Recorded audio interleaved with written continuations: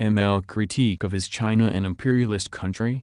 By Turner, 2014. First published by www.redpath.net. March 20, 2014. Before beginning the audiobook critique, there will be two prefaces. One by Saizo, and the other by Pao Yu Ching, which comes from their post on redpath.net, the website hosting this work, which criticizes the methods of the work. Meanwhile, the Saizo preface will give general critiques of Maoism. Additionally, comments by Saizo will be given alongside the audiobook to either critique, affirm, or give light to changing conditions. Saizo's preface. This work contains the upholding and evolution of the aims of Turner in 2014. Though one should not expect every topic to have completely updated numbers, qualitative events from the past 8 years will tell the tale of China's own parasite cannibalistic aims. It must be understood that Turner did the world proletariat a lot of good with their work, so no matter how harsh the critiques are here, we must understand that we have been also given a valuable gift for the work undertaken by Turner. Before we begin,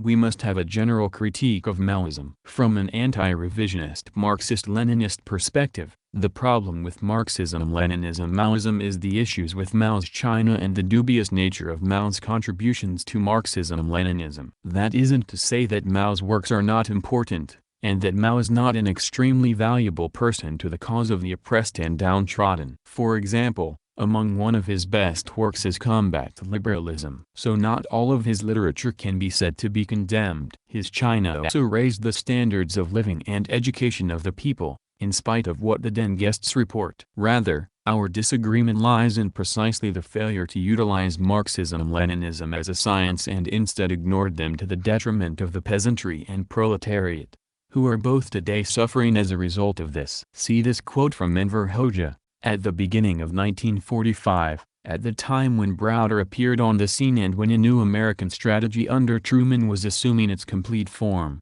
the 7th Congress of the Communist Party of China was held in that country. The constitution which this Congress adopted, states, "The Communist Party of China is guided by the ideas of Mao Zedong in all its activity."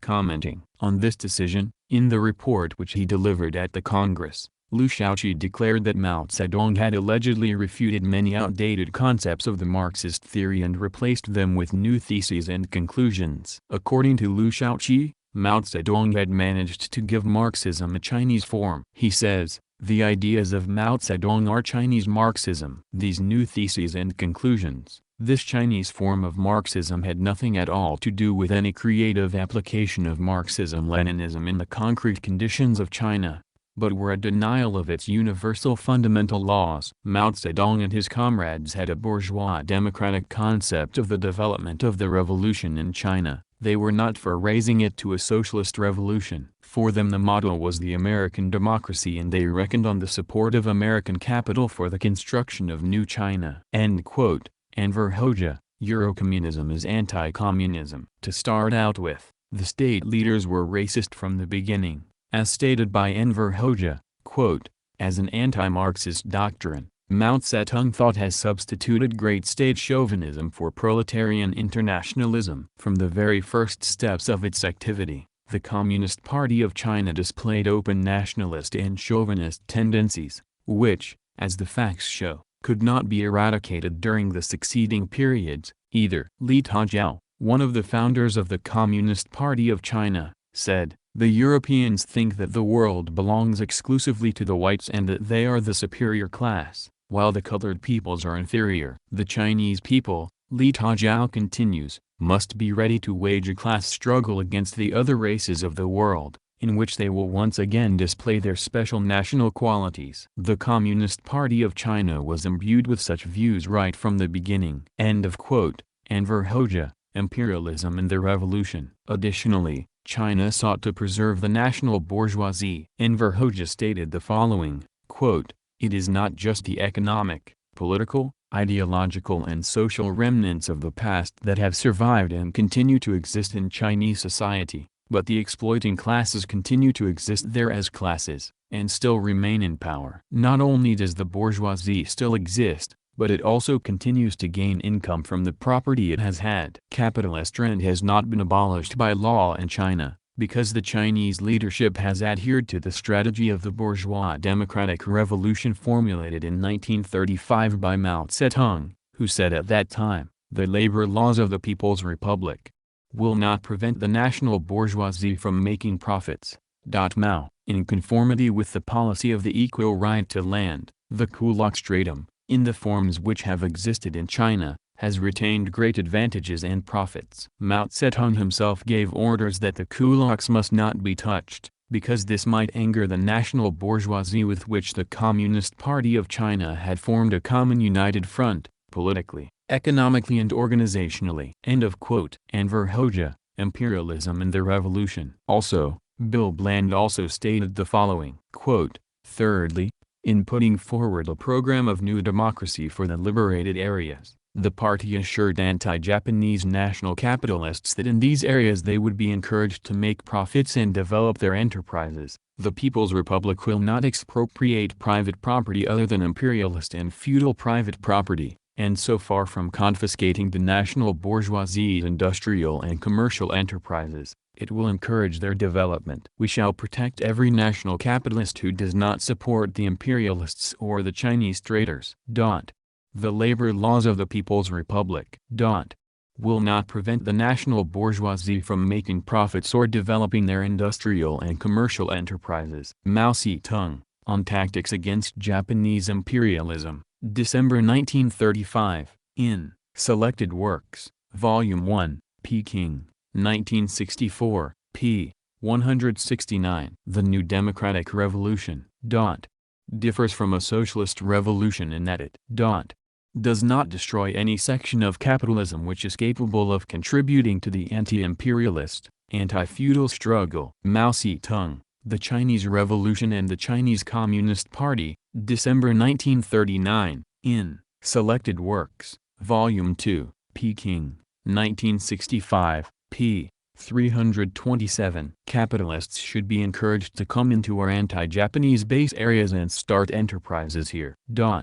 Private enterprise should be encouraged. Mao Zedong, On Policy, December 1940, in Selected Works, Volume 2, Peking, 1965, p. 447. The sector of non-monopoly capitalism in our economy should be given the opportunity to develop. Mao Zedong, Postscript to Rural Surveys, April 1941, in Selected Works, Volume 3, Peking, 1965, p. 15. Some people suspect that the Chinese Communists are opposed to the growth of private capital and the protection of private property, but they are mistaken.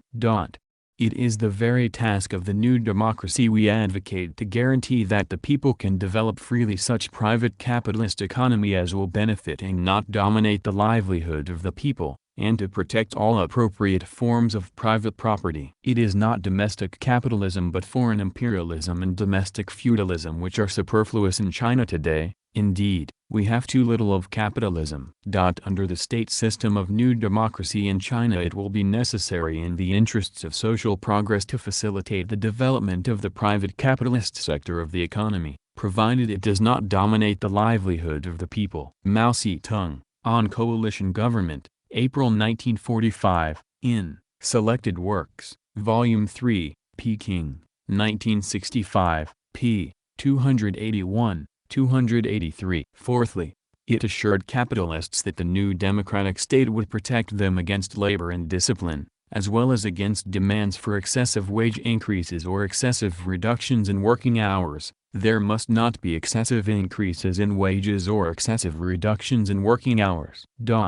The workers must observe labor discipline. Mao Zedong, On Policy, December 1940, in Selected Works, Volume 2, Peking, 1965, p. 445. Bill Bland, Class Struggles in China. It even promised these forces state power, as a form of class collaborationism. Bill Bland says as much here, Fifthly, it promised anti-Japanese landlords, comprador capitalists and national capitalists, through new democracy, a share in the administration of liberated areas. Our government. must be so transformed as to include also the members of all other classes who are willing to take part in the national revolution. Our government represents the whole nation. Mao Zedong, on Tactics Against Japanese Imperialism, December 1935, in Selected Works, Volume 1, Peking, 1964, p. 165, 168. The new Democratic Republic will consist of all those in the country who agree with the national and democratic revolution. It will be the alliance of these classes in the national and democratic revolution. Mao Zedong, The Tasks of the Chinese Communist Party in the Period of Resistance to Japan, May 1938, in Selected Works, Volume 1, Peking, 1964, p. 271. New Democratic Constitutional Government is the joint dictatorship of several revolutionary classes. Mao Zedong, New Democratic Constitutional Government, February 1940, in Selected Works, Volume 2, Peking, 1965, p. 409. Concerning the organs of political power, the allocation of places should be 1/3 for communists, 1/3 for non-party left progressives, and 1/3 for the intermediate sections who are neither left nor right. Our aim in allocating 1/3 of the places to the intermediate sections is to win over the middle bourgeoisie, the national bourgeoisie, and the enlightened gentry. Mao Zedong, on the question of political power in the anti-Japanese base areas, March 1940, in Selected Works, Volume 2, Peking, 1965, p. 418. The 3/3 system, under which the communists have only 1/3 of the places in the organs of political power, must be carried out resolutely. Mao Zedong, on Policy, December 1940, in Selected Works, Volume 2, Peking, 1965, p. 445. We propose the establishment, after the thorough defeat of the Japanese aggressors, of a state system which we call New Democracy. It is this kind of state system that truly meets the demands of the national bourgeoisie, the enlightened gentry and other patriots. Mao Zedong,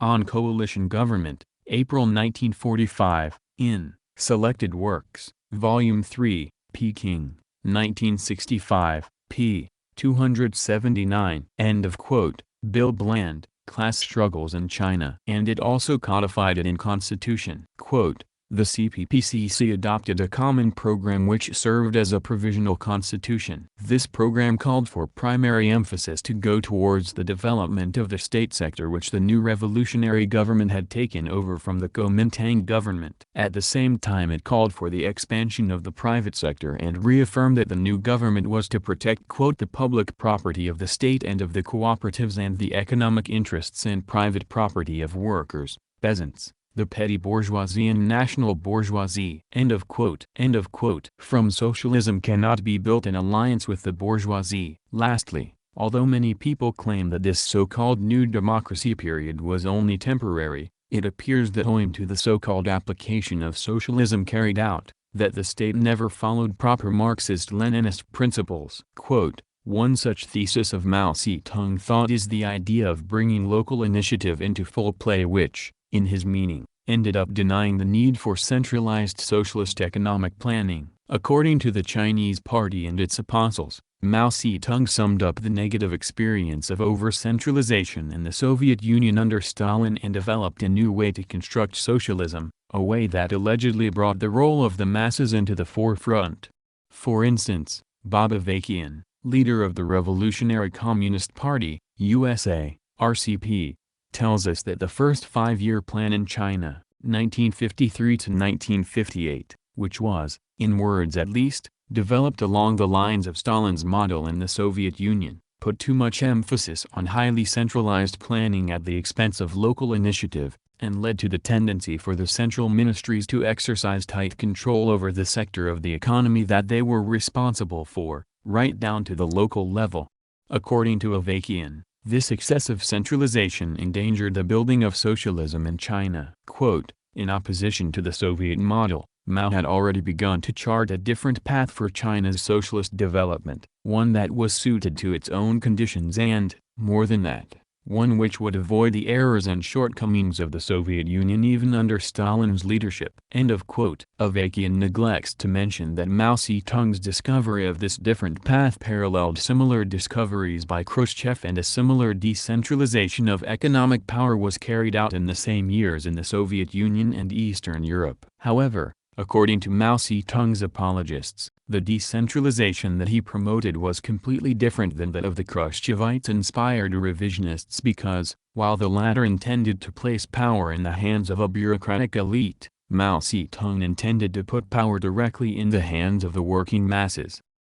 Despite the idealist assertions of the RCP and other apostles of Mao Zedong, the decentralization measures that Mao promoted ultimately were not so different from those carried out in the Soviet Union and Eastern Europe after Stalin. In fact, the ideas and policies promoted by Mao Zedong on economic organization consistently aided and promoted the consolidation of capitalist relations of production in China. Mao Zedong's ideas on economic organization can be compared to those of the so-called workers' opposition, 1919, in the Soviet Union. Ideas that are based on an anarcho-syndicalist and not a Marxist-Leninist conception of socialism. Presented in the left cover, the rightist, bourgeois essence of these ideas becomes clear in the reality of so-called workers' self-administration in Yugoslavia, and in the results of bringing local initiative into full play in China. End of quote. Capitalism, the inevitable product of Mao Zedong's decentralized socialism. Thus,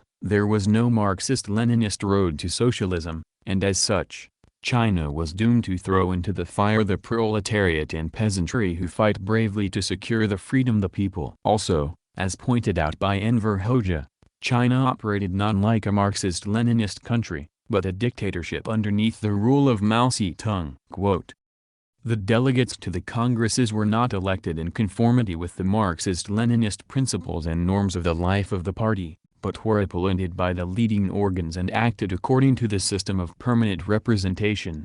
Recently, Renmin Ribao published an article by a so-called theoretical group oil the General Directory of the Central Committee of the Communist Party of China. Always keep in mind the teachings of Chairman Mao, September 77. This article says that under the name of the General Directory, Mao had set up around himself a special apparatus which kept the political bureau, the Central Committee of the Party, the cares of the state, the army, the security service, etc., under surveillance and control. Entry to this directory and knowledge of its work was forbidden to all, including the members of the Central Committee and the political bureau. Here plans for the bringing down or elevation of this or that factionalist group were worked out. The men of this directory were present everywhere. They eavesdropped, watched, and reported independently, outside the control of the party. Apart from them, this directory had at its disposal entire armed detachments, hidden under the name of the Guard of Chairman Mao. This Praetorian Guard, more than 50,000 strong, went into action whenever the chairman wanted to act with one blow,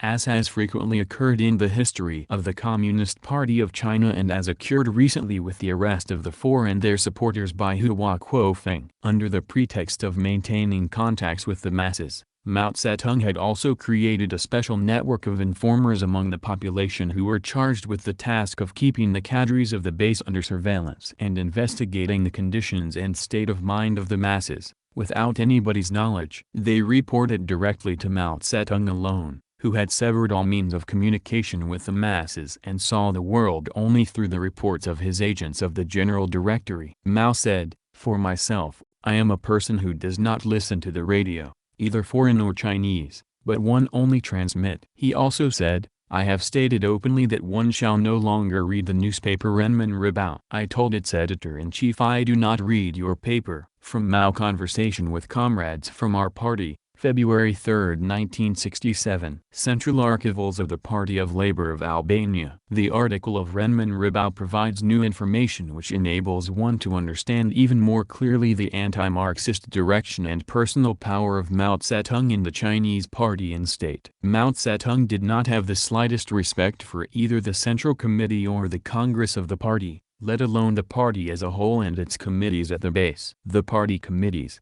The leading cadres in the Central Committee itself received orders from the General Directory, this special staff, which was responsible to Mao Zedong alone. The party forums, its elected organs, had no authority whatsoever. The article of Renmin Ribao says, no telegram, no letter, no document, no order could be issued by anybody without first going through Mao Zedong's hands and being approved by him. It turns out that as early as 1953, Mao Zedong had issued a clear-cut order: from now on, all documents and telegrams sent out in the name of the Central Committee can be dispatched only after I have gone over them, otherwise they are invalid. Mao, under these conditions there can be no talk of collective leadership, democracy within the party, or Leninist norms. Mao Zedong's unlimited power was so far-reaching that he even appointed his heirs. At one time he had appointed Liu Shaoqi as his successor. Later he declared that his heir to the state and the party after his death would be Lin Piao. This,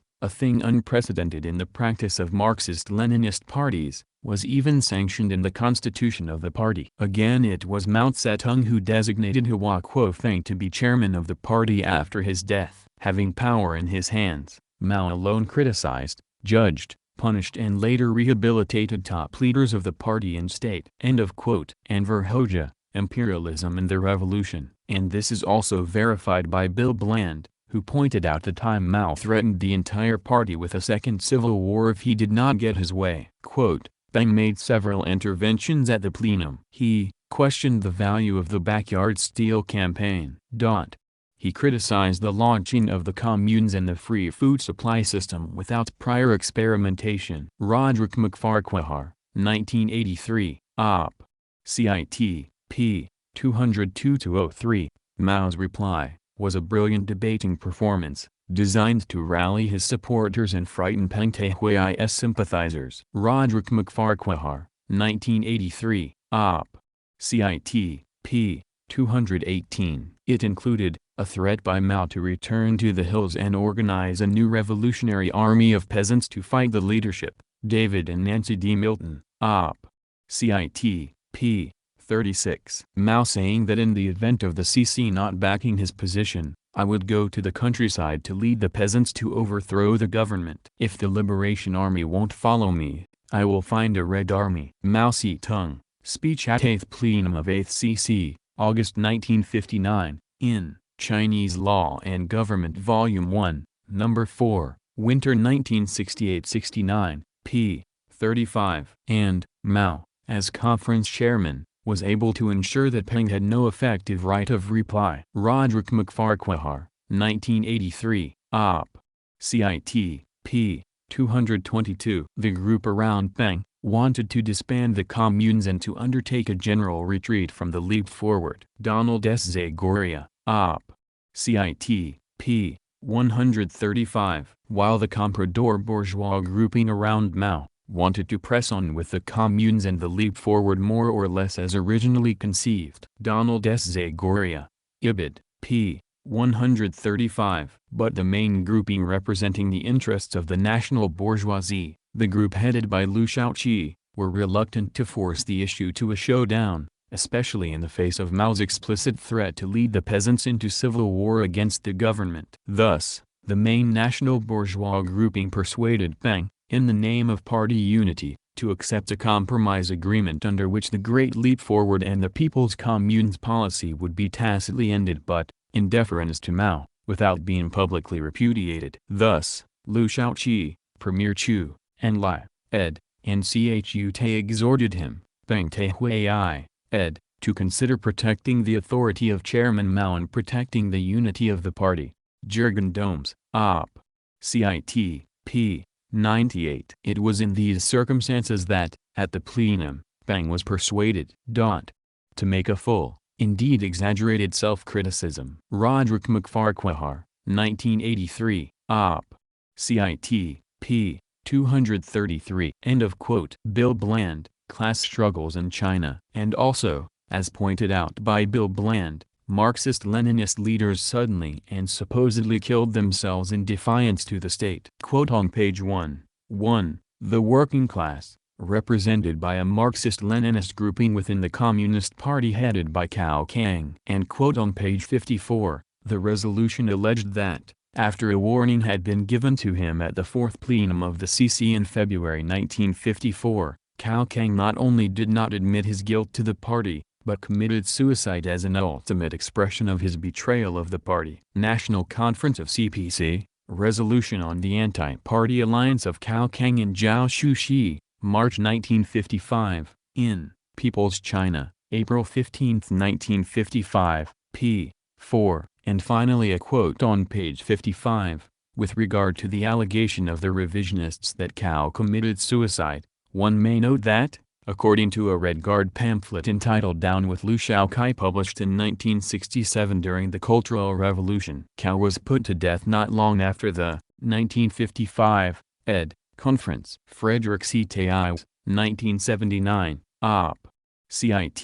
p. 654. End of quotes. Bill Bland, Class Struggles in China. It is with all these considerations that Marxism-Leninism-Maoism must be understood as a farce, and as not a science. Mao did not formulate a scientific method for liberation of the working class, and even if his political maneuverings aka dictatorship could be considered a method, it definitely was not a method for creating a society that is conducive to liberating the proletariat and peasantry from oppression. Only Marxism-Leninism is the method for doing so. Dengism is simply Maoism taken to its logical conclusion, as there was no betrayal, economically speaking, of the people that didn't already take place many times before, nor political. That being said, there is validity in people trying to do science. Though, I don't have high hopes for the author's own scientific methods here, as the problems of which are explained in Pao Yuqing's preface. I do think it is important to consider the backdrop of this work is already coming from a place of pseudoscience. End of preface. Pao Yuqing's preface. On March 9, 2014, the Red Path website, www.redpath.net, posted an article by N.B. Turner entitled, "Is China an Imperialist Country? Considerations and Evidence." In the introduction the author said that all revolutionaries need to clarify the nature of imperialism today and, revolutionary internationalism must take aim at, and organize forces with clear understanding, that revolution requires opposition to the entire capitalist imperialist system. I fully agree with this statement. It is indeed necessary to intensify our struggle against imperialism with the conviction and determination to win. Footnote. For the rest of my comments, capitalism and imperialism will be used interchangeably. End of footnote. However, I respectfully disagree with the approach N.B. Turner has taken in his paper. My criticisms are as follows. 1. Turner's views on the imperialist system. Turner describes the imperialist system by focusing almost entirely on which countries are qualified as participants of the imperialist system. According to Turner, the current list of participants are the United States, Britain, Germany, France, Italy, Japan, Russia, and China. Turner also lists Holland, Belgium, Canada, Australia and South Korea as having benefited from the imperialist system by sharing the plunder of the less economically developed countries and in the joint exploitation of the working people of the whole world that the system makes possible. www.redpath.net. 8. In the Turner's imperialist system, Brazil and India comprise a third group of countries that he calls would-be imperialist countries, or the sub-imperialist. He describes the ruling classes of Brazil and India as having ambitions to become imperialist countries but without the ability to fulfill those ambitions. Turner does not concisely define nor describe countries that are being exploited by the imperialist system. The paper implies that if a country is not on the list of participants or one that is benefiting from the system, then it is being exploited by the system. Turner explains that as far as the sub-imperialist countries are concerned, it is incorrect to view them, India and Brazil, as no longer being exploited by foreign imperialism, or as having become full-fledged imperialist countries themselves. Quite the contrary. Their major aspect is still as countries dominated and exploited by foreign imperialism. 32. The method Turner uses to separate the exploiter from the exploited, with a third group of half-exploited countries is not only confusing but also subjective. What determines the main aspect of a country's relationship to the imperialist system? How do we determine if a country has become full-fledged imperialist from those that are not full-fledged? What is the threshold a country needs to cross to become a full-fledged imperialist country? He does not discuss what that threshold is or how to cross it, nor does he explain why the threshold is actually crossable. In other words, Turner implies that given time, the main aspect of Brazil and India's relationship of domination and exploitation by foreign imperialism can be transformed somehow into minor aspects. If such a transformation took place, would Brazil and India then be elevated to full-fledged participants in the imperialist system? None of these points are sufficiently explained. 2.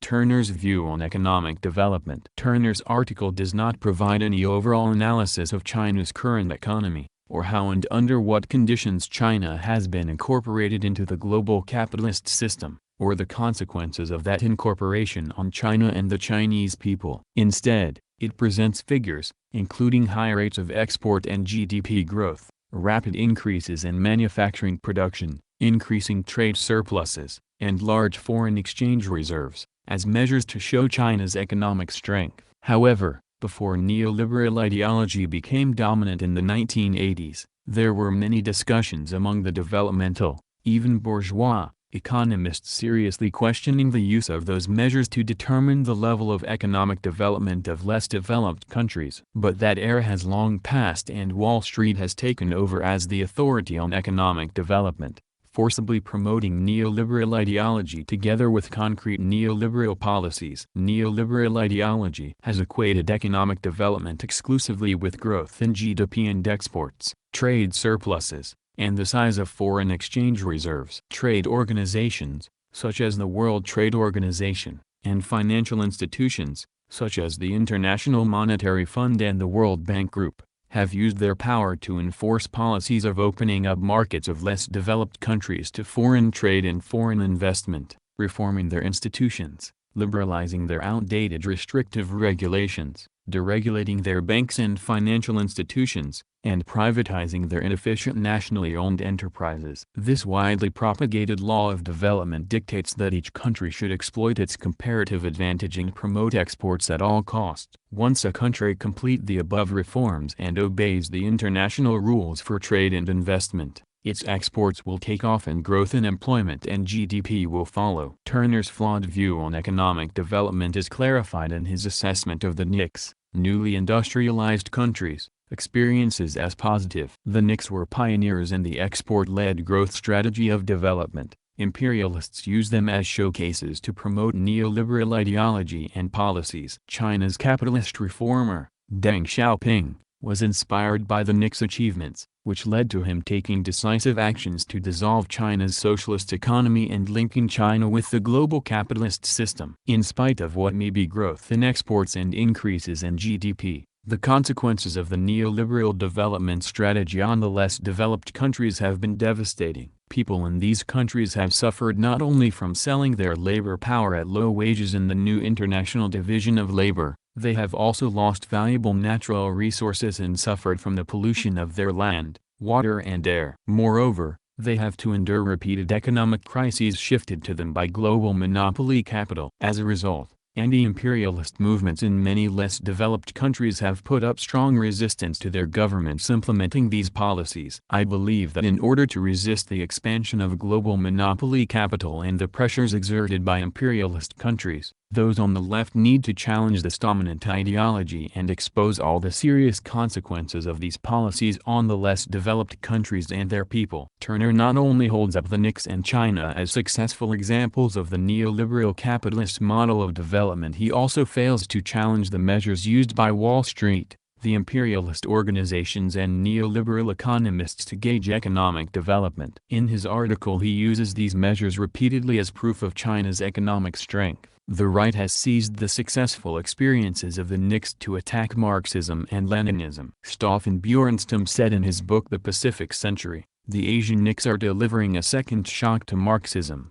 Not only does it remain clear that, contrary to what Marx claimed, advanced capitalism can avoid disintegration, it has also been demonstrated that, contrary to the neo-Marxists' claim, Newcomers can rise by means of capitalism. 54. Footnote, Bjornstam, Stoffen, The Pacific Century, Economic and Political Consequences of Asian-Pacific Dynamism, Stanford, University Press, 1986. End of footnote. Turner analysis seems to be in complete agreement with Bjornstam on the successful capitalist development of Taiwan, South Korea, and other NICs, and includes China in the list of countries that have successfully developed capitalism under imperialism. He does not preclude the possibility that countries such as Brazil and India can follow suit. Turner's analysis implies that Lenin was wrong. Propagandists on the right claim that the neoliberal capitalist development worked for the NICs and is now working for China. This is one of the biggest ideological victories capitalism has achieved in its highest stage of development. 3.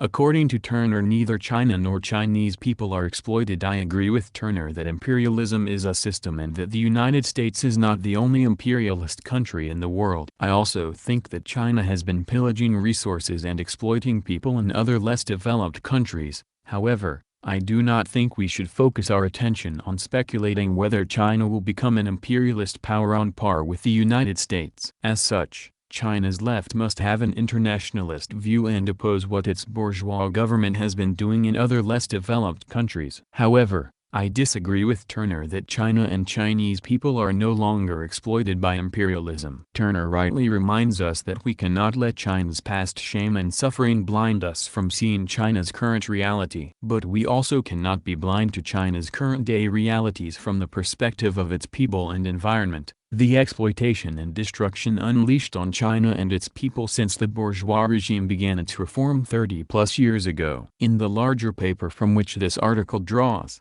I describe how the reform exploited and repressed Chinese workers, depleted China's natural resources, destroyed China's environment and thoroughly distorted China's economy. https://critiqueandtransformation.wordpress.com/ In this new phase of imperialism, as a country, China's land, resources, environment and people have not been exempted from imperialist exploitation. For these reasons, the Chinese people's anti-capitalist and anti-imperialist struggles are becoming increasingly active and are in fact an important component of the global anti-capitalist and anti-imperialist struggle. Holding the view that China is an exploited country is not a narrow nationalist view in defense of the Chinese bourgeois regime. Rather, it is an internationalist view that recognizes the necessity of including the most active people's struggles in China in our global anti-imperialist struggle. In the decades ahead, China is headed towards larger and deeper crises. Current weaker global demand has already slowed the growth of China's exports,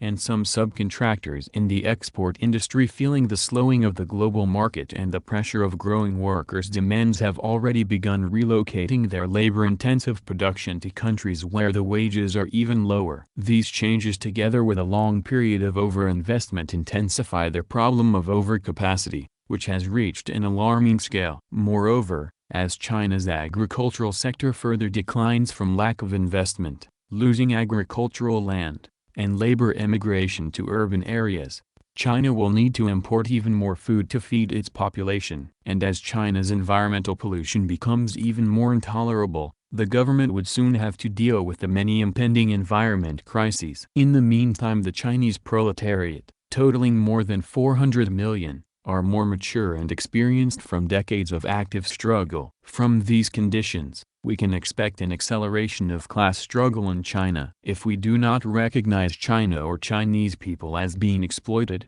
how do we understand the current and growing people's struggles in China? And do we exclude them from the global anti-imperialist struggle? I would like to thank Red Path for giving me the opportunity, in the spirit of unity and struggle, to voice my disagreements with and criticisms Turner's article. End of preface. Turner's preface. Whether or not China is now a capitalist imperialist country is an issue on which there is still some disagreement within the world revolutionary movement. This essay attempts to bring together some theoretical, definitional and logical considerations, and also to cite some of the extensive empirical evidence which is now available, which demonstrates that China has indeed definitely become a capitalist imperialist country. We thus approach the question from a number of different angles. End of preface. Introduction. To friends and comrades, and all who hate imperialism and want revolution, and who believe that Marxism, Leninism, and Maoism must and can become a much more capable and effective force. Comment: belief, not science here. End of comment. It has long been known and understood that the entire world has been under the control of capitalist imperialism. For a time, a section of this world broke from it, beginning with the victory of socialism in Russia and continuing through the Chinese Revolution, constituting a socialist world. Comment: the Chinese Revolution was never revolutionary. End of comment. Yet, in time, the socialist countries, through internal class struggles in politics and economics, were seized by capitalist conciliators and advocates, and then by capitalists themselves, who were largely within the ruling communist parties themselves. First in Russia, and later in China, when these counter-revolutions and coups took place, there ensued a period of entry and integration into the world imperialist system. The Soviet Union, at first under the existing signboard of socialism, continued much of its established national and economic power relations into a new social imperialist bloc, socialist in name, imperialist in reality. Comment: this social imperialism, as different from the Chinese imperialist one, didn't come from capitalism existing in the USSR, but rather came from a revisionist betrayal from within the USSR. End of comment. The Russian capitalist imperialist attempt to maintain this bloc, or important sections of what had been part of this bloc, and its historic allies, has continued in the years since the socialist signboard was discarded. In China, the defeat of the proletariat and the capitalist capture of state power, after the death of the great revolutionary Mao Zedong, have also led to a period of integration into the world imperialist system. Comment: go back and listen to the preface if you haven't already. End of comment. China still operates under a socialist signboard, but has conducted itself unambiguously as a capitalist power. Before the last decade, especially since the demise of the socialist bloc, the U.S. was commonly seen as the sole superpower, to which all other powers had to defer. The system which the U.S. had designed, at the end of World War II, was global in scope, into some more democratic in appearance than the old colonial empires. But it was built around the elitist privilege of power and authority, meaning the U.S. as superpower was at the centerpiece of the controls. But in the last decade the imperialist world system is not what it used to be. Throughout the world, corrupt and comprador regimes have faced significant and often unprecedented mass popular opposition movements which have revealed the deep instability of the old neocolonial arrangements. Even in the EU, the product of imperialist designs to supplant the historic internecine battles, there has emerged ever-deepening crisis and conflicts, and movements to assert nationalist interests against one another, which can only lead to opposing the EU arrangements overall. Against the threat of Islamic fundamentalism, the imperialist system as directed by the U.S. has launched wars such as in Iraq and Afghanistan at huge cost, trillions of dollars, and immeasurable losses in political credibility and imperialist authority, as neither war has won any of the U.S. objectives. Comment: I recommend a lecture by Michael Parenti, in which he talks about imperialism. It's on YouTube, and in it he talks about the Islamic fundamentalist demands of quote "leave us alone" unquote. Most Americans don't even know the war raging before 9/11, and all that attack was about was to tell Americans to leave their countries alone and stop bombing them. End of comment. These clear failures at the hand of the largest and most powerful military force in the world do not bode well for maintaining the U.S. hegemonic domination of the world's imperialist system. And the economic and financial crisis of the last half-decade or more has stirred not only deep discontent, resentment, and popular political opposition within the ranks of the U.S. reliable allies, but it has brought to the fore the imperialist anti-U.S. challenges from other major powers, China and Russia. Forces worldwide are studying these changes, and considering how they change the set of options at hand. The all-too-prevalent view that U.S. imperialism is so powerful, so dominant, and so capable of manipulating all manner of forces and bend them to its will has been, and continues to be, a dangerous twisting of reality. The sole superpower, in this view, has been attributed with omnipotent features that defy effective challenge,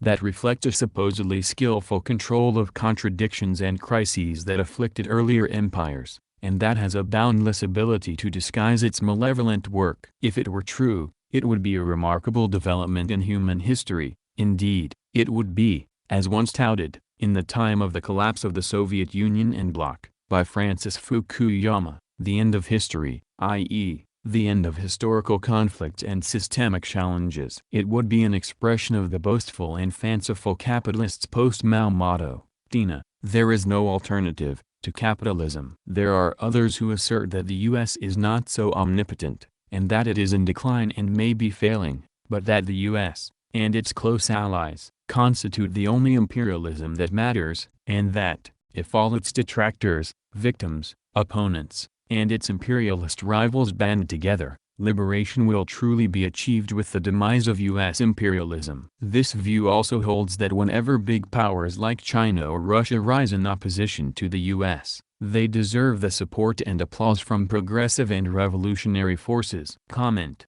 no war but class war, motherfucker. End of comment. Holding this view is a variety of forces who cling to the notion that the Cold War division of the world is still extant and that popular protests in recent years from Libya to Syria, Ukraine and Venezuela, as well as Brazil and Turkey, Iran, even inside Western China and Urumqi, are all examples of U.S. meddling and desperate interference. Comment: this work was written 1 month prior to that when Russian separatist forces broke free. So the view that only U.S. meddling had a play in this is wrong, but only by circumstance of when this was written. Also, although I generally agree with the anti-Ukrainian fascist sentiments of the separatist forces, I don't agree with their anti-queer fascist sentiments, or the suppression of communists. End of comment. This view holds that without such U.S. manipulation and interference and disruption, the people would, by and large, be happy or passive. This is by any measure an amazing claim,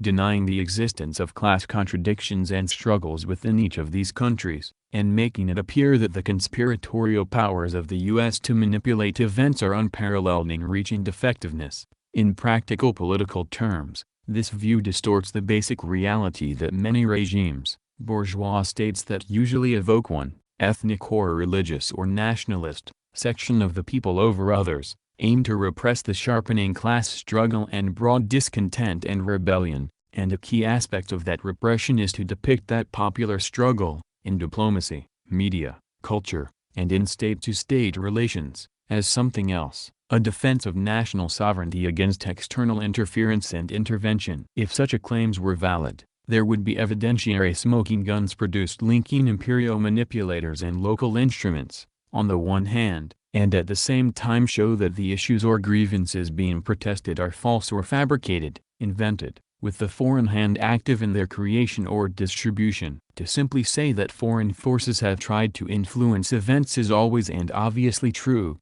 but that they try does not prove they are effective and control events. The U.S. superpowers of domination and control are already fading, and the entire world imperialist system is driven to deeper crises and unsolvable contradictions. Comment: this is only exaggerated by the recent COVID pandemic crisis and how China and Russia have handled it. While China very quickly dealt with the pandemic effectively, Russia to a lesser extent, America did not. America lost over 1 million people, and the state of education and chauvinist reactionary propaganda is to such an extent that millions of people are anti-vaccination. The economy of Europe and America have been in free fall, while the economy of China has stayed relatively the same, though it is still expropriating from its poorest. See Against Dengism by Red Spectre. End of comment. That capitalism and imperialism are so full of contradictions should not confound proletarian revolutionaries and Marxist-Leninist Maoists. Comment: even less so anti-revisionist Marxist-Leninists. End of comment. But many have lagged behind on this understanding in the current world. For some,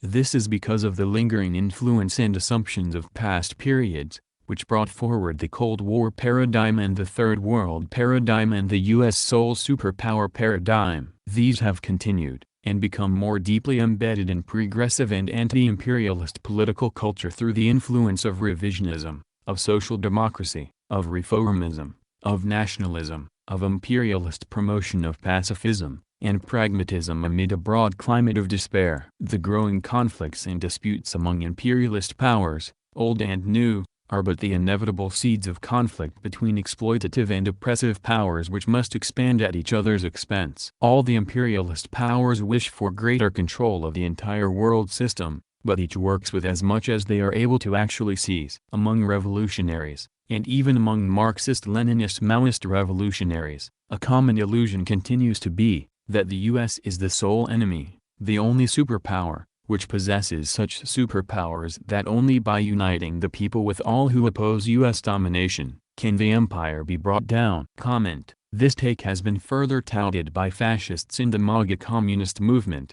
called multipolarity, or hoping that the world becomes multipolar, which in itself is already foolish enough, since the world is multipolar by virtue of being a capitalist system in which competition happens between nations on the large scale, and the smallest scale between small producers. End of comment. This has led to political lines which cast class struggles and popular mass rebellions as, actually, an endless series of conflicts between those who assert national sovereignty and national independence against the interference and intervention of external forces commanded, organized, financed, supplied, directed, influenced, by the U.S. This denial of the class struggle has led to an embrace of local reactionaries and embrace of the local reactionaries, claimed or real, powerful backers. It has often led to a one-sided opposition to the U.S. and denial that contending imperialist powers are squaring off in a series of proxy wars between contending imperialists. And such denials have been made,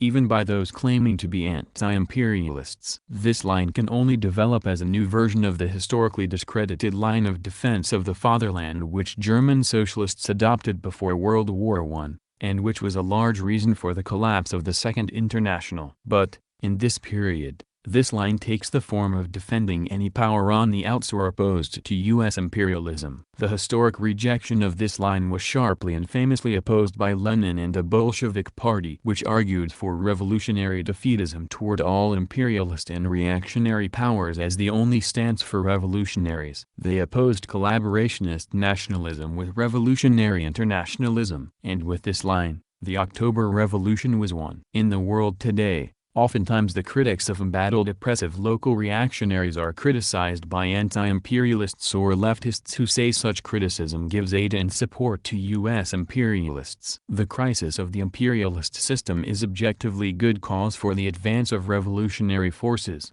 but the subjective understanding, ideological and political, has not kept pace with the developments in the world. And this can only lead to the irrelevance of internationalist revolutionary proletarian forces, and even prevent their reemergence as the dynamic force which can lead the process of current widespread rebellion forward to socialist, proletarian revolution throughout the world, and onward to a new future for humanity without national, religious, ethnic, gender, and class divisions. The prospect of communism. So clarifying the nature of the world imperialist system, its contradictions and cracks and developing contending and opposing powers, is essential for revolutionaries to move forward and lead the organization and ability of genuine revolutionary political forces to seize historic opportunities in the period ahead. There have been many steps forward in the development of MLM as a worldview, an analysis, and methodology. But the development at each turn has depended upon the battle against revisionist distortions and abandonment of basic and time-tested principles and methods. Lenin worked to rescue Marx from the revisionist distortions of Bernstein and Kautsky on the nature of state power,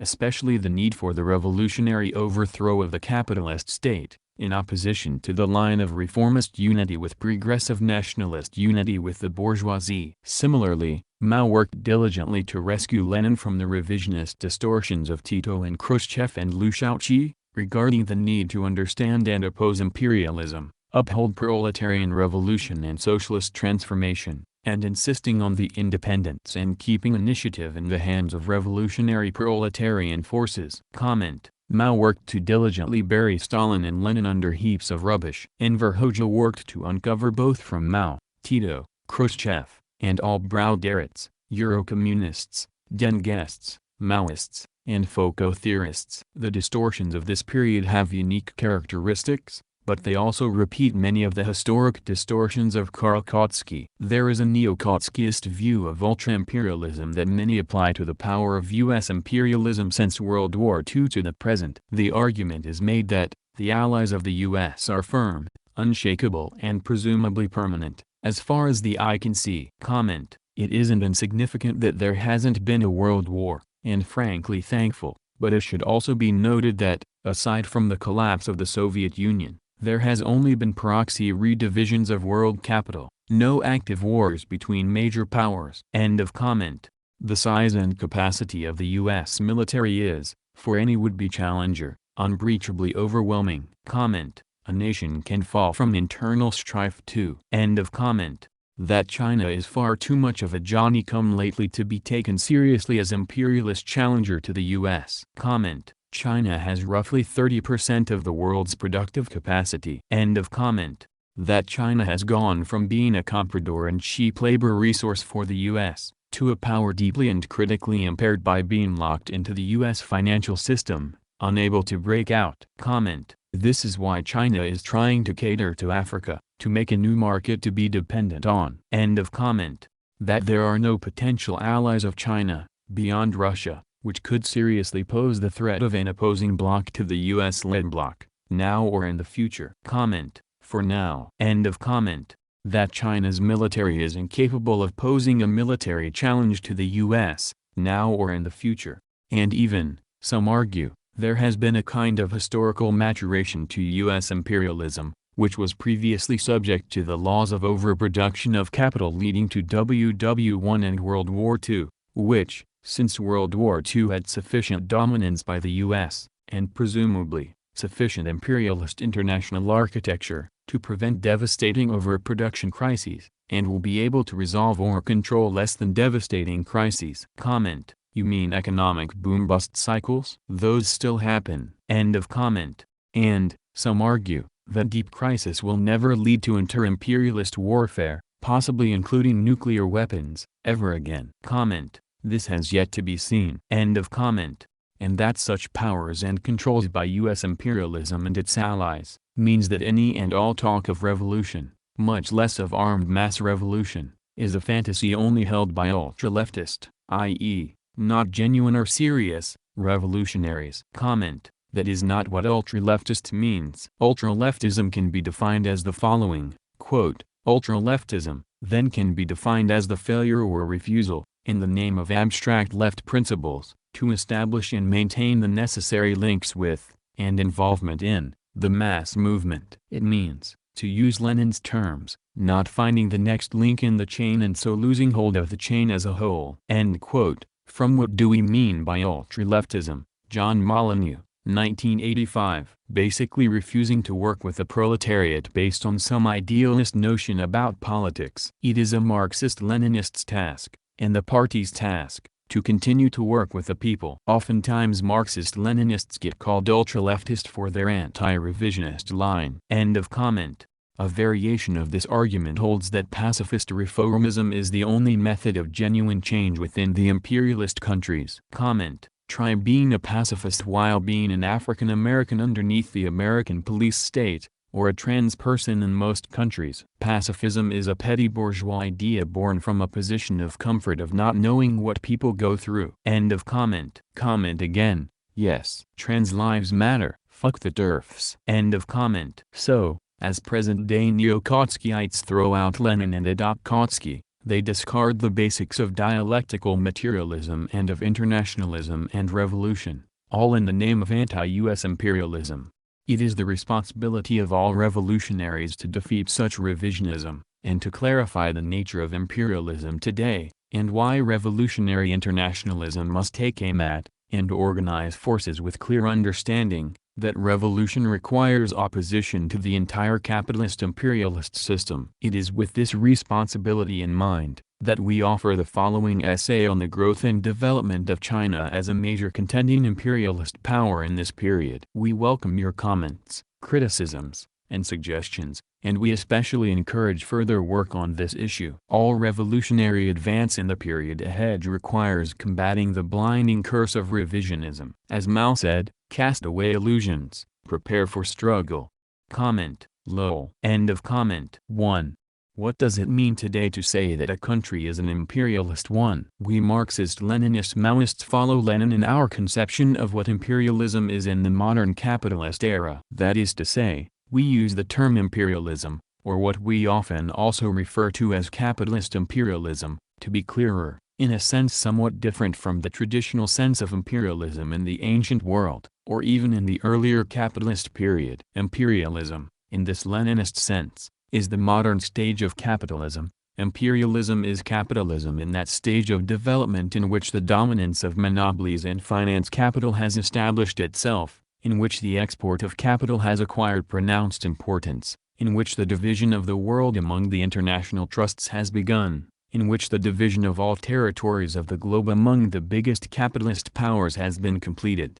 Lenin. Footnote, v. I. Lenin, Imperialism, the highest stage of capitalism, a popular outline, Peking, FLP, 1975, 1916, p. 106. Online in a slightly different translation from Lenin's selected works, Volume 1, Moscow, 1963, end of footnote. Note that there have been some secondary changes in the situation since Lenin's time. For example, international trusts now generally take the form of multinational, or transnational, corporations, MNCs or TNCs. Similarly, the former direct colonies owned as exclusive preserves by individual capitalist powers are now most often nominally independent neocolonies open to more general predation by all the capitalist power centers. But in its essence Lenin's definition of capitalist imperialism is still completely valid, and the one we still adhere to. Comment. Neocolonialism must be defined scientifically. This will be done later on by Sizo. End of comment. Lenin also stated that if it were necessary to give the briefest possible definition of imperialism we should have to say that imperialism is the monopoly stage of capitalism.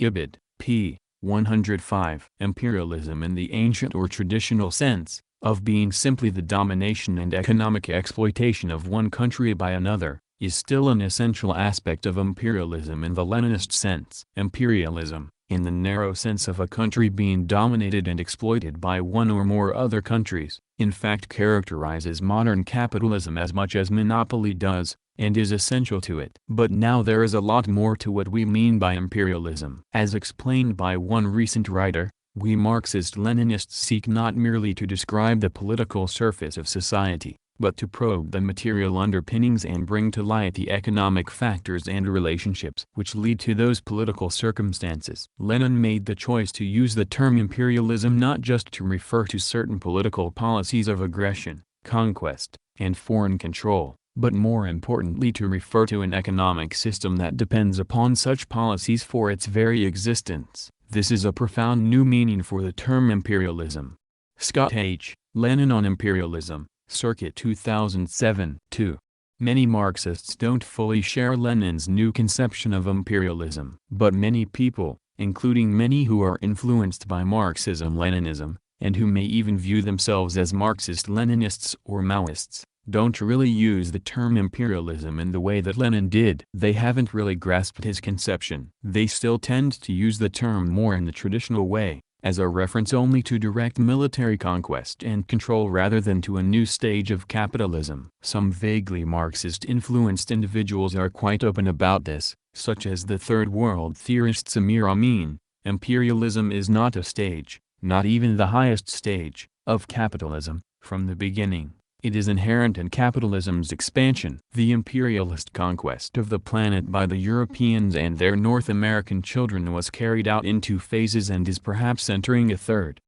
Samir Amin, Imperialism and Globalization, Monthly Review, Volume 53, Number 2, June 2001, p. 6. This is a complete rejection of Lenin's conception, and an insistence on using the word imperialism in its old sense. And in keeping with this, Amin sees only 3 imperialist centers in the world, the so-called triad, the US, Europe and Japan, and refuses to accept that China could possibly be a new imperialist power. For him China has long been part of the Third World, or the periphery or the South, and could never change into anything else. See for example, Samir Amin, China 2013, Monthly Review, Volume 64, Number 10. March 2013. Famine explicitly avoids the too abstract question of whether China is presently socialist or capitalist, but nevertheless insists that China remains on the socialist path that it embarked on in 1950. He recognizes that China is an emerging power but refuses to think of this as meaning an imperialist power. Moreover,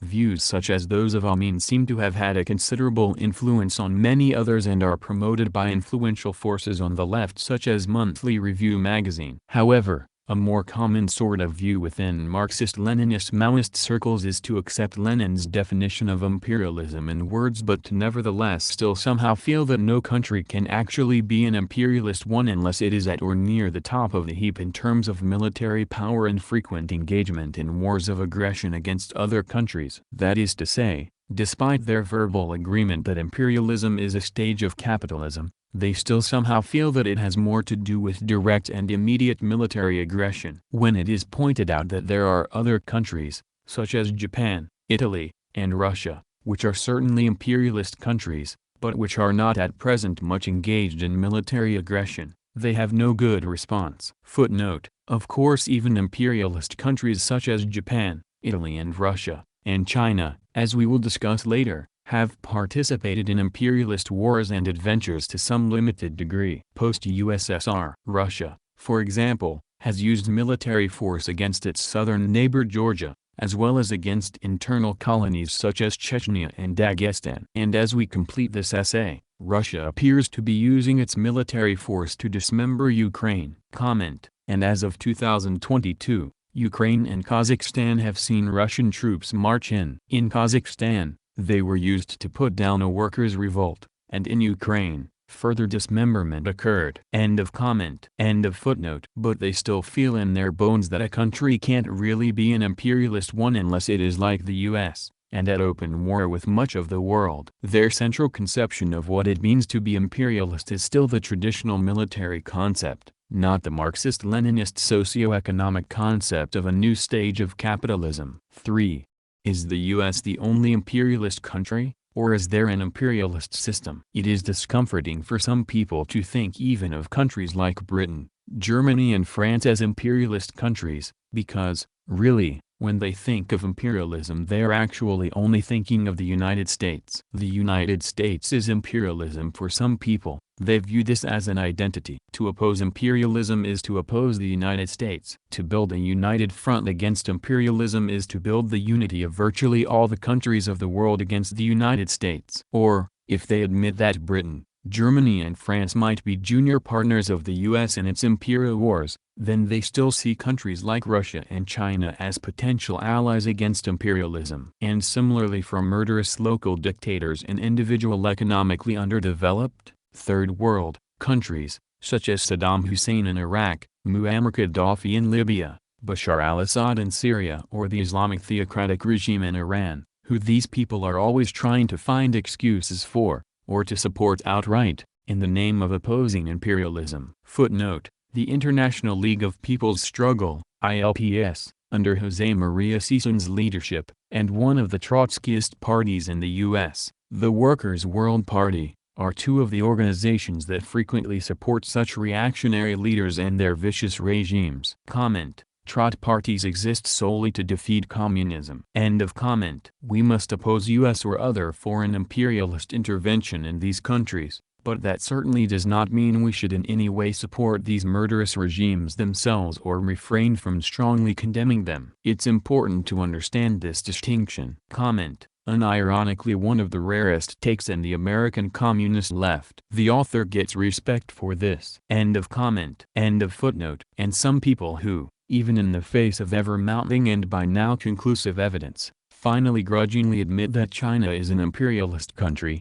at least according to Lenin's definition, nevertheless still think of China, and often also Russia, as being important forces to ally with. Consider, for example, José María Sisón, the chairperson of the International League for People's Struggle, ILPS. In 2012 Sisón denounced the false claim that China is rising as an imperialist rival of the United States. Footnote: Sisón wrote, "It is of urgent necessity that we learn about the social, economic, political and cultural degradation that China has undergone since the start of the capitalist restoration, in the face of false claims that China has become well-developed, is responsive to the people's needs, and is rising as an imperialist rival of the United States.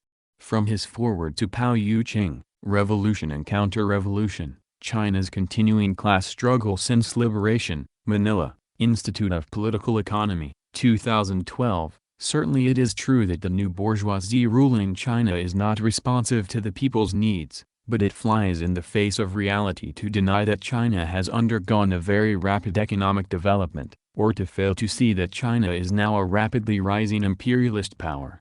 Comment: more evidence to the fire that China is an imperialist country, and that North Korea is the coal industry of North Korea, which accounts for 35% of its economy in 2017, was cut from being traded to China by China. Source: China suspends coal imports from North Korea, dealing a blow to Pyongyang. NPR, 2017, reported by the New York Times. Author Cho Sang-hun was the reason China, in lockstep with Western imperialists, cut off coal to enforce UN Security Council sanctions. Source: China suspends all coal imports from North Korea. New York Times, February 18, 2017. End of comment. End of footnote. However, more recently still he modified his stance and stated in an interview, "Indeed, the Dengist counter-revolution resulted in the restoration of capitalism in China and its integration in the world capitalist system." By Lenin's economic definition of modern imperialism,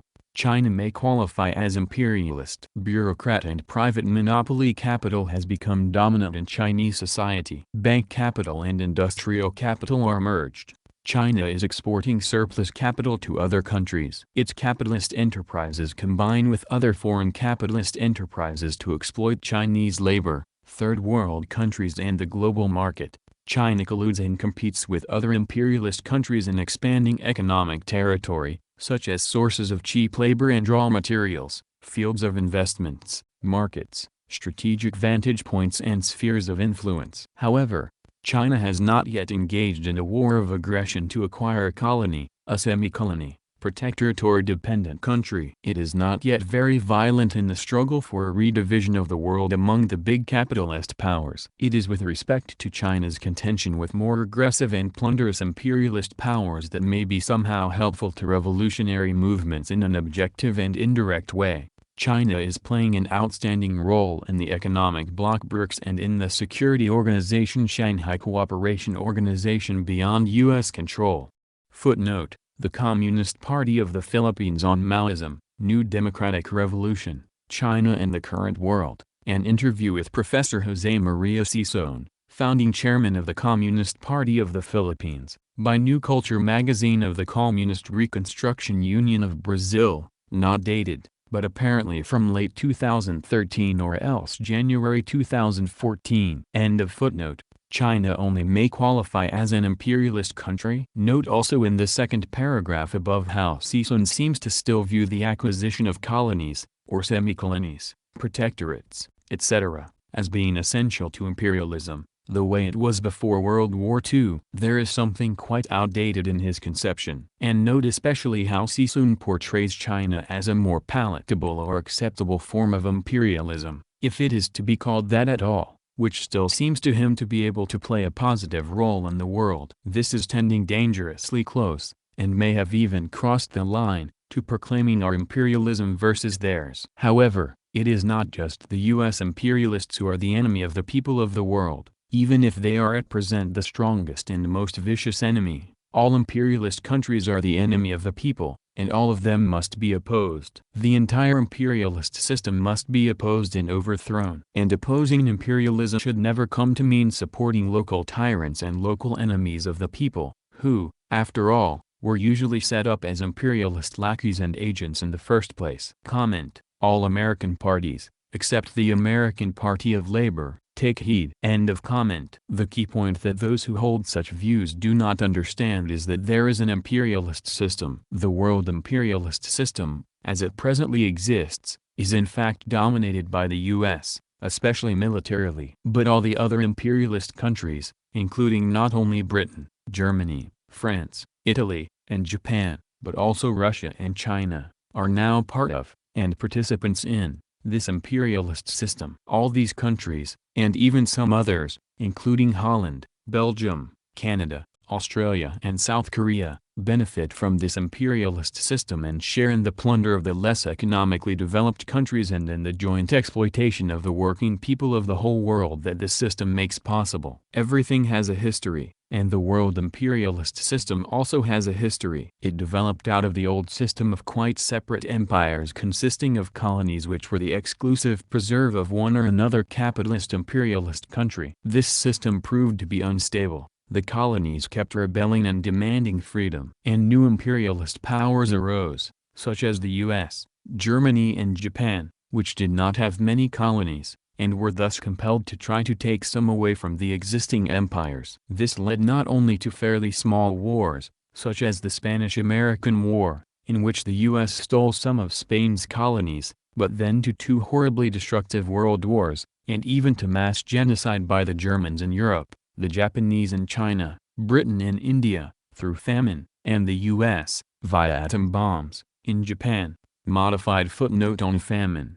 There have been a large number of famines around the world which were caused most fundamentally by foreign imperialism, sometimes even on purpose, for genocidal reasons. One of the worst of these famines was that in British-ruled India in 1943 to 1945. This famine in Bengal and adjoining provinces killed well over 1 million people and perhaps as many as 6 or 7 million. British Prime Minister Winston Churchill ordered that India continue to export grain to England even as the famine developed in Bengal, and later, at a time when the famine was quite severe, ordered that all shiploads of grain from Australia bypass India and bring it to England, not because it was needed there at the time, but just for storage for possible future needs. For more information about this particular famine, see The Forgotten Holocaust, the 1943-44 Bengal Famine, by Dr. Gideon Palya, 2005, at http://globalavoidablemortality.blogspot.com/2005/07/Forgotten Holocaust 194344 Bengal.html,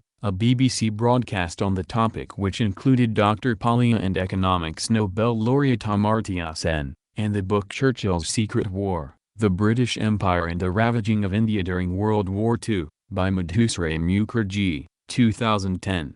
See also the book by Mike Davis, Late Victorian Holocausts, 2002, which shows that the British response to two late 19th century famines amounted to genocide, and notes that in some British labor camps people were fed fewer calories than even in the Nazi death camps. Courtesy of massline.org. Per original footnote. End of footnote. Even from the point of view of the imperialist powers with a lot of colonies, there were some serious economic limitations due to the colonial system. While they could keep out other powers from their own colonies, they were in turn kept out of the colonies owned by those other powers. This meant there was an inherent inflexibility in options for the export of capital in the colonial imperialist era, even for the strongest imperialist countries. So objectively, capitalist imperialism needed to change in a way that would allow a free scope for the worldwide predations by all the imperialist powers, operating under agreed-upon rules of fair play, including for new imperialist powers if they arose, and at the same time to grant nominal freedom to the colonies. These are the basic reasons why the older-style capitalist imperialism based on exclusive colonies that existed before World War II was soon transformed into the New World imperialist system based on neocolonialism after that war. Footnote on neocolonialism.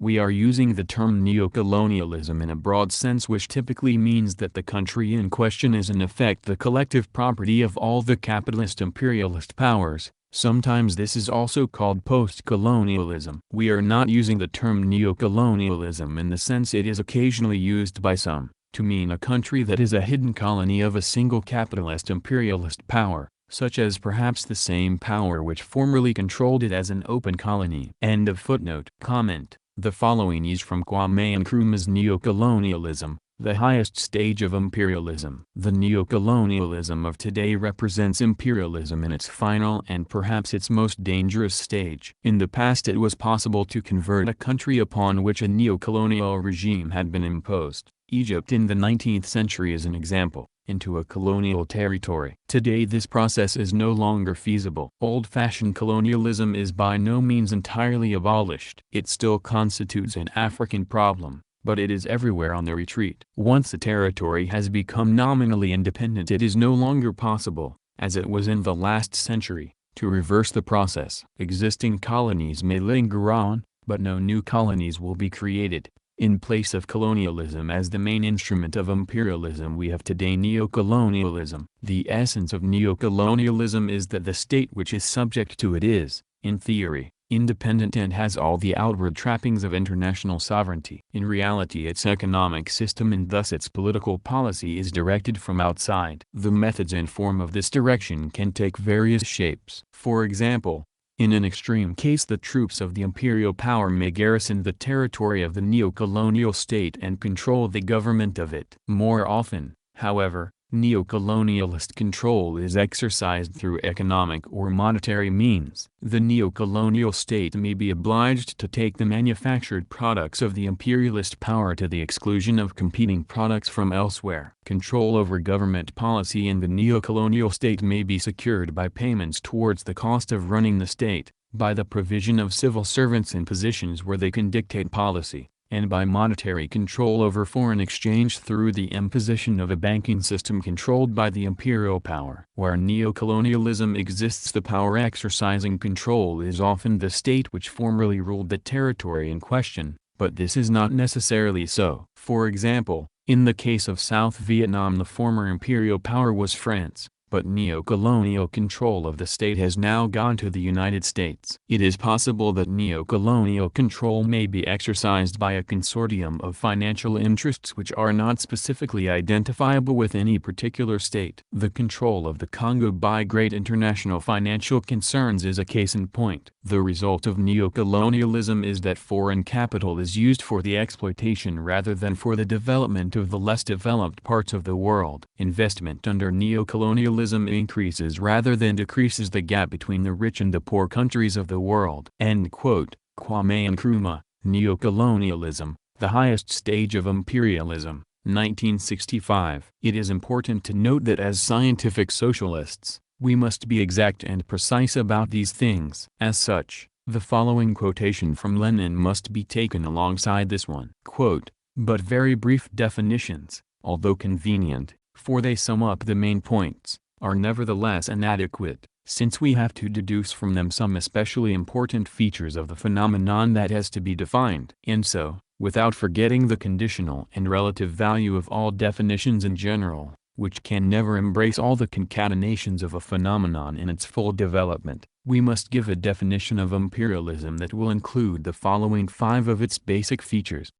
1. The concentration of production and capital has developed to such a high stage that it has created monopolies which play a decisive role in economic life. 2. The merging of bank capital with industrial capital, and the creation, on the basis of this finance capital, of a financial oligarchy. 3. The export of capital as distinguished from the export of commodities acquires exceptional importance. 4. The formation of international monopolist capitalist associations which share the world among themselves. And 5. The territorial division of the whole world among the biggest capitalist powers is completed. Imperialism is capitalism at that stage of development at which the dominance of monopolies and finance capital is established, in which the export of capital has acquired pronounced importance, in which the division of the world among the international trusts has begun, in which the division of all territories of the globe among the biggest capitalist powers has been completed. We shall see later that imperialism can and must be defined differently if we bear in mind not only the basic, purely economic concepts, to which the above definition is limited,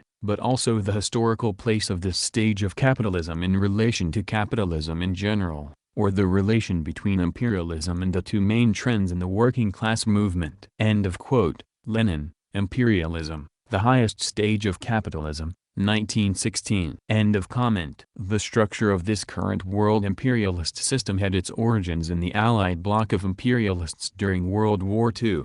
It was not only a military alliance during the war, but also set up international economic agencies, such as the IMF and World Bank, to manage its sphere of control after the war. Once the Axis bloc, of Germany, Italy and Japan, was defeated, it was absorbed into this Allied bloc, which was then usually referred to as the Western Bloc. Despite the inclusion of Japan during the state capitalist period of the USSR and the remainder of the Cold War, there were two essentially independent imperialist systems, the US-led Western Bloc and the Soviet Social Imperialist-led, so-called Socialist Bloc. But after the collapse of the Soviet Union and its satellites, they too were absorbed into the remaining bloc. However, having now triumphed over almost the entire world, and defeated all its competitors, this was no longer just an imperialist bloc, it was now the world imperialist system. Comment: capitalism necessarily can never quote-unquote defeat all of its competitors. Capitalism can only clear the way for one or another domination of a bloc,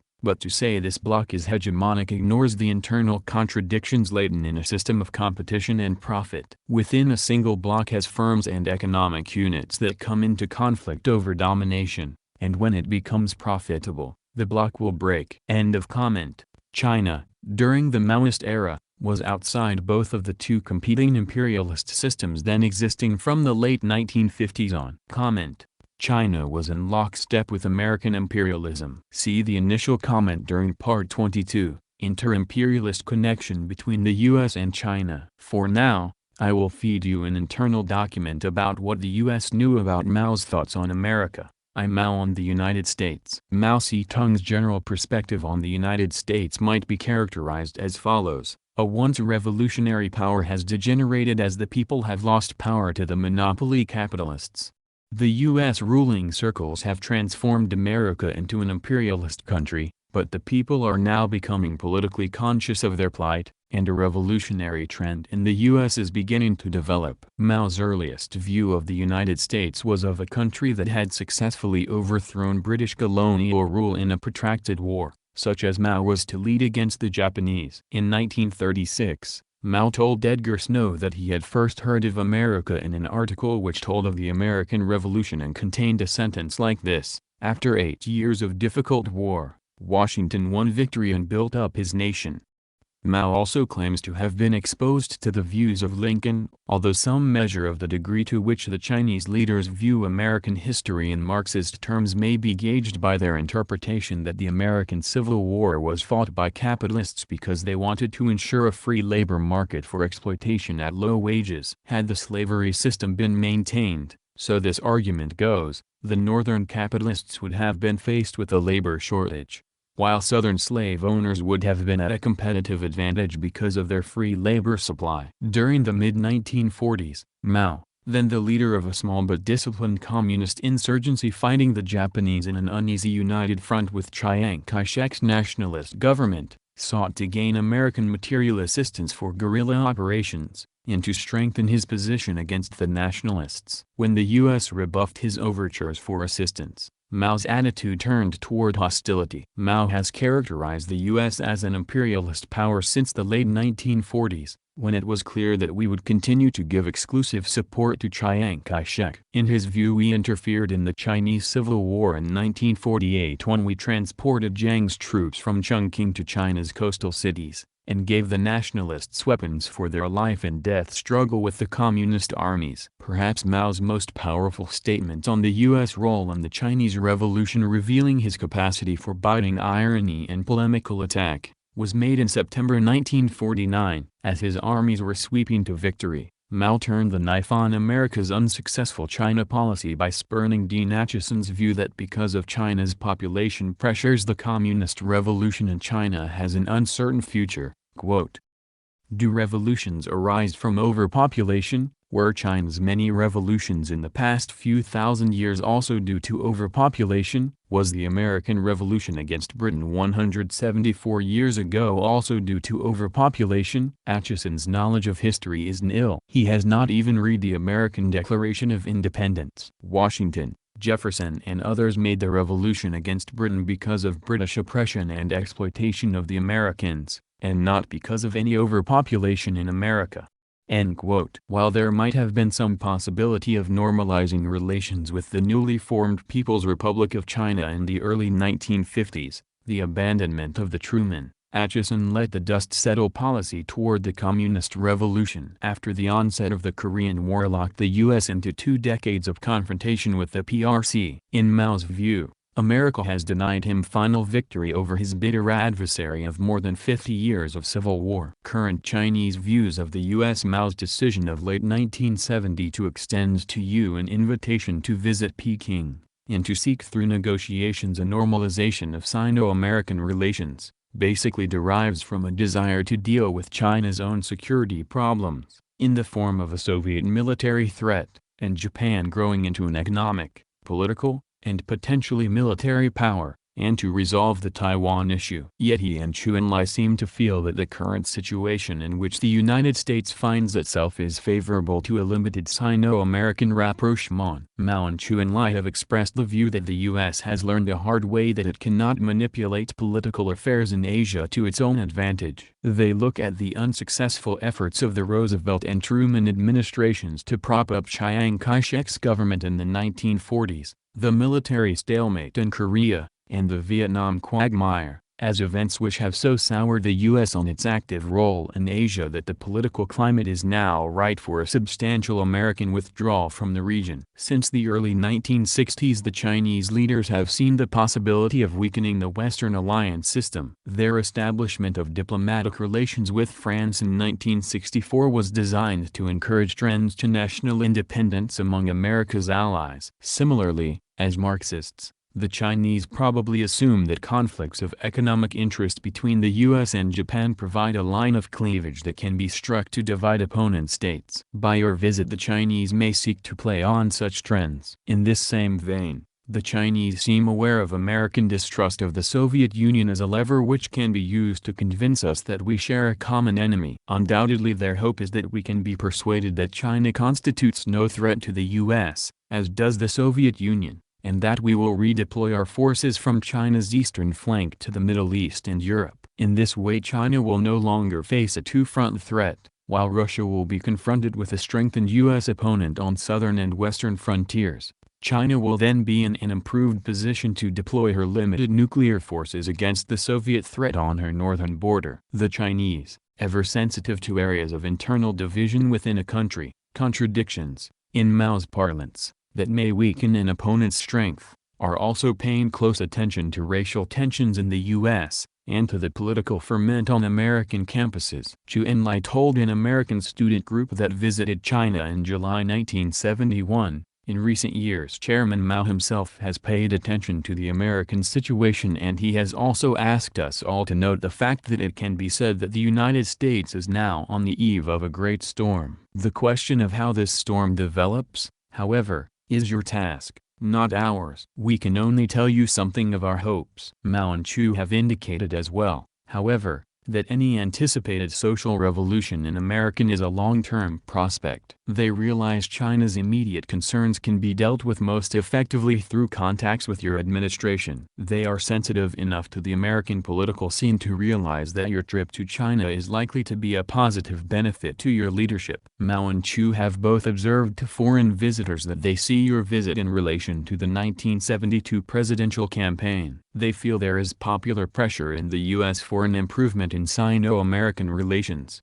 and they see you motivated in part by a desire to respond to those pressures in order to win re-election. By extending to you an invitation to visit their country, they evidently view the prospect of your re-election as both likely and favorable to their interests. Mao Zedong is reported to have remarked, "Bad things can change into good things, and bad persons can become good persons. I like a person such as Nixon, but I do not like social democrats or revisionists. These kinds of people say one thing and do another." Although Nixon has his cunning side, he is not as bad as the others, for his policy is more open.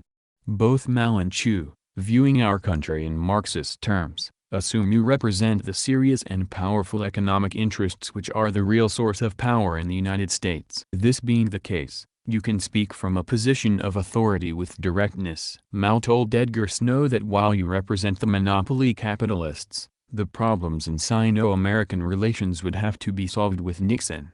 Thus your visit is viewed as an occasion for substantial and authoritative discussions, the building of a longer-term relationship with your administration, and an opportunity to directly exchange views on a wide range of issues. And, as noted, Mao and Chu enjoy a direct intellectual scrap. End quote. Paper prepared by the National Security Council staff, Washington, undated, from Henry A. Kissinger. End of comment. But after Mao's death, the capitalist rulers, led by Deng Xiaoping, transformed China back into a capitalist country, whose ruling national bourgeoisie based in the CCP was then faced with the choice to try to develop China separately from the rest of the capitalist world, or to join up and become part of the existing world's capitalist imperialist system. They were compelled to choose the latter course, the only option with any real possibility of success. They reformed their own originally state capitalist economy to a considerable degree along private monopoly capitalist lines, opened up to foreign capitalist investment,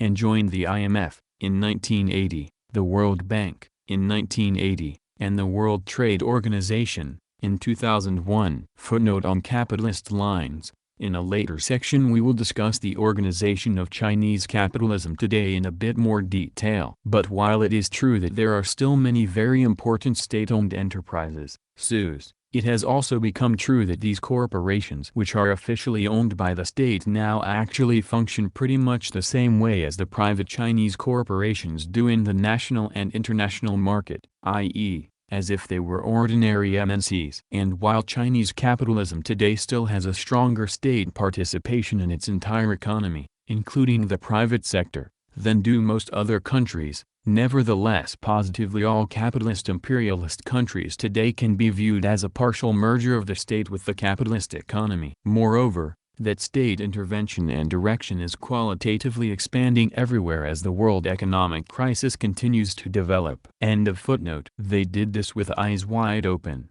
feeling that they could beat the US and other major powers at their own game, because of China's much greater exploitation of its own vast ocean of very low-paid workers. And so far their gamble has proven to be a great success, as measured by capitalist imperialist standards, GDP growth rates, trade surpluses, the generation of great wealth for the Chinese bourgeoisie, etc. While the US definitely dominated the Western imperialist bloc, and has dominated the world imperialist system, its degree of domination has been slipping very noticeably over the decades. As we will discuss below, the economic strength of the US, as compared to the rest of the world, has declined tremendously since World War II. Europe's economy is now bigger than the US, and now, with the rapid economic rise of China over the past few decades, the U.S. economic domination of the world has nearly ended. Politically and militarily too, the U.S. domination of the world imperialist system is weakening,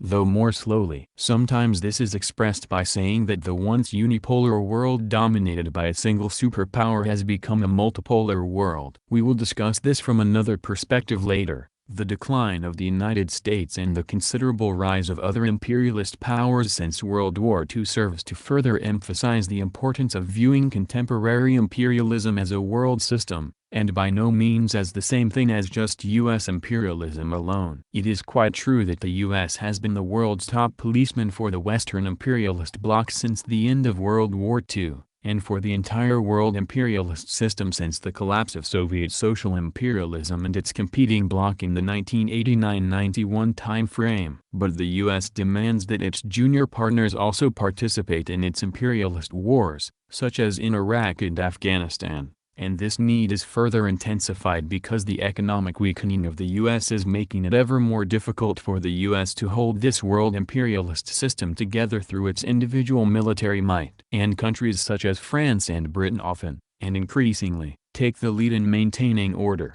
in a way that benefits all the major capitalist countries as well as themselves, in their smaller former colonies in Africa and elsewhere. Comment. As I've said, when it becomes profitable for the bloc to break, it will. End comment. However, all the major capitalist countries greatly benefit from the military policing still carried out or directed mostly by the U.S. This policing is not just for the U.S. alone, but also on behalf of the entire imperialist world system. All these major capitalist countries, now including Russia and China, also participate in the economic penetration and exploitation of not only the less developed countries but are also allowed to invest in and operate exploitative corporations within each other's borders. China's current huge push into Africa, for example, is enabled because the U.S., with the aid of Britain, France and others, is keeping the continent open and available for economic penetration and exploitation by all the capitalist powers. Footnote: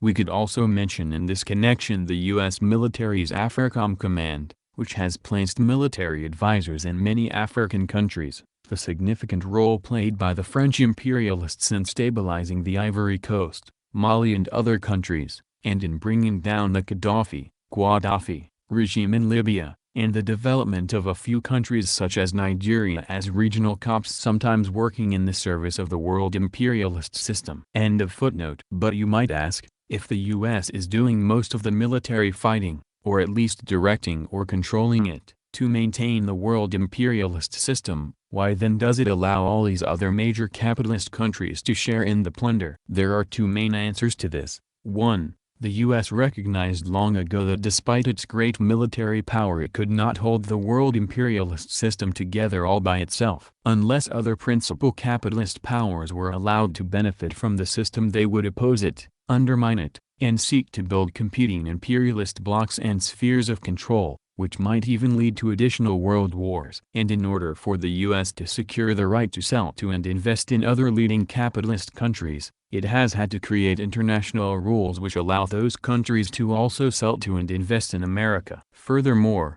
its bourgeois economic ideology erroneously maintains that every country will benefit more or less proportionally from such a system, and since it was the biggest it thought it would always benefit the most. And its political ideology favored the neocolonial method of world exploitation because it didn't have many colonies itself. 2. The U.S., in leading and setting up this world imperialist system, arranged for some very special benefits for itself that the other countries do not share. For example, it has a grossly disproportionate share in the control of the international institutions that were set up, especially the IMF and the World Bank. Even more importantly, the US dollar was granted a special status in this world imperialist system. Initially this was because the US owned most of the gold bullion in the world at the end of World War II, and the dollar was made convertible into gold. But even after President Nixon ended this, because the US was rapidly being depleted of gold, the dollar still had a special status as the primary international reserve currency. Basically the US has had the right since the end of World War II to just print dollars and buy the products of the world with them. Footnote: this remains a major irritation to other imperialist countries. For example, in a recent leader, editorial, The Economist, a leading publication of the British ruling class, noted that America enjoys the exorbitant privilege of printing the world's reserve currency. October 5, 2013, p. 11.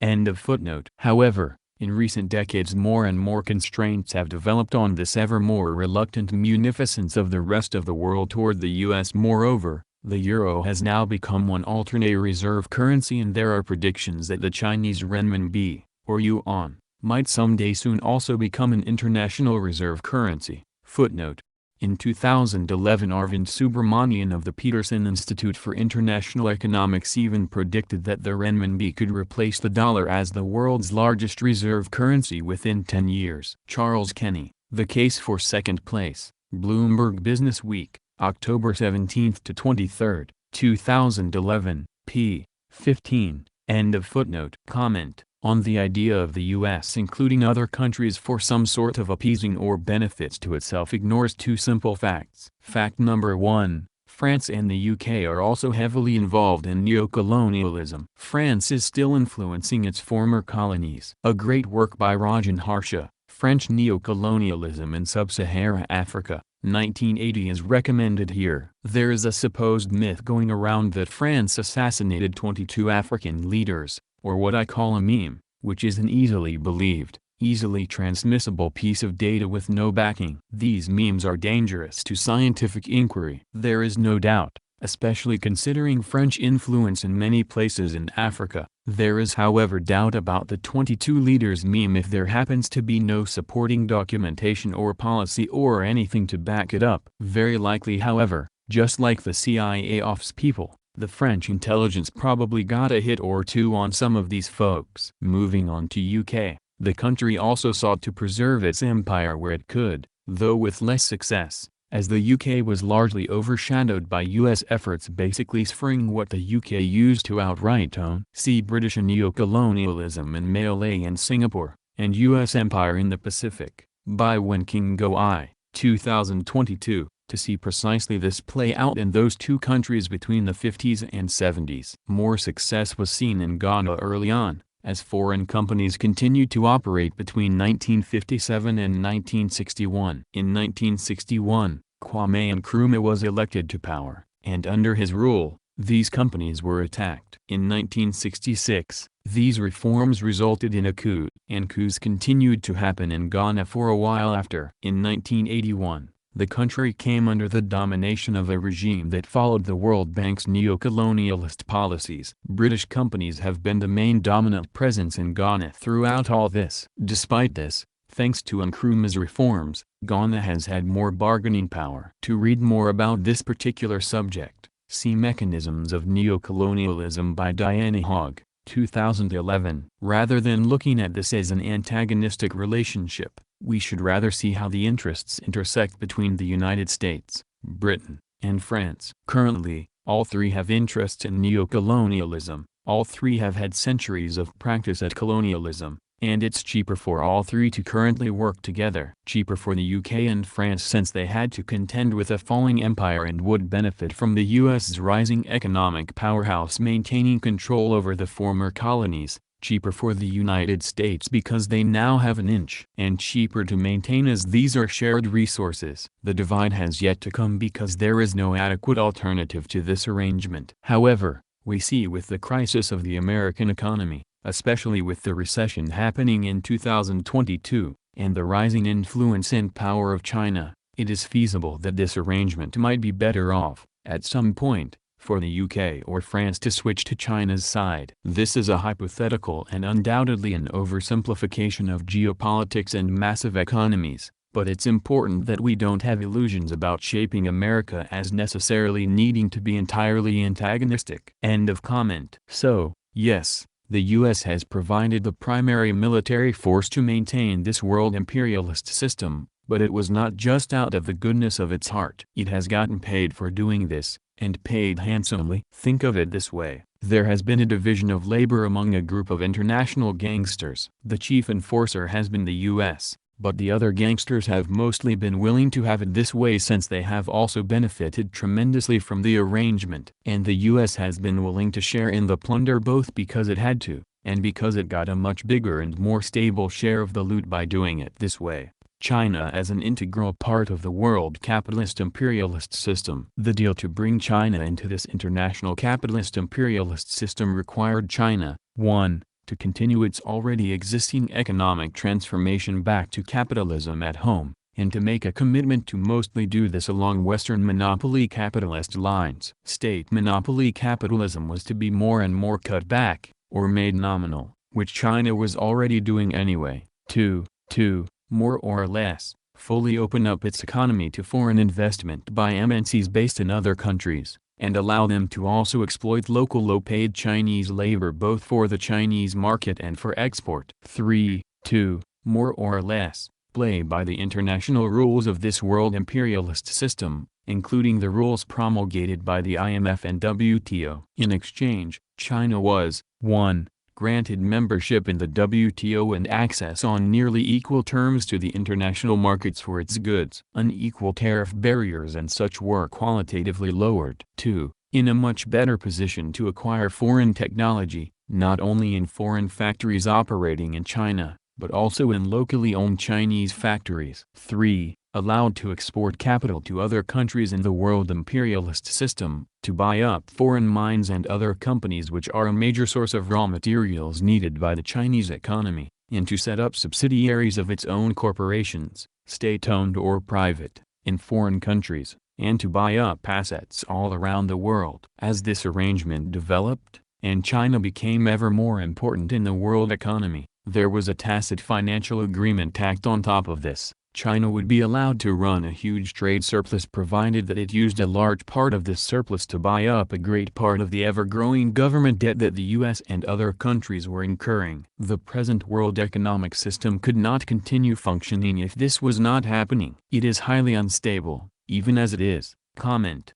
China was the United States' largest supplier of goods imports in 2020, from Office of the United States Trade Representative website usdr.gov. Additionally, China export by country is as follows: 18% or $577.13 billion to America, 11% or $349.44 billion to Hong Kong, 5.1% or $165.82 billion to Japan. This is followed with 4.5% for South Korea. North Korea is only $259.61 million, or 0.0079%, Vietnam at 4.2%, Germany at 3.5%, and the Netherlands at 3.1%. Source by Trading Economics, article called China Exports by Country. Meanwhile, in 2017, top import from China was 22.3% to America,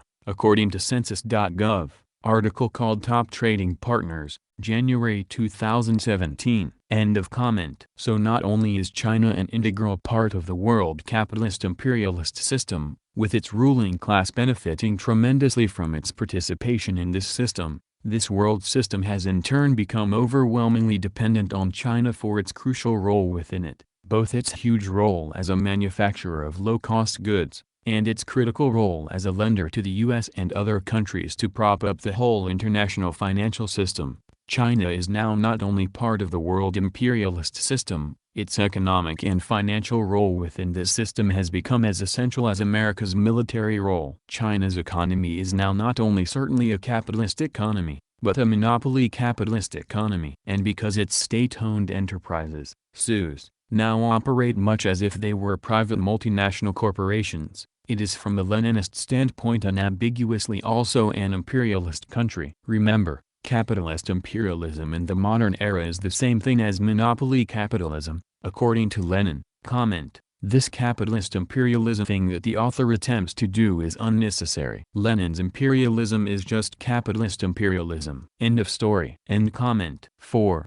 Foreign investment in China does not preclude its being an imperialist country. It is often argued that China can't possibly be an imperialist country because foreign imperialist countries such as the United States have investments in China and are exploiting it. The idea seems to be that you must either be the victim of imperialism or the country doing the victimizing, but that you can't be both. Comment. India just became the world's 5th biggest economy, and yet has been penetrated by foreign capital for a very long time. Its own bourgeoisie have grown massive as a result of Modi's reforms, which lowered corporate income tax and opened India up to more foreign trade. See, India is quietly laying claim to economic superpower status by Martin Farrer, 2022. For more details. End of comment. Since the beginning of modern capitalist imperialism well over a century ago, the imperialist powers have always exported goods to each other's countries, have always purchased or set up factories in each other's countries,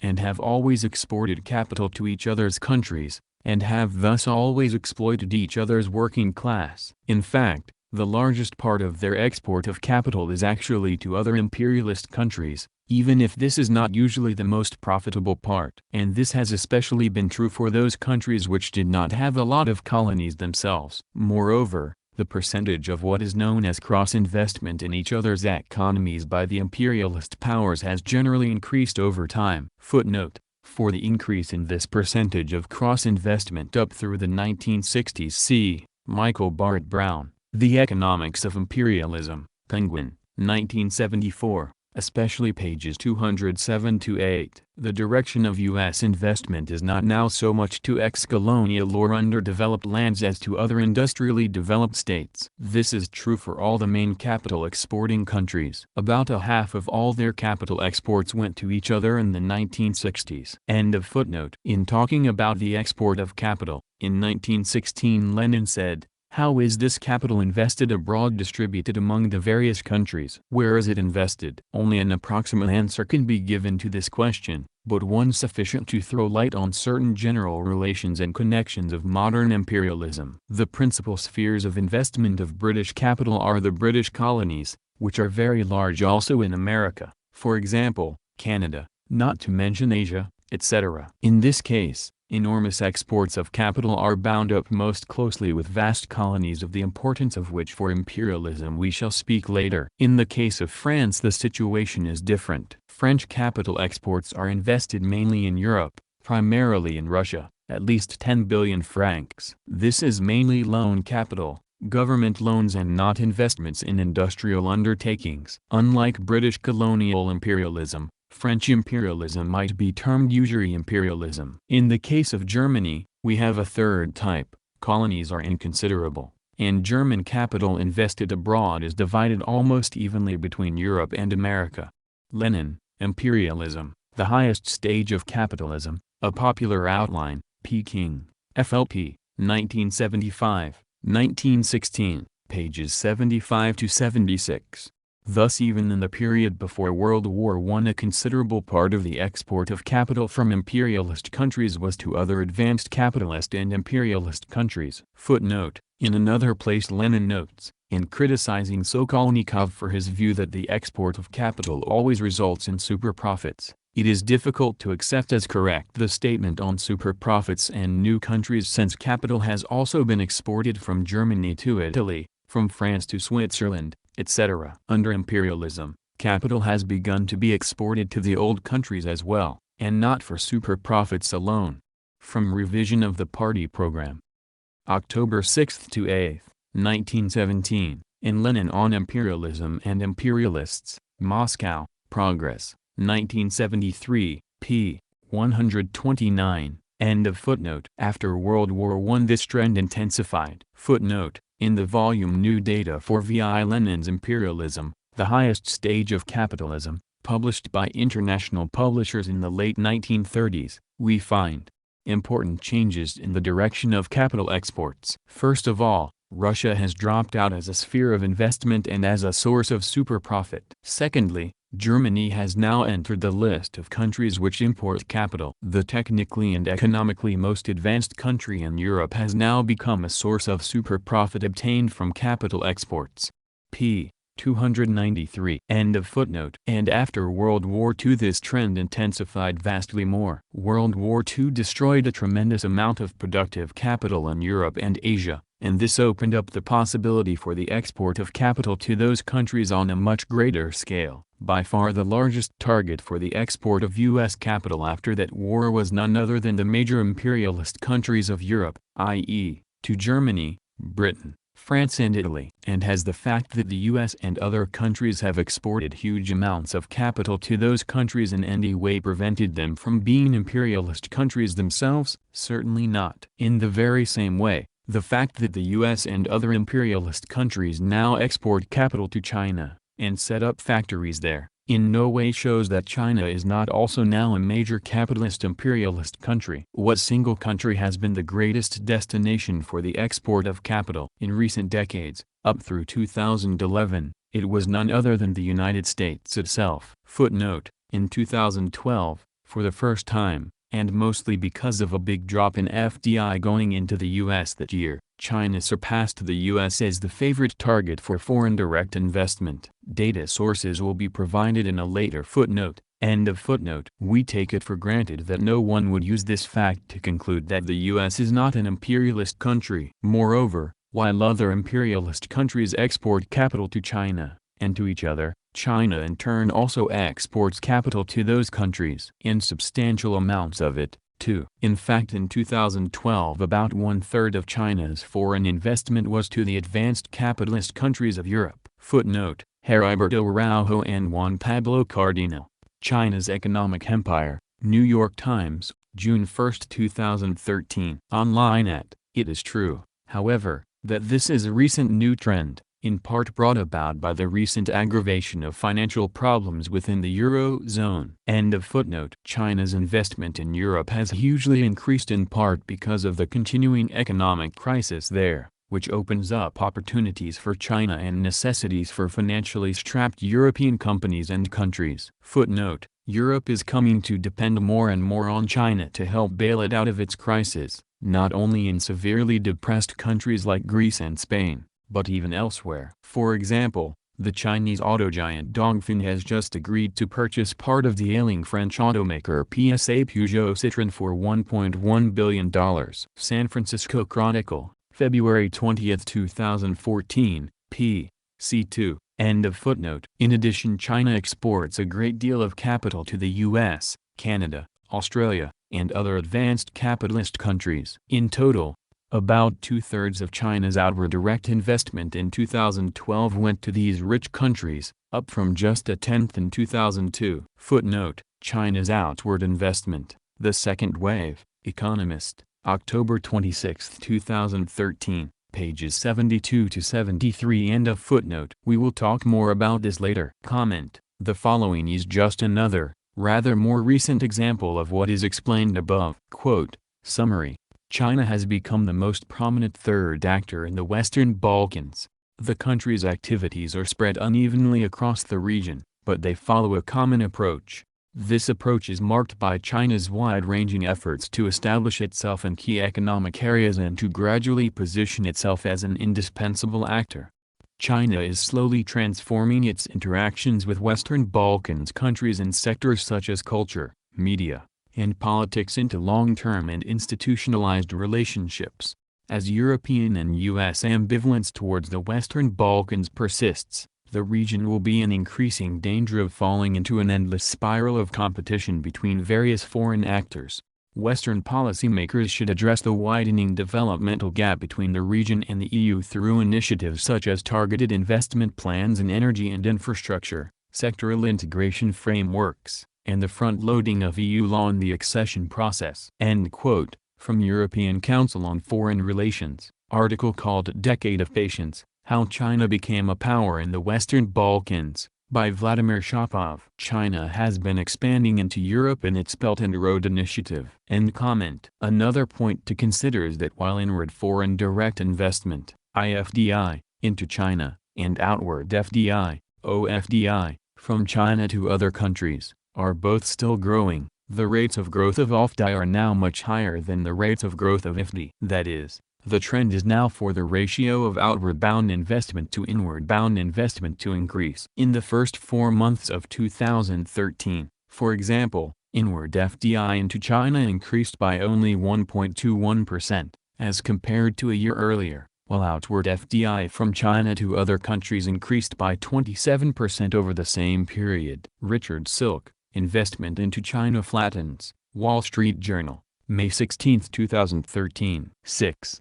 Can new imperialist countries arise in the world today? Sometimes it is argued that given the stranglehold of the world by the existing imperialist powers, new capitalist imperialist powers cannot possibly arise. However, the facts say otherwise. Comment: from this point forward, the quote-unquote capitalist imperialist label is replaced with just imperialist. End of comment. The original leading imperialist power was Britain. But during the latter part of the 19th century, the new imperialist powers of the United States, Germany, France and others all arose along with Britain, and despite its initial dominance. Early in the 20th century, the new capitalist imperialist power Japan arose, and Russia was also transformed from an old-style imperialist power into a fledgling imperialist power, though with internal rather than external colonies. Was that the end of the story? Of course not. Other imperialist powers have also developed over this period. And Italy, already an imperialist country by then,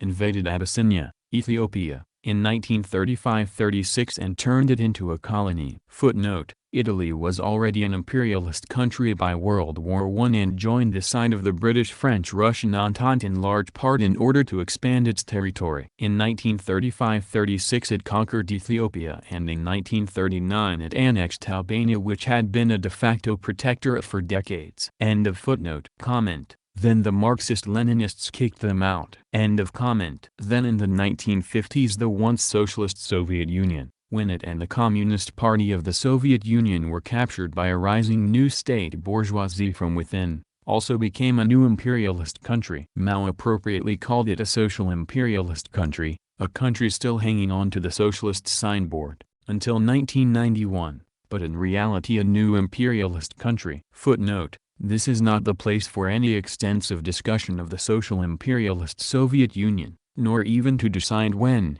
exactly, it could be said to have first become an imperialist country. It could be argued that the USSR became an imperialist country as soon as the new bourgeoisie seized control of the CPSU and government in the 1950s, since it already had political dominance over other Eastern European countries and immediately began exploiting them for the benefit of its own new ruling class. Or, as some argue, the Soviet Union only emerged as a full-fledged imperialist country around 1968 when it acted aggressively, invaded Czechoslovakia, and when Brezhnev promulgated his theory of limited sovereignty for the countries the Soviet social imperialists had dominance over. The precise timing of this change is not that important. What is most important for us here is that this development of the Soviet Union as an imperialist power, and it along with its bloc as an imperialist system, did in fact happen. End of footnote. Comment: we can in fact precisely know when it became imperialist by looking at the domination of monopoly finance capital. First off, we must know that capitalism is a prerequisite for imperialism.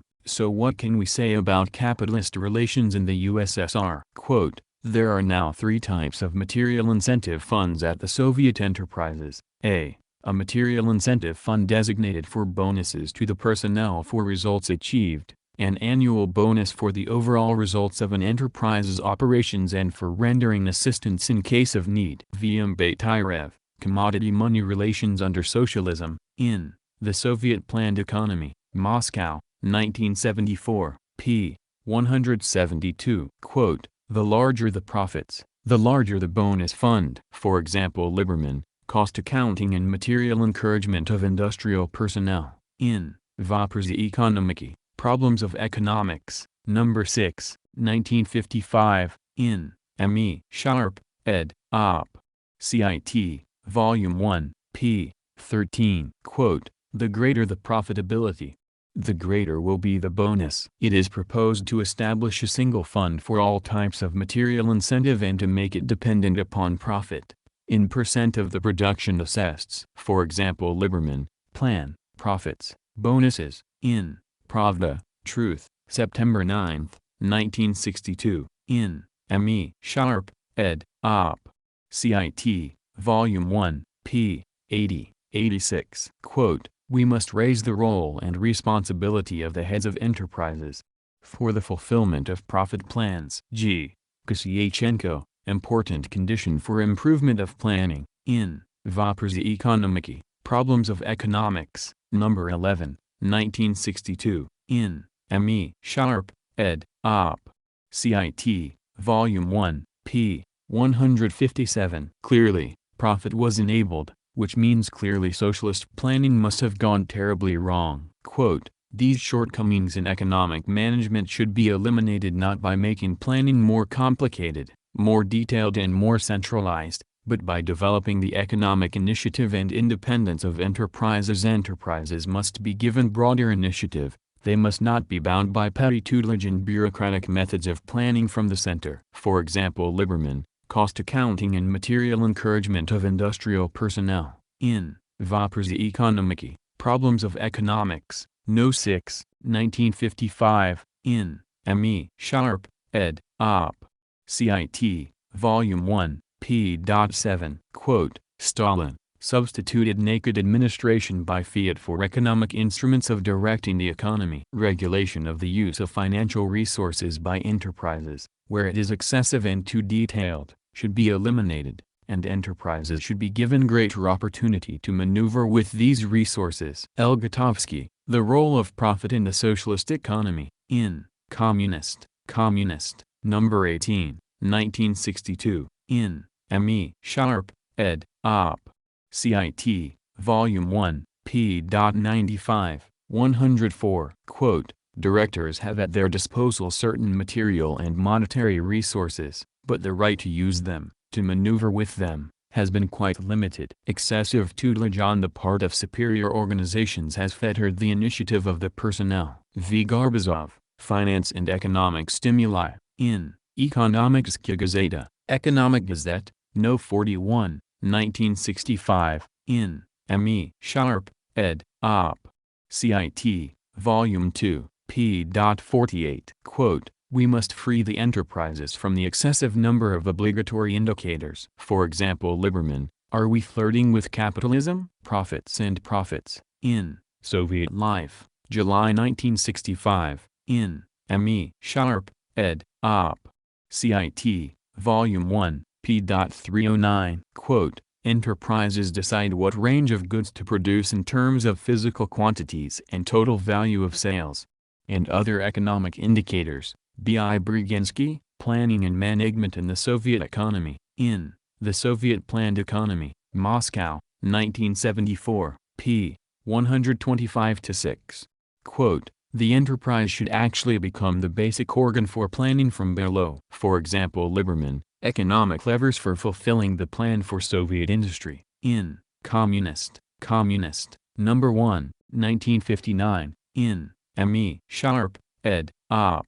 Cit. Volume 1, p. 48. Quote, "We should let the market play the decisive role in allocating resources, while allowing the government to better perform its functions." Unquote. Just kidding. This wasn't Soviet revisionists. This was Xi Jinping. It's the same bullshit. Revisionists will repeat themselves. Let me say it again. Revisionists will repeat themselves. All quotes from Bill Bland's Restoration of Capitalism in the USSR. End of comment. This historical experience demonstrates very clearly that new imperialist powers can in fact arise in the modern era, even in the case of countries that were once actually socialist. It also demonstrates that a country which is partly state capitalist, or even almost entirely so, as the Soviet Union was, can be an imperialist country just as much as one which is organized along the lines of private monopoly capitalism of the Western variety. Although the social imperialist Soviet Union was, alongside the U.S. a superpower, it never replaced the U.S. as the world's most dominant imperialist country. Rising new imperialist countries do not necessarily supplant existing imperialist powers. In 1916, Lenin wrote that capitalism is growing with the greatest rapidity in the colonies and in overseas countries. Among the latter, new imperialist powers are emerging, for example, Japan. The struggle among the world imperialisms is becoming more acute.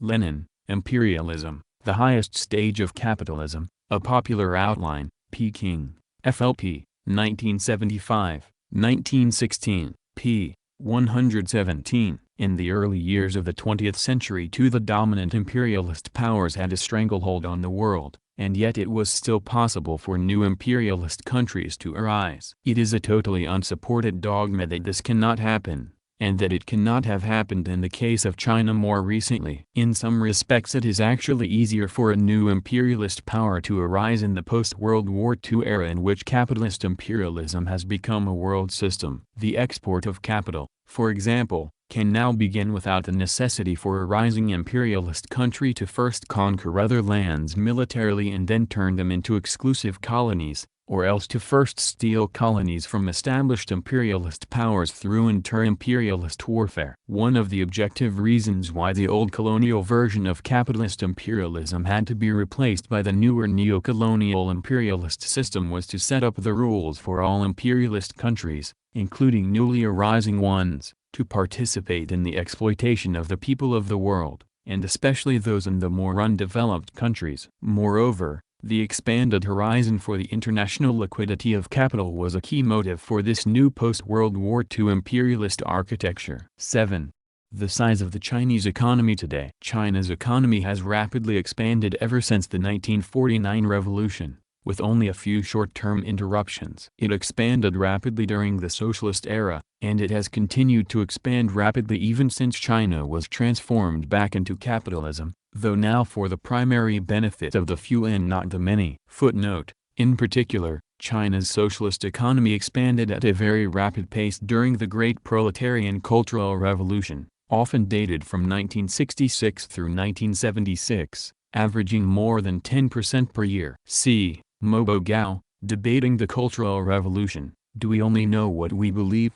Critical Asian Studies, Volume 34, 2002, pages 424,425, and Maurice Meissner, The Deng Xiaoping Era, 1978 to 1994, p. 189. Even the capitalist writers themselves had to admit that, except for brief declines during the Great Leap Forward and the first 3 years of the GPCR, the growth of both industrial and agricultural production during the rest of the Maoist socialist period, 1969 to 1976, was very fast. See the charts on the second page of the article China's Industry on the Upswing, Beijing Review, Volume 27, Number 35, August 27, 1984, p.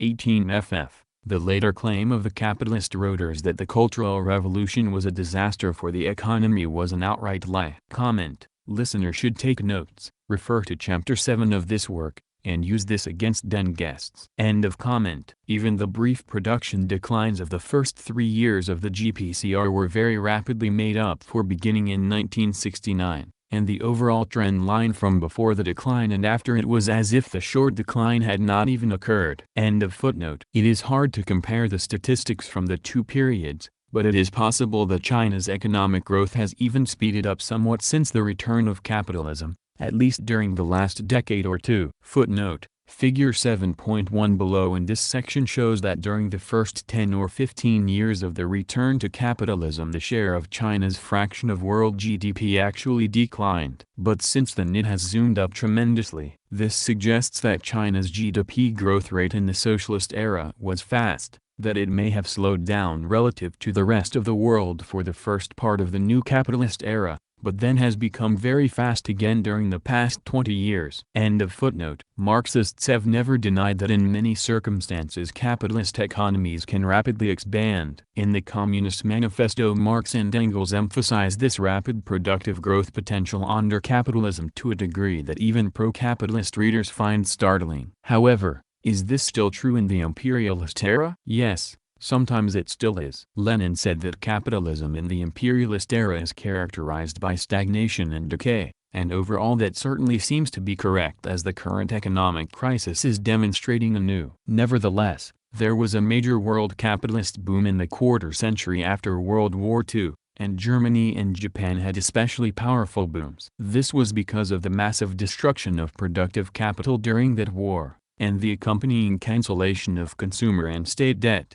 which cleared the ground for a new boom. Comment: Booms typically can also come from industrial revolutions. Take the computer revolution. Every firm suddenly needed a computer, and now, since the 2010s, we more or less have stagnated in terms of computer tech. Sure, we now have affordable terabytes of data, but there have not been any new innovations. End of comment. A boom in newly capitalist China was also possible, in part because there was virtually no state and consumer debt load from the socialist era. So, in other words, the normal situation under capitalist imperialism is indeed for there to be stagnation and decay, or worse, but this may not apply for a while to new imperialist countries nor to countries which have gotten a fresh start because of the massive destruction of capital and debt in a devastating world war. And despite the deaths of millions of people in the modern era of imperialism, at least from the early 20th century on, it has for the most part proven to be quite impossible for economically undeveloped countries to break out of this condition and seriously begin to develop their economies in a major, sustained and all-round way,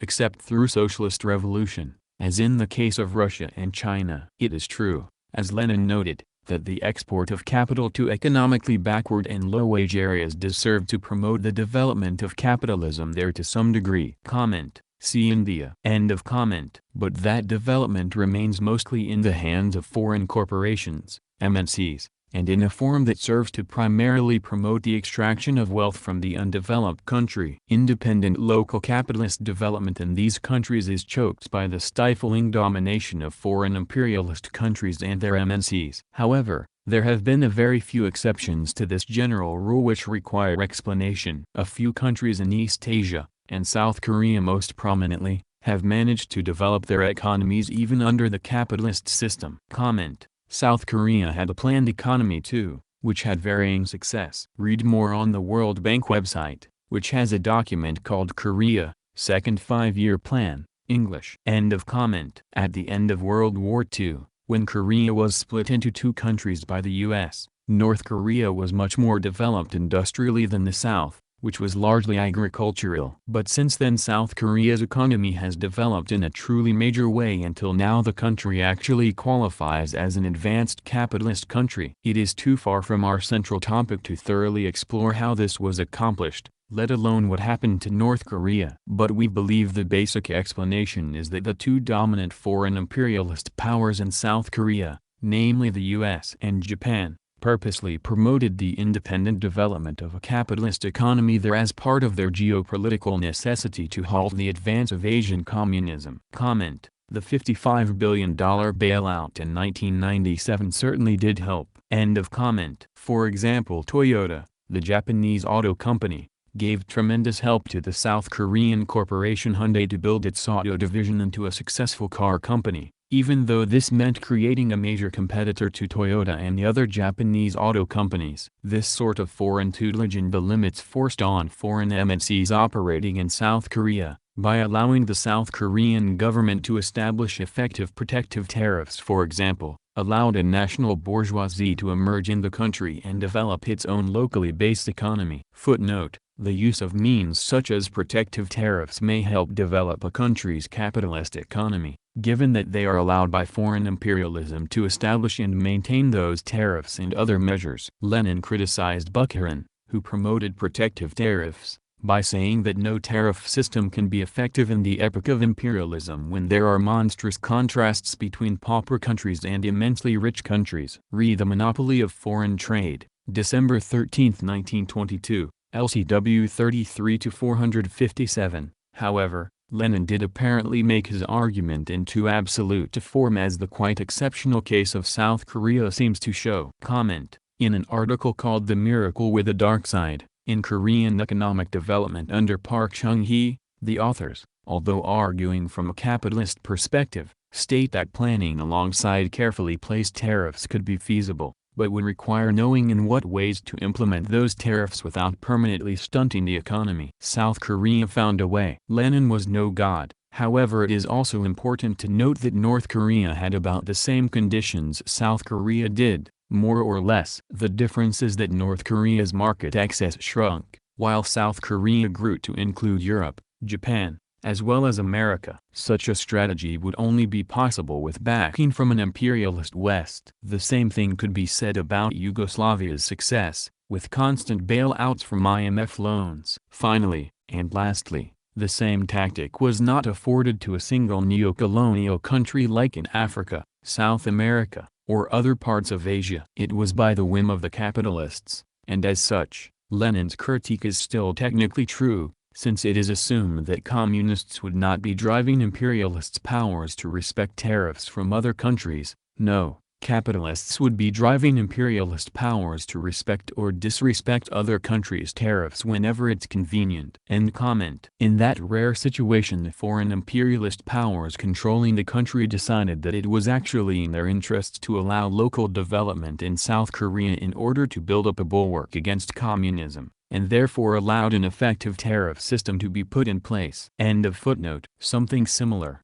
though on a less impressive scale, was allowed to happen by the US and other imperialist powers in Taiwan and a few other Asian tiger economies, and for the same reason, to build up their economies to try to prevent the spread of communism. Footnote on Asian tiger economies, courtesy of massline.org. A collective name for a number of capitalist countries in East Asia which during the late 20th century, and before the Asian financial crisis of the mid-1990s and the great rise of capitalist China, were considered to be an amazing example of the productive power of unfettered capitalism. The four countries, or regions, most often referred to by this name were South Korea, Taiwan, Hong Kong, and Singapore, but Thailand was often also included and occasionally Malaysia. The brief, but severe, Asian financial crisis, see above, tarnished the reputations of the Asian tiger economies, and the even greater rise of mainland China at their expense, together with the world economic crisis which took a major turn for the worse in 2008,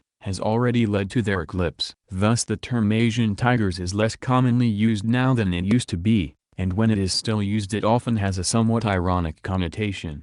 End of footnote. But there are serious constraints on allowing this sort of unfettered development generally, since this would have a very negative impact on the profits of the MNCs of the major imperialist powers. In any case, the Asian financial crisis of the late 1990s began to show the limits of such capitalist development, and the current more general crisis is likely bringing the initial success of this type of capitalist development near to an end. The bigger exception we need to discuss, to the general rule that undeveloped, or third world, economies cannot develop in a sustained and complete way under capitalism, is the case of China itself. How is it possible that China's economy has continued to develop so tremendously since the transformation of socialist China back to capitalism? There are two aspects to the answer to that question. First, China was no longer really undeveloped at the time of Mao's death. On the contrary, it had already made major advances in the independent development of its economy during the period of socialism. Second,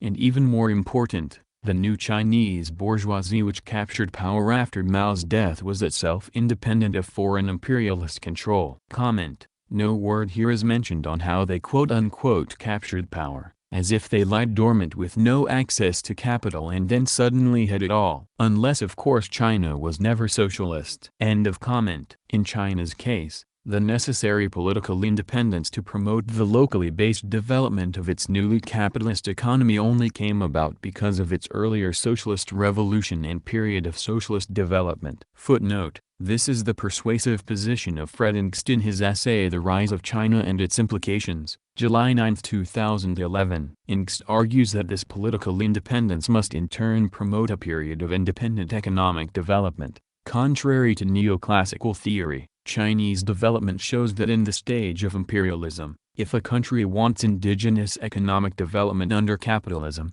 it first needs to break from imperialist domination so that it can have a period of independent development before entering the worldwide capitalist system. Otherwise, its own economy will be suffocated by the multinationals under the aggression of imperial powers. We would, however, disagree with the possible implication here that it might make sense for a country attempting to develop to try to first implement a temporary period of socialism, and then purposely end it and switch back to capitalism in a supposed stronger position.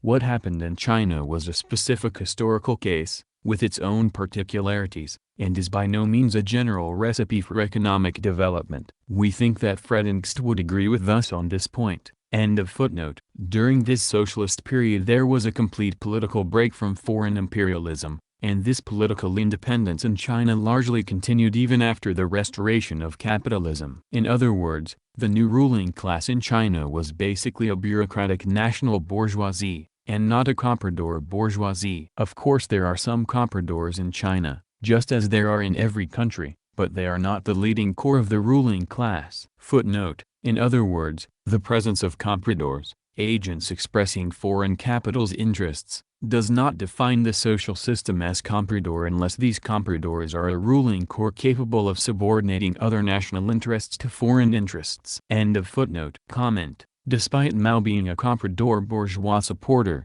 America as a superpower avoided China, not trusting it, and only in the 70s, as mentioned prior, and later, does it try to establish relations. Additionally, it is important to note where these bourgeois come from. Forgive me, dear listener, for I will commit a sin of YouTube and perhaps audiobooks as well. I will republish an entire work I have already uploaded in full. This work is called Capitalism, the Inevitable Product of Mao Zedong's Decentralized Socialism, Mao Zedong's New Way of Socialist Construction. The new leftist movement that arose in the United States in the last 2 decades developed under the influence of the Chinese Communist Party. The line of Mao Zedong and the Chinese Party was absorbed and accepted by many young groups as the last word in Marxism-Leninism. Today, in light of the open and complete betrayal of the Chinese Revolution, many of the fundamental concepts of Mao Zedong thought are being re-evaluated. The Party of Labour of Albania has given invaluable leadership in exposing the anti-Marxist-Leninist premises of Mao Zedong's views. However,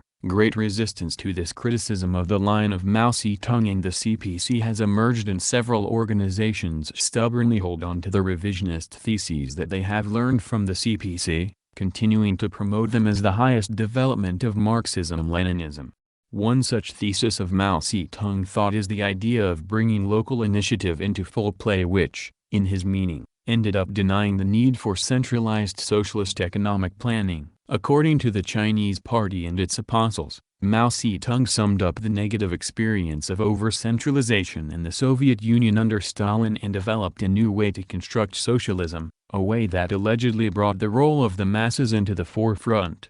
For instance, Bob Avakian, leader of the Revolutionary Communist Party, USA, RCP, tells us that the first five-year plan in China, 1953 to 1958, which was, in words at least, developed along the lines of Stalin's model in the Soviet Union, put too much emphasis on highly centralized planning at the expense of local initiative, and led to the tendency for the central ministries to exercise tight control over the sector of the economy that they were responsible for, right down to the local level. According to Avakian, this excessive centralization endangered the building of socialism in China. In opposition to the Soviet model, Mao had already begun to chart a different path for China's socialist development, one that was suited to its own conditions and, more than that, one which would avoid the errors and shortcomings of the Soviet Union even under Stalin's leadership. Avakian neglects to mention that Mao Zedong's discovery of this different path paralleled similar discoveries by Khrushchev, and a similar decentralization of economic power was carried out in the same years in the Soviet Union and Eastern Europe. However, according to Mao Zedong's apologists, the decentralization that he promoted was completely different than that of the Khrushchevite-inspired revisionists because, while the latter intended to place power in the hands of a bureaucratic elite, Mao Zedong intended to put power directly in the hands of the working masses. Despite the idealist assertions of the RCP and other apostles of Mao Zedong, the decentralization measures that Mao promoted ultimately were not so different from those carried out in the Soviet Union and Eastern Europe after Stalin. In fact, the ideas and policies promoted by Mao Zedong on economic organization consistently aided and promoted the consolidation of capitalist relations of production in China. Mao Zedong's ideas on economic organization can be compared to those of the so-called workers' opposition, 1919, in the Soviet Union. Ideas that are based on an anarcho-syndicalist and not a Marxist-Leninist conception of socialism. Presented in a left cover, the rightist, bourgeois essence of these ideas becomes clear in the reality of so-called workers' self-administration in Yugoslavia, and in the results of bringing local initiative into full play in China. Bringing local initiative into full play. In April 1956, Mao Zedong delivered his speech on the 10 major relationships. Following on the heels of the 20th Congress of the Communist Party of the Soviet Union and immediately preceding the 8th Congress of the Chinese Communist Party, the speech outlined basic directions for economic and political policy. One of its main points was to call for decentralization of economic power. Here I would like to touch on the question of the independence of factories under centralized leadership. It's not right, I'm afraid, to place everything in the hands of the central or the provincial and municipal authorities without leaving their factories any power of their own, any room for independent action, any benefits. Our attention should now be focused on how to enlarge the powers of the local authorities to some extent, give them greater independence and let them do more, all on the premise that the unified leadership of the central authorities is to be strengthened. We must not follow the example of the Soviet Union, under Stalin, in concentrating everything in the hands of the central authorities, shackling the local authorities and denying them the right to independent action. In short, centralization must be enforced where it is possible and necessary, otherwise it should not be imposed at all. The provinces and municipalities, prefectures and counties, districts and townships should all enjoy their proper independence and rights and should fight for them. This call by Mao Zedong for the local authorities to fight for their rights came at a time when central planning and control was only a fledgling in China. The initial collectivization of agriculture had only just been completed. The capitalist factories had only recently been brought into the state sector and the former capitalist management was still intact. Although planning had had somewhat more of a chance to develop in the sector of industry that had been run by the state since 1949, the entire central planning apparatus in China was still new. The direction charted by Mao Zedong in this speech, and followed by the Chinese government consistently ever since then, ensured that central planning never was perfected, but rather that it declined, and at times almost ceased to function. The economic decentralization. Pursuant to Mao Zedong's views, in 1956 and 1957 a series of measures were taken to decentralize economic power. These placed 80% of China's industry under local direction, leaving only the defense sector, part of the oil industry, some mines and steel mills and other enterprises critical to the national economy under central control. Profits were to be divided between central and local authorities, and enterprises were encouraged to use their share of the profits to make investments and develop production of their choosing. The production of these signed products and new lines was also encouraged by the loosening of production targets. Central control of marketing diminished. Commercial bureaus at the provincial, municipal and county levels took on more responsibility, with the county bureaus handling the bulk of trade. Enterprises were also at times encouraged to trade directly with each other, except for the prices of key commodities, steel, grain, etc., which were to be set by the center. Prices were to be set by these commercial bureaus, with the county once again handling the great majority. Many commodities were free from price control altogether. The free market in many sideline products was officially expanded and encouraged. The immediate result of these measures was a drop in productive output. Factory management restricted production as much as possible to that which produced high rates of profit, taking advantage of the lax plans. Many oil refineries, for instance, preferred to produce gasoline and kerosene, which brought a higher rate of profit than diesel fuel, creating a shortage of the latter. Total production dropped dramatically in 1957 as compared to 1956. The cutback in production was largely a spontaneous process resulting from the management of individual factories taking advantage of looser production guidelines to concentrate primarily on turning a profit. But it was also encouraged by those in charge of economic planning who emphasized compliance with profit targets by demanding that enterprises lay off excess workers and take other cost control measures. Top economic administrators. At this point, it is necessary to describe the kind of men who were in charge of this economic planning. Chu Enlai was premier of the State Council and chief executive of the entire state apparatus. The head of the State Planning Commission was Li Fuhun, who promoted capitalist policies and a one-sided worship of profit. Po Ipo, proponent of the synthesized economic base, part socialist, part capitalist, was head of the State Economic Commission and the Office of Industry and Commerce. Head of the State Capital Construction Commission was Chen Yuan, champion of market socialism.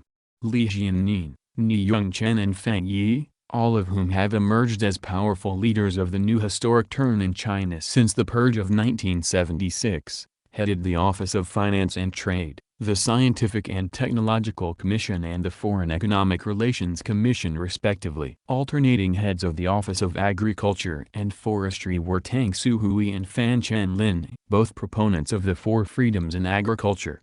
All of the ministries of the State Council concerned with economic affairs came under the authority of the offices and commissions that these 9 men ruled over. They were unquestionably the top administrators of the Chinese economy, those who were in the position to determine the nature of economic planning and control. They were all, without exception, out-and-out bourgeois revisionists. So were the majority of their deputies. There was no way that any kind of socialist economic planning was going to be developed by the offices, commissions and ministries under their control. Instead, they consistently promoted capitalist economic aims, accounting and planning, designed in the first place to protect profits. Their policies in 1956 to 1957 were only the beginning of their treachery. The Great Leap Forward. While Mao Zedong unquestionably supported and was largely responsible for the decentralization measures of 1956 to 1957, he was not happy with some of their results. He opposed the cutback in production and the one-sided stress on profitability, and in late 1957 he demanded that the economy be run full throttle. In the following year,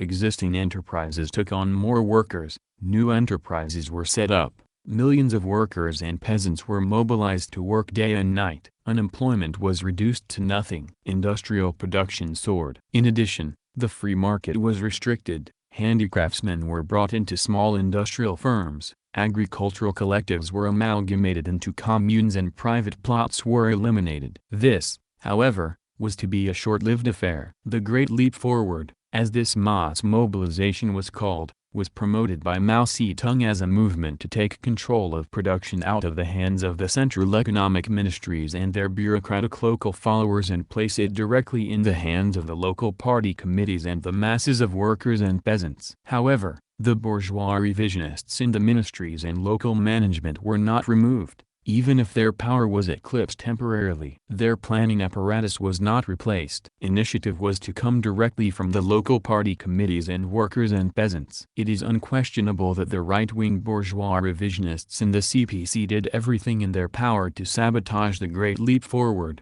which was also hit hard by bad weather and the withdrawal of Soviet aid and advisors in 1960. But the main reason for the collapse of the Great Leap Forward was the lack of economic accounting and planning. This led to tremendous economic dislocations that played right into the hands of the bourgeois revisionists. Capitalist economic development relies on anarchic, spontaneous regulation by the capitalist market and the profit motive, as well as, to different extents, some government intervention to assure the profitability of certain, large enterprises. Socialist economic development relies on the centralized planning of production and trade to assure rapid, all-sided and stable growth. While the Great Leap Forward ignored the role of certain of the capitalist regulators of the economy, and eclipsed the authority of the capitalist economic planning that was being carried out by the state economic administration, it did nothing to develop centralized, socialist economic planning. Its slogan, "Control to the workers and peasants and the local party committees,"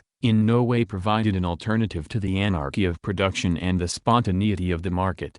Its result was the increase of both reinstitution of state capitalist planning in the early 1960s. Industrial production collapsed in 1960 and a severe agricultural crisis set in, exacerbated by both drought and floods. Between 1959 and 1961 production of coal dropped from 290 to 180 million tons, steel production from 10 to 8 million tons, production of cotton cloth from 7.5 to 3 billion meters. The Great Leap Forward collapsed and the bourgeois revisionist administrators stepped in to reconstruct a planning system based on capitalist economic regulation. Any enterprise that did not turn a profit was shut down. In 1961, thousands of smaller enterprises were closed and massive layoffs occurred in the larger enterprises. The total industrial workforce was cut in half, and a freeze was placed on new employment. Already in 1959 decrees had been issued encouraging private and semi-private handicraft production. Farming on private plots once again became widespread. The products of both were sold on a reopened free market. The fledgling central economic planning that was begun during the first five-year plan was shattered by the decentralization of 1956-57 and the Great Leap Forward. Steps were taken in 1961 to reinstitute some state control,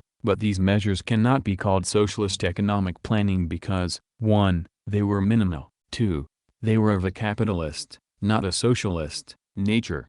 Audrey Donnythorne, a bourgeois economist who has followed developments in China's economic organization with meticulous dedication, writes that China's economic planning has been restricted mainly to the setting of targets, to drawing up lists of resolutions. It does not attempt to effect close integration of different economic sectors, nor is it much concerned with the optimum allocation of resources.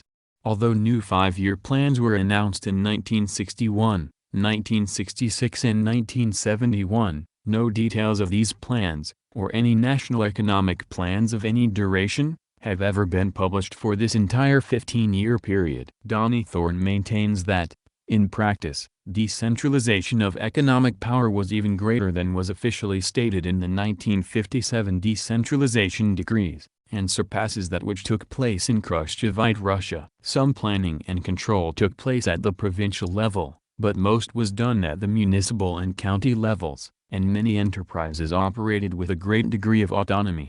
Control of prices was further decentralized in the early 1960s. In fact, The National Price Commission ceased to function and national price conferences, which were held periodically during the 1950s, no longer took place. Formal provincial price commissions were only set up irregularly. Most prices were determined by county commercial bureaus. Donithorn cites one Chinese press account that showed that local authorities could change even the procurement price of such an important commodity as rice. She also documents tendencies towards local protectionism and competition between firms and counties to sell products. Even the administration of foreign trade was partially decentralized, with the provincial branches of each of the various national foreign trade corporations operating largely independently and in some cases, even keeping part of the foreign exchange generated.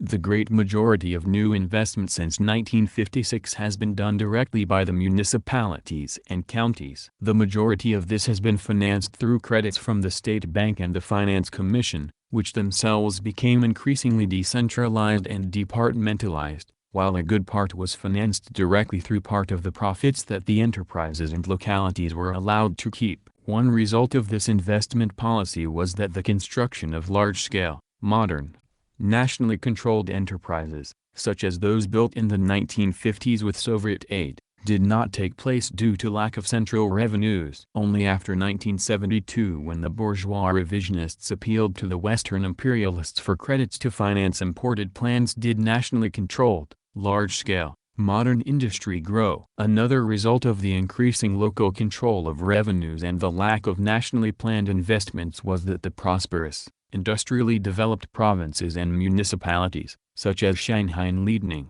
developed faster, while less prosperous, more backwards provinces developed at a slower rate. The same kind of increasing polarization took place between rich and poor communes, and even rich and poor production brigades. While central planning was severely restricted in the state sector of the economy, it was almost non-existent in the private sector, which was still quite large. In 1959, there were several million private undertakings in industry and commerce, and the number of these was to grow in the following years. During the 1960s, many new joint state-private businesses were established. In addition, production by handicrafts cooperatives, which were in many cases very loosely amalgamated family workshops, skyrocketed with government encouragement. And in 1962, there were 6 million full-time and 14 million part-time handicraft workers who produced a full 30% of the net value added by industry. Donithorn writes that many of the private businesses were probably subject to less state control than are their counterparts in many Western market economies.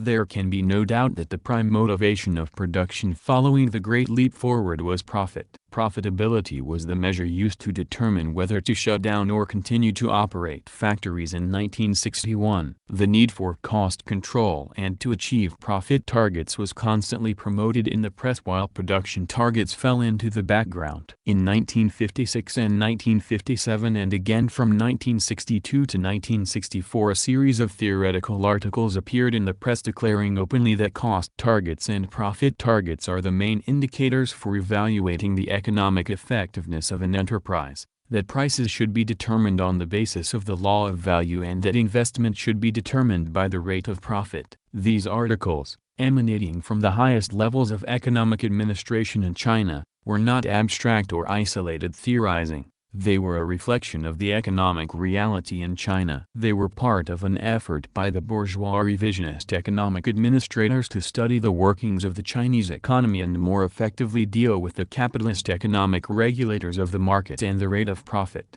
The Cultural Revolution. Following the victory of the Democratic Revolution in 1949, the CPC had never called for the overthrow and suppression of the bourgeoisie as a whole, but rather had advocated long-term coexistence and mutual supervision with the national bourgeoisie, which, by Mao Zedong's definition, included most of the big bourgeoisie. Along with this, the CPC had maintained an extremely liberal policy towards the development of new bourgeois elements. It was during the Cultural Revolution in 1966 and 1967 that slogans such as "Overthrow the bourgeois headquarters" and "Proletarian seizure of power" were raised for the first time. In addition, Reforms that favored the working class and peasantry were demanded. These slogans and demands won the support of the most advanced sections of the Chinese proletariat who took up the banner of the Cultural Revolution. The leadership of the Cultural Revolution, the various groups that made up the left wing of the CPC, however, was guided by unsound, anti-Marxist-Leninist views. We can't go into all of the aspects of these views here. The most important and most treacherous of the characteristics of this leadership, and of Mao Zedong in particular, was compromise with the enemy. For all of his talk about overthrowing the bourgeois headquarters, Mao Zedong never really wanted or intended to overthrow the bourgeois headquarters. He said, "We should allow Liu, Shaoqi, and Tang, Xiaoping, to make revolution and reform themselves. We shouldn't condemn Liu Shaoqi out of hand. If they made mistakes they can change, can't they? When they have changed it will be alright." Mao Zedong and Zhou Enlai united to oppose the truly revolutionary demands of the masses and defend the worst bourgeois revisionist renegades such as Chen Yi, the master of China's bourgeois foreign policy and layer of the cornerstones of its alliance with Western imperialism, Chen Yun, theorist of market socialism, and countless others. While Mao Zedong talked about seizing power, he and Chu intended to maintain the administrative apparatus more or less intact. Mao Zedong refused to arm the workers. Rather, he and Lin Piao allowed reactionary regional commanders to use the army to preserve the status quo by suppressing the workers' movement. The result was that, with a few notable exceptions, power at every level remained in the same hands. The slogan of forming great alliances was formulated by Mao Zedong. Forming great alliances was formulated by Mao Zedong and Zhou Enlai to prevent the overthrow of the old bureaucracy and resulted in the new provincial and local revolutionary committees being dominated, in general, by the same forces that ruled before. The failure of the Cultural Revolution to bring about any kind of revolutionary change is abundantly clear in the highest levels of economic administration. Of the 9 men who ruled over the Central Economic Administration, Zhou Enlai, Li Fuhun, Chen Yun, Li Jiannin, Ni Yongchen, Tang Zuhui and Fang Yi, all out-and-out bourgeois revisionists and all severely criticized by the workers and students, remained in their positions. The remaining 2, Po Ipo and Tan Chenlin, were purged. We don't know what became of Po Ipo. Tan Chenlin was rehabilitated in 1973. The economic administration in China remained bourgeois revisionist. Reforms gained in the Cultural Revolution. In 1956, an 8-grade wage scale had been established for industry, raising the wages of managers and technical personnel. This scale generally provided for a wage differential of 3-to-1. But this was only within the factory. Higher-level cadre were paid much more. The 18-grade wage scale for technical cadre provided for a differential of 10-to-1. The 30-grade scale established for administrative cadre varied from a low of 30 yuan to a high of 728 yuan per month. In the army, the differential was even wider. In addition, the system of individual bonuses became widespread with a tendency towards unequal distribution. In one mine in 1957, senior staff received 25 to 40% of their wages in extra bonuses, while production workers received only 2.5 to 3.5%. The average earnings of the peasantry were 45% that of the average worker, but there was also a great polarization of incomes in the countryside. The average earnings in a prosperous commune could be 4 times that in a poor commune. Within a commune, the average earnings in a prosperous production team could be twice that of a poor one. And within a production team earnings could vary as much as 3-to-1. In addition, some administrative cadre were paid according to the state wage scale, many times higher than the work point earnings of the vast majority of commune members.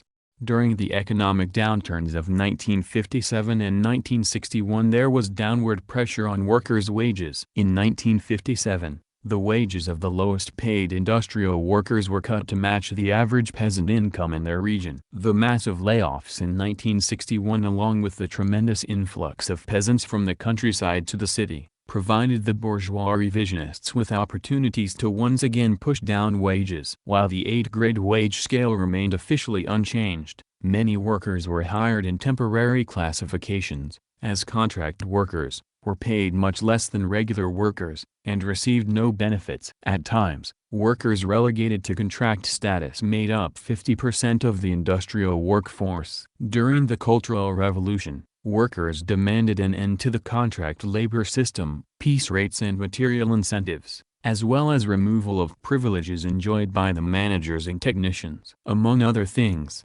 changes in working conditions, more power in factory administration and access to education were also demanded. Where the workers' movement was strong, reforms were achieved. The salaries of the former capitalists were cut, their interest payments stopped, and some of them were removed from their management positions. Individual bonus systems and piece rate work were done away with. Unreasonable rules and regulations were removed, and cadre participation in production and various forms of worker participation in management were initiated. These reforms were not universal, however. Where the workers' movement was weak, changes were not made. The basic wage scales remained unchanged and the system of contract labor continued, although wages were increased. All too often the changes that were made were eroded and reversed in the following years. Profits in command, the inevitable result of decentralization. The Cultural Revolution was not accompanied by a production mobilization as the Great Leap Forward was. In fact,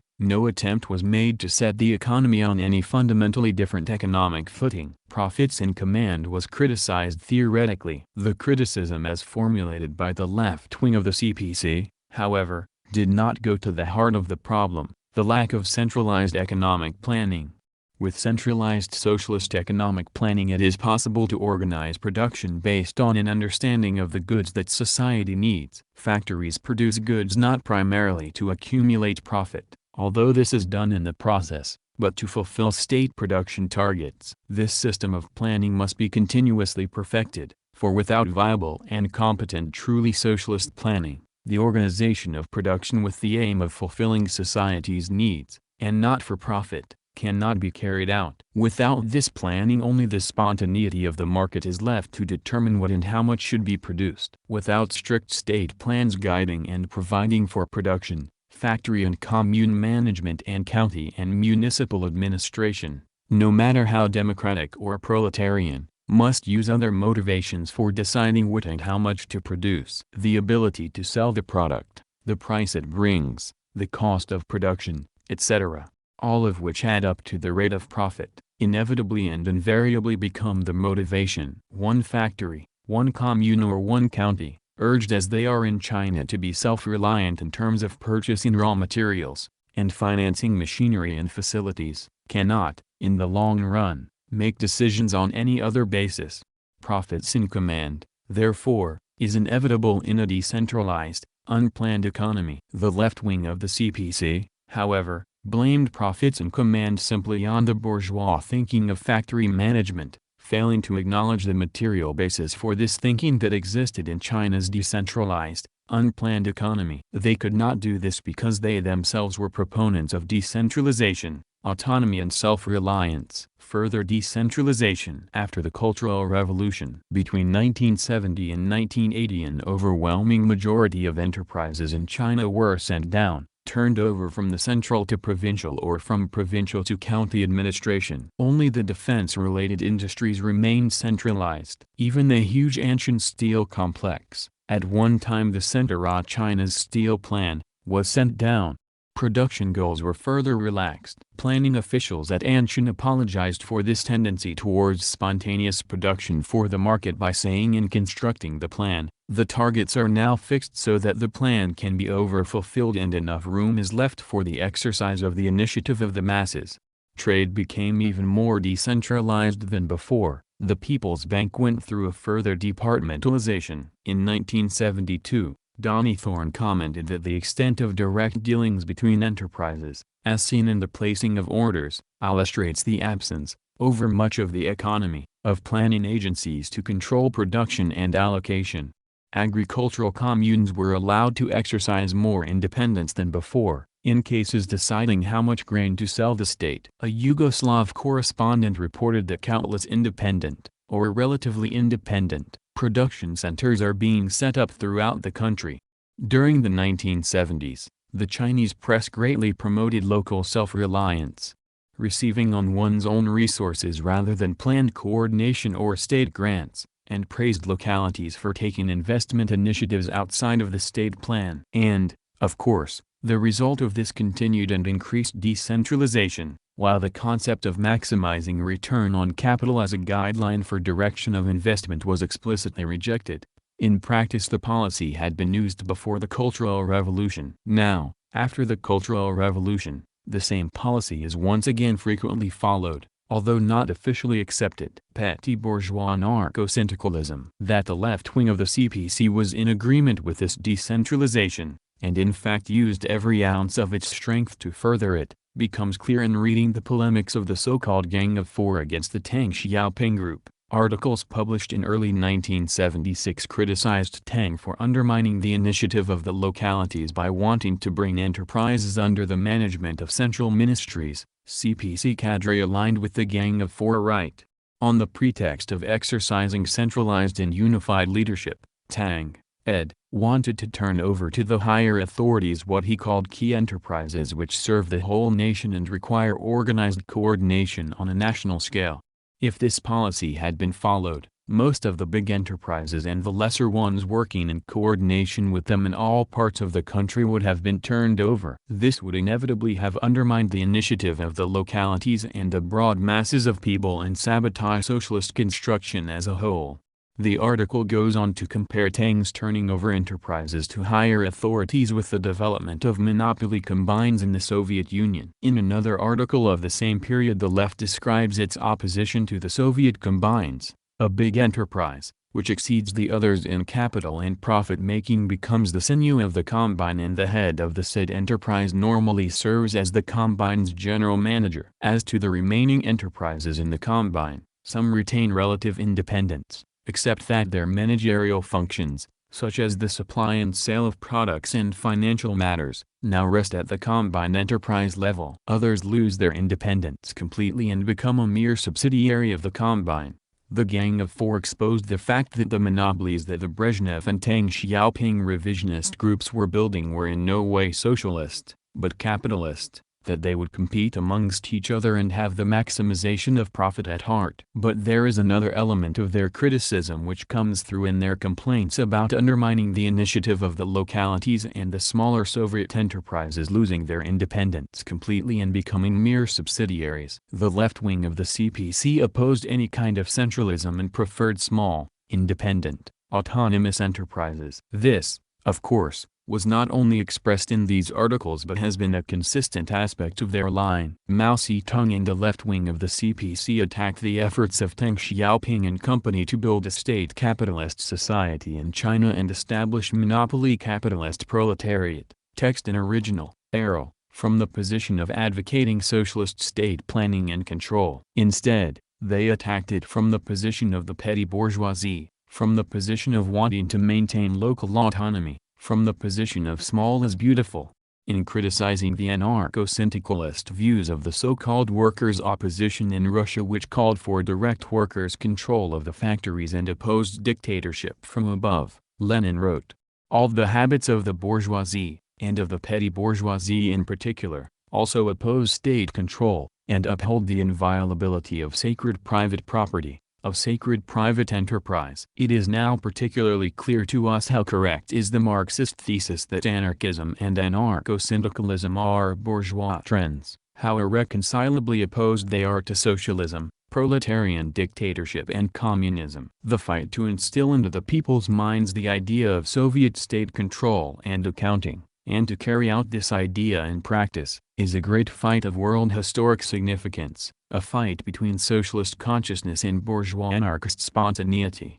We have seen how quickly Liu, Tang and the representatives of the big bourgeoisie in China jumped on the Khrushchevite bandwagon and championed decentralization. But we have also seen how Mao Zedong and his followers jumped on it too and advocated decentralization even more loudly. We have seen that during the Great Leap Forward and in the aftermath of the Cultural Revolution, under the pressure of the left, central planning and control were broken down on an unprecedented scale. And we have seen that the left's opposition to centralism gave Liu and Tang the excuse to paint themselves as advocates of socialist planning and democratic centralism as they carried out their efforts to establish their paltry capitalist planning and consolidate their control of Chinese society in 1961 and 1976. Conclusion: socialist relations of production were never consolidated in China. The fundamental reason for this was the failure to establish as genuine dictatorship of the proletariat. State power in post-revolutionary China was set up as, and remained a coalition government of the proletariat, petty bourgeoisie and the national bourgeoisie. Moreover, the Communist Party itself was not a Marxist-Leninist party and was riddled with factions. The Liu Shaoqi/Deng Xiaoping group represented the big bourgeoisie and was determined to build a modern capitalist society. Mao Zedong and the leadership of the left-wing factions of the CPC were guided by petty bourgeois liberal and anarchist views. The state enterprises and private factories of pre-revolutionary China were officially made property of the new state, but they continued to operate under much the same management as before. While employment of the old management and even the old capitalists was unavoidable to a certain extent, but not to the extent and in the liberal way it was carried out in China, the fact that factories continued to operate largely as independent enterprises fostered the growth and prosperity of a new bourgeoisie in China composed of both old national capitalists and new bourgeois elements. In these conditions genuine socialist economic planning could not be developed. In fact, those in charge of economic planning and administration were all bourgeois revisionists, all closely tied to the Liu Tang group and opposed to any kind of socialist economic planning. As a result, the declarations of the Chinese press aside, production continued to revolve around the market, proceeding in an anarchic, spontaneous way. Without socialist economic planning the economy could not be guided except by capitalist economic regulators, the law of value, the market, the rate of profit, etc. The planning measures that were taken were limited and were capitalist in nature, with the desire to protect profit rates as their heart and soul. The socialist type reforms that were accomplished in China under the pressure of the Chinese proletariat could not flourish and develop, but inevitably perished because of the unsound economic and political foundation on which they were built. During the upsurges and the working class movement that accompanied the Great Leap Forward and the Cultural Revolution, the workers in individual factories rose up against the bourgeois revisionist managers and, in some cases, attempted to institute forms of democratic workers' control, proletarian control of the means of production and the development of socialist relations. However, cannot be developed on the basis of workers' control in an individual factory, but only on the basis of proletarian control of the means of production of society as a whole. The workers in an individual factory do not have the capability of changing the relations of production in their factory alone because it continues to function in the context of society as a whole. That society is capitalist so long as it is made up of independent, individually controlled production unit producing for the market and not according to a central plan.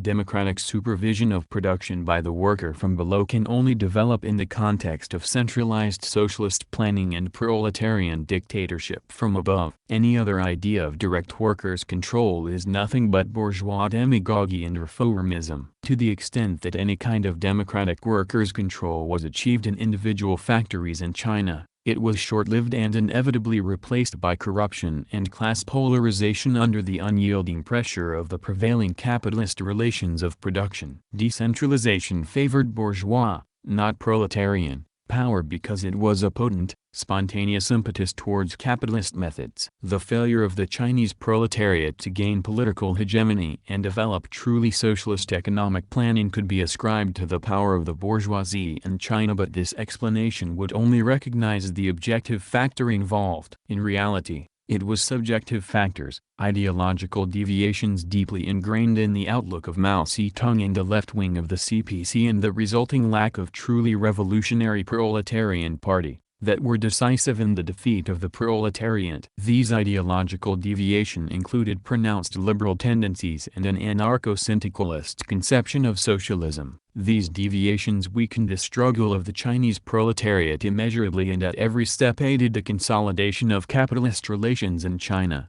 The massive purge of the CPC and the repression of the revolutionary workers and students that followed the military coup d'état in October 1976 by the most reactionary section of the CPC, the representatives of the Chinese big bourgeoisie, the Deng Xiaoping group, opened the door for the complete consolidation of capitalism. The counter-revolution has completely gained the upper hand, and the Chinese proletariat has suffered a severe reversal in its struggle to establish the dictatorship of the proletariat and socialism in China. But the struggle is not over. The words of Enver Hoxha, leader of the Party of Labour of Albania, express the hopes and desires of proletarian revolutionaries the world over.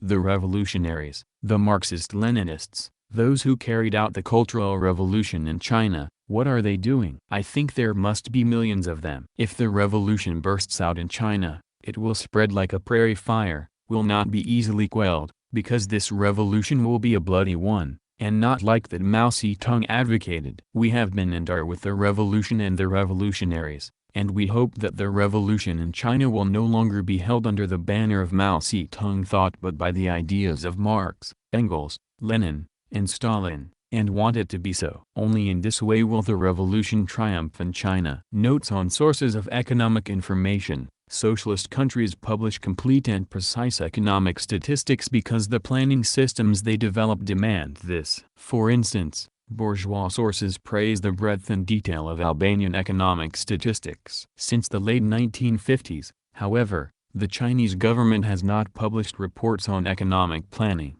organization or developments on any regular basis. Because of the irregularity of the Chinese sources, we were forced to draw our information about economic developments in China largely from the works of various bourgeois economists who have compiled the irregular information provided by Chinese sources.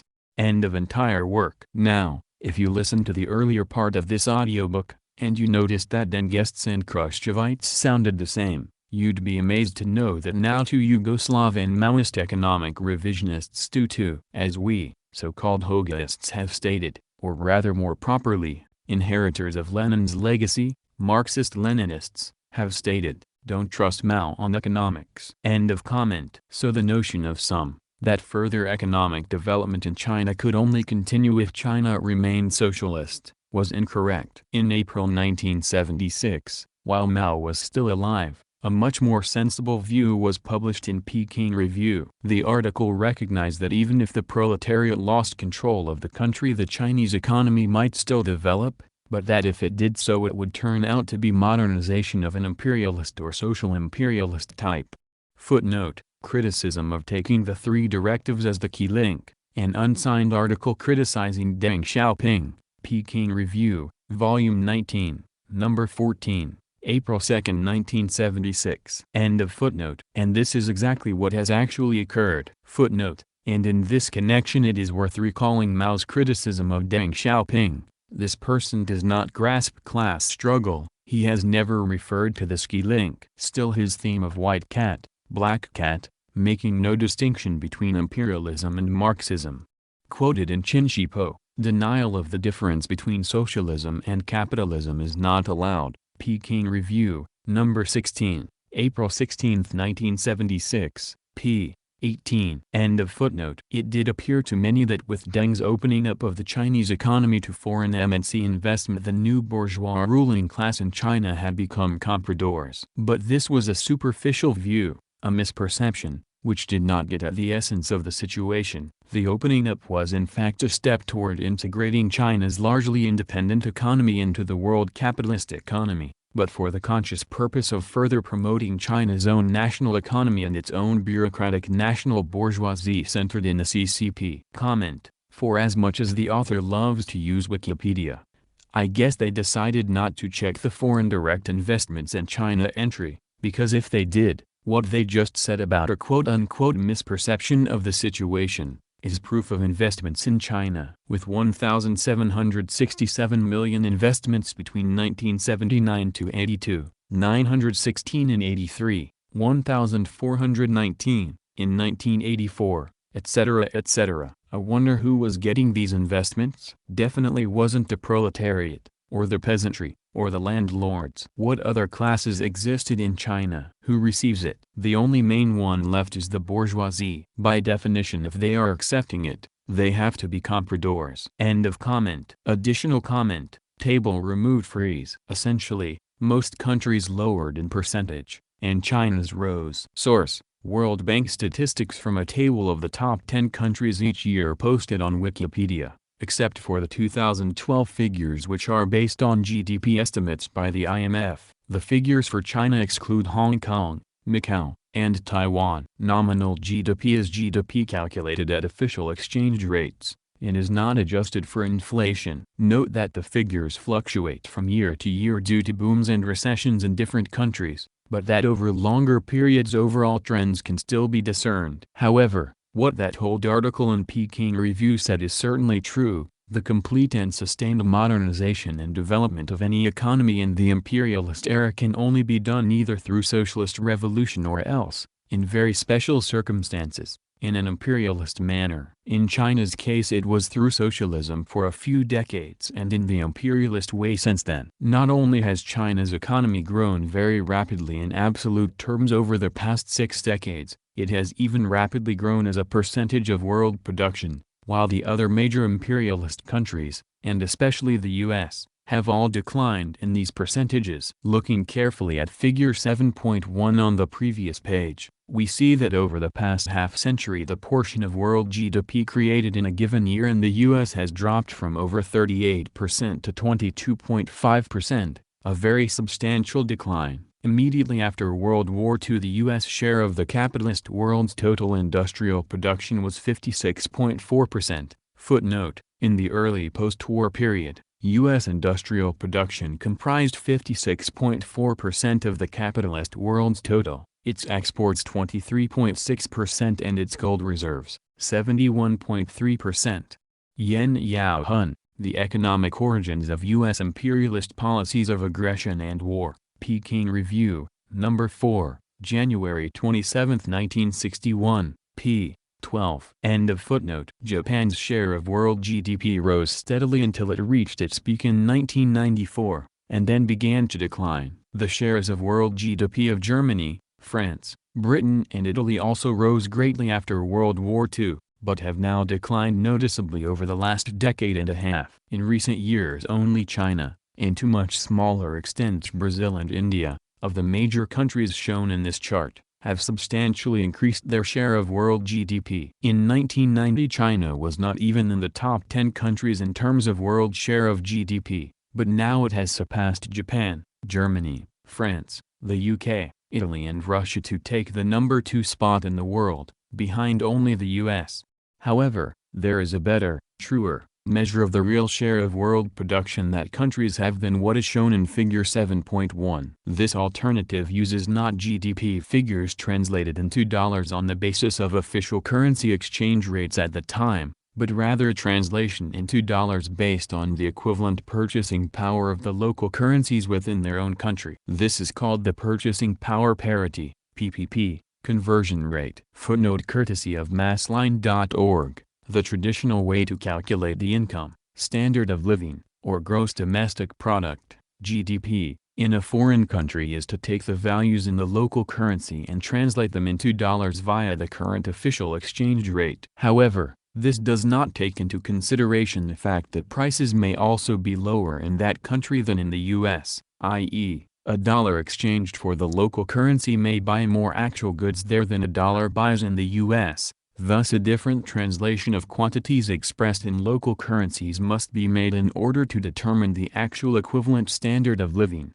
GDP, or other quantity, relative to the situation in the US. This is called the translation into a purchasing power parity value. The PPP conversion factor is the number of units of a country's currency necessary to buy the same amount of goods and services in that country as a US dollar would buy in the United States. As noted above, this is in general not at all the same as the exchange value of that foreign currency. The huge difference between exchange rate comparisons and the much more accurate PPP comparisons is well illustrated in the graphic at the right, which shows that China's GDP in 2016, instead of being smaller than that of the US, was actually larger. End of footnote. Comment. The following is a worded summary of the work. Nominal GDP of the U.S. is $16,244.575 billion, or 22.49% of the world GDP, and in PPP equivalent, it is $15,684.80 billion,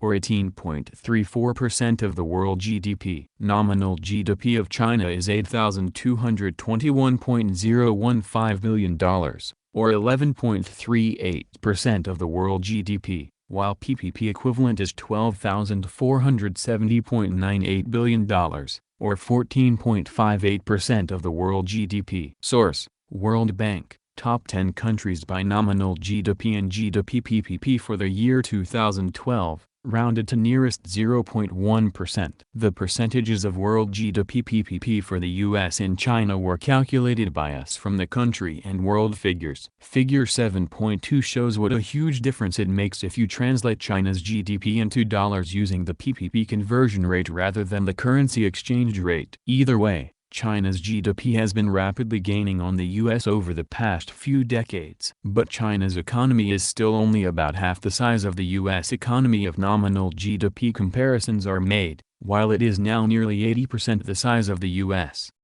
economy if PPP conversion rates are used. Comment: in May of 2021, USA shared 41.89% and China had 34.75% respectively, per GDP PPP, according to StatisticsTimes.com's article on comparing United States and China by economy. Most economists studying the world economy now believe that China's economy will surpass the size of the US economy quite soon. If PPP conversion rates are used, as they really should be, some predictions are that China will surpass the US as early as 2015 or 2016. Even if nominal GDP conversion rates are used, it may only be 5 to 10 years until China's economy surpasses the US. Another point to consider is that the US economy is artificially inflated in size because of the grotesque parasitism of the service and especially the financial services sector. If you look only at the basic core of the economy,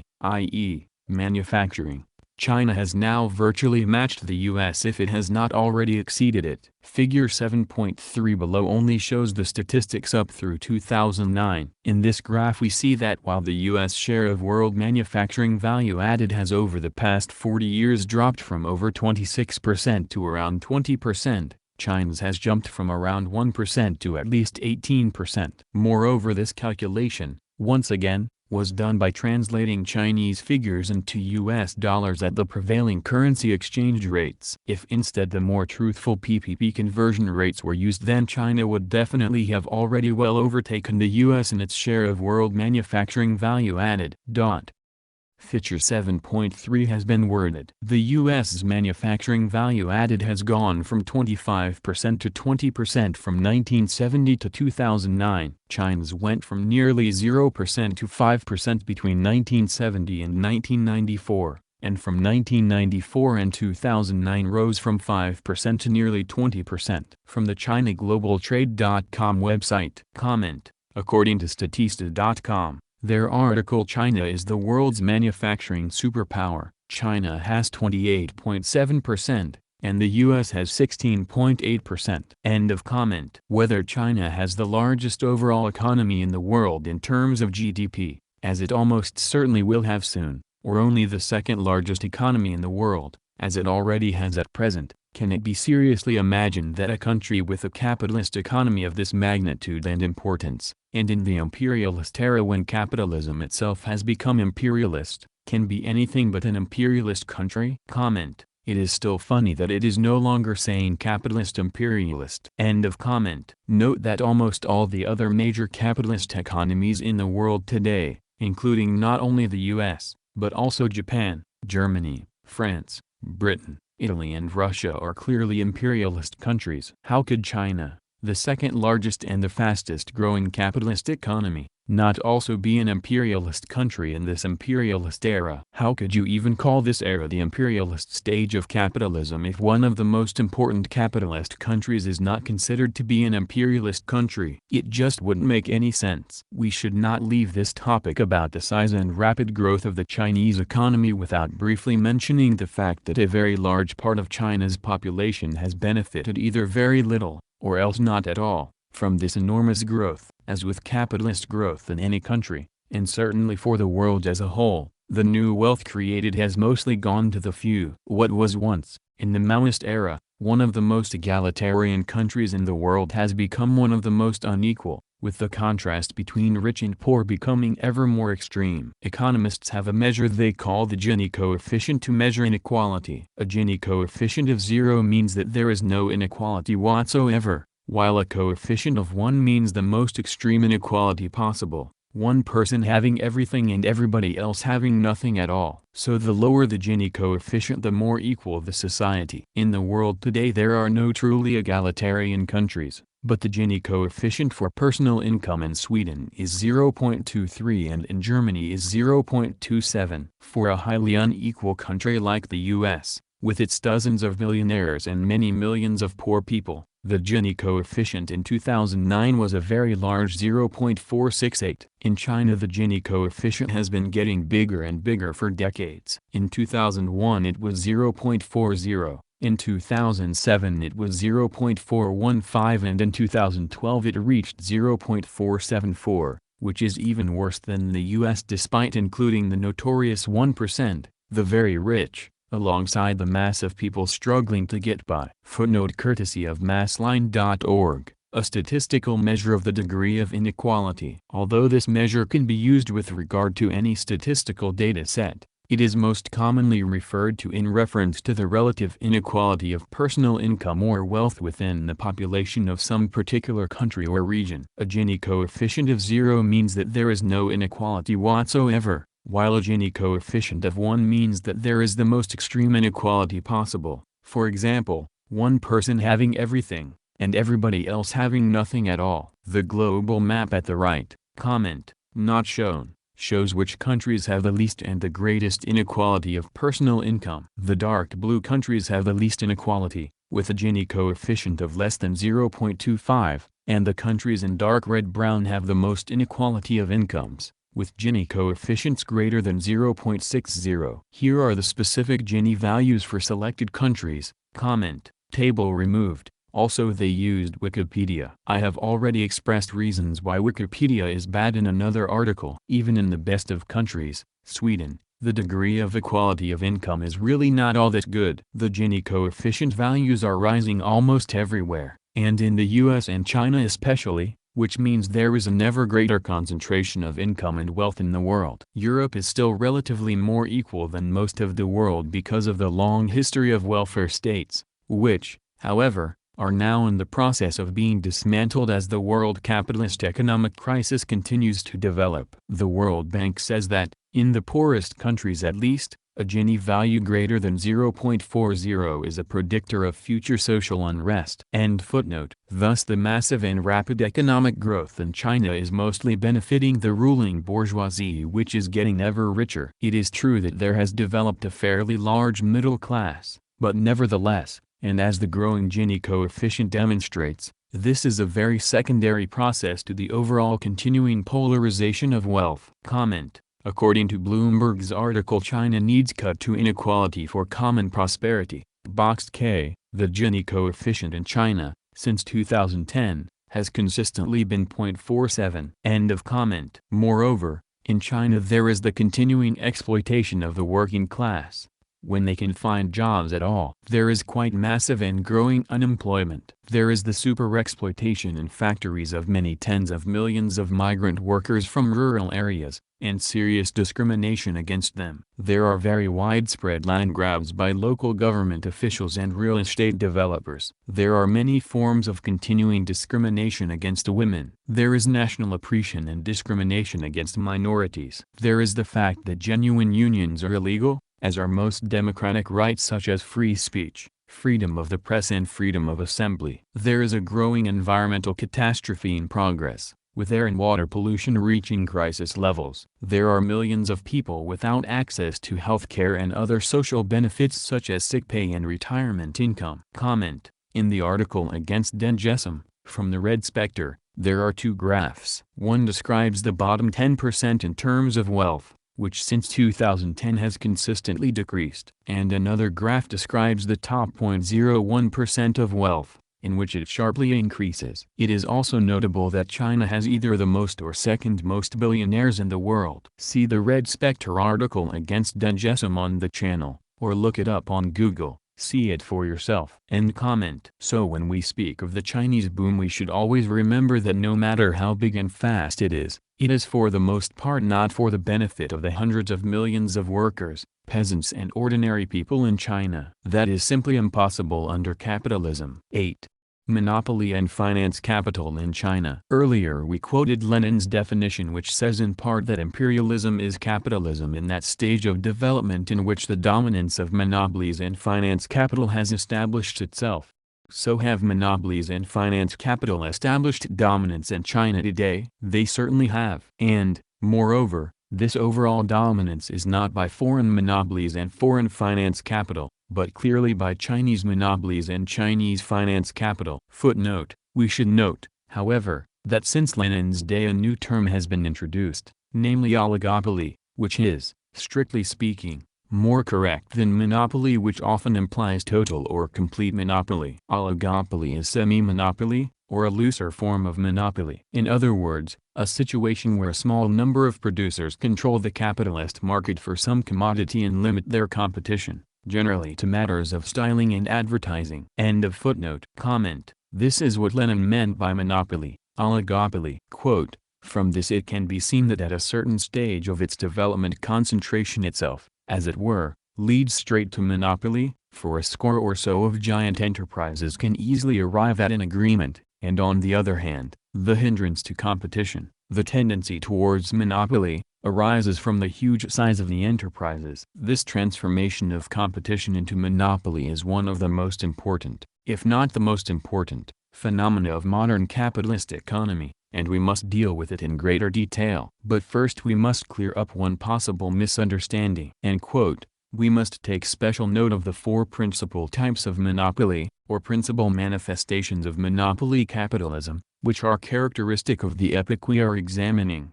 Firstly, monopoly arose out of the concentration of production at a very high stage. This refers to the monopolist capitalist associations, cartels, syndicatists, and trusts. We have seen the important part these play in present-day economic life. At the beginning of the 20th century, monopolies had acquired complete supremacy in the advanced countries, and although the first steps towards the formation of the cartels were taken by countries enjoying the protection of high tariffs, Germany, America, Great Britain, with her system of free trade, revealed the same basic phenomenon, only a little later, namely, the birth of monopoly out of the concentration of production. Secondly, monopolies have stimulated the seizure of the most important sources of raw materials, especially for the basic and most highly cartelized industries in capitalist society, the coal and iron industries. The monopoly of the most important sources of raw materials has enormously increased the power of big capital, and has sharpened the antagonism between cartelized and non-cartelized industry. Thirdly, monopoly has sprung from the banks. The banks have developed from modest middleman enterprises into the monopolists of finance capital. Some 3 to 5 of the biggest banks in each of the foremost capitalist countries have achieved the personal link-up between industrial and bank capital, and have concentrated in their hands the control of thousands upon thousands of millions which form the greater part of the capital and income of entire countries. A financial oligarchy, which throws a close network of dependence relationships over all the economic and political institutions of present-day bourgeois society without exception, such is the most striking manifestation of this monopoly. Fourthly, monopoly has grown out of colonial policy. To the numerous old motives of colonial policy, finance capital has added the struggle for the sources of raw materials, for the export of capital, for spheres of influence, i.e., for spheres for profitable deals, concessions, monopoly profits and so on, economic territory in general. When the colonies of the European powers, for instance, comprised only 1/10 of the territory of Africa as was the case in 1876, colonial policy was able to develop, by methods other than those of monopoly, by the free grabbing of territories, so to speak. But when 9/10 of Africa had been seized, by 1900, when the whole world had been divided up, there was inevitably ushered in the era of monopoly possession of colonies and, consequently, of particularly intense struggle for the division and the redivision of the world. End of quotes. Lenin, Imperialism, the Highest Stage of Capitalism, 1916. Clearly, Monopoly in Lenin's book means oligopoly today. But just so people really understand, I will repeat it here: monopolist capitalist associations, cartels, syndicates, and trusts. What is monopolist? It implies that associations, cartels, syndicates, and trusts can behave as a monopoly. End of comment. During the Mao era, when China was a socialist country, industrial production was consolidated and centrally directed through overall socialist planning. Comment. For like a year. End comment. When Deng Xiaoping and his cohorts transformed China back into capitalism after Mao's death, all these industries initially remained state-owned and the economy was, to begin with, almost entirely state capitalist. Over time, and especially during the 1990s, many of these state-owned enterprises, SOEs, were privatized, and many additional private companies and corporations were established and grew. And with the opening up to foreign investment, many foreign corporations also began to set up factories and operations in China, mostly for the export of commodities produced with cheap Chinese labor. Comment. What this has all meant is that in the new capitalist era, state capitalism in China has been considerably, though still only partially, transformed into private monopoly capitalism. Of course, state capitalism itself is a form of monopoly capitalism in the general sense, and even a more concentrated and further monopolized form of it. And even if China had retained near total state capitalism, as the Soviet Union did in its last 35 years, it would have still been an imperialist country. But the fact that China has partially switched over to Western-style private monopoly capitalism has made its form of capitalist imperialism look more similar to that in the US, Europe and Japan. Even though China has been a capitalist country for decades now, as of 2012 SOEs still make up about half of the economy in terms of assets owned and about one-third in terms of value-added production. About 20% of Chinese employees work at these SOEs, down from 60% as recently as 1998. See chart. Comment. State-owned numbers show that assets, value-added and employees dropped. See the work for the original. End of comment. However, it should be understood that these many remaining Chinese state-owned enterprises, SOEs, though they do in fact constitute a type of state capitalism from a formal perspective, now actually operate much more as if they were privately owned monopoly corporations. Some of the first significant steps in this direction were taken in the economic readjustment and reforms of 1979 when SOEs were granted some decision-making powers, such as, over the distribution of profits. Businesses enjoy expanded powers. Beijing Review, Volume 27, Number 25, June 18, 1984, p. 10. A different sort of bourgeois reform of SOEs, beginning in the early years of Deng Xiaoping's return to power after Mao's death, was the dismantling of the iron rice bowl. In the Maoist era, workers and state enterprises were guaranteed permanent employment status, an 8-hour day, an 8-grade wage scale in which workers could move up through seniority, free medical benefits, pensions, paid maternity and sick leave and subsidized food, housing and childcare. With the return of capitalism, all these benefits have been stripped away and are no longer obligations of SOEs. One of the motives of the new bourgeois ruling class for closing down so many SOEs, other than low profitability, was the strong outrage of the workers to the loss of these benefits and the growth of serious labor unrest because of this. In some cases the government just had no choice except to shut down some enterprises entirely, given their exposed and hated new management policies. Another big step in changing SOEs to be more like private corporations was made with the new regulations for SOEs introduced in May 1984, which stated, among many other things,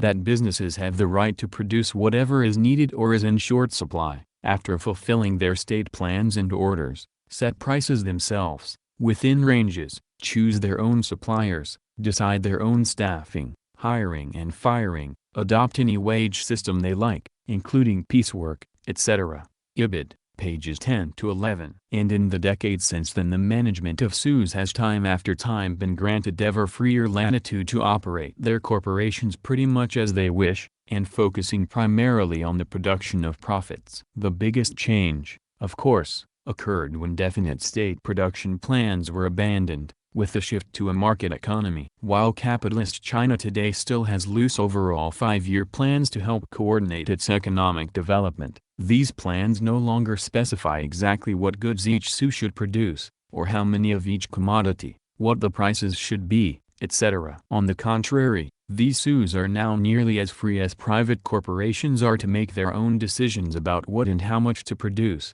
how much to charge, when and where to expand, etc. It is now the dictates of the capitalist marketplace which are the primary determiners of what SUs produce, not any socialist production planning, and further emphasis is continually being put on allowing markets to play the decisive role in the allocation of resources. Footnote: this decisive role for markets is the terminology used in the communiqué of the Third Plenum of the 18th Central Committee in November 2013. Previously the market was described as merely the basic determiner of the allocation of resources. The change in terminology, though slight, was meant to put yet further emphasis on market forces. See the Party Plenum, Everybody Who Loves Mr. Xi, Say Yes, Economist, November 16, 2013. p. 49. End of footnote. Moreover, in China even privately owned monopoly capitalist corporations are under somewhat more state, party direction,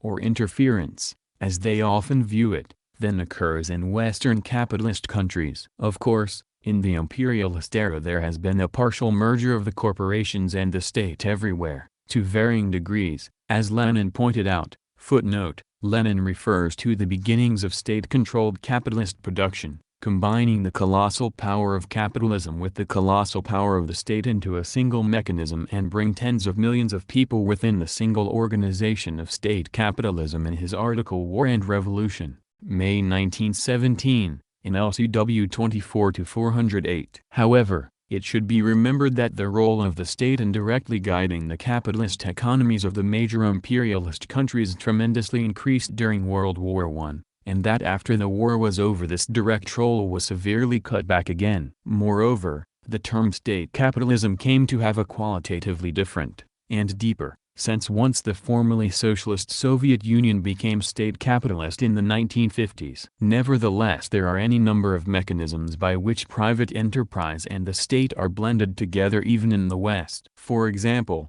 there is the fact that corporate wealth and the rich in their media largely determine who gets elected to political office. There is the fact that corporate lobbyists largely determine the details of new laws. There is government regulation of corporations, direct and indirect, such as through tax laws, and also regulatory capture, wherein corporations supposedly being regulated by government agencies gain control over the regulatory bodies, through bribes or otherwise, and there is the revolving door syndrome, cronyism, whereby government officials, or even industry regulators, become corporate managers, and vice versa. End of footnote. Comment. Also, bourgeois nationalization of industry still controls industry not for the common good but for the capitalists. End of comment. So the difference between SUs and private corporations in present-day capitalist China is not nearly as great as one might imagine. Both types of formal ownership are tools for the exploitation of the Chinese working class by the ruling capitalist class. And both types of formal ownership represent the partial merger of the capitalist state with semi-independent units of production,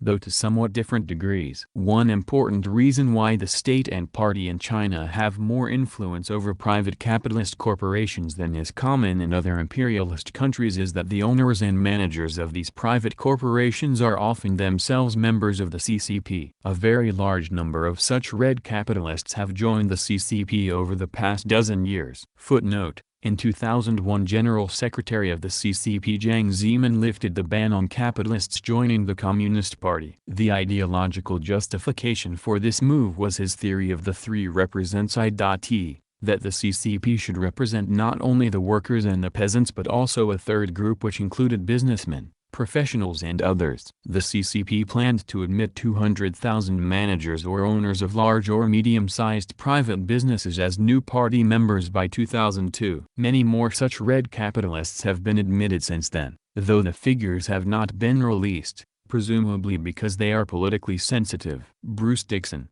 Red Capitalists in China, 2003. especially pages 102 to 104. End of footnote. A second group of red capitalists were already in the CCP when they became capitalists. In 1992 the CCP began encouraging members of the party to start their own private business operations. This is what became known as Zai, or plunging into the sea of private enterprise. These Zai capitalists were acting on Deng Xiaoping's well-known admonition that to get rich is glorious, and they have generally kept their membership in the CCP in order to maintain their political connections and influence. As of 2002, roughly 1/5 of China's private entrepreneurs were already members of the CCP, and 2/3 of them were Zai capitalists. Bruce Dixon, Red Capitalists in China, 2003. Pages 107 to 108. Some of China's biggest red capitalists now appear on the Forbes list of the world's billionaires. Comment: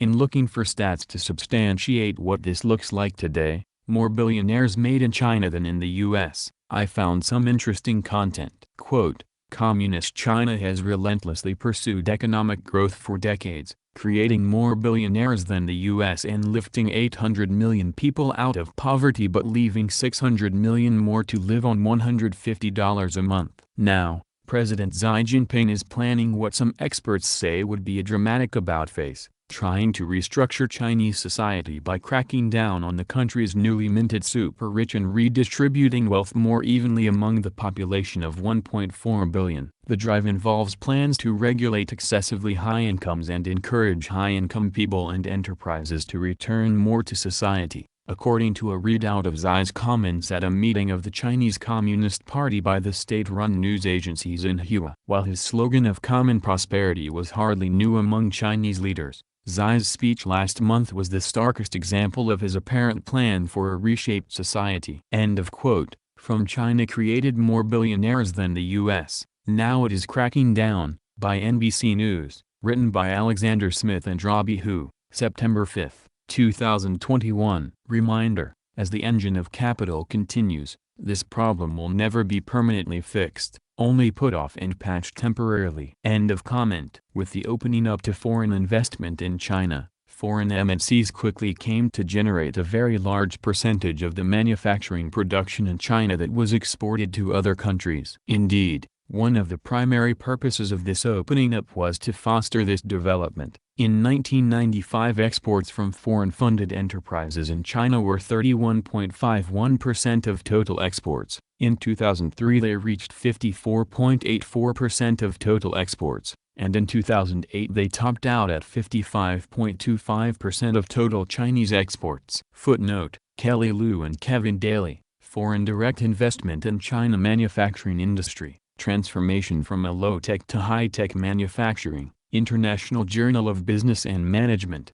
Volume 6, Number 7, July 2011, Table 3. However, by our calculation, the percentage of foreign-funded exports in 2008 was 55.34%, rather than 55.25% as the authors state here, if official statistics from the Chinese government are used. See next footnote for the Chinese government statistical website. End of footnote. This domination of Chinese exports by foreign-funded enterprises led some people to erroneously conclude that foreign MNCs were dominating the entire Chinese economy. There are several things to consider in coming to understand why this is simply not the case. First, since 2008, while the value of exports by foreign-funded enterprises has continued to rise, the percentage of total exports coming from foreign-funded enterprises has been gradually falling. Chinese government statistics showed that this percentage had fallen to just below 50% in 2012. Statistical Communique of the People's Republic of China on the 2012 National Economic and Social Development, National Bureau of Statistics of China, February 22, 2013, Table 6. Moreover, while exports from SUS in 2012 dropped by 4.1% from a year earlier, and exports from foreign-funded enterprises rose by 2.8%, the rise in exports from privately owned Chinese companies increased by a much larger 21.1%. IBID. The trend now is therefore for locally owned private Chinese companies to take over an ever larger part of the export market. Second, Many of what are counted as foreign-funded enterprises in Chinese statistics are not really foreign. In particular, Hong Kong-based companies are included in the foreign-funded category even though Hong Kong has actually been part of China since 1997. Moreover, Hong Kong is by far the largest single source of inward foreign direct investment into China, accounting for $456.2 billion, or 41%, of accumulated foreign inward direct investment as of 2010. Ken Davis, Inward FDI in China and Its Policy Context, 2012, Columbia FDI Profiles, October 24, 2012, Annex Table 4, p. 11. This compares to an accumulated FDI from the U.S. of only $78.7 billion, 7.1% of the cumulative total, as of 2010. Comment. According to Statista.com, China's FDI inflow of 2021 was $173.48 billion. Monthly value of inward foreign direct investment flows to China from July 2019 to July 2022. Statista.com, 2022. End of comment. Many people have somehow got the idea that the Chinese economy is dominated by Western imperialist countries such as the US, Britain and Germany, but it just isn't so. Even if you add together the accumulated inward FDI, as of 2010, from the US, Britain, Germany, France and Japan, it only comes to $197.4 billion, which is much less than half of that from Hong Kong alone. EBIT from previous non-comment source. Comment. Well, it just nearly broke that in a year, and if you add in July of 2022 to it, you nearly match it. Only off by a few billion. EBIT from the previous comment source. And there is also quite a bit of investment from Taiwan, South Korea, Singapore and even tiny Macau, which is also now part of China, none of which can possibly be considered as a foreign power capable of bossing China around or controlling its economy. Third, even the export component of the Chinese economy is itself declining in importance over time. The Chinese government is making an ever more determined effort to reduce its economy's reliance on exports, and major changes have already been made in this direction. The exports of goods fell from 38% of China's GDP in 2007 to just 26% in 2012. China, the economy. A bubble in pessimism. The Economist, August 17, 2013, p. 39. The value of Chinese exports continues to rise, but the internal Chinese economy is growing much faster. This is why the percentage of Chinese exports as a part of total GDP is falling so fast. Comment. Only 19% of GDP in China was exports in 2021, according to Statista.com's article Share of Exports in Gross Domestic Product, GDP, in China from 2011 to 2021. End comment. Therefore the notion that foreign imperialist countries and their MNCs dominate the Chinese economy is quite erroneous, as is the sometimes accompanying notion that foreign imperialism controls China politically. Things are even clearer and more obvious when we look at the financial heights of the Chinese capitalist economy. All the big banks are under tight control by the government and party, as the British ruling class magazine, The Economist, noted in reference to China. The country's biggest financial institutions are so closely held by the state that they are, in effect, arms of the treasury. China's big banks. Giant reality check. Economist, August 31, 2013, p. 61. 4 of the 10 largest banks in the world are now Chinese, including the biggest of them all, the Industrial and Commercial Bank of China, ICBC, which has assets of $2.8 trillion.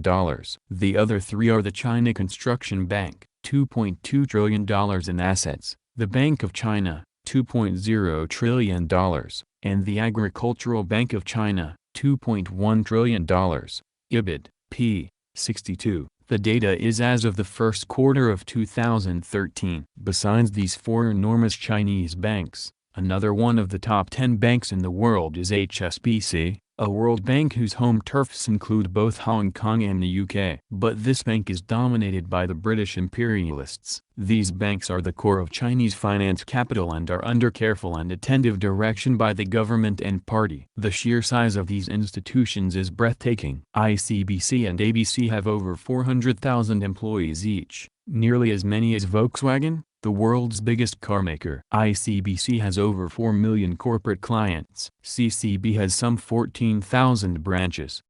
Ibid. p. 61. Comment. This previous paragraph is the pinnacle of finance capital. End comment. One Western book about China's financial sector, and representing the views of foreign financial capitalists, laments that China's central government has unshakable control of the sector, adding that foreign banks hold, at best, little more than 2% of total financial assets, and despite the undeniable economic opening of the past 30 years and the WTO agreement notwithstanding, China's financial sector remains overwhelmingly in Beijing's hands. Carl Lee Walter and Fraser J.T. Howie, Red Capitalism, The Fragile Financial Foundation of China's Extraordinary Rise, John Wiley & Sons, Asia, 2011, pages 28 to 29. The Big Four banks are led by senior figures in the CCP hierarchy, with bosses shuttling easily between banks and regulatory agencies.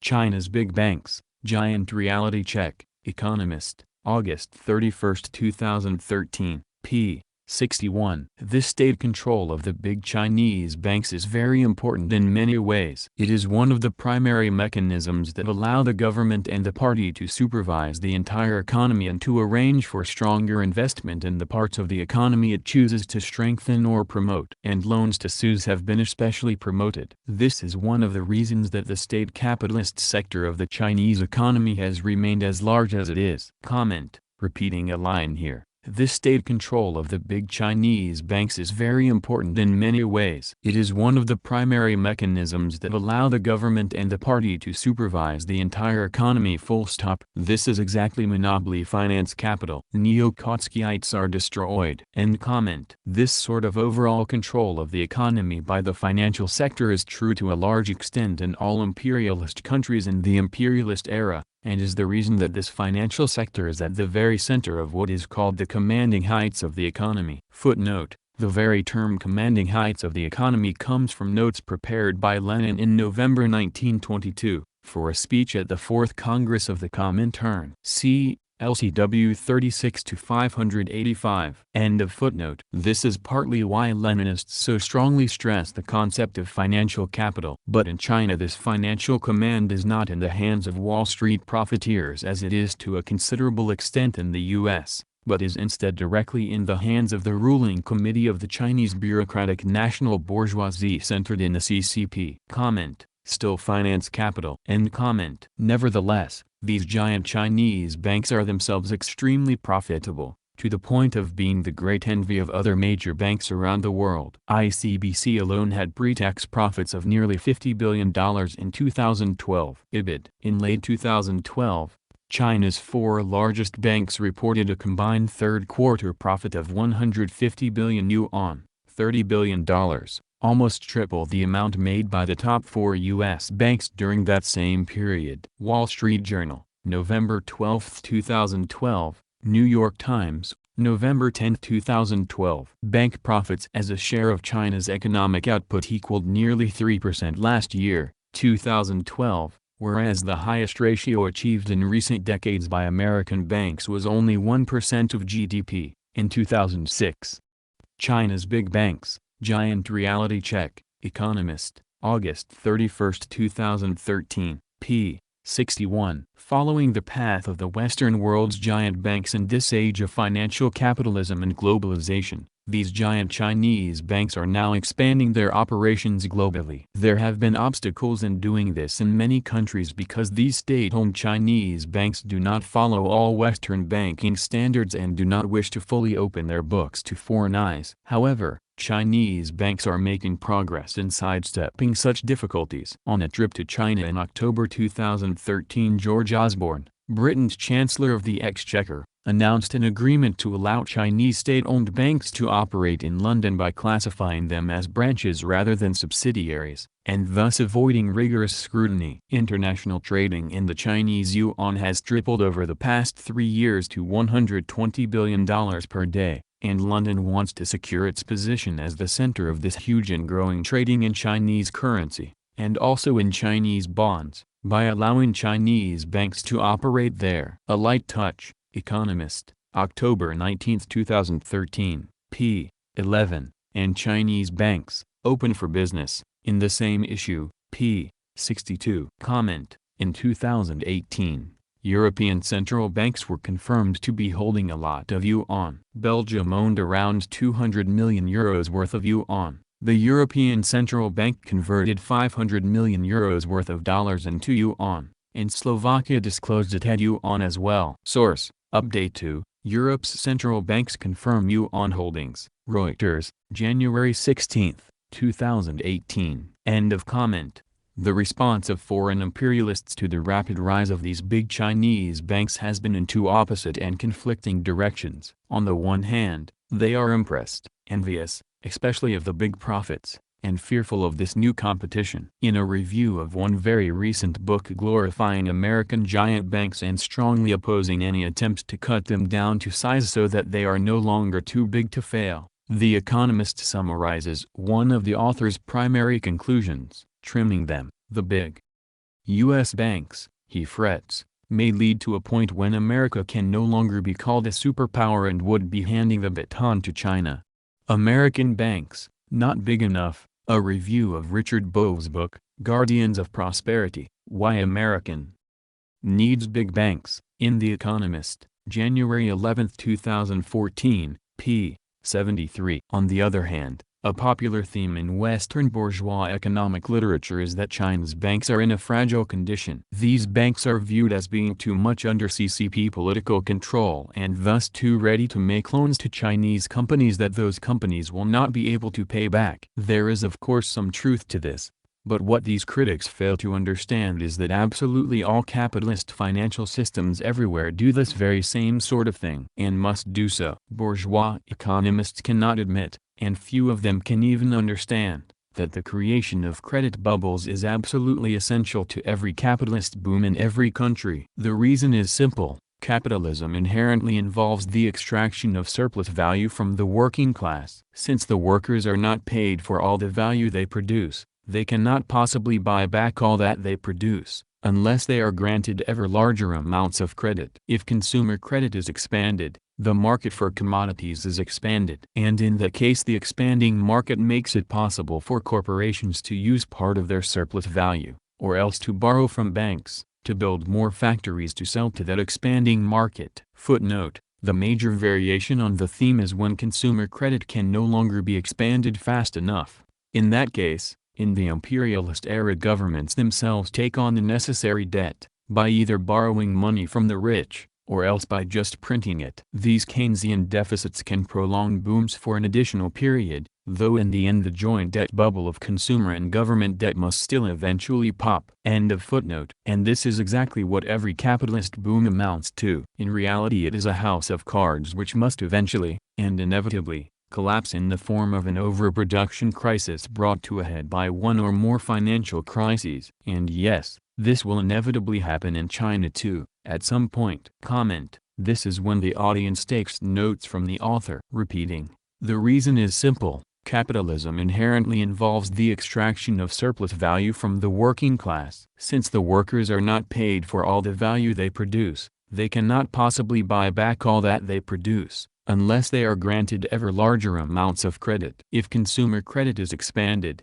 the market for commodities is expanded. And in that case the expanding market makes it possible for corporations to use part of their surplus value, or else to borrow from banks, to build more factories to sell to that expanding market. And this is exactly what every capitalist boom amounts to. In reality it is a house of cards which must eventually, and inevitably, collapse in the form of an overproduction crisis brought to a head by one or more financial crises. End of comment. But because there was no internal or external debt in China during the socialist period, the room for the creation and expansion of credit in the new capitalist era has been much greater than in the US, Europe or Japan, which were already wallowing in mountains of debt built up over the decades since World War II. Tsai Ching: our country is now a socialist country without internal or external debts. Peking Review, Volume 12, Number 21, May 23, 1969. This is the primary reason why China has so far been much less affected by the world overproduction crisis and its attendant financial crises. They simply have had the ability to increase their credit, debt load in a much greater and faster way. Thus, in relation to the sizes of their economies, the stimulus packages during the 2008-9 financial crisis were much greater and much more effective in China than elsewhere. A related view common in the Western bourgeois economic literature about the Chinese financial system is that it has been leading to a gross misallocation of capital. Well, of course, from a Marxist point of view, this is also inevitable under capitalism. And there have been many especially absurd examples which can be pointed to. In the US in the late 1990s, for instance, there was the so-called new economy or dot-com boom, wherein there were massively disproportionate, and totally unwise, investments in internet companies, some of which never made a profit at all. Many billions of dollars were lost in such foolishness. Comment: billions aren't lost, they're transferred. But I get the author's point. End of comment. Following that collapse in the recession of 2000-2001, a new wave of misallocation of capital in the U.S. began in what turned out to be major housing bubble and the securitization of bundles of subprime mortgages. That too collapsed, or partially so, in 2008-2009. A similar sort of thing happened in Japan in the late 1980s. With the grotesque real estate bubble that collapsed in the early 1990s. What, indeed, is a capitalist boom if not a gross misallocation of capital, which only becomes fully clear when the bubble bursts? Comment: the chip shortage of 2019, which also coincided with the widespread effects of the COVID-19 pandemic, is the current crisis capitalism is undergoing. According to economic figures, China seems to be doing better than America and Europe. End of comment. The Chinese financial system does in fact have many problems which are continually building up, just as are those of all the other imperialist countries. There is certainly a housing bubble building up in China, for example. Footnote: this housing bubble in China has been building up for many years. In 2013, the sales of new homes exceeded $1 trillion for the first time. The total value of new home sales rose by 27% from a year earlier, while average new home prices in December 2013 rose by 16% in Beijing, from a year earlier, by 18% in Shanghai, and by 20% in Guangzhou and Shenzhen. Housing sales in China top $1 trillion. San Francisco Chronicle, January 21, 2014, p. D2. End of footnote. There is a shadow banking system in China, just as there is in the U.S., though it has a somewhat different character. There is quite a lot of overproduction presently evident in China, as elsewhere. There are some new ghost cities with thousands of apartments and offices currently unoccupied. All these things and many more are true. However, this is in the very nature of capitalism for there to be a lot of economic anarchy of this sort, and for there to be expanding debt and asset bubbles during boom times. None of this shows that Chinese capitalist imperialism is fundamentally different from other imperialist countries. 9.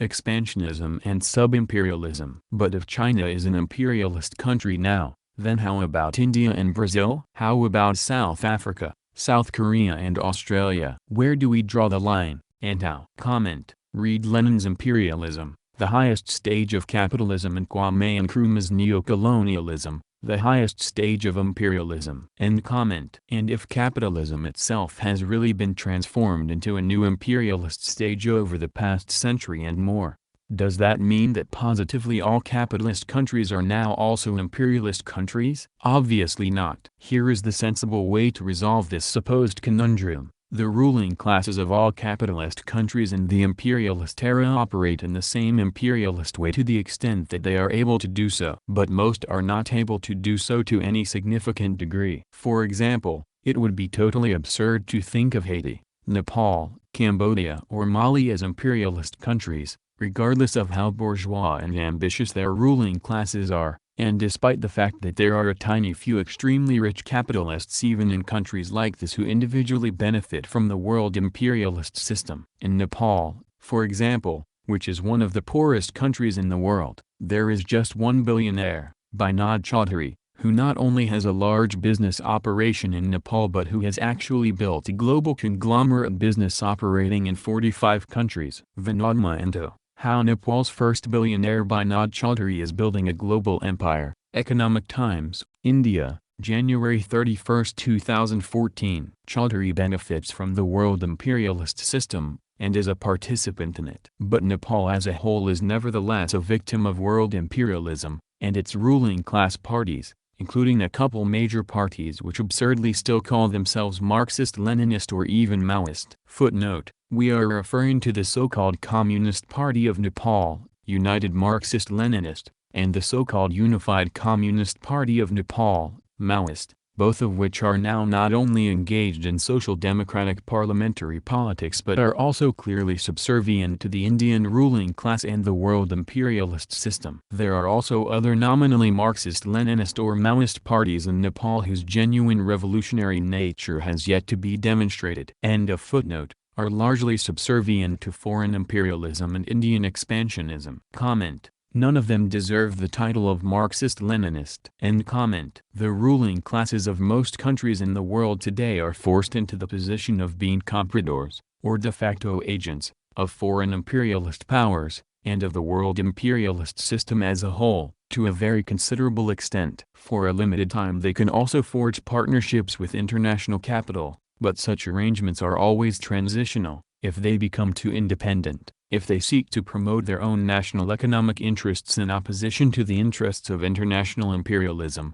then tremendous economic pressure is put on them, sometimes rising to the level of outright economic warfare. And if they persist, they are apt to suffer serious political interference and even assassinations or political coups engineered by foreign imperialist intelligence agencies. And, if all that still doesn't whip the recalcitrant local ruling class back into line, the world imperialist system will mobilize its massive military forces, usually at present led and or organized by the U.S., to invade the country and forcibly attempt to set up a new client regime friendly to the world imperialist system. However, if the capitalist ruling class in any country today becomes powerful enough, that is, if that country develops a sufficient level of economic and military strength, it will become more and more internally independent of other powerful imperialist countries. Its ruling class, which originally had no choice but to more or less be compradors to some powerful foreign imperialist countries, or to the extremely powerful imperialist system as a whole,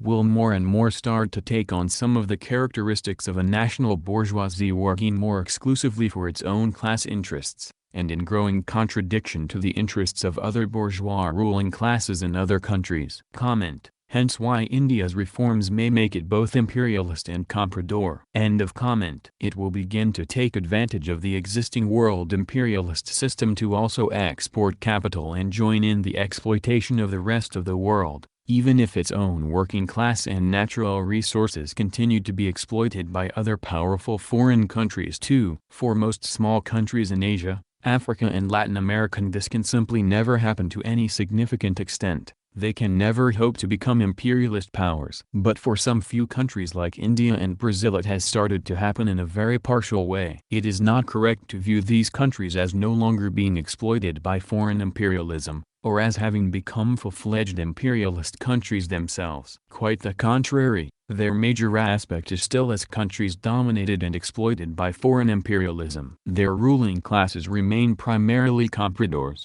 even if they are also starting to occasionally engage in independent action and focus somewhat more on their own national class interests and goals. Footnote: Marxists have often supposed that there is a sharper opposition between the comprador bourgeoisie and the national bourgeoisie in a third world country than there really is. They sometimes view these two sections of the ruling class as totally distinct and totally opposed to each other. It is generally not like that at all. In the case of India, to give a specific example, it is sometimes falsely supposed that there are two very opposed sections of the ruling class, the comprador bourgeoisie and the bureaucratic national bourgeoisie, dominated by families such as the Tatas and the Birlas, and only one of these sections holds true political power, namely, the compradors. The other section, representing the Tatas and the Birlas, is supposedly too weak to gain real power. But imagine that somehow, if only as a thought experiment, a political party representing only the national bourgeoisie, and not the compradors,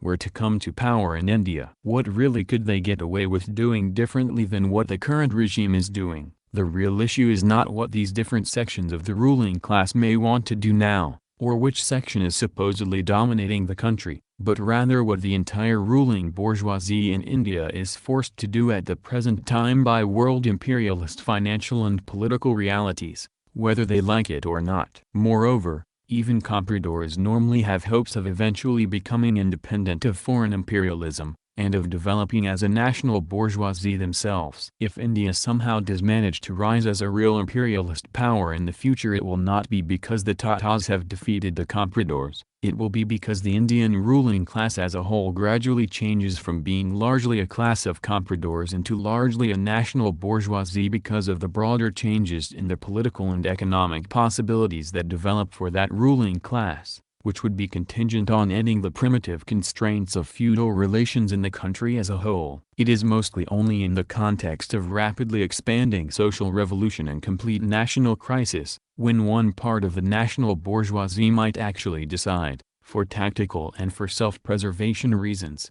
to support the revolution, where we have the really serious conflict between these sections of the ruling class that people are familiar with because of the history of the Chinese Revolution. End of footnote. Revolutionaries in South Asia appropriately describe the Indian ruling class as expansionist. Footnote. The term expansionism for India derives from the terminology used by Maoist China to criticize India's territorial claims and military actions against China, over border disputes, and similar claims and actions against other neighboring countries, and the doctrines of the ruling class in India which led to these actions. These reactionary expansionist ideas of India's big bourgeoisie and big landlords form an important part of Nehru's philosophy. More on Nehru's philosophy in the light of the Sino-Indian boundary question, by the editorial department of Renmin Ribao, October 27, 1962, English translation in Peking Review, No. 44. November 2, 1962, pages 10 to 22. This specific quote is on p. 11. End of footnote. This means that the Indian ruling class seeks to dominate the entire South Asia area, and perhaps eventually the entire Indian Ocean basin and beyond. This sort of expansionism is really a junior sort of local imperialism. Comment. By that logic, any imperialism not Western could be considered a junior sort of local imperialism. There is only imperialism. End of comment. It involves the same forms of economic penetration and military dominance as imperialism at the world level does. The top imperialist countries do not really mind that India does this, at least within limits. In fact, they often encouraged and lauded it. It seems only natural to the top imperialist countries that regional sub-bosses should emerge and help keep order there, along with some acceptable level of regional looting. Clear examples, among many others, include the Indian support for the repressive state of Sri Lanka, the domination of Nepali resources, and providing troops for the U.S. occupation of Afghanistan. Comment. This is a superfluous distinction to make. Imperialism's neocolonial aspect will seek to ever expand its markets, just as a capitalist's goal is to expand their markets. End of comment. Thus Indian expansionism is itself an aspect of the current world imperialist system. In the same sort of way the Brazilian bourgeoisie has been seeking to play an ever more regionally dominant role, economically and politically, in South America. Brazil, like India, now exports some capital to other countries, even beyond its own region and to Africa especially, though each is also the recipient of much larger capital inflows. Footnote. Actually the situation is somewhat different in Brazil than in India. According to an OECD chart of foreign direct investment outflows, during the 5 years from 2008 through 2012 India had total outward FDI of $71.7 billion, while Brazil had total outward FDI of just $18.2 billion. Moreover, in 3 of those 5 years, including 2011 and 2012, Brazil actually had negative outward FDI, i.e., some of its previous outward FDI was eliminated through sale, losses, repatriation, etc. For comparison purposes, during this same 5-year period China had total outward FDI of $262.9 billion, Russia had $220.0 billion, and South Africa had just $5.2 billion, also with 2 negative years. This information comes from the OECD document FDI in Figures, April 2013, Table 2. The inward FDI for these and other countries is shown in Table 1 of that same report. End of footnote. We could say that there are signs that the ruling classes of India and Brazil are taking on some of the characteristics of a national bourgeoisie, even though they remain most essentially bureaucratic comprador bourgeoisies so far. They are clearly sometimes struggling against their constraints, as when they join with China and Russia in such schemes as setting up a Brooks Bank independent of the U.S., Europe and Japan. More about this below. Is it possible that someday India, Brazil, and perhaps even a few more countries, might graduate from the status of mere expansionist, or sub-imperialist, countries and become full-fledged imperialist powers themselves? Well, sure, this is conceivable, sometime in the future. But we must be clear that this is not at all the case today. India and Brazil are in a qualitatively different situation than is China in the present world economy and power structure. Comment. As stated previously, imperialism is only the domination of monopoly finance capital, and as such, is actively seeking to expand its markets. So the idea that Brazil, India, etc., are not seeking to expand is wishful thinking. They absolutely are going to try. End of comment. A few words about the term sub-imperialism. This term can be used in various different senses, including a. as a reference to countries such as Britain, France, Germany, and Japan, in relation to the single U.S. superpower. However, this conception downplays the imperialist nature of countries other than the U.S., and therefore implicitly supports the erroneous idea that there really is just one imperialist country and not a world imperialist system. B. as a reference to countries which serve primarily as regional agents for the major imperialist powers, the U.S., Britain, France, Germany, Japan, etc., and for the world imperialist system. South Africa has frequently been referred to as sub-imperialist in this sense, since it has often intervened in other countries in southern Africa on behalf of international imperialism and with their backing. And India and Brazil could also be considered sub-imperialist in this sense. C. as a reference to a few countries, especially India and Brazil, whose ruling classes have serious imperialist ambitions themselves, are showing somewhat more political independence from the existing powerful imperialist countries, and are starting to take on some characteristics of a national bourgeoisie rather than as a mere comprador bourgeoisie as in the past, and whose countries are starting to export capital. This is the sense of the term sub-imperialism that comes closest to meaning a form of junior or want-to-be imperialism. And what a despicable goal that is! In our view, sense A is quite wrong and should be completely opposed. Sense C makes the most logical sense. However, sometimes authors use the term sub-imperialism in a rather ambiguous way, blending the B and C senses. One example where this seems to be the case is the interesting article by Patrick Bond, The Rise of Sub-Imperialism, Counterpunch, November 23 to 25, 2012. Calling countries like India and Brazil sub-imperialist today does seem quite reasonable. But if we do so, we must be sure to keep in mind that this does not mean that they are now full-fledged imperialist countries, but merely that their ruling classes have dreams of becoming such, and are presently just beginning to show some limited independence from the established imperialist countries. Their abilities, and need, to export capital and demonstrate independent military strength are still fairly small. Perhaps because of the possible confusion of senses of the term sub-imperialism, many revolutionaries seem to prefer to use the existing term expansionism instead, since it is already well established, especially in South Asia. In summary, in the modern era, the basic form that capitalism itself takes is monopoly capitalism or imperialist, with the degree of state participation in the economy varying considerably, however. But the individual ruling classes in the world are either near the top of this dog-eat-dog system, or near the bottom. Only a very few are intermediate, with some visible characteristics of each. Historically, some few countries have graduated from the bottom ranks of countries which were primarily exploited by more powerful capitalist countries, and have become primarily exploiting imperialist countries themselves. Most recently, this has clearly happened in the case of China. Whether it will happen to a few other major capitalist countries, such as India and Brazil, is an open question. At present, however, this still seems doubtful, especially in light of the major world capitalist economic crisis that is still in its fairly early stages and yet is developing inexorably. 10.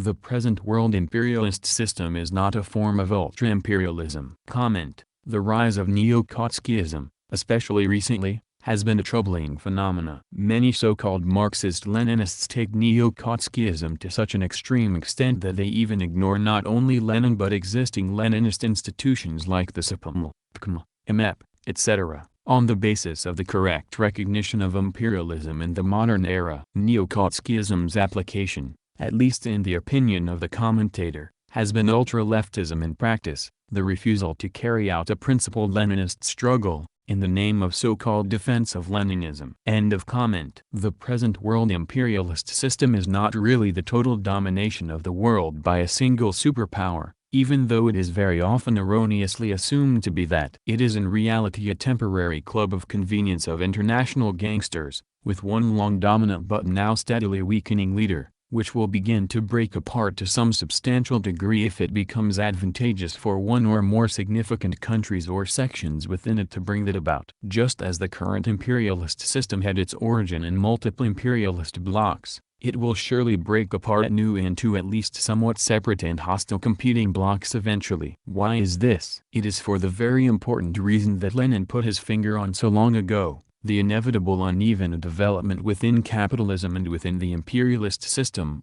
and the unending objective of capitalism to expand, or die, at each other's expense. Lenin noted that this uneven development is characteristic of capitalism in general and at all levels of organization. Uneven and spasmodic development of individual enterprises, of individual branches of industry and individual countries, is inevitable under the capitalist system.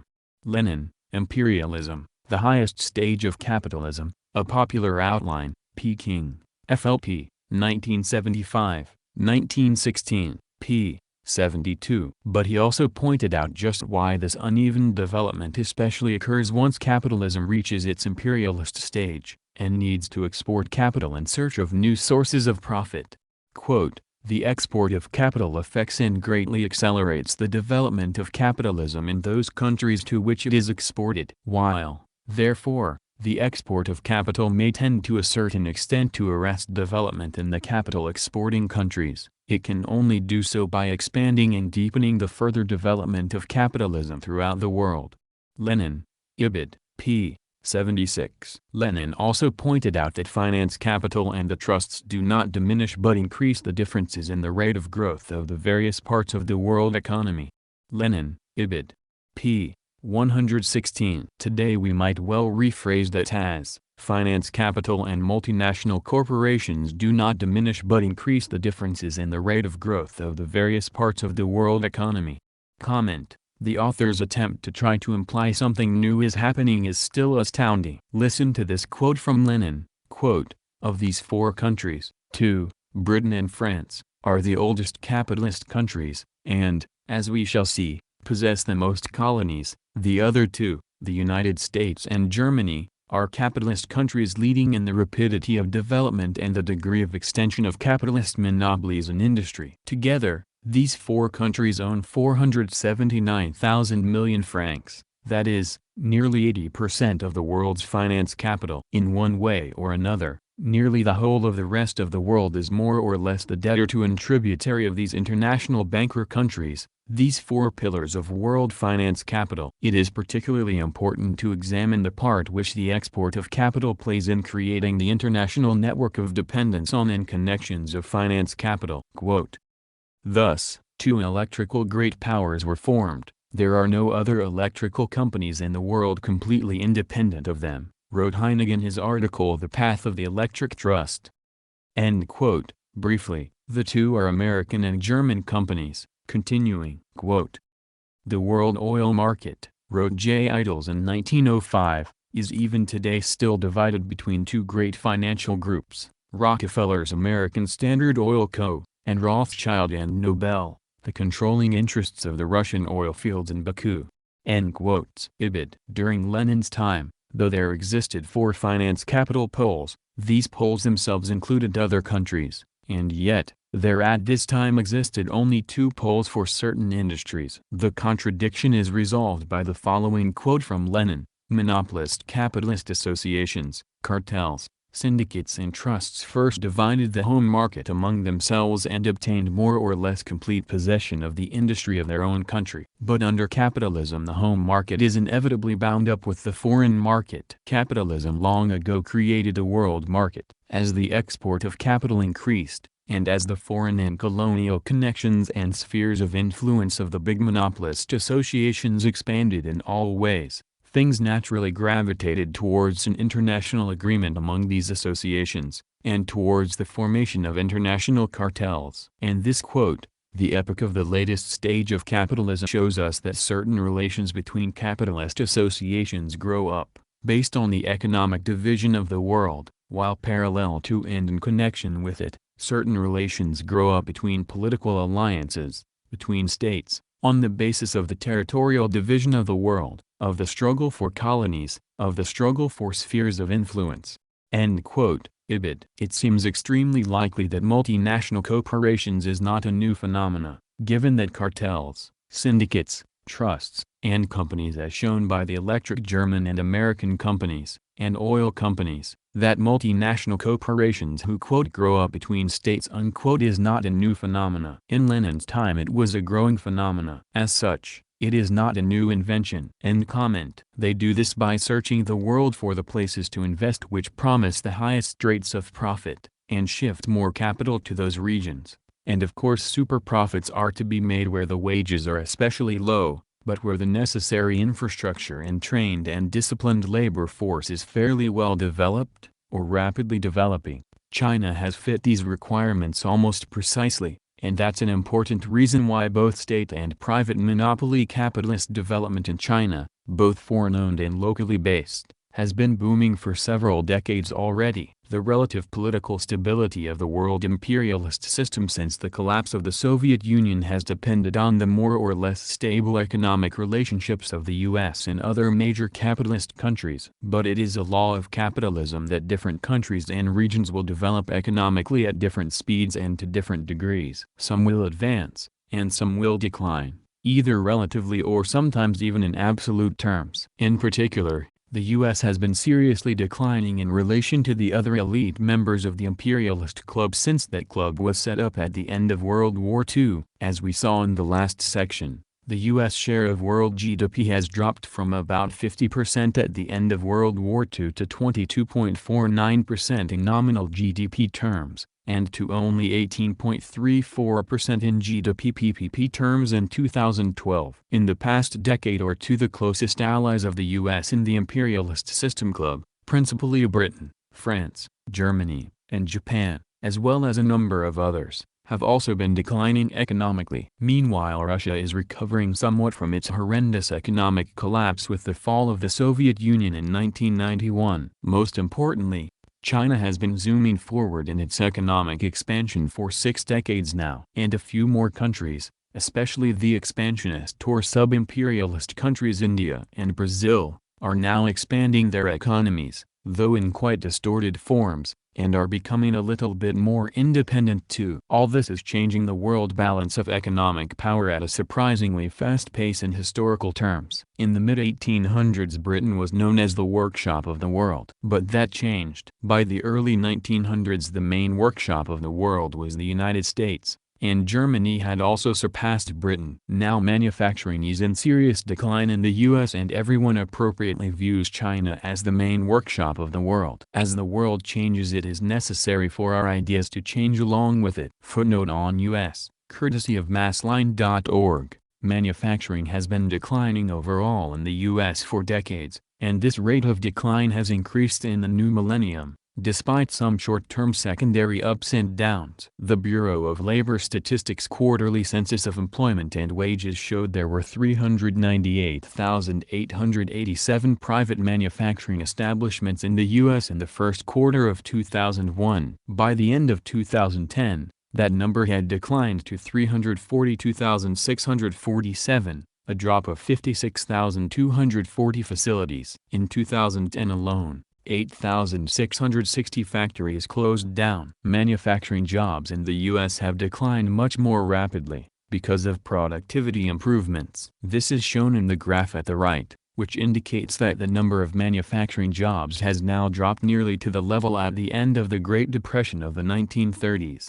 End of footnote. Military power follows economic power, though with a substantial lag. As China gets stronger economically and the U.S. declines economically, the present huge advantage in U.S. military strength will gradually diminish. The U.S. is already having tremendous and increasing difficulties prevailing in the endless series of imperialist wars it is waging in the Third World. Comment: it would be more appropriate to say neocolonies. End of comment. And the huge expense of these endless wars is proving to be very damaging to the U.S. fiscal situation, and is leading to even faster increases in its financial indebtedness to China. This is reminiscent of how the great cost of colonial wars and World Wars I and II speeded up the decline of British and French imperialism. The rise of China and the decline of the U.S. will lead to a much more serious economic struggle between them, and quite possibly a bifurcation of the present single imperialist system into two competing blocs, and even the eventual possibility of inter-imperialist military struggles between them, probably via proxy wars, etc. We will talk some more about increasing U.S.-China contention later. All these changes will be speeded up and become more contentious because of the continued development of the world overproduction crisis. We should make it clear that when we talk of imperialist blocs we are not necessarily talking about war blocs. Blocs of nations are more typically, and over the longest periods, economic blocs. This is why the main issue at present is not really about the relative military strength and capabilities of the different arising blocs, but rather about their current and future economic strength. On the other hand, in extreme circumstances economic blocs also develop into war blocs. Consequently, while it is true that there is now, and has been for 2 decades, a single world imperialist system, this is not at all the same thing as ultra-imperialism. Nor is having a single world imperialist system something that will likely continue in place as long as capitalist imperialism continues to exist. Capitalist imperialism is just not that stable. 11. BRICS as a sign of internal strain within the present world imperialist system. BRICS is an acronym for 5 important countries which have been gaining in economic power in recent years: Brazil, Russia, India, China, and South Africa. Of these, China has by far the largest economy and the fastest rate of economic growth. However, all of these countries are somewhat outside the main centers of world political power. Russia and China were once socialist countries. Russia had a long economic and Cold War struggle with the U.S. and its allies, with hard feelings and distrust still remaining, and Brazil, India and South Africa have all had a long history of imperialist domination and exploitation. Footnote on remaining: it might have been somewhat surprising for those who believe the Cold War between the Soviet Union and its bloc, on the one hand, and the US-led bloc, on the other, is long over, and can never resume, to read in a recent editorial in the British ruling class magazine, The Economist, that America's security umbrella allows European countries to feel safe from, for instance, the possibility of future Russian aggression while spending little on defense. July 6, 2013, p. 12. End of footnote. So there is history of these countries clinging together to some degree and challenging the US-led imperialist system from within. BRICS has become not only a convenient way of referring to some nations which are, as a collective whole at least, rising in economic power, it has also been moving in the direction of becoming a more formal conference or even a tentative international association of these 5 countries, in the midst of certain contrary pressures and internal strains among its members. As mentioned earlier, the World Bank and the International Monetary Fund, which were set up at the close of World War II by the U.S. and its allies, gave the U.S. a grossly disproportionate share of the voting rights and control of these institutions. This has not set well with the BRICS grouping, nor with many other nations. China, with its amazing economic growth, has been asked to contribute more and more to the IMF and WB, and while its voting share has been just slightly increased, it is still far below what it should be now based on the size of its economy. In fact, As of June 2013, China has just 3.81% of the voting shares in the IMF as compared with 16.75% for the US. An agreement was reached in 2010 that China's share could be raised to 6.068% provided that the IMF rules regarding such changes are followed. That means that 85% of the voting shares have to agree to the change. This in turn means that the US can by itself veto any such changes, and so far it has refused to vote for the expansion of China's voting power. Needless to say, this has greatly annoyed China, which has already won the support of over 78% of the voting shares. And even if China's vote was raised to 6%, it would still be less than half of the size it should be, in relation to the US. Comment: according to IMF.org, it's now at 6.4%. While the United States is at 17.43%. It seems like they got what they wanted, just a bit late. End of comment. Footnote: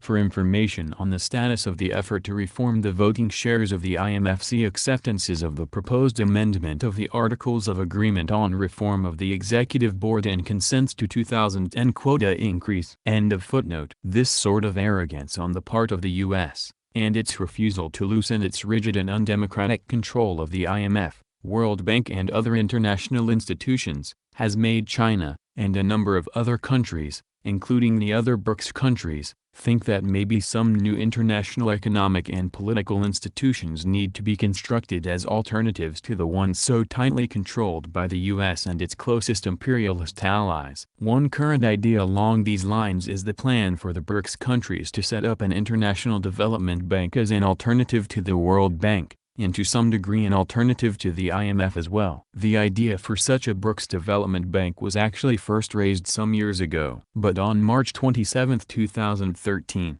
the leaders of the BRICS countries held a summit meeting in Durban, South Africa, and formally agreed to establish it. BRICS reached deal over development bank. Al Jazeera, March 27, 2013. In providing for the funding of infrastructure projects around the world, it will be competing with the World Bank. But it will also create a contingent reserve arrangement worth $100 billion to help member countries counteract future financial shocks. David Smith, BRICS infrastructure funding through New Development Bank. Guardian, UK. March 28, 2013. This is the sort of thing that the IMF does. The plan is not for these BRICS countries to withdraw from the IMF and WB at this time, but just to start building an alternative to them. However, it is not yet clear how successful this particular plan to set up a new BRICS development bank is going to be. It must be recalled that the setting up of the World Bank and IMF themselves could not have happened when it did if the very disastrous World War II had not just taken place, and if there had not been the Great Depression of the 1930s, which many people, erroneously, expected might resume after the war if drastic measures were not taken to ward it off. Comment: currently, BRICS Development Bank has been doing quite well. Listen to the following press release by the New Development Bank. NDB at 7. New Development Bank celebrates 7 years of accomplishments. July 22, 2022. The New Development Bank, NDB, is celebrating its 7th anniversary with a journey of achievements. The bank, established by the BRICS countries, started its operations in July 2015. Over the past 7 years, NDB has evolved from a startup to a major provider of development solutions. It operates in countries that exhibit great economic dynamism and have a strong demand for infrastructure. NDB recently completed its initial capitalization of $10 billion of equity contributed by founding members. Since its foundation, the bank has approved nearly $32 billion for infrastructure and sustainable development projects in 4 continents. The bank has become an agile, lean, modern and fit-for-purpose institution. NDB's project portfolio features investments in areas such as clean energy, urban mobility, water, sanitation, transport, social and digital infrastructure. Projects supported by NDB will help build or upgrade 15,700 kilometers of roads, 850 bridges and 260 kilometers of rail transit networks. This is larger than the diameter of planet Earth. They are also expected to avoid 13 million tons of carbon dioxide,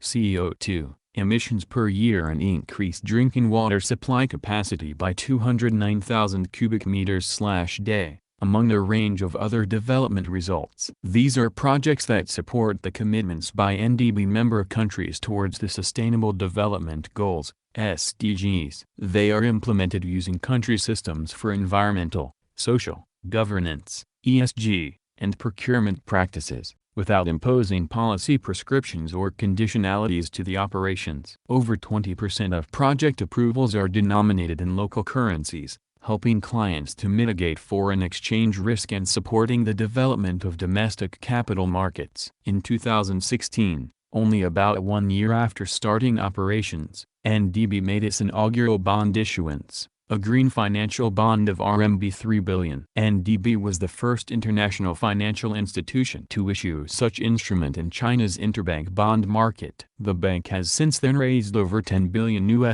in domestic and international capital markets, including the first ever SDG bond following the United Nations Development Programme, UNDP, SDG impact standards. Credit rating agencies have assigned NDB a very high rating, several notches above the average of its member countries. NDB embraces prudent risk management policies, has large capital buffers and adopts very strong liquidity metrics. The bank abides by high standards in terms of governance, procurement and social responsibility. In 2021, NDB admitted Bangladesh, Egypt, United Arab Emirates and Uruguay as new members. They add over 280 million people that can benefit from NDB's mission, while strengthening the bank's global outreach. Also in 2021, the bank moved to its permanent headquarters, a modern architectural landmark located in Shanghai. The recently approved 2022 to 2026 general strategy aims at providing $30 billion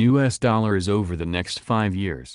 Over this period, NDB will expand operations with the private sector, multiply development impact and direct 40% of its approvals to climate change mitigation and adaptation. NDB is embarking on a new phase in its journey to become a premier development institution for emerging economies. End quote. NDB at 7, New Development Bank celebrates 7 years of accomplishments. New Development Bank, July 22, 2022. ndb.int. End comment. Footnote: the reason that many people, including many Marxists, also Stalin, expected that the Great Depression of the 1930s might resume after the artificial boom of World War II is that they failed to grasp Marx's explanation for how capitalist overproduction crises are resolved. As Marx and Engels noted, even as early as the Communist Manifesto, such crises are resolved only through the destruction of excess capital or else through the opening up of extensive new markets. Since virtually the whole world was already open to capitalism by the 20th century,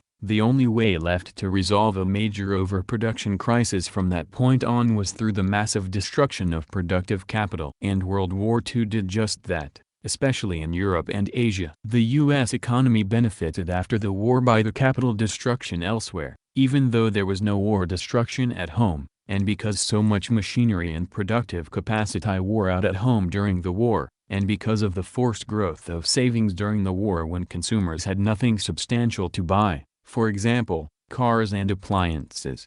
End of footnote. Comment: Economic Problems of the USSR, Part 5, Disintegration of the Single World Market and Deepening of the Crisis of the World Capitalist System. Stalin lays out the following. The disintegration of the single, all-embracing world market must be regarded as the most important economic sequel of the Second World War and of its economic consequences. It has had the effect of further deepening the general crisis of the world capitalist system. The Second World War was itself a product of this crisis. Each of the two capitalist coalitions which locked horns in the war calculated on defeating its adversary and gaining world supremacy. It was in this that they sought a way out of the crisis. The United States of America hoped to put its most dangerous competitors, Germany and Japan, out of action, seize foreign markets and the world's raw material resources, and establish its world supremacy. But the war did not justify these hopes. It is true that Germany and Japan were put out of action as competitors of the three major capitalist countries, the USA, Great Britain and France. But at the same time China and other, European, people's democracies broke away from the capitalist system and, together with the Soviet Union, formed a united and powerful socialist camp confronting the camp of capitalism, The economic consequence of the existence of two opposite camps was that the single all-embracing world market disintegrated, so that now we have two parallel world markets, also confronting one another. It should be observed that the USA, and Great Britain and France, themselves contributed, without themselves desiring it, of course, to the formation and consolidation of the new, parallel world market. They imposed an economic blockade on the USSR, China and the European people's democracies, which did not join the Marshall Plan system, thinking thereby to strangle them. The effect, however, was not to strangle, but to strengthen the new world market. But the fundamental thing, of course, is not the economic blockade, but the fact that since the war these countries have joined together economically and established economic cooperation and mutual assistance. The experience of this cooperation shows that not a single capitalist country could have rendered such effective and technically competent assistance to the people's democracies as the Soviet Union is rendering them. The point is not only that this assistance is the cheapest possible and technically superb. The chief point is that at the bottom of this cooperation lies a sincere desire to help one another and to promote the economic progress of all. The result is a fast pace of industrial development in these countries. It may be confidently said that, with this pace of industrial development, it will soon come to pass that these countries will not only be in no need of imports from capitalist countries, but will themselves feel the necessity of finding an outside market for their surplus products. But it follows from this that the sphere of exploitation of the world's resources by the major capitalist countries, USA, Britain, France, will not expand, but contract, that their opportunities for sale in the world market will deteriorate, and that their industries will be operating more and more below capacity. That, in fact, is what is meant by the deepening of the general crisis of the world capitalist system in connection with the disintegration of the world market. This is felt by the capitalists themselves, for it would be difficult for them not to feel the loss of such markets as the USSR and China. They are trying to offset these difficulties with the Marshall Plan, the war in Korea, frantic rearmament, and industrial militarization. But that is very much like a drowning man clutching at a straw. This state of affairs has confronted the economists with two questions.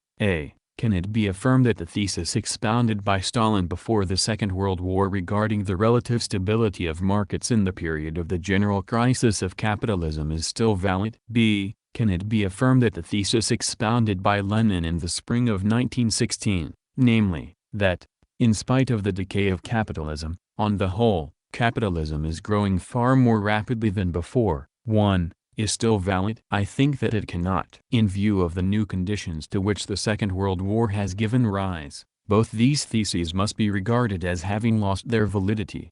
End quote. Stalin, Economic Problems of the USSR. The author seems to be correct on this point, as, although both Britain and France did contract, the USA's economy expanded to incorporate their previous markets, and just as well, helped financially grow the ruined economies of Europe. Just as well, the rise of neocolonialism was not on the minds of economists at the time. Stalin is just incorrect here. End comment. Indeed, the World Bank was initially developed to formally institutionalize and permanent form the Marshall Plan, and its extension as a global credit plan. It is not at all clear that a similar sense of desperation among the outs within the current world imperialist system exists yet to get them to overcome their own contentions, hatreds and jealousies and set up effective alternative institutions to the World Bank and IMF. One of the problems is that China wants to dominate the new BRICS Bank in much the same way that the US dominates the IMF and World Bank. It is in the deepest nature of any imperialist power to do this if it is able to. China figures that since it has by far the biggest and fastest growing economy among the BRICS alliance, and since it will likely have to provide the largest contribution in capital to fund the bank, that it should basically be in charge of it. Footnote: the initial plan for the BRICS Bank is that each of the 5 countries will put in equal amounts. The figure of $10 billion each has been mentioned. But China wants each country to put in a larger amount to begin with, and only China will likely be able to add the huge additional capital later that the bank will almost inevitably need. End of footnote. But the other BRICS countries are reluctant to set up a new institution in which their voice is scarcely listened to, just as is the case with the current world institutions. One observer put it this way: Ironically, it may be the cleavages within the BRICS grouping that more accurately hint at the future of the global order. Tensions between China and Brazil on trade, India on security, and Russia on status highlight the difficulty Beijing will have in staking its claim to global leadership. Daniel Twining of the German Marshall Fund. 1a. U.S. ruling class institution. Still, the primary fault line that seems to be developing within the world imperialist system is between the U.S. and its close allies, on the one hand, and China, Russia, the other BRICS countries, and still other primarily less economically developed countries angry at the U.S. and its allies, on the other hand. Remember once again that we are talking at the present time about developing economic blocs and contention, not about or blocs and alliances. Footnote: there is a tendency that some people have to discount any possibility of growing economic contentions within the world imperialist system, and to deny even the possibility that different economic blocs might arise within the current world system, on the grounds that the U.S. currently has unchallengeable military power and unshakable military alliances with most of the other powerful countries of the world. We see this tendency as a sort of a neo-Kotskian view similar to his theory of ultra-imperialism. First, it fails to take to heart the reality of uneven development in the world, and the genuineness of the rapid growth of Chinese economic power in particular, along with the U.S. economic decline and fragility. Second, it confuses the present situation of growing economic contention with the possible future development of military contention. Third, philosophically, it seems to reject the important dialectical law that one divides into two. At the present time, China cannot construct much of a war bloc against the U.S., except possibly with Russia. But that is not the issue now. No major inter-imperialist war is imminent, fortunately. But economic contention is nevertheless developing rapidly, and will inevitably do so even more strongly as China continues to rise and the world economic crisis continues to develop. End of footnote. While there have been trade disputes between Brazil and China, for example, at the same meeting in which the BRICS Bank was chartered, those two countries signed an agreement to do billions of dollars of trade in their local currencies, as the BRICS nations work to lessen their dependence on the US dollar and euro. From the March 27, 2013, Al Jazeera report mentioned in an endnote above that attempt by BRICS and other countries to move away from the dollar and euro is also an important early indication that a new imperialist bloc might be gradually forming. The competition and hostility between India and China, however, may be much more serious than the differences between Brazil and China or Russia and China, and might lead India to break with the nascent BRICS alliance sometime in the future. Comment: despite the border clashes between the two countries ongoing between 2020 and 2022, India remains in BRICS still. Most of the border disputes occur in the Galwan Valley, which has India, Pakistan, and China vying for power. Troops have perished, according to India, but China has left no comment about it. There have been ongoing accusations of each side provoking the other. Source: India-China dispute, the border row explained in 400 words. BBC News. End of comment. Probably the best way to view the situation at the present time is that this BRICS Development Bank plan is a major symptom of growing unrest and discord within the world imperialist system and a serious sign of the internal strains within that system that might eventually lead to its splitting up into separate and competing blocs. For now, the BRICS Bank is sort of a tentative early step in that direction. There are clearly echoes of one of the mythologized versions of the old Bandung idea here, of the Third World uniting against the imperialist center. But the central flaw of that version of the Bandung idea is even more evident here. If the countries uniting are themselves imperialist, sub-imperialist, or hoping to become such, the result can at most be a competing imperialist bloc, and not a truly anti-imperialist alliance devoted to promoting genuine national liberation struggles. It is not inconceivable that the BRICS Bank, or some successor to it, might eventually prove to be an important and powerful alternative to the World Bank and the IMF.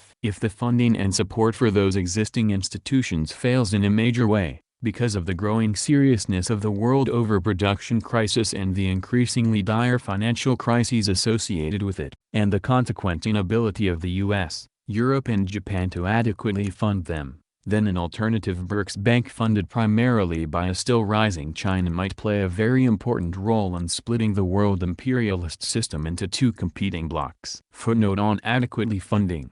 There are already signs of the increasing reluctance or inability of the U.S. to adequately fund the IMF and the World Bank. Only recently Congress childishly refused to honor an agreed-upon increase in America's financial commitment to the International Monetary Fund.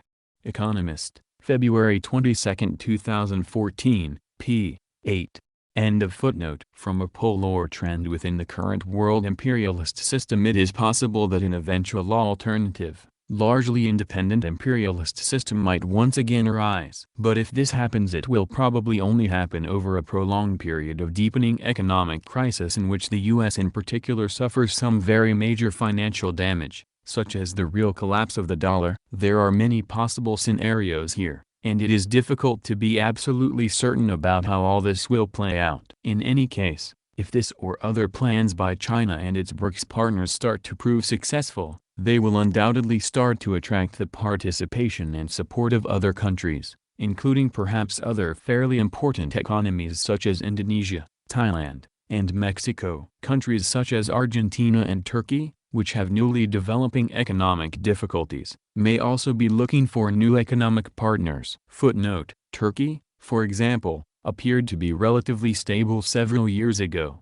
but now shows increasing signs of economic weakness and political instability. It has had difficulties with Israel and in Syria, some differences of opinion with the U.S., and even the agreement with the Workers' Party of Kurdistan, PKK, to end a long-armed rebellion shows signs recently of breaking down. Since the European Union, which has very serious internal problems itself, has been giving the cold shoulder to Turkey, that country might well be attracted to any rising BRICS bloc. End of footnote. Capitalists in countries like South Korea have already started thinking that it is likely that their economic future may be more closely tied to China than to the U.S. There is therefore the potential for the BRICS economic bloc, or something similar to it, to expand considerably. The same processes which appear to be leading to a new opposition bloc, like BRICS, within the world imperialist system are at the same time leading to weaknesses and growing disgruntlement and developing cracks between the U.S. and its closest allies. One recent report on Germany's foreign policy commented that the new signals from Germany's elite amount to a big change. They are based on the perception that America cannot or will not be around, as it once was, to solve Europe's problems in the future. Since revelations of American spying on Germans began last summer, the latest discovery is that America tapped not only Mrs. Merkel's phone but also Mr. Schroeder's since 2002. Trust in the former protector has been damaged. More generally, the debate reflects a new self-confidence in Germany. German foreign policy, no more shirking. Economist, February 8, 2014, pages 49 to 50. Part of this new self-confidence is the idea that the German army will need to be more active abroad in the future. Ibid. p. 50. As we've mentioned, there are jealousies and disagreements within the emerging opposition bloc, such as between China and Russia, but at the same time there are also growing disagreements and contentions within the remaining US-led bloc as well. Contradictions exist everywhere, but the key to a political analysis of any situation is to discover and focus on the most important, primary, contradiction first of all. Comment: before moving on, it's important to note where BRICS is expanding today. As late as July of 2022, quote, just over 2 weeks after Russian state media announced that Iran and Argentina filed their official applications to join BRICS, Alliance President Pernaman Anand revealed that Saudi Arabia, Turkey, and Egypt began the process of making the same move. All these countries have shown their interest in joining and are preparing to apply for membership. I believe this is a good step, because expansion is always looked upon favorably. It will definitely bolster BRICS' global influence, Anand told Russian media. According to Russia Today, she pointed out that Saudi Arabia, Turkey and Egypt are already engaged in the BRICS membership process, saying she hopes that they will join soon but that she doubts they will all join simultaneously. End of quote. From Impactor.com, spelled with a K, article named BRICS Expansion, 5 new members in 2023, July 18. 2022. It seems as though Brooks is on course to becoming a new bloc. End of comment. 12.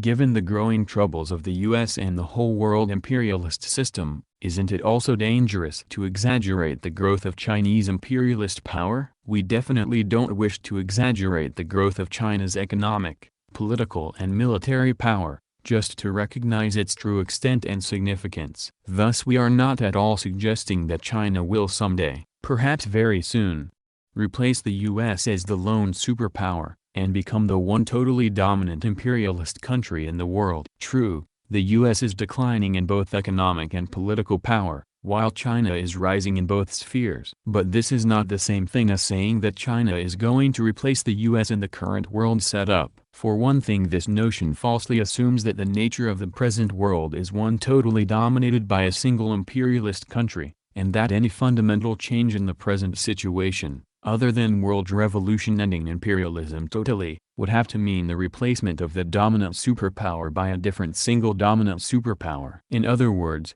this notion implicitly rejects the central view we have been arguing for, that there is a world imperialist system, and not just a world basically under the thumb of a single imperialist superpower. Comment. It could be that China could take the role of imperialist superpower that America did at the end of World War II. End of comment. The actual situation is that there is a rising new imperialist power currently operating within that single world imperialist system, but whose strength might possibly eventually lead to a split, to one degree or another, within that system and the formation once again of two independent or semi-independent imperialist blocs, one led by the U.S., and the other led by China. It is still early in the process, but we can already begin to see the growing possibility. While China is not about to replace the U.S. within the world imperialist system, there are nevertheless ever more serious economic and political contradictions developing between them. In the economic sphere, China is rising very fast, and will almost certainly soon replace the U.S. as the world's largest economy. But even so,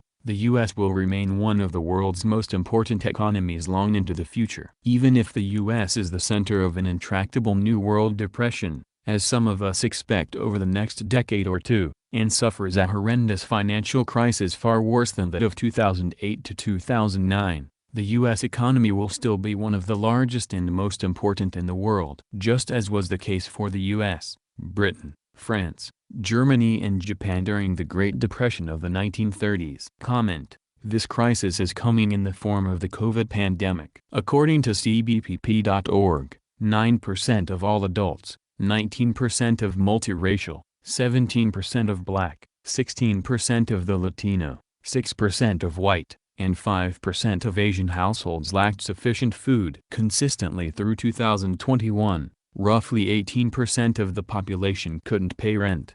29% of adults reported having trouble with expenses. Job loss sits at -2.5% between February 2020 and October 2021. Source: Tracking the COVID-19 economy's effects on food, housing, and employment hardships. Center on Budget and Policy Priorities, 2021. End comment. Politically and militarily, the situation is much less dire for the U.S., at least in the short and medium time frames. On the one hand, their problems are very serious and steadily mounting, but on the other hand they still possess much more strength than China for many more years. However, the outcomes of the long U.S.-led imperialist wars in Iraq and Afghanistan should be especially noted. On the one hand, the U.S. has largely prevailed militarily so far, but on the other hand it has failed miserably from a political perspective in its goal of setting up stable neo-colonial client regimes which can maintain order and facilitate present and future exploitation by the U.S. and the other imperialist countries. Considering the several $1 trillion the U.S. has blown on these efforts, this blatant failure is quite remarkable. Comment. While the U.S. still has 37.9% of global spending, China now has 13.9%. At the same time though, you can't feed the people with a military. While the United States still has a hefty 16.6%, China has 28.4%. According to WorldPopulationReview.com, the U.S. has a total $70 billion deficit in imports versus exports as of July 2022. Sources: Bureau of Economic Analysis, The article being U.S. International Trade in Goods and Services, July 2022. And this deficit has only grown. Also worthy of note is the loss of Afghanistan by U.S. forces. It's serious cause for concern that the country with 40% of global spending and deficit can't even maintain a military presence in a country it had been ravaging for decades. We may be seeing the eve of the fall of America and the dawn of China's rise. End of comment. And particularly ironic, China now seems to be doing a better job in grabbing the oil in Iraq than the U.S. is. This is causing no end to consternation within the U.S. ruling class. Footnote, Tim Arongo and Clifford Krauss.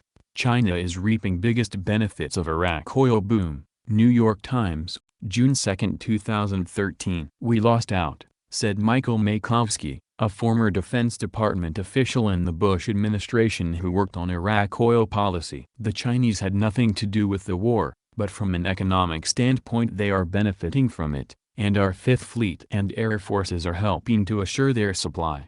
Sometimes the angst within the U.S. ruling class about this almost becomes comical. Iraq has once again become one of the world's top oil producers, but as of June 2013 was shipping half of its production, an average of 1.5 million barrels a day, to China, and with China about to obtain even more of it. One liberal commentator, Robert Scheer, even claimed that this proves that imperialism doesn't pay. After all, so the thinking goes, the U.S. spent more than $3 trillion and lost more than 4,000 soldiers in its war in Iraq to secure that oil for itself, and now China is getting much of the oil instead. Comment. The method of softening up a country so that it pays dirt cheap resources back to you only pays well if there are no alternatives. China seems to be that alternative, and as China continues to be that kind and considerate alternative, it will force countries ravaged by U.S. military oppression to give China more business. End of comment. That doesn't seem fair to the U.S. imperialists. But of course these commentators are thinking about the older form of imperialism where imperialist powers own the colonies and their wealth outright. That is no longer how things work when there is a world imperialist system where all imperialist powers have the ability to exploit the neocolonies,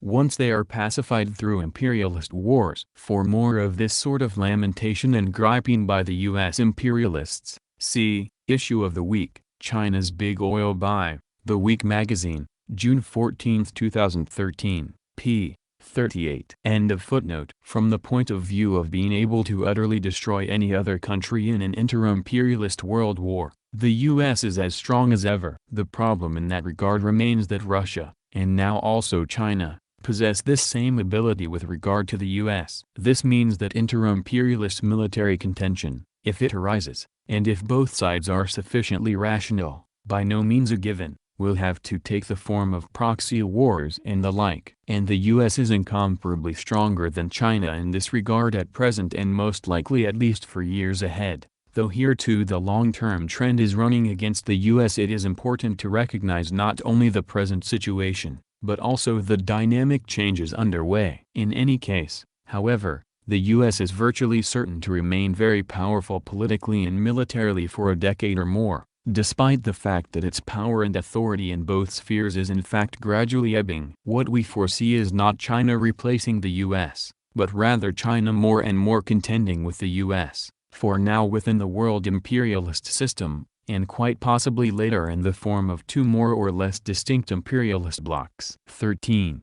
Thinking about the social imperialist USSR and what it means for China's status today. Here is a little argument, sort of in the form of a syllogism, which should make Maoists who still doubt that China is now an imperialist country think a bit. Most Maoists accept that the Soviet Union in its final decades was, as Mao himself labeled it, a social imperialist country. That is, it was socialist in name, but imperialist in fact. When the USSR/Russia dropped the socialist signboard, did it cease to be an imperialist country? Of course not. True, Russia after the collapse of the USSR was not in nearly as strong a position to lord it over its former internal colonies and external satellites. It was not at that time in a position to invade Czechoslovakia and Hungary the way it had done before. But it owned large numbers of factories, mines and other facilities, including military bases, in the former states of the Soviet Union. It still exploited those countries, and it still threw its weight around when it could. And the degree to which it has been able to do this has once again been growing in recent years.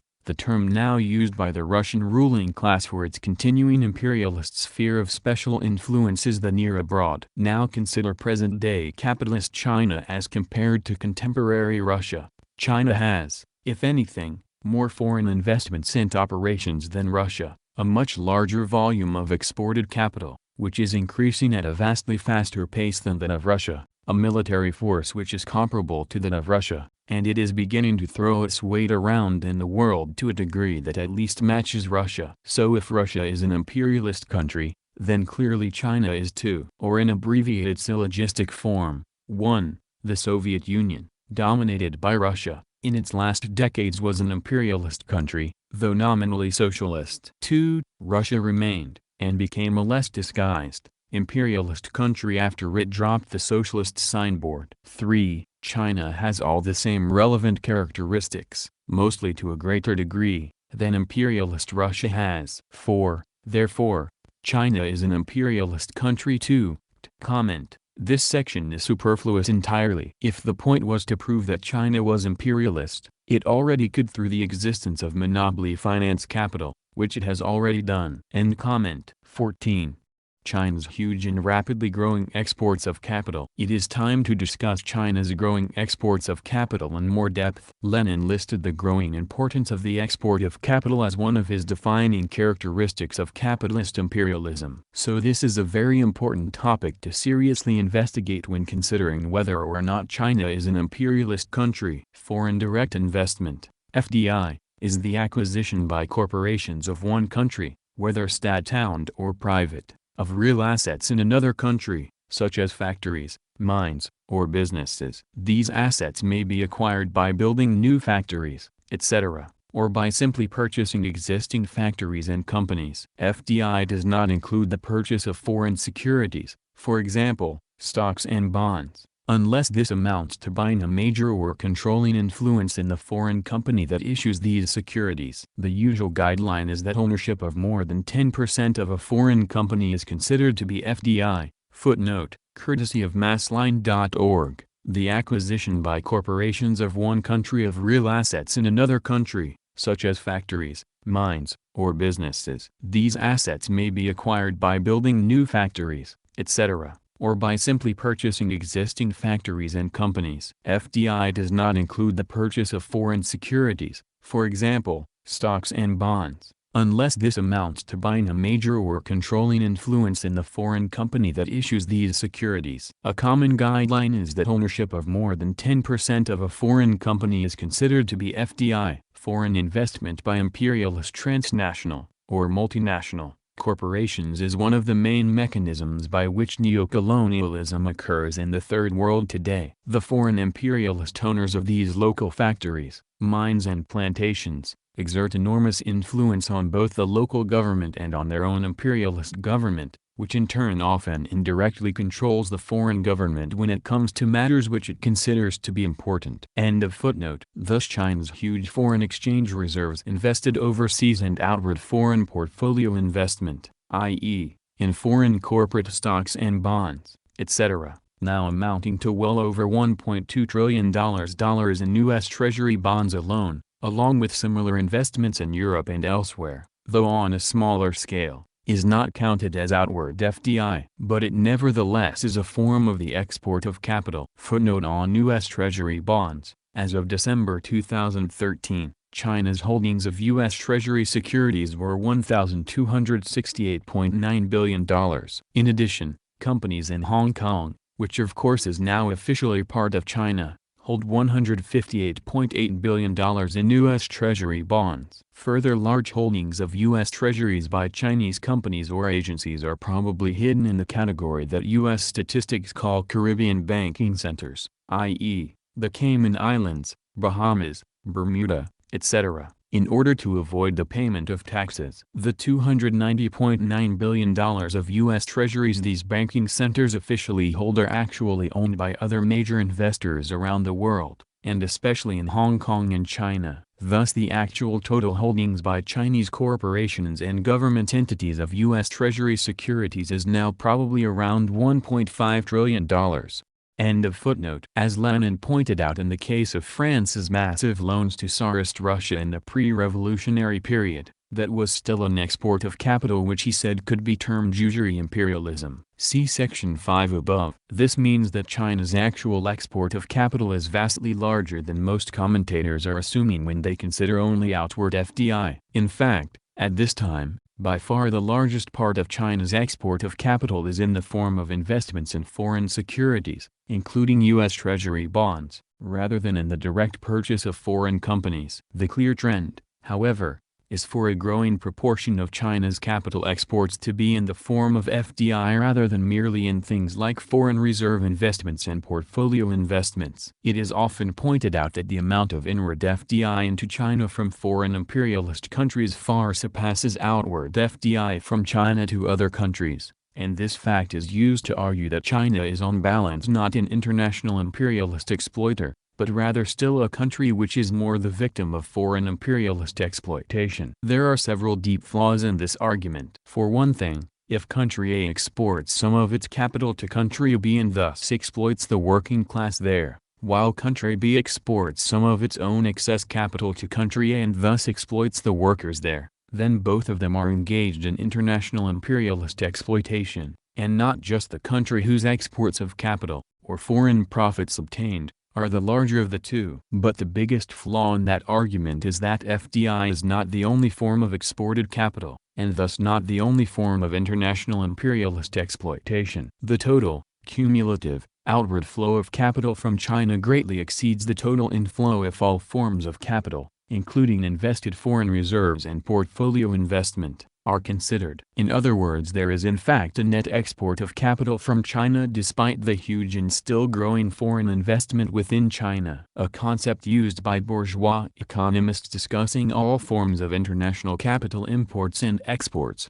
and adding in all foreign assets and subtracting all forms of foreign financial obligations, is the international investment position, IIP, for a given country at a given time. Figure 14.1. China's international investment position, 2004 to 2012. Footnote: the graph was removed. Source: Thilo Heinemann and Daniel H. Rosen, China's international investment position, an update, April 23, 2013, on the website of the Rhodium Group. As of the end of June in 2011, China's IIP stood at a colossal surplus of $2 trillion. Its external financial assets as of that date were $4.6 trillion, while its external financial liabilities at that time were $2.6 trillion.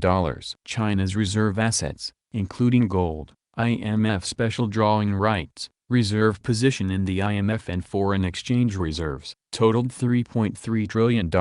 This amounted to 71% of China's total foreign financial assets at the time.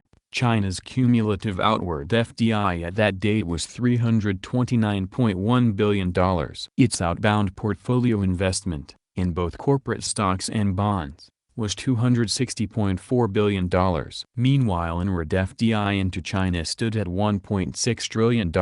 Thus, at the end of June 2011, China's actual total stock of capital exports stood at $4.6 trillion, and it even had a net international investment position of $2 trillion as of that time. Footnote: China's net international investment position hit $2 trillion in mid-2011, by China Briefing, posted October 25, 2011. End of footnote. Note that by subtracting the value of the inward FDI, inward portfolio investment, and other imports of capital into China, from China's outward FDI, invested reserves, portfolio investment, etc., the concept of international investment position itself vastly understates the levels of China's capital exports. True, its net export of capital was just $2 trillion at the end of June 2011, but its actual level of capital exports still totaled $4.6 trillion as of that date. The fact that the US and other countries send their own excess capital to China,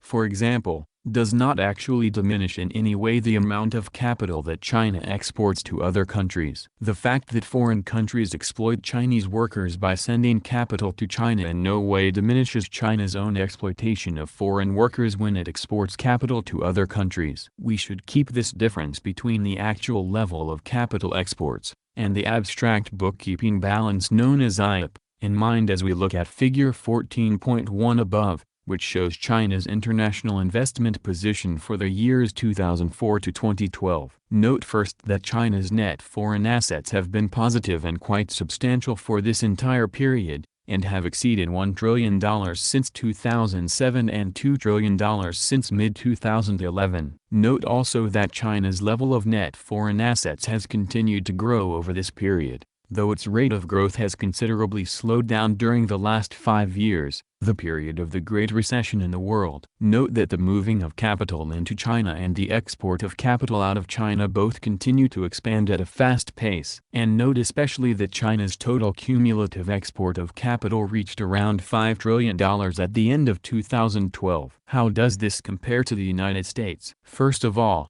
the U.S. net international investment position at the end of the first quarter of 2013 was a negative $4.277 trillion. Bureau of Economic Analysis Report, June 25, 2013, U.S. Department of Commerce, as compared to a positive $2 trillion for China. What's more, this U.S. IAP figure is over $400 billion worse than just 3 months earlier. So from an IAP standpoint, China is far ahead of the U.S., and in far better financial shape generally. It is also worth noting that according to Forbes, the U.S. business magazine, about 7.5% of U.S. government debt is now owned by China. However, we need to stress once again that the net IAP value is not the proper way to determine the level of exported capital for any country, whether that be the U.S. or China. Despite its very negative IAP, the U.S. still has a cumulative pile of exported capital totaling $21.618 trillion. However, foreign-owned assets in the U.S. total $25.896 trillion, which leads to the net negative balance of over $4 trillion in the IAP. China's total exported capital, at around $5 trillion in 2012, is therefore still only about 1/4 of that of the U.S., but it is nevertheless enormous, growing rapidly, and already in the same range as, or bigger than, that of many other imperialist countries. Footnote: it is, unfortunately, hard to find reliable estimates of the total exported capital for most countries, though figures about the stock of outward FDI are easily available for the OECD and G20 countries. End of footnote. Like China, much of the U.S. assets overseas are also not in the form of FDI. According to OECD figures, only $5 trillion of U.S. overseas assets were in the form of FDI as of 2012. FDI in figures, OECD, February 2014, Table 4. While outward FDI is only a small portion of total exported capital, it is nevertheless of particular importance and interest. So we'll now investigate China's outward FDI in more detail. 15. China's outward foreign direct investment, FDI. As of the end of 2012, China's accumulated stock of outward FDI was $502.8 billion. Although China's accumulated total of outward FDI, i.e., its FDI stock, is still small compared with many other imperialist countries, it is larger than that of Russia and is growing at a faster rate than that of all other imperialist or sub-imperialist countries. Table removed. See the original work. China is still way behind most of the other imperialist countries in total stock of outward FDI for the simple reason that it got a much later start in accumulating these foreign assets. But its rate of growth of such assets, at more than twice the rate of growth of U.S. outward FDI stocks, is now very rapidly closing the gap. How very recent the accumulation of a significant amount of outward FDI has been for China can be seen in Figure 15.2. China began to export capital in a very tiny way in the 1980s. This small outflow picked up just a bit in the 1990s, but it wasn't until the new century that it really began to jump up in a major way. At first the target destinations were mostly in Southeast Asia, and from the start most of the outward FDI was being done by Chinese state-owned enterprises. SUs. Footnote: officially China's private corporations accounted for only 9.5% of China's total outward FDI in 2012, though that was up from less than 4% in the 2 previous years. Economist. China's overseas investment, January 19, 2013. However, there is reason to believe that the amount of Chinese private investment overseas is being greatly understated by the Chinese government, as we will discuss in the section on Chinese investment in Africa. End of footnote. One notable exception was the acquisition of IBM's personal computer unit by the then private Lenovo Corporation in 2005. Footnote: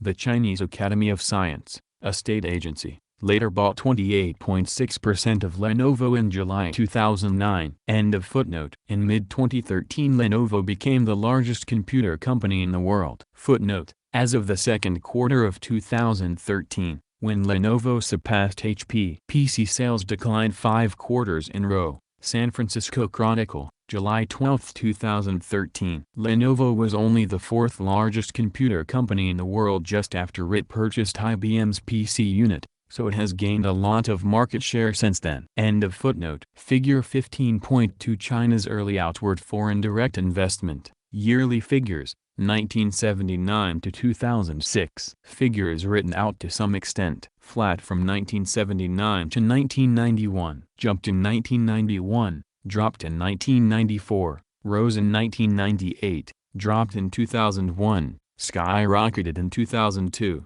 dropped in 2002, and climbed since then, until 2006 where the data ends. See the table in the original work for details. Randall Mork, Bernard Young, Miney Yuan Zhou, Perspectives on China's Outward Foreign Direct Investment, June 2007. Starting around 2005 China's export flow of capital in the form of outward foreign direct investment took a qualitative leap upward, and since then it has been growing enormously, reaching, as we mentioned, $62.4 billion in 2012 alone. China's outward FDI is being sent to all parts of the world. The top 4 countries in recent years have been Australia, the US, Canada and Brazil. See chart on the next page. Graph of Chinese capital export targets is from China's overseas investment. Economist, January 19, 2013. In Australia Chinese investments were first especially heavy in mining, focusing in particular on iron ore, and in oil, gas and other natural resources. More recently in Australia, however, China has been diversifying and investing in food, agribusiness, real estate, renewable energy industries, high-tech and financial services. KPMY/University of Sydney, Demystifying Chinese Investment. China's outbound direct investment in Australia, August 2012, and also, Chinese looking to diversify Australian investments. ABC News, Australia, June 12, 2013. While the graph below shows Canada in 3rd place as a target for China's outward FDI for the whole 2005-12 period, for just the single year of 2012 Canada was the largest single target country. The Chinese oil giant CNOOC purchased Nexen Incorporated for $15 billion. And other Chinese investments in 2012 brought the total FDI flow into Canada that year to $23 billion. Canada top target for Chinese foreign investment last year. iPolitics, February 13, 2013. As that one mammoth investment suggests, China's FDI in Canada has mostly been in oil and gas, and mining. China has been a major importer of nickel, copper, iron ore and potash from Canada. Graph removed. While China's investments in many countries, including Australia and the US, have begun a major trend toward diversification, in Canada it is natural resources which remain the primary target. In Brazil Chinese FDI investment was also primarily focused on the energy and metals industries through 2010. In 2011, however, only about 20% of the new FDI flow from China was in mining, with another 20% in agribusiness, and about 50% in the technology sector. China has begun making some major investments in Brazilian manufacturing and infrastructure areas, such as electricity production and distribution, a trend which China's ambassador to Brazil recently indicated would be stepped up.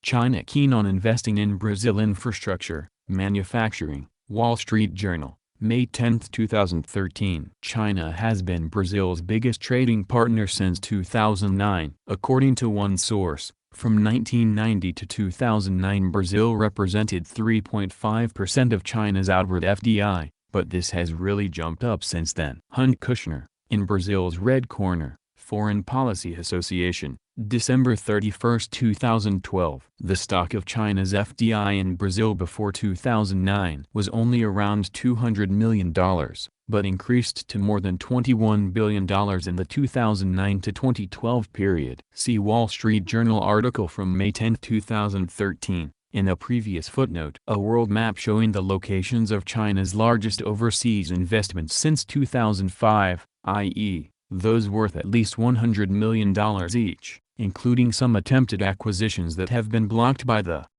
U.S. or other governments, is the Heritage Foundation's China Global Investment Tracker interactive map at http://www.heritage.org/research/projects/China Global Investment Tracker interactive map. The deep concern shown about China's global expansion by reactionary ruling class think tanks such as the Heritage Foundation reflects the tremendous fears of the U.S. bourgeoisie with regard to China's rise.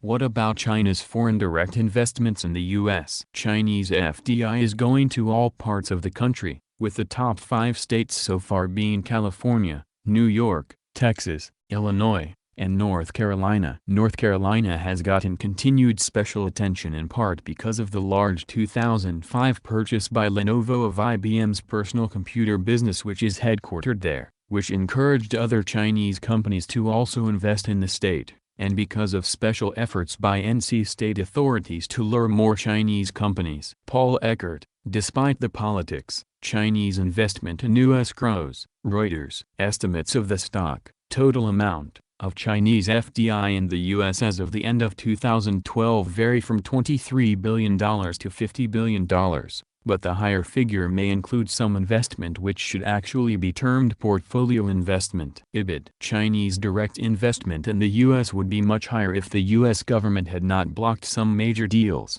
supposedly for security reasons, and if Chinese companies had not come to view the U.S. as being a somewhat difficult environment to invest in part because of anti-Chinese attitudes here. Many Chinese firms recall the uproar that sank the 2005 rejection of China National Offshore Oil Corp's $18.5 billion attempt to buy U.S. energy company Unocal. That chilled Chinese investment in the United States for 2 years.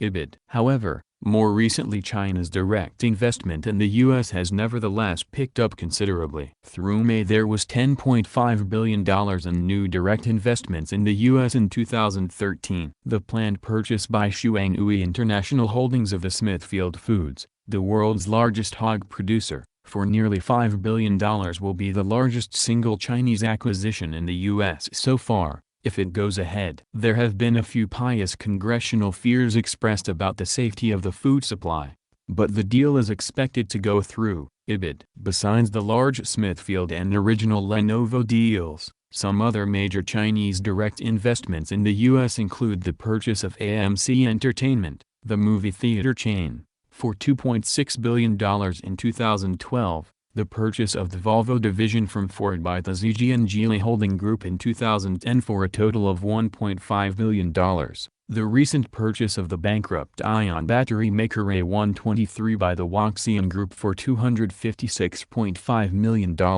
which had congressmen grumbling because the U.S. government had previously given the company $249 million in Recovery Act money to try to keep it going, the takeover of Mia Sol, a California solar panel maker, by Energy Group, China's largest privately owned renewable energy company, for a mere tenth of its asking price in the midst of a downturn in the market. Sinopec, China's second-largest energy company, purchase of one-third of Devon Energy's Oklahoma's oil projects in 2012, the 2013 Sinopec purchase of one-third of the Chesapeake Energy Corporation for $2.2 billion, The 2010 purchase of 15% of the ICE Corporation, one of the world's leading electrical power companies, the purchase of the Gauss Corporation in 2010, a major manufacturer of printing presses, the purchase of GM's Nexteer automotive unit in 2010 for $450 million, and many other substantial deals. These particular acquisitions, and some others, are discussed in Garrett Bruno and Elisa Versima, Where's the Money? Chinese Investments in U.S., ABC News, June 7, 2013. Moreover, recently Chinese corporations and also individual rich Chinese investors have started buying U.S. real estate in a major way. Chinese investors pursue U.S. property deals, New York Times, June 25, 2013. Some of these individual investments are huge. In October 2013, Fosun International, a Chinese conglomerate, agreed to buy a skyscraper near Wall Street for $750 million. Footnote: China's outward investment, the second wave. Economist, October 26, 2013, p. 72. The building is known as One Chase Manhattan Plaza, and was originally commissioned by David Rockefeller. The article compares the huge real estate investments that Japan made in the U.S. in the 1980s, many of which were ill-advised and money-losing ventures, with the current wave of Chinese investments, and concludes that Chinese investors seem to be negotiating reasonable deals. End of footnote. Even more recently, Lenovo announced the purchase of Motorola from Google for $2.9 billion. Many view this purchase as being in considerable part for the acquisition of a well-known Western brand name as well as to expand further into the mobile phone market. Chris Devonshire-Ellis, Lenovo's purchase of Motorola an exercise in buying brands. China Briefing, January 30, 2014. Also in January 2014, Lenovo announced the purchase of IBM's low-end computer server business for $2.3 billion. Lenovo CEO hopes $5 billion buys pay off. Bloomberg News report in the San Francisco Chronicle, February 2, 2014, p. D2. Also see China to use forex reserves to finance overseas investment deals. Bloomberg News, January 14, 2013. There will likely be a much bigger surge of Chinese direct investment, and also portfolio investment in private companies, into the U.S. very soon. One major reason is that China is tired of just investing vast amounts of its foreign reserves in U.S. Treasury securities that presently pay extremely low rates of interest, because the Federal Reserve continues to flood the financial system with more money. The State Administration of Foreign Exchange, SAFE, the Chinese government agency which oversees foreign reserve investments, recently established an office in Manhattan to make alternative U.S. investments promising higher rates of return. This new office is separate from the office that buys U.S. government debt, and will focus on buying private equity, real estate, and other U.S. assets. Ling Wei and Caroline Kui,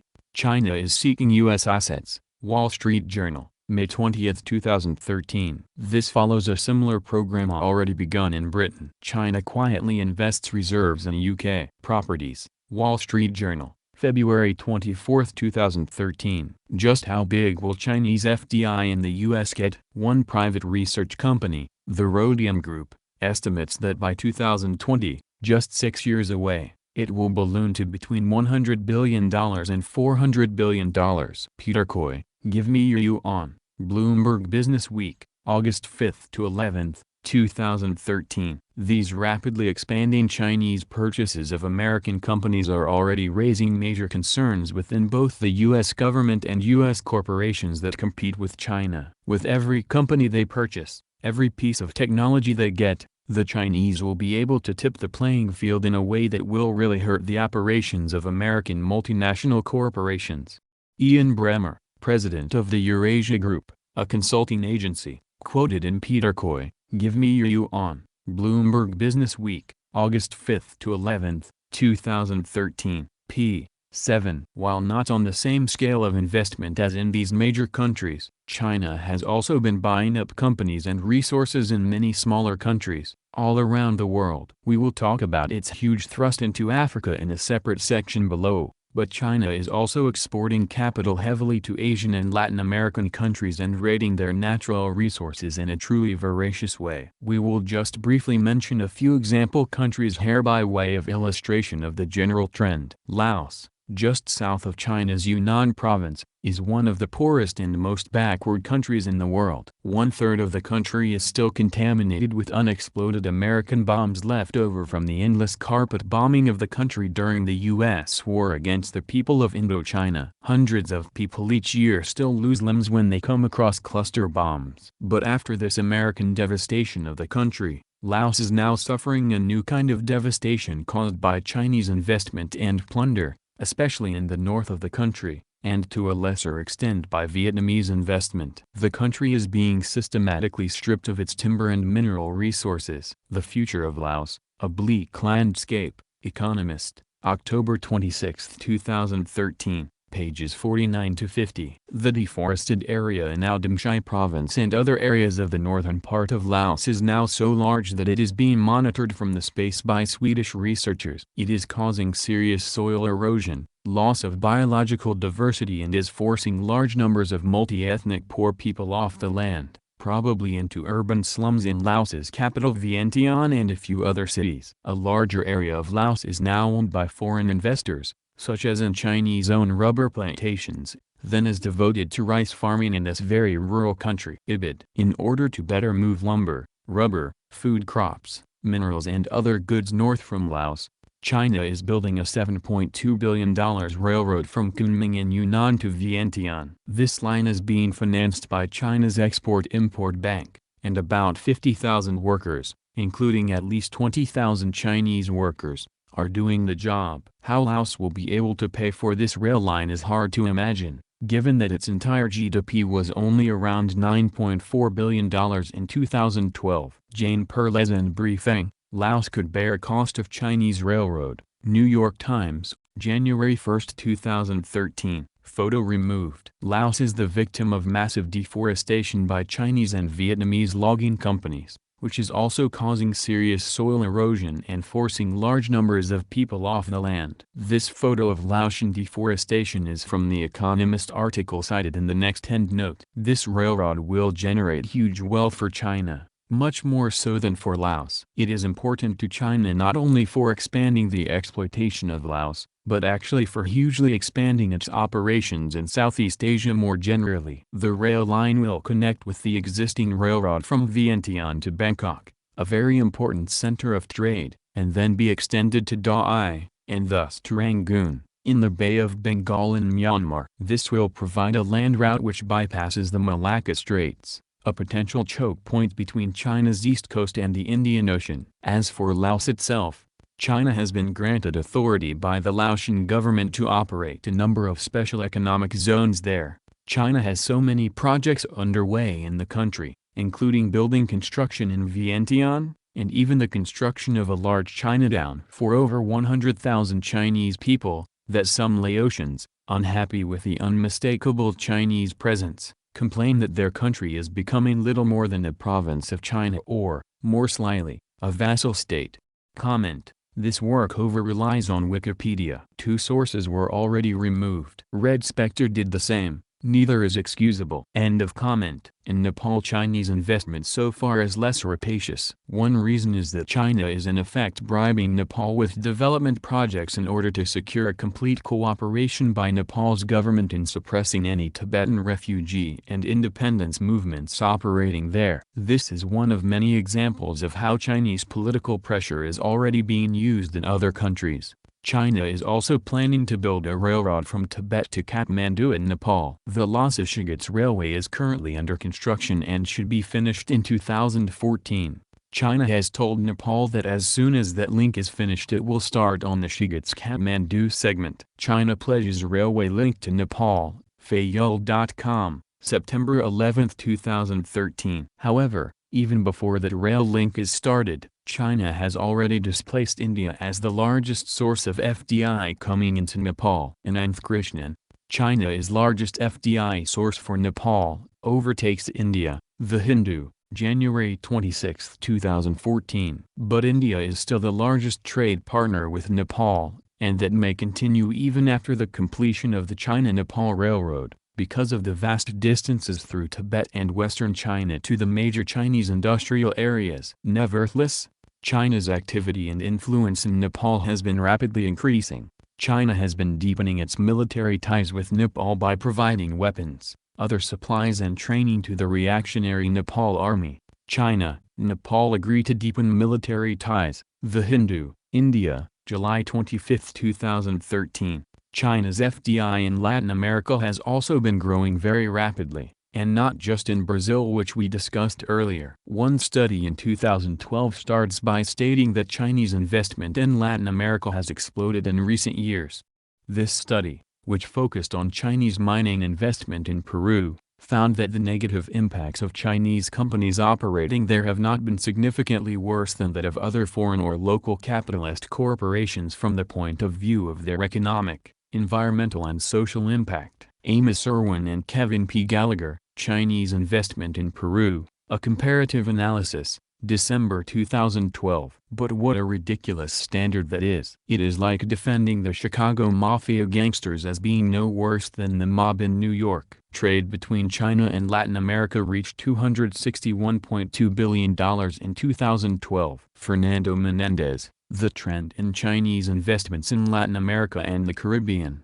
China-U.S. Focus, December 19, 2013. That is just as much as Chinese trade with Africa, which gets more international attention. And Chinese investment to Latin America, including Brazil, exceeds its investment in Africa. Moreover, development loans from the China Development Bank and the Export-Import Bank of China since 2005 have actually exceeded that provided by the World Bank or the Inter-American Development Bank during that period. Latin America playing a risky game by welcoming in the Chinese Dragon, Guardian, May 30, 2013. China, by itself, and before the BRICS Development Bank even gets functioning in a significant way, is already more important for economic development in many parts of the world than is the World Bank. The sort of development underway, of course, is that which is in line with China's own imperialist economic interests and profits. Chinese companies are building many energy and infrastructure projects in Latin America,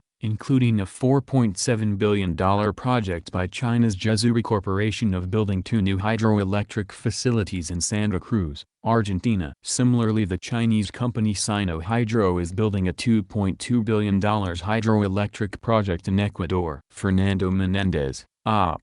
CIT. Of course, much of Chinese investment in Latin America is for the purpose of acquiring bulk commodities and natural resources, such as Peru's copper, Brazil's iron ore, and Argentina's soya crops. In recent years, more than 64% of Chinese FDI in Latin America has been focused on raw materials and commodities, though more diversification may now be occurring. IBID. China's SUs are responsible for as much as 87% of Chinese FDI in Latin America, according to a study by Tufts University. IBID. Though it is very likely that this percentage is now falling from year to year as private Chinese corporations begin to export more and more capital. Comment. Interestingly enough, since 2014, outbound FDI to North America and Europe has skyrocketed, peaking in 2017, and in 2019 was still massive. This trend of massive FDI into West seems to have started in 2008. The same can be said about Asia, though it is a more consistent investment compared to that in North America and Europe. Sources: ChinaPower.cris.com. Article named as China Dominate Global Investment. This can be explained by the Belt and Road Initiative, started in 2013, 1 year before this book got released. The plan is to make a modern Silk Road along many countries and many trade routes through South Asia and ex-Soviet republics, even connecting into Europe in places like the Balkans. About 60 countries are said to be involved in total. They intend to accomplish building railways, energy pipelines, highways, all with low-interest loans. Ironically, the plan avoids India entirely, which probably has not gone unnoticed by other BRICS members. This has led to the US and India to strengthen ties. Japan too has also felt sidelined by the project, and is also seeking to join in. Europe on the other hand has been signing deals left and right, with countries as far as Italy, Luxembourg, and Portugal agreeing to work with China on the Belt and Road Initiative. Vladimir Putin on the other hand pledged to link the Belt and Road Initiative with his own Eurasian vision. Source for everything so far is China's massive Belt and Road Initiative, by Andrew Chatsky and James McBride, hosted on CFR.org. However, recently, as in last year, likely due to the rising tensions of the COVID crisis, the depression hitting the world economies, and lately with countries like Sri Lanka and Pakistan going through internal political and economic turmoil, it has become fashionable to call China out on its loans, calling it quote-unquote debt trap diplomacy. Not only is this especially rich, since this is essentially how neocolonialism works and the West knows it has been doing it since the end of World War II, but it has led to countries either backing out or skimping on their loans. And with the COVID pandemic hitting the world hard, it seems that things aren't looking good for the Belt and Road Initiative. China was put in a difficult position. China is the world's biggest debt creditor, and if it wants to continue building the Belt and Road Initiative, it needs to do something about these issues. The following is a reprint from the China-Africa Research Initiative website article Global Debt Relief Dashboard, specifically the summary, Tracking Global Chinese Debt Relief in the COVID-19 Era.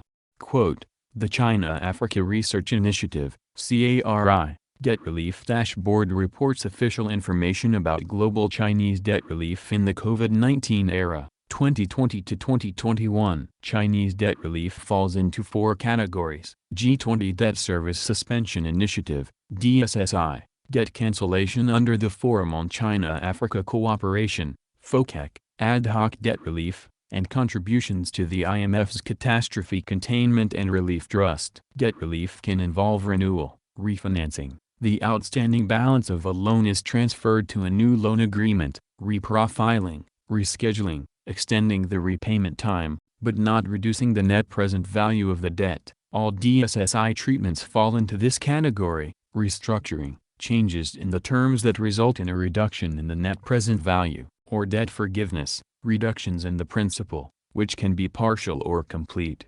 4 Chinese lenders have participated in debt restructuring so far: O. The Export-Import Bank of China, Exim Bank; O. China Development Bank, CDB; O. Industrial and Commercial Bank of China, ICBC; O. China International Development Cooperation Agency, CIDCA. G20 DSSI, O. 2 official Chinese bilateral creditors, Exim Bank and CIDCA, have suspended over $1.3 billion in debt service in 23 countries worldwide under the G20 DSSI, including 16 African countries, according to Chinese officials. Only 4 countries have officially released information on their G20 debt service suspensions from Chinese lenders: the Maldives, $25 million, Tajikistan, $40 million, Zambia, $110 million, and Kenya, $378 million.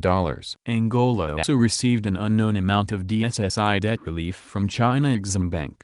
FOCAC. Beijing claimed to have cancelled interest-free loan debts due to mature at the end of 2020 for 15 African countries and promised to exempt African least developed countries' debt incurred from interest-free loans matured at the end of 2021. Cancellations announced in Botswana, Burundi, Rwanda, Cameroon, the DRC, the ROC, and Mozambique total at least $113.8 million.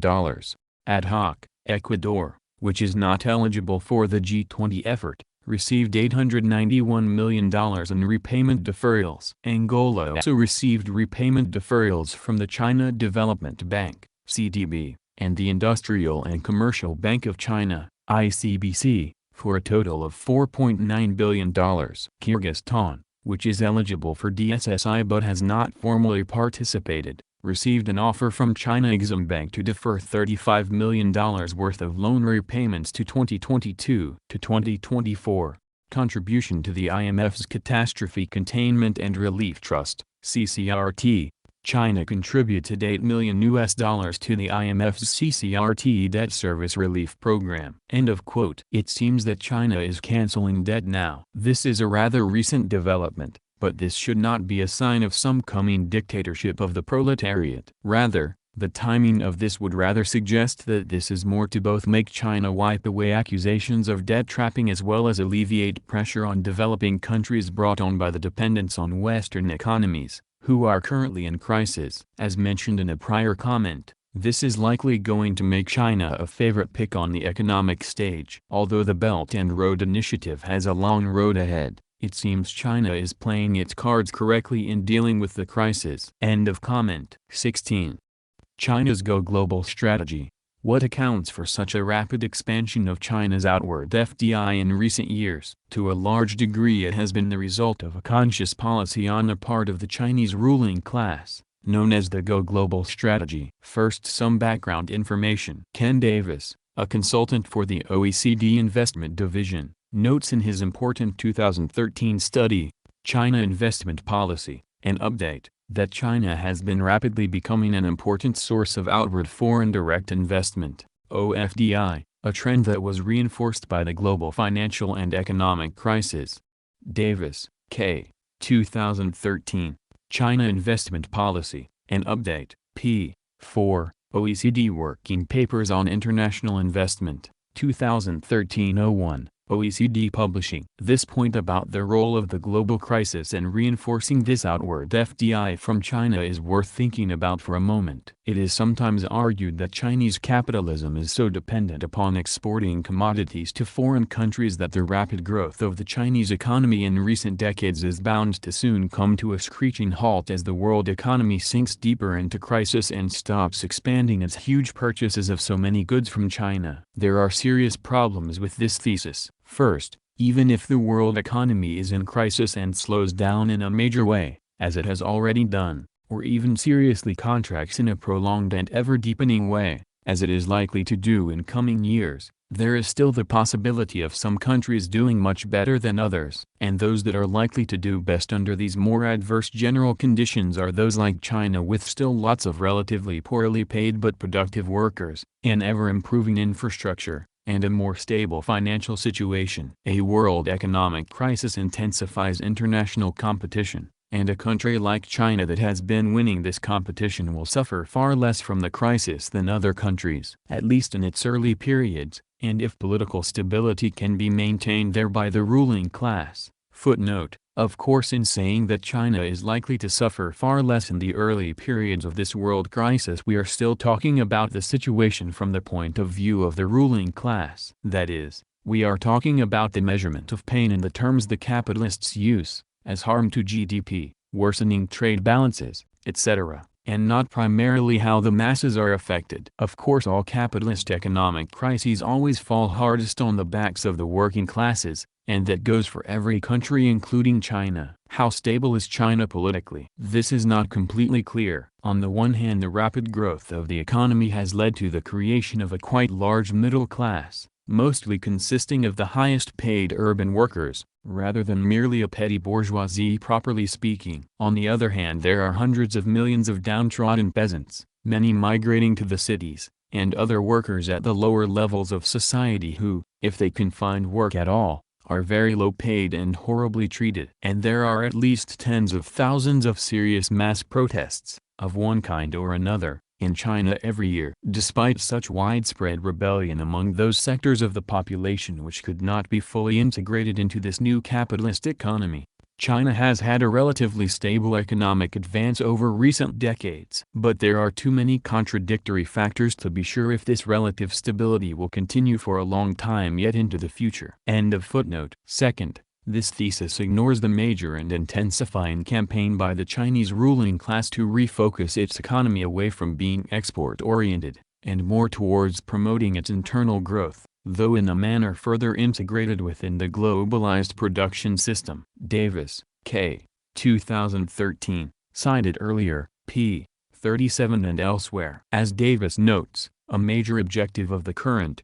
12th, five-year plan is a move away from dependence on a massive trade surplus and capital inflows, which in turn is part of moving away, to some degree, from having a merely export-oriented economy. Third, the thesis that China, as an export-oriented country, will especially suffer as the world economic crisis intensifies. Seems to forget that modern imperialist countries have an important supplement or alternative to the export of commodities, namely the export of capital. The primary reason that the export of capital became so important in the imperialist era is that the home markets in the leading capitalist countries became satiated and there was a growing scarcity of profitable investment opportunities there. This is mostly what leads imperialist countries to export so much capital in the first place. Actually, it is not at all clear that the home market in China is completely satiated, though there is certainly at least temporary overproduction in many sectors. Of course, if we understand how capitalism is based on the generation of surplus value, we also understand that no capitalist market can expand, and continue to expand, unless there is also the continuous expansion of consumer and/or government debt to enable it. But it appears that the level of both consumer and government debt in China is still much lower than in the US,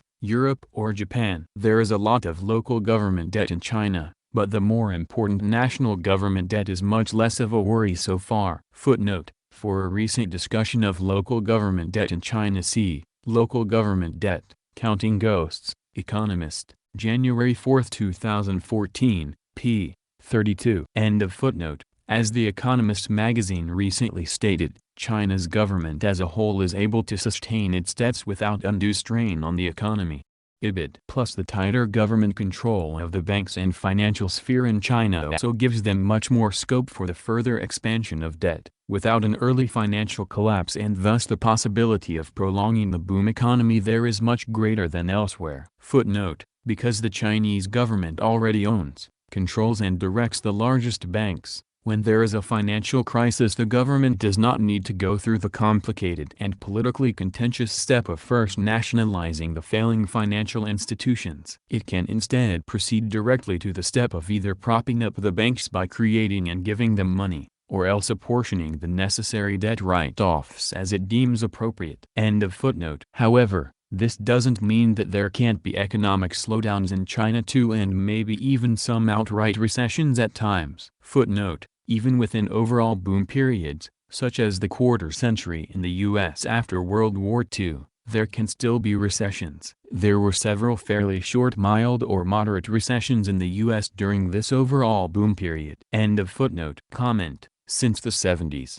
a lot of metrics have been on the decline, which have only gotten worse with the 2008 crisis, and the COVID pandemic. End of comment. In any case, even before the US and world financial crisis of 2008-9 broke out, China began reorienting its whole economy away from the simple export of cheap commodities, and more in the direction of globalization and the export of capital. Comment: since 2008, the top 0.01% have been getting richer, and the bottom 10% poorer. See Against Dengesum for more details. End of comment. And since the Great Recession began, this reorientation has intensified. As we mentioned earlier in this essay, exports of goods fell from 38% of Chinese GDP in 2007 to just 26% in 2012. China, the economy.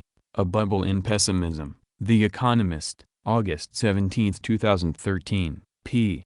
39. Some Western specialists in the Chinese economy say that the internal consumption of goods within China is even substantially higher than official statistics show because of the large size of the underground economy. See for example China 2013, A Year in Review with Sean Rain.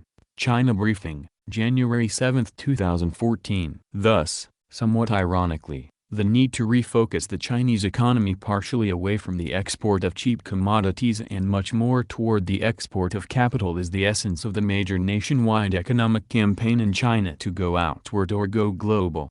Before the year 2000, the Chinese government carefully limited outward direct investment by both private and state-owned enterprises, SOEs. But this policy was diametrically changed with the Go Global policy, Zuchuku, literally go out, announced by Premier Zhu Rongji in 2000 in his report to the National People's Congress. Though now a capitalist country, China still has 5-year plans to give general guidance to the development of its economy. The 10th Five-Year Plan, 2001-05, made overseas investment by Chinese enterprises one of the four key thrusts designed to adjust the Chinese economy to the reality of economic globalization within the world capitalist system. In March 2004, Premier Wen Jiabao urged that the implementation of this Go Global policy should be sped up and that the government should coordinate and guide Chinese investment abroad more effectively. Enterprises under all forms of ownership were strongly encouraged to invest in overseas operations and expand their international market shares. And this Go-Global strategy was stressed again in the 11th Five-Year Plan,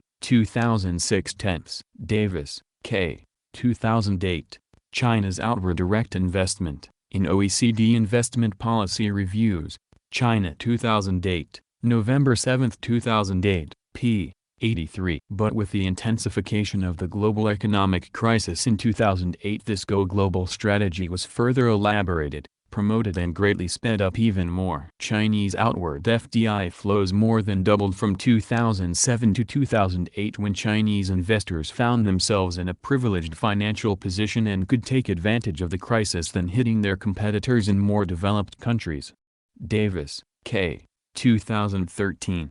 China Investment Policy, an update, cited earlier, p. 34. And Wen Jiabao, in presenting the outline of the current, 12th, Five-Year Plan in October 2010 again stated that we must accelerate the implementation of the Go Global strategy.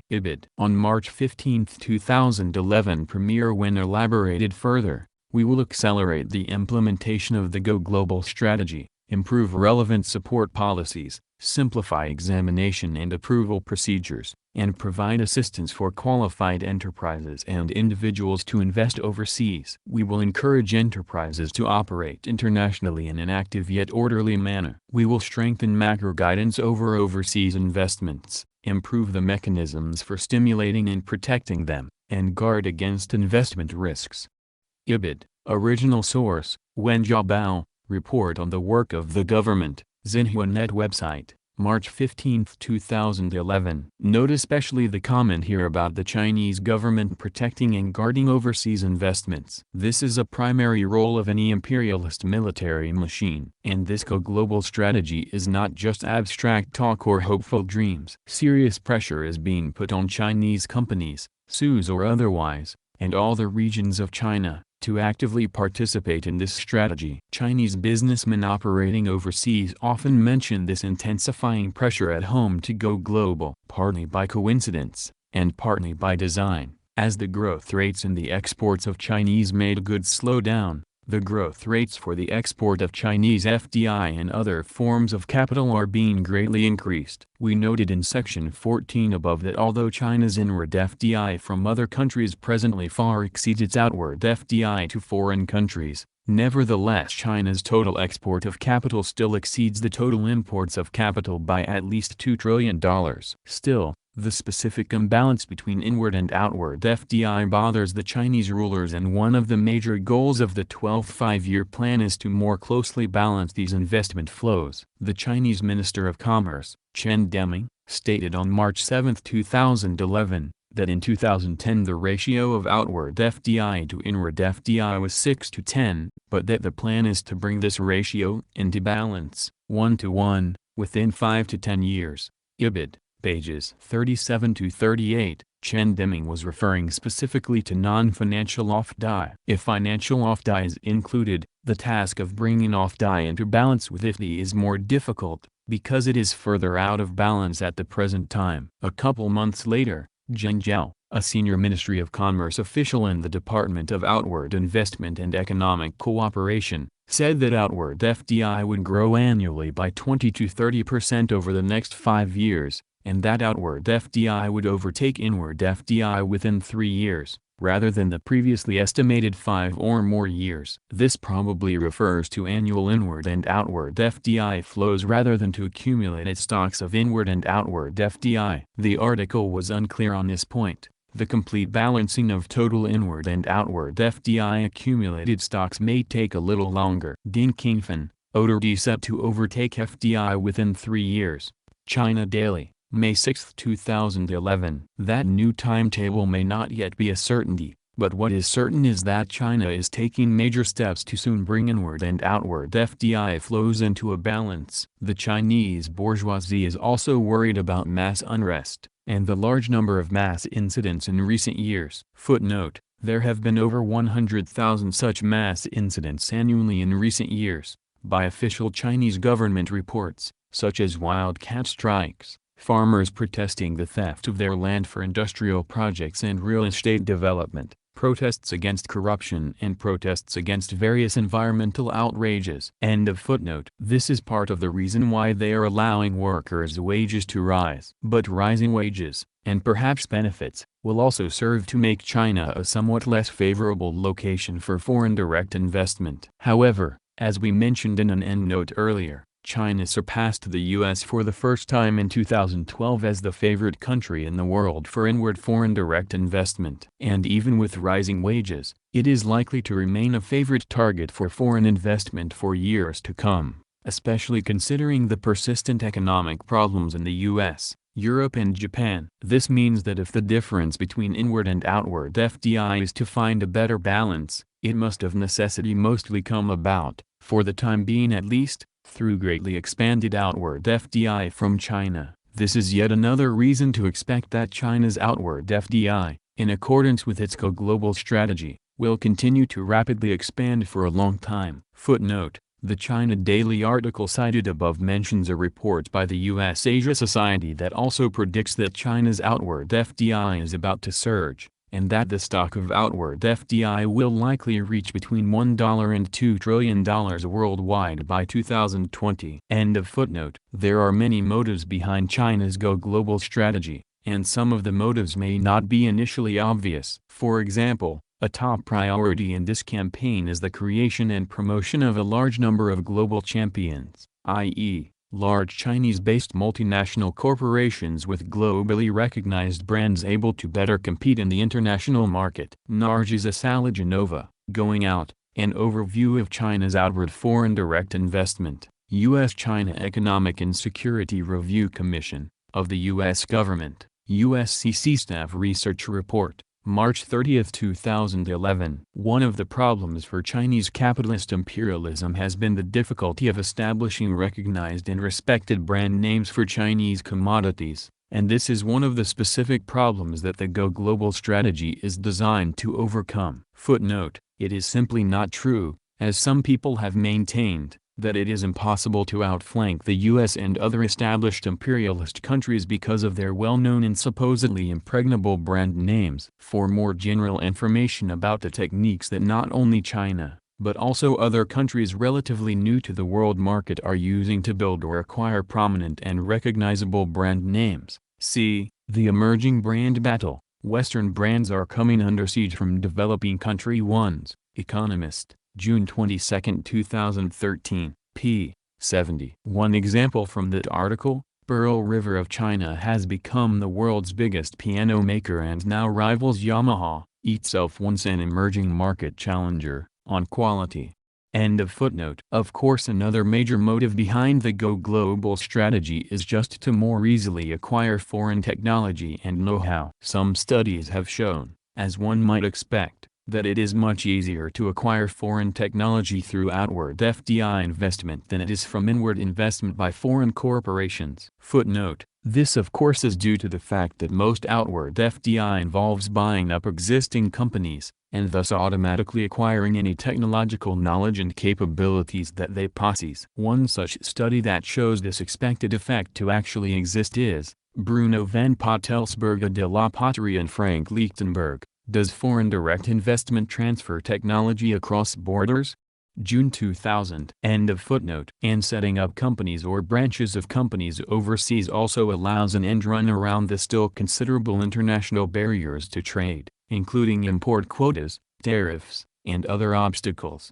Ibid, page 10. But beyond such important goals as these, the primary reason for the Go Global strategy is the basic necessity to export capital which all imperialist countries share, the need to find and exploit the most profitable places around the world for the investment of excess capital. Comment: refer to comment in previous section. It seems like the quote-unquote Go Global strategy is cutting out Japan and India, and seems to try to connect China to Europe. Remember previous comments, a bloc will break when it is profitable to do so. It seems like China is going to try to break the Western bloc and capture Europe in the process. End comment. 17.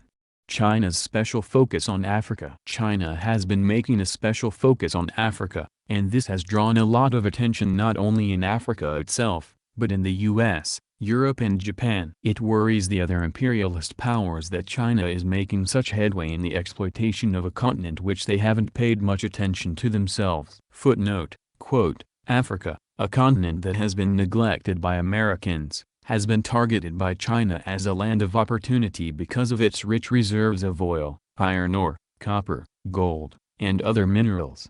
Susan L. Shirk, China, Fragile Superpower, Oxford University Press, 2007, p. 134. Shirk is a former Deputy Assistant Secretary of State responsible for U.S. relations with China. More recently, White House Deputy National Security Advisor Ben Rhodes had this to say, "What we hear from our businesses is that they want to get in the game in Africa. There are other countries getting in the game in Africa, China, Brazil, Turkey. And if the U.S. is not leading in Africa, we are going to fall behind in a very important region of the world."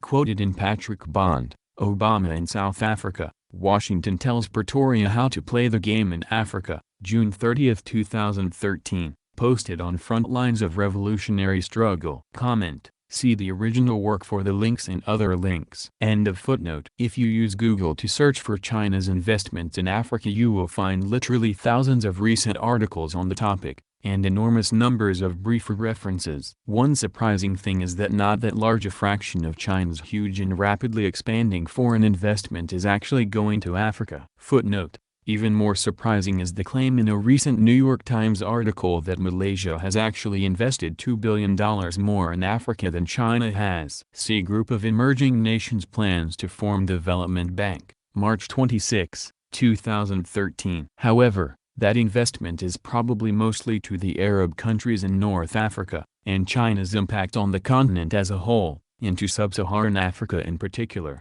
has been far greater than Malaysia's has been. And, as noted in the text, China's actual total economic penetration into Africa is much larger than it has been officially reported. End of footnote. According to China's official reckoning, only 2.2% of outward foreign direct investment, OFDI, from China, including both private and state-led investment, currently goes to Africa. Footnote, Xiafang Shen, How the Private Sector is Changing Chinese Investment in Africa, Columbia FDI Perspectives, number 93, April 15, 2013. This 2.2% figure for Chinese OFDI distribution to Africa is down from 4.1% in OFDI stock in Africa as of the end of 2010. C. Davis, K. 2013, cited earlier, p. 74. Besides the points mentioned in the text, there are also additional reasons to doubt that China's percentage of its outward FDI invested in Africa is as small as they claim. The United Nations Economic Commission for Africa says that Africa is attracting huge amounts of FDI, even, they say, more FDI than any other continent, and that by 2011, FDI projects in Africa grew by as much as 27%. In the first quarter of 2012, FDI inflows stood at $80 billion and are projected to reach over $150 billion in 2015. Celebrating a Continent, May 27, 2013. Available on the website http://www.uneca.org. Given that China is now universally recognized as the leading source of FDI in Africa, if these UN figures are correct, China's outward FDI to Africa must be much bigger than they are claiming.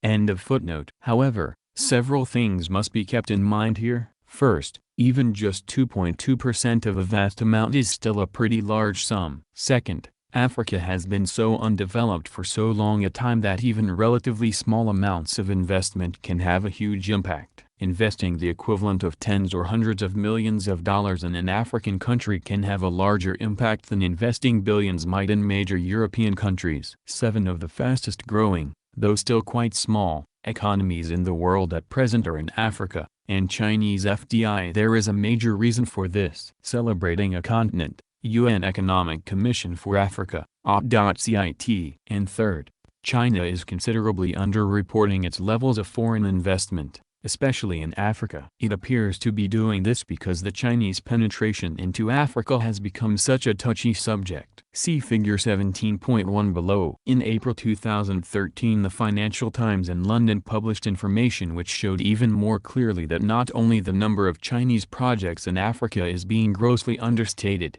but so is the dollar amounts of the FDI involved. Their study showed that a majority of the Chinese projects in Africa, and a rapidly expanding majority of the value involved in them, are unofficial, which presumably means they are being done by private Chinese corporations, and hence are not included in official Chinese government statistics about the outward FDI to Africa. Rob Minto, Chart of the Week, Tracking China's Investments in Africa, Financial Times, April 30, 2013. Figure 17.1, Number of Chinese investments in 6 African countries, as reported by China and by the host countries themselves. Data as of the end of 2011. Comment, graph removed, but in every case, data from host country is triple what China claims, except in Ghana, where it is 5 times, and in Liberia where it is 10 times. End of comment. Xiafang Shen, Op.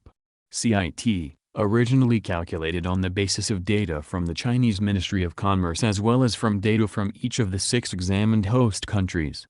China, in the Maoist era, had a long record of genuinely supporting economic development in Africa, and made a lot of friends there. Comment, the following is from Verhoeven's Imperialism and the Revolution, proving that China stood against the world proletariat in Africa and South America. Social imperialist China too is making great efforts to penetrate in both former colonial and semi-colonial countries. By example, is provided by Zaire, a country ruled by the clique around Mobutu, the wealthiest and most bloodthirsty clique on the African continent. In the fighting, recently in Morocco, the Sharifian Kingdom of Morocco, the French Air Force and China all rushed to the aid of Mobutu, the murderer of Patrice Lumumba. What do the Chinese revisionists want in Zaire? The Chinese social imperialists are interfering in the affairs not only of that country, but also of other peoples and countries of Africa and other continents. Even the USA dare not assist Pinochet, the fascist hangman of Chile, so openly as China is doing. Under the guise of Marxism-Leninism, China is trying to show it is allegedly exporting the idea of revolution. But China is exporting the idea of the counter-revolution, and Verhoeven, Imperialism and the Revolution. End quote. Just in case you needed a reminder. End of comment. There were some famous infrastructure projects built by China in Africa for the benefit of the people there, such as the major Tanzania-Zambia Railroad project. Footnote, the Tazara Railway, also known as the Uhuru Railway or Tanzam Railway, links the port of Dar es Salaam in Tanzania with the town of Kapirimposhi in Zambia Central Province. This massive $500 million project was completely financed and built by China in its Maoist revolutionary years as a gift to landlocked Zambia, to lessen its economic dependence on the white minority colonial governments of Rhodesia, now Zimbabwe, and South Africa. China also intended to open up crucial military supply lines to liberation movements in southern Africa, including the Pan-African Congress of Azania, Frelimo in Mozambique and ZANU in Zimbabwe. Construction began in 1970 and was completed in 1975, 2 years ahead of schedule. However, in later decades, when revolutionary solidarity no longer characterized capitalist China's relationship to neocolonial Africa, the railroad has been allowed to fall into considerable disrepair, and it no longer has the great economic importance that it once did. End of footnote. Comment, to substantiate the aid a bit more, the following is from Kwame Nkrumah's Neocolonialism, the highest stage of imperialism. In more recent years, as pointed out by Monitor in the Times, July 1, 1965, there has been a substantial increase in communist technical and economic aid activities in developing countries. During 1964, the total amount of assistance offered was approximately £600 million.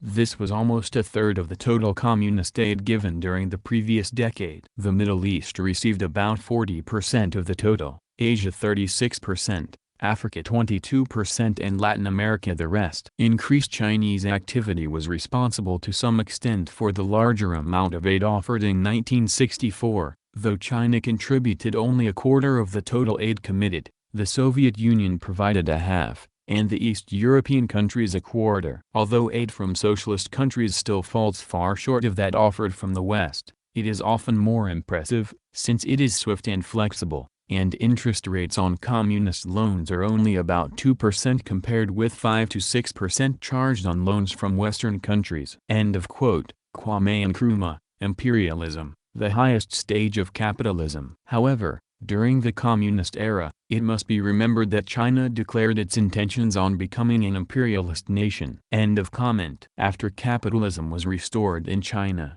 the new ruling bourgeoisie, as is typical of that class, sought to capitalize on the good feelings that had developed in Africa toward China during the socialist era. And China, even as the imperialist country it is today, has mounted a significant media operation to portray its investments in Africa as being for the purpose of benefiting the people there. Moreover, China has paid much more attention to presenting the appearance of equality and friendship toward African regimes, rather than the typical arrogance of the US and most European imperialist countries. China has the advantage of not having had a history of imperialist conquest and colonial rule in Africa, as is the case with Britain, France, Portugal, Belgium, Italy, etc., and, so far, of having had only limited military interference in Africa. Footnote, however, China has already sent naval ships to the area off the coast of East Africa to combat Somalia and other pirates. China also has military attachés in 14 African countries,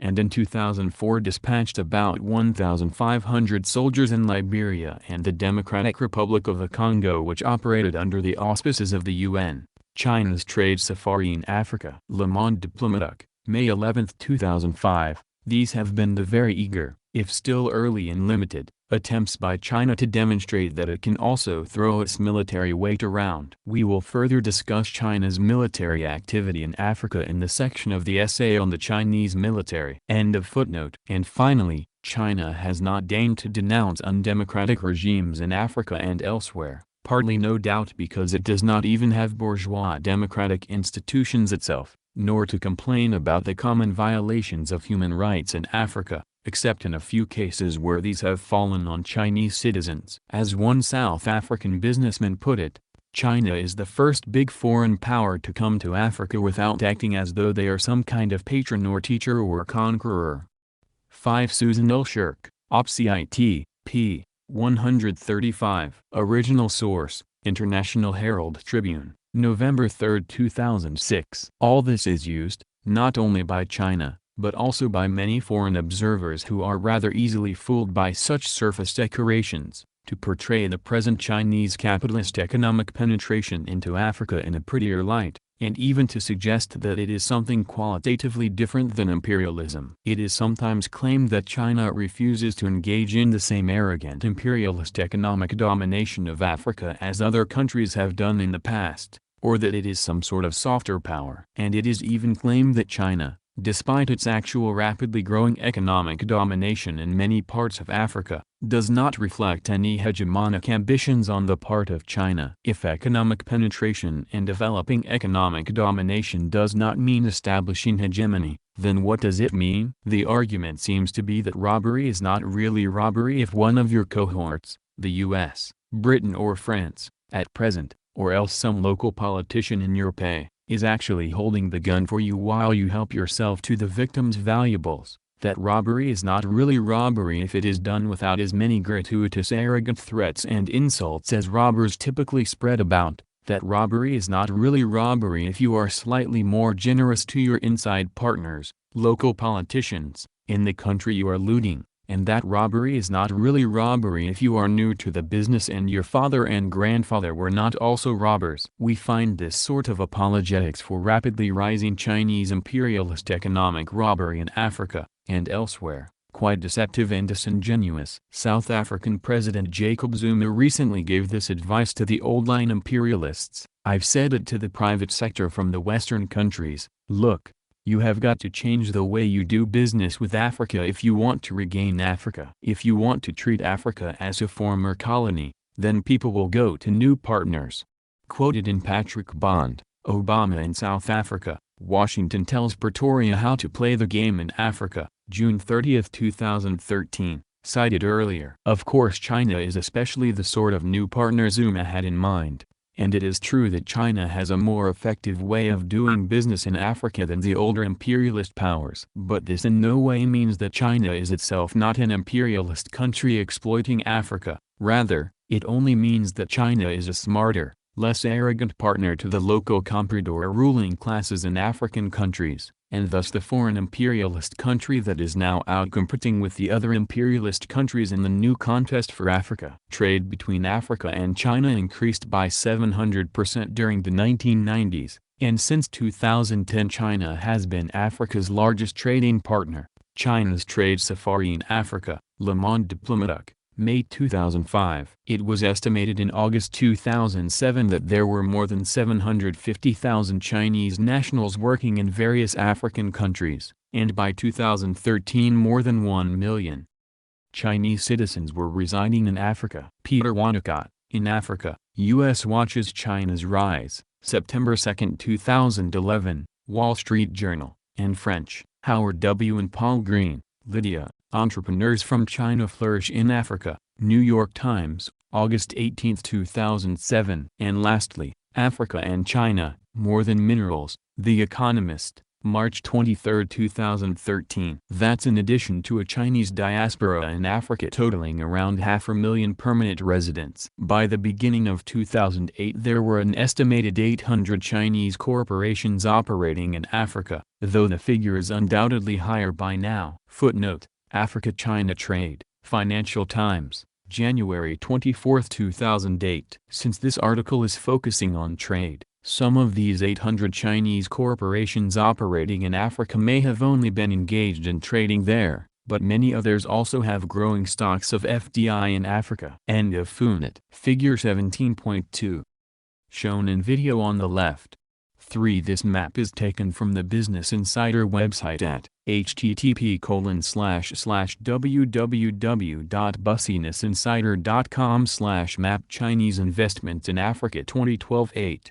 Figure 17.2 above shows just a few of the more important proposed Chinese investments in Africa for the short period of 2010 through part of 2012. This shows the countries and regions of Africa which have been given the most attention by China recently. Figure 17.3. African countries where China now has oil or mineral rights. See original work for more data. NGOs, weapons of populist/humanitarian imperialism, now wielded by competing imperialists in the new scramble for Africa. Front lines of revolutionary struggle, April 28, 2013. Although about half of China's imports of oil come from the Middle East, about 1/3 comes from African countries, Angola and at least 10 more countries.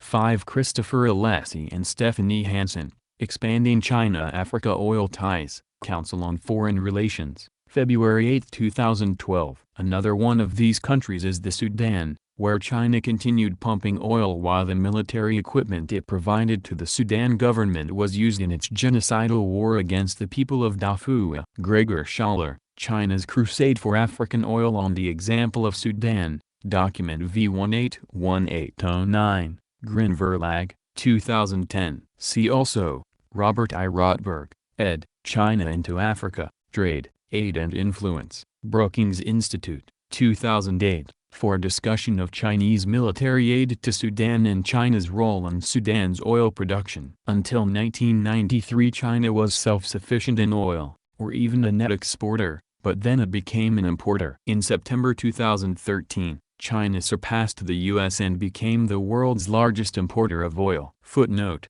the Council of Foreign Relations article referred to in this paragraph, from only a year and a half ago, cited a prediction that China would surpass the U.S. in oil imports by 2020. However, That actually happened in September 2013 when China imported 6.30 million barrels while the U.S. imported only 6.24 million, according to the U.S. Energy Information Administration. One of the reasons this occurred sooner than expected is that the U.S. is in the midst of a short-term oil production boom due to fracking. For now that means that U.S. oil imports are actually declining from year to year. But that will change again because fracked wells produce large quantities of oil for only a year or two. Within a decade or so the fracking boom will likely be over in the U.S. but even so, it is unlikely that the U.S. will ever catch up again to China in the amount of oil imported. End of footnote. Comment.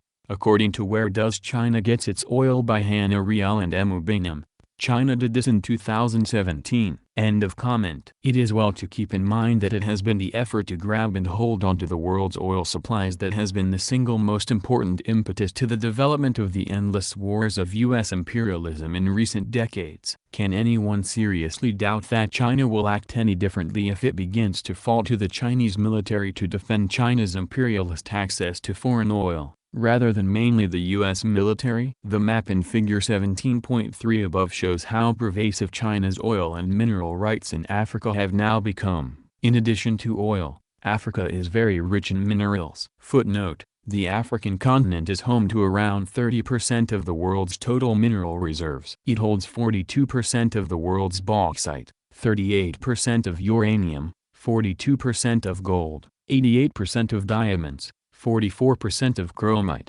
82% of manganese, 95% of vanadium, 55% of cobalt and 73% of platinum.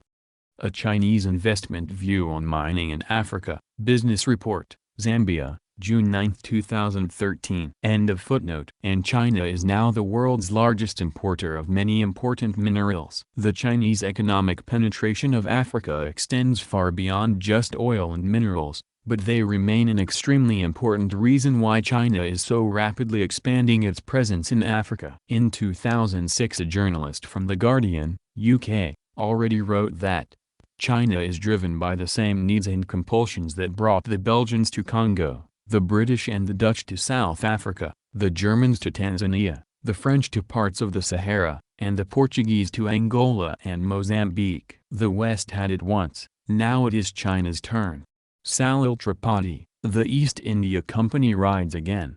China's attitude to Africa has many of the hallmarks of old-fashioned European imperialism. Guardian, November 15, 2006. Many other journalists and analysts now appropriately characterize China's activities in Africa in terms such as voracious neocolonial pillaging. Elissa Jobson, Chinese firm steps up investment in Ethiopia with shoe city. Guardian, UK, April 30, 2013. The article claims that this particular massive Chinese shoe company investment seems to be something different than voracious neocolonial pillaging. However, some of the Chinese economic operations and practices in African countries have really been quite outrageous, even by prevailing imperialist standards. Many Chinese companies, and even tens of thousands of private Chinese citizens, are now pouring into Africa in something like a gold rush frenzy, and sometimes quite literally that. In early June 2013 Ghana said it would expel 166 Chinese citizens who were detained over the past week in the country's gold-producing regions. Many of them lacked permits and were engaged in illegal mining and also prostitution. If you have gold,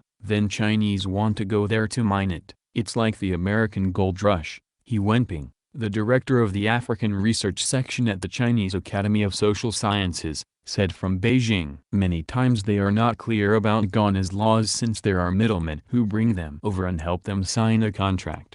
Illegal mining by Chinese has angered farming communities in Ghana because drinking water is being widely polluted. There is also resentment from the independent Ghanaian miners who can only afford to use shovels and pickaxes, whereas the Chinese mines frequently employ high-end industrial machinery and excavators. China's role in Africa under scrutiny. Bloomberg News Report, in Business Report, Zambia, June 9, 2013, and for another article on this particular situation in Ghana, which shows how the ordinary Chinese miners have themselves been victimized by the companies that hired or recruited them. See, Chasing a Golden Dream, Chinese miners are on the run in Ghana. New York Times, June 10, 2013. A couple years ago in Zambia, the Chinese managers of a coal mine shot two Zambian employees who were protesting their low pay, which caused tremendous anger across the country. Zon Rice, China's Economic Invasion of Africa. The Guardian, UK, February 6, 2011. In February 2013, the Zambian government revoked the mining license for a Chinese-owned coal mine after workers there rioted the previous November and killed a Chinese manager. The Zambian government said the mine had failed to comply with at least 15 laws. China's role in Africa under scrutiny, Bloomberg report cited above. The governor of Nigeria's central bank, Lamido Sanusi, in an article in the Financial Times, London, recently noted that China is no longer a fellow underdeveloped economy. It is the world's second biggest, capable of the same forms of exploitation as the West. It is a significant contributor to Africa's deindustrialization and underdevelopment, because of its flood of cheap manufactured goods now rushing into Africa. Lydia Paul-Green, Group of Emerging Nations plans to form Development Bank. New York Times, March 26, 2013. There is a whiff of colonialism about China's approach to Africa, he said. David Smith, Op. CIT. In Sudan and Ethiopia, rebel groups have killed Chinese workers because they view them as being closely connected with the local government. Zon Rice, Op. CIT. This growing disgruntlement about the activities of many Chinese companies in Africa have led the Chinese government to try to improve its image on the continent through foreign aid and in various other ways, including by financing the rapid expansion of Chinese media outlets across the continent to counter negative images of China and Africa with upbeat stories.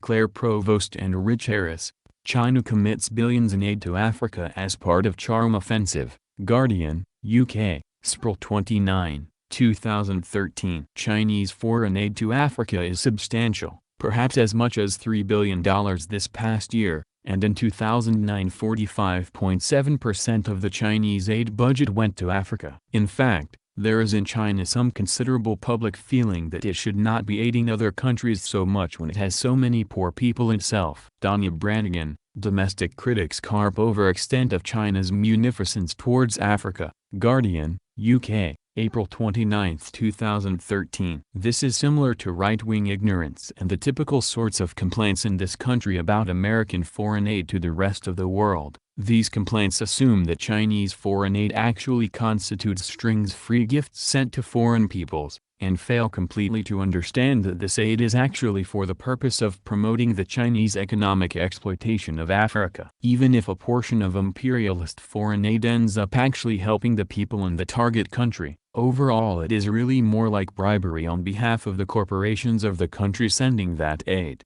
China even admits this to some partial degree. Since the early 1980s, China has stressed that its aid strategy is about cooperation and mutual benefit rather than philanthropy. From Tanya Branigan, Op. CIT. One large part of Chinese foreign aid to Africa goes to government leaders and officials directly, or to their children for university study in China. Jonathan Kaiman, Africa's future leaders benefit from Beijing's desire to win hearts and minds. China's African aid program aims to offer 18,000 government scholarships and train 30,000 Africans by 2015. Guardian, UK, April 29, 2013. This is in effect for the purchase and training of future compradors. Another large part of Chinese foreign aid to Africa is in the form of loans, which are most often at market rates. Danya Branigan, Op.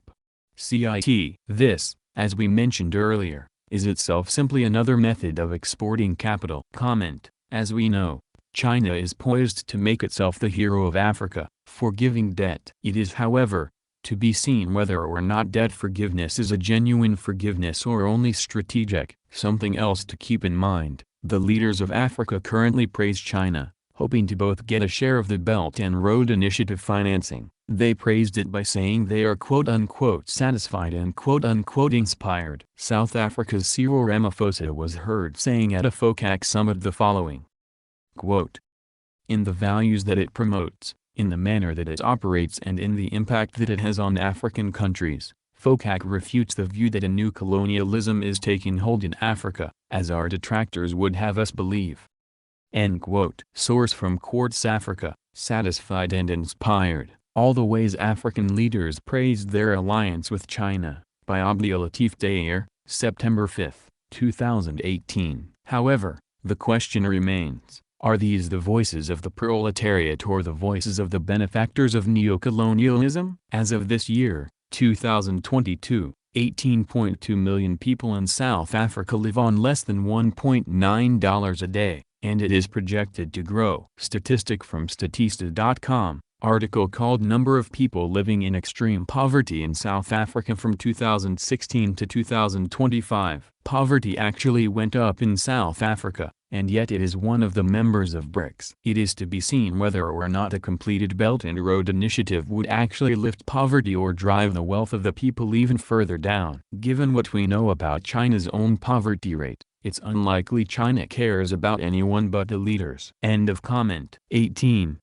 China's rapid growth in military power. China has been rapidly expanding its military power, and in particular it has been expanding it in ways which will enable it to exercise its own imperialist military intervention into other countries in the future. It understands full well that the maintenance of the present world imperialist system depends to a large degree on U.S. military power, and, unlike many other imperialist countries which really have little choice in this matter, China is unwilling to accept this reliance on a permanent basis. A recent book by the Western journalist Jeff Dyer put it this way: to keep its economy humming, China feels it needs to start molding the world it is operating in. China's economy relies on the continued safety of seaborne trade, something which has been guaranteed since the end of the Second World War by the Navy of the United States, the country which the Chinese elite mistrusts the most, with the possible exception of Japan. Like other great powers before it, China is building a navy to take to the high seas because it does not want to outsource the security of its economic lifelines to someone else.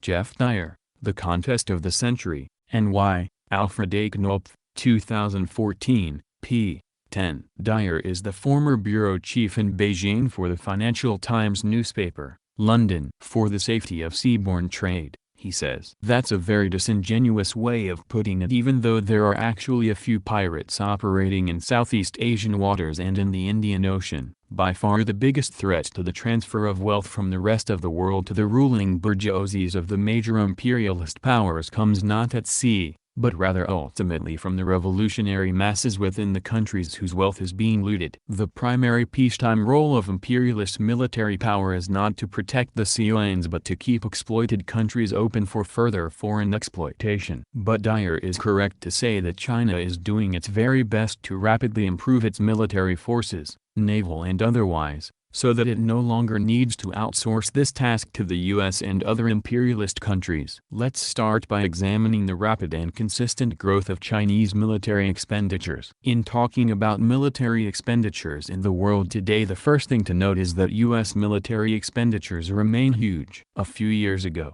U.S. spending on the military almost matched that of the entire rest of the world combined. As the Iraq and Afghanistan wars have wound down, the share of U.S. military spending in the world has dropped to 40%, which, of course, is still enormous. No other country comes close. And yet, what are the trends in world military spending today? Figure 18.1 below shows the 2012 military expenditures for a number of important countries and also the growth, or decline, rates for their military budgets for the 2011 to 2012 one-year period and for the 2002 to 2012 10-year period. Figure 18.1. Military expenditures in selected countries, 2012, in billions of constant 2012 US dollars. Figure removed. Here is a text version. U.S. expenditure is $682.478, 40% of the world total, with -6% growth in the past year, and 50% growth in the past 10 years. While China has $166.107, 9.5% of the world total, with 7.8% growth in the past year, and 198.3% growth in the past 10 years. Russia, the next on the list, is about half that of China. UK is 1/3 of Russia, and the next 5 taper are roughly equivalent but drop off 1 to 2 billion progressively. Footnote: Data in this chart is from the Stockholm International Peace Research Institute, SIPRI, and their spreadsheet of military expenditures for 172 different countries. The percentage figures have been calculated by us from that data. End of footnote. For the one-year period of 2011 to 2012, U.S. military spending dropped by 6.0% while China's increased by 7.8% and Russia's increased by 15.7%. But much more instructive is what has happened over the last decade. Over that period, U.S. annual military expenditures increased by nearly 50%, mostly because of its wars in Iraq and Afghanistan. Russia's military spending went up by 126.1%, which reflects the fact that Russian imperialism has been getting back on its feet after the final disastrous collapse of the state-capitalist Soviet Union in 1991. But by far the largest and most consistent increases in military spending on a regular yearly basis have been in China. Its expenditures went up by an amazing 198.3% over the past decade. Or putting it another way, China's annual military spending in 2012 was just short of 3 times what it was as recently as 2002. Year after year, China increases its military budget by percentages that no other country, including the U.S., can afford. In other words, it is continually gaining military strength in comparison to the U.S. and other countries, though the U.S., and perhaps also Russia,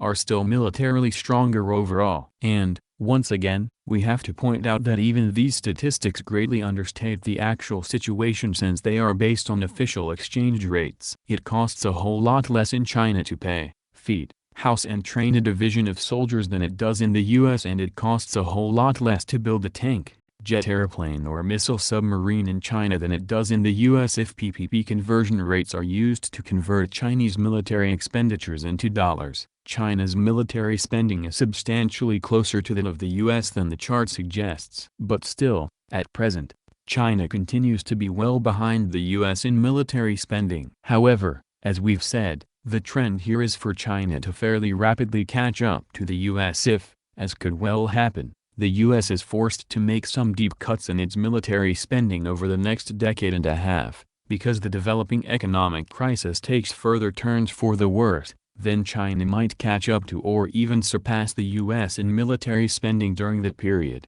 China will also be very negatively affected by the world capitalist economic crisis, but probably not as soon nor as severely at first. In fact, we are already seeing a significant new decline in U.S. military spending right now because of the Budget Control Act, more commonly referred to as the sequester on federal government spending, that is now scheduled to lead to an additional cut of $500 billion in the Pentagon budget over the next 9 years in addition to the $487 billion in cuts already underway. Originally this was not meant to actually occur. The deal between the Democrats and Republicans included the Pentagon reductions only as a means to force the Republicans to eventually back off on cuts to other programs. But as The Economist magazine recently noted, it turns out that Republicans hate taxes even more than they love the armed forces.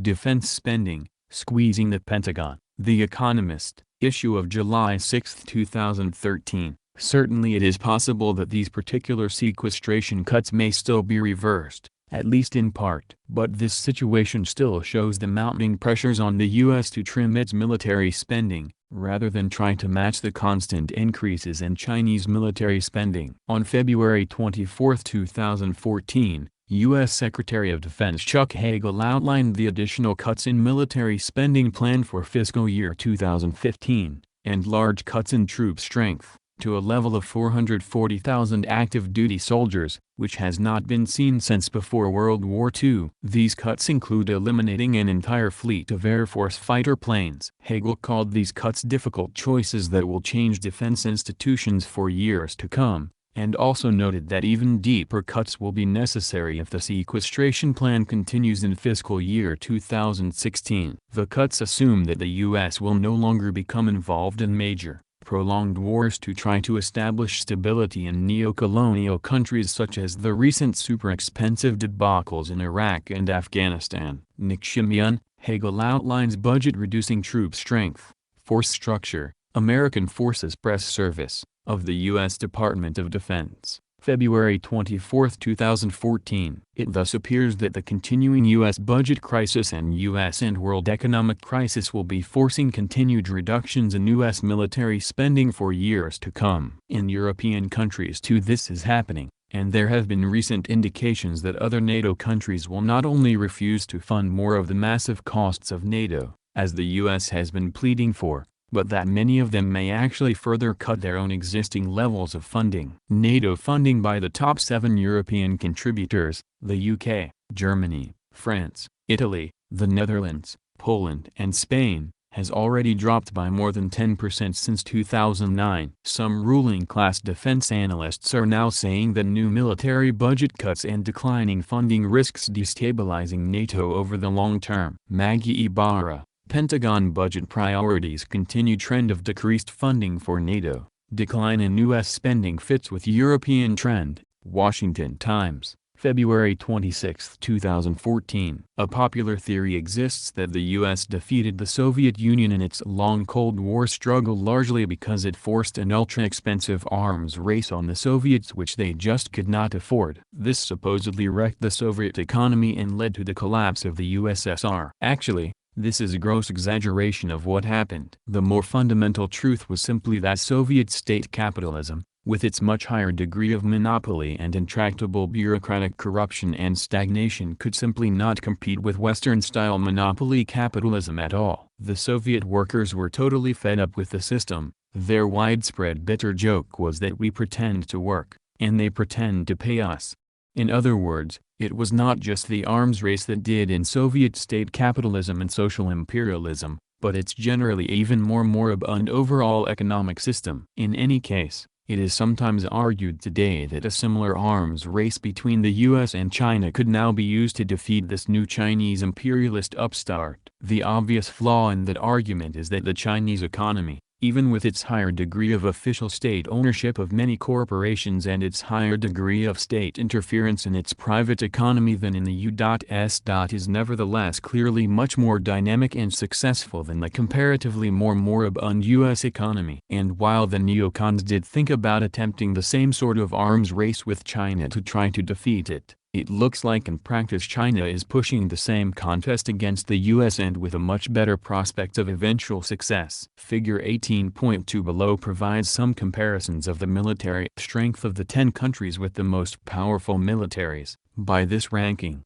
from a bourgeois website, China is already the third most powerful country militarily. It may well actually have the second most powerful military. It has the largest standing army, and the second largest number of tanks, airplanes and submarines. Figure 18.2, Comparative Military Forces. Table removed. See original work for more details. Source is globalfirepower.com. There are two very different sorts of wars that a rapidly rising imperialist country like China must prepare for. 1. An inter-imperialist war, directly against another powerful imperialist country, and 2. An imperialist war against a much weaker, probably economically less developed, third world, country. Proxy wars between imperialist powers are generally variations on this second type, since they typically take place in less developed countries and involve combat by competing local forces each partially armed by the contending imperialist powers.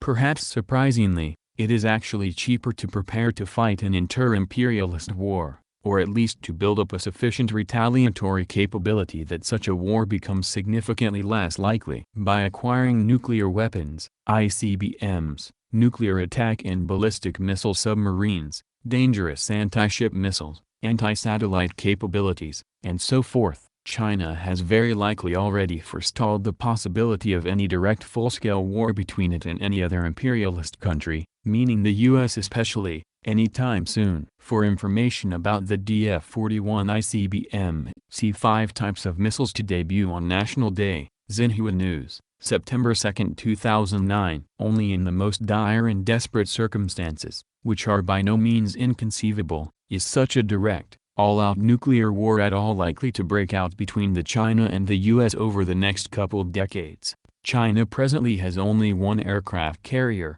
the Liaoning, which is a refitted and improved carrier formerly belonging to Ukraine. However, A second carrier is being built in the Dalian shipyard, and should be ready in 2018. The third and fourth Chinese carriers are expected to be completed by 2020. Work underway on China's second aircraft carrier at Dalian Yard, South China Morning Post, January 19, 2014. Aircraft carriers may already be essentially obsolete in any full-scale inter-imperialist war. Quote, "The U.S. Navy's huge, nuclear-powered aircraft carriers, capital ships that have long dominated military planning and budgeting, are slowly becoming obsolete, weighed down by escalating costs, inefficiency and vulnerability to the latest enemy weapons." David Axe. After the aircraft carrier, 3 alternatives to the Navy's vulnerable flat tops. Wired, March 20, 2013. The reason for this is that they have become so vulnerable to modern nuclear weapon-laden missiles and torpedoes. Russia produces 2 especially feared supersonic guided missiles, called the Club 3M54, and the Yakont, which can be launched from land, aircraft, ships or submarines, which carry large warheads, meaning potentially nuclear warheads, and reach targets 300 kilometers away. Weaponry and espionage. A Shot from the Dark. Economist, November 30, 2013, p. 58. China is one of several countries which has purchased these fearsome weapons, and is also no doubt working to produce them itself. Russia also produces a rocket-powered torpedo, which China probably also has, called the VA-111 Squall, with a range of 11 kilometers and a speed above 370 kilometers an hour, which cannot be dodged or stopped by U.S. warships, which means the only thing they can safely do is stay out of range. This rocket torpedo is manufactured by a Russian-owned company in Kyrgyzstan, and is known to be exported to other countries. So why then do the imperialist powers have so many carriers, and why are most of these countries, including China, building more of them? It is because carriers are now actually primarily weapons that are useful in imperialist wars against much weaker, economically underdeveloped and exploited countries.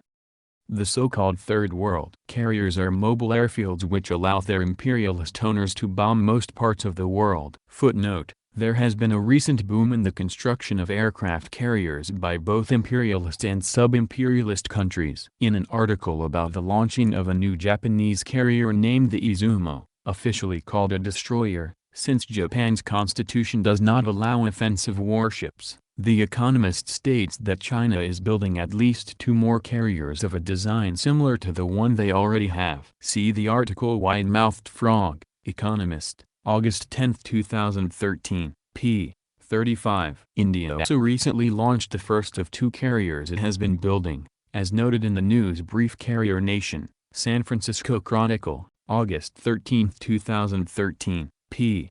8-2. End of footnote. Many other weapons systems are like this too, of much more use in imperialist wars against weak and less economically developed countries than against other imperialist countries possessing modern countermeasures to them. Drones, remotely controlled aircraft, are another good example, since they are usually easily shot down by opponents with advanced missile systems. It is no accident that China has been rapidly expanding its development and production of drone aircraft as well as building more carriers. China first publicly demonstrated its drones in October 2009, during its National Day Parade. As of 2011 it already had at least 280 operational drones that could be used for intelligence, surveillance and reconnaissance missions, precision strike missions and electronic warfare, according to one U.S. military think tank report. China's drone program is apparently very sophisticated, and it might even have models which are superior to those the U.S. has been using to assassinate terrorists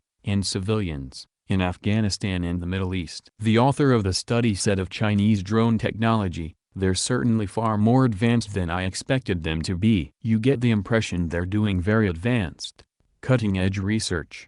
Jason Kobler, report, Chinese drone swarms designed to attack American aircraft carriers. The Chinese are taking unmanned aerial vehicle development very seriously, according to a new report, U.S. News & World Report, March 14, 2013. And China, even more than the U.S. apparently, has been working toward building drones that might be able to survive under contested conditions, i.e., to evade air and missile attacks directed against them. To Edward Wong, hacking U.S. secrets.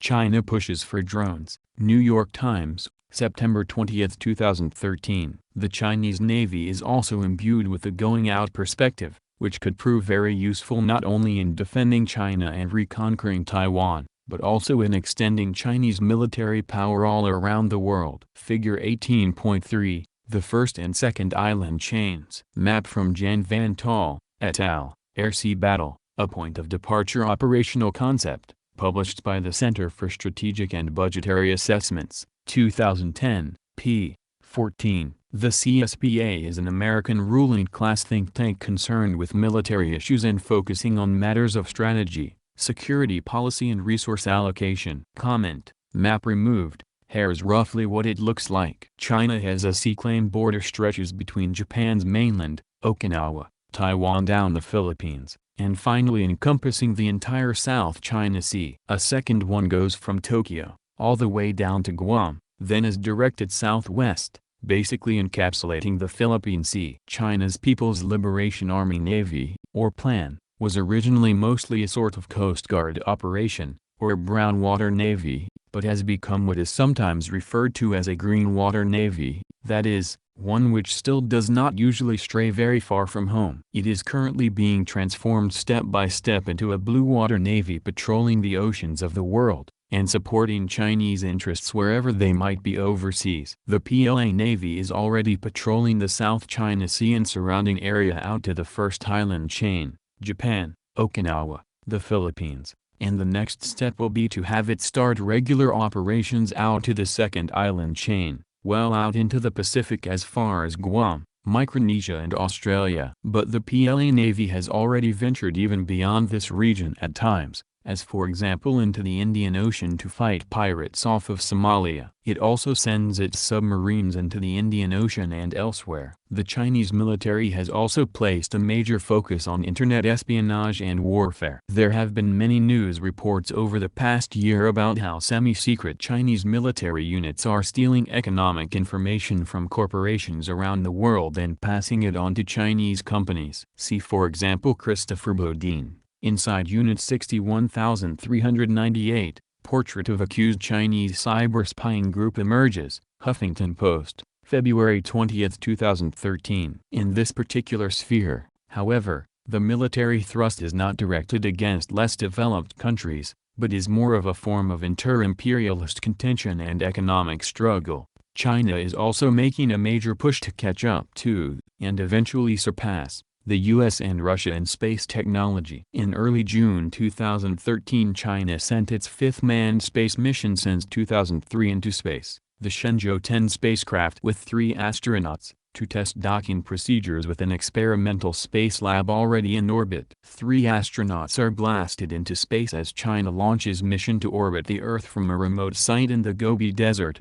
Daily Mail, UK, June 11, 2013. The UK newspaper, The Daily Mail, in reporting this space flight, went on to note that China is still a long way behind the US in space technology, but then added, still, the Shenzhou 10 mission will be the latest show of China's growing prowess in space and comes while budget restraints and shifting priorities have held back US manned space launches. China also plans an unmanned moon landing and deployment of a moon rover. Scientists have raised the possibility of sending a man to the moon, but not before 2020. While Beijing insists its space program is for peaceful purposes, a Pentagon report last month highlighted China's increasing space capabilities and said Beijing was pursuing a variety of activities aimed at preventing its adversaries from using space-based assets during a crisis. Fears of a space arms race with the United States and other powers mounted after China blew up one of its own weather satellites with a ground-based missile in January 2007.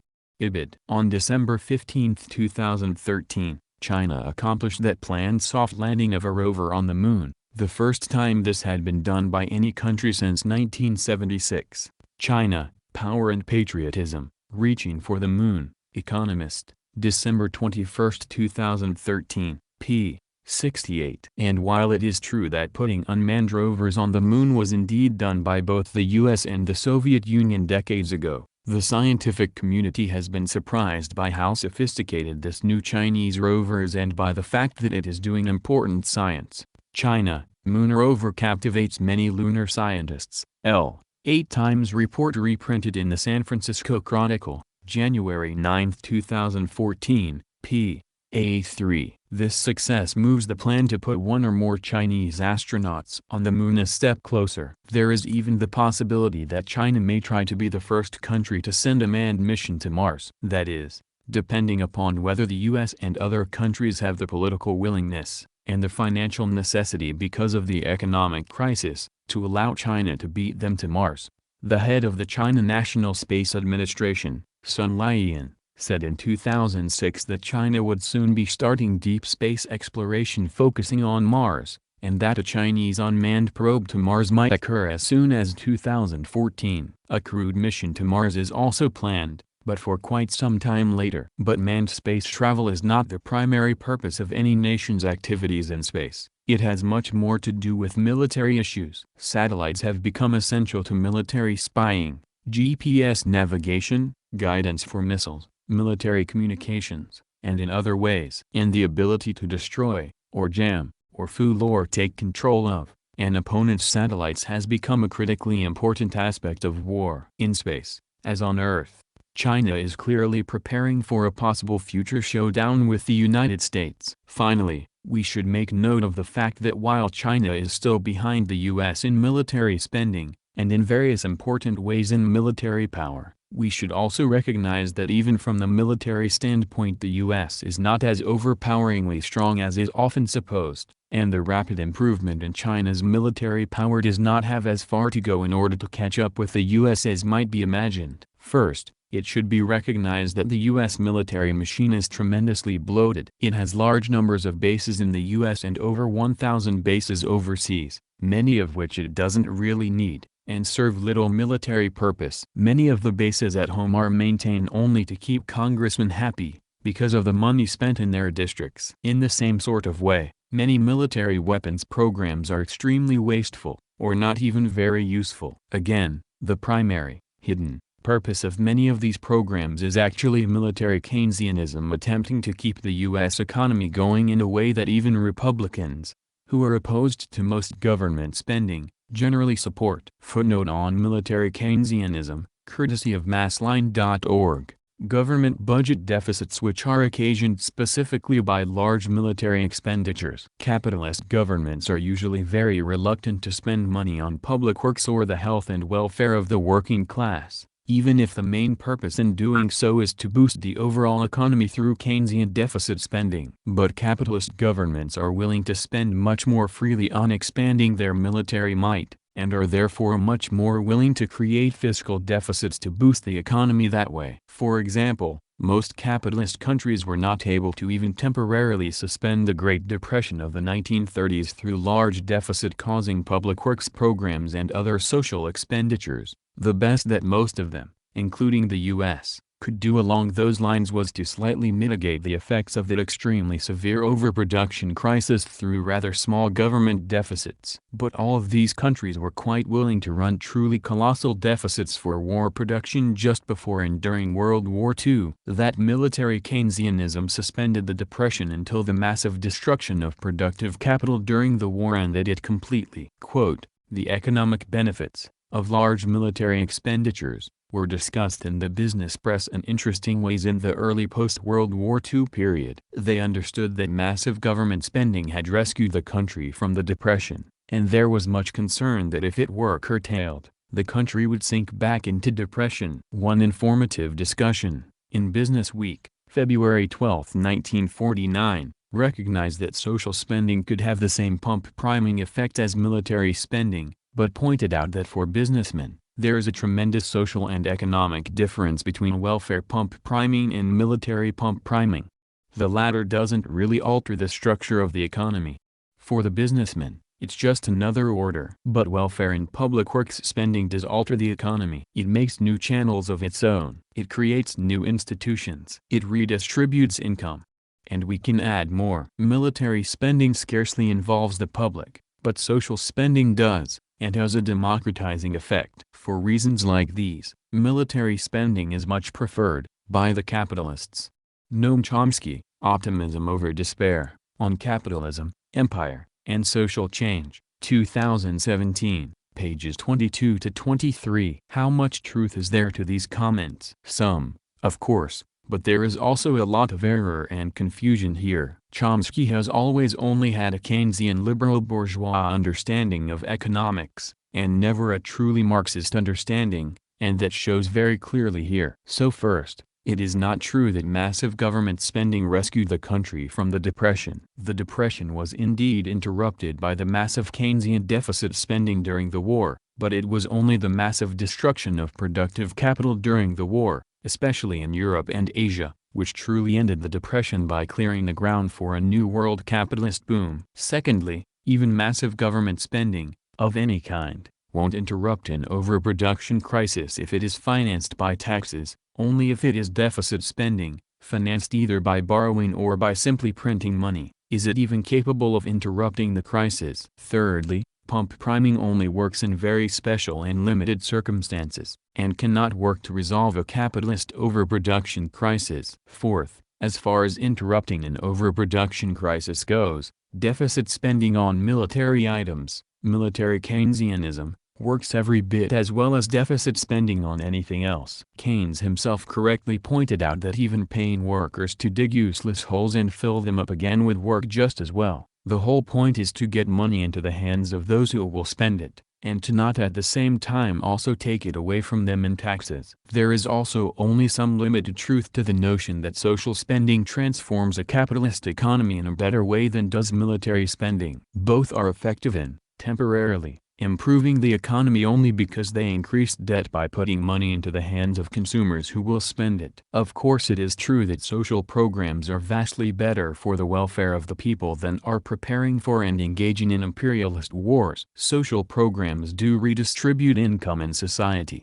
but this is not something that capitalists want to do in any major way. After all, capitalism absolutely requires that the working class remain forever sufficiently poor so that they continue to be desperate for jobs, no matter how low-paying and otherwise miserable those jobs are. The capitalists therefore find social programs ideologically disgusting and tend to strongly oppose them, while they support military spending and wars because those wars are carried out to secure capitalist imperialist control of the resources of the world and of foreign markets. These things explain why the bourgeoisie likes military Keynesianism so much better than Keynesian deficit spending for social programs like social security, health care, unemployment insurance, and so forth.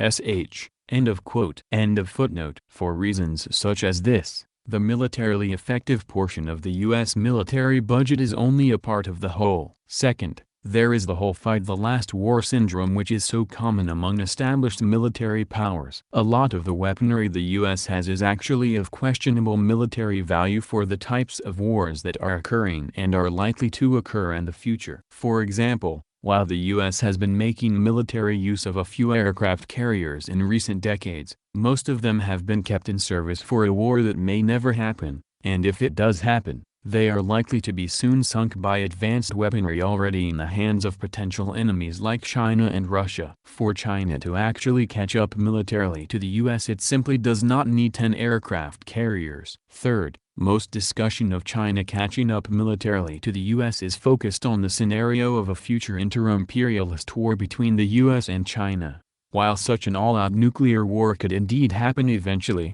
for at least the next decade, the more relevant question is how soon will China's own military be able to start acting in a more direct and powerful way to support the Chinese imperialist exploitation of as much of the world as it can, and in the same way that the U.S. military does, and that is not very long in the future at all. The Chinese military is very rapidly catching up to the U.S. military with respect to the ability to protect its overseas investments and to bully other less developed countries. However, China, like the U.S., will inevitably find that militarily pacifying the world to facilitate its own imperialist economic exploitation of it is not so easy to do. There will be resistance to, and rebellions against neocolonial regimes that China is attempting to prop up. Just as there has always been such resistance and rebellions against the regimes the U.S. and other imperialist powers have established and sought to protect, China, even as it succeeds in building an imperialist expeditionary power to patrol the world, will also inevitably get bogged down in imperialist wars in the same way that the U.S. has been in Vietnam, Iraq, and Afghanistan. 19.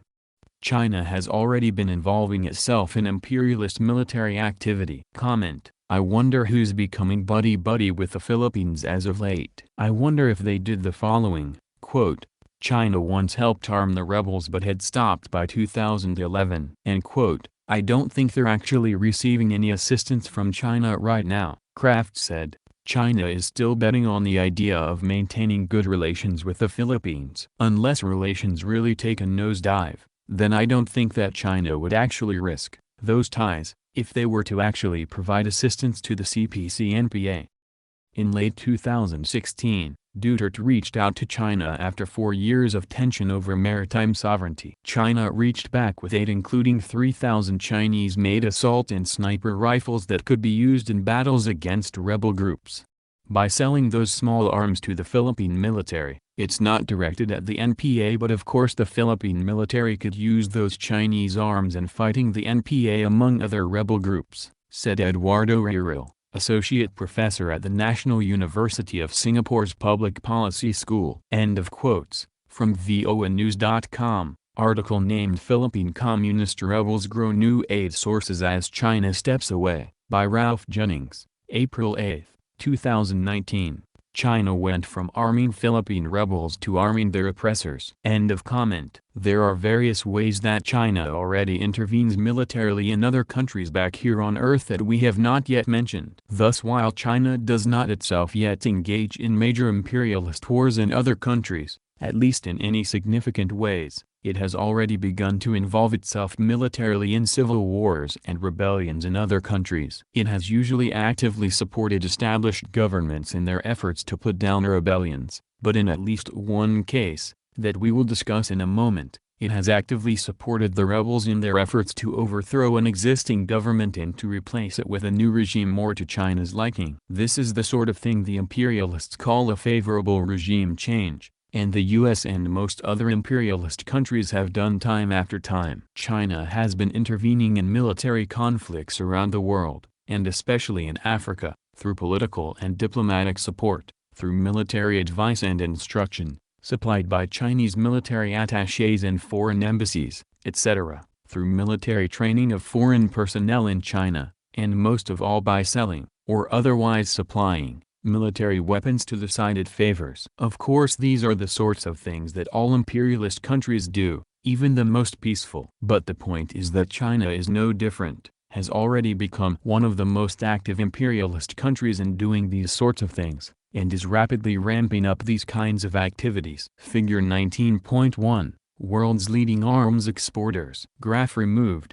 China has risen since 2008 and is now the third largest arms exporter. David Yanofsky, China surges to become the world's third largest arms exporter, Quartz website, March 18, 2013. Comment: according to Statista.com, France has come back to take China's place as third. End of comment. China has recently become one of the world's leading arms exporters. In March 2013, the Stockholm International Peace Research Institute issued a report noting that China had become the third largest arms exporter in the world in 2012.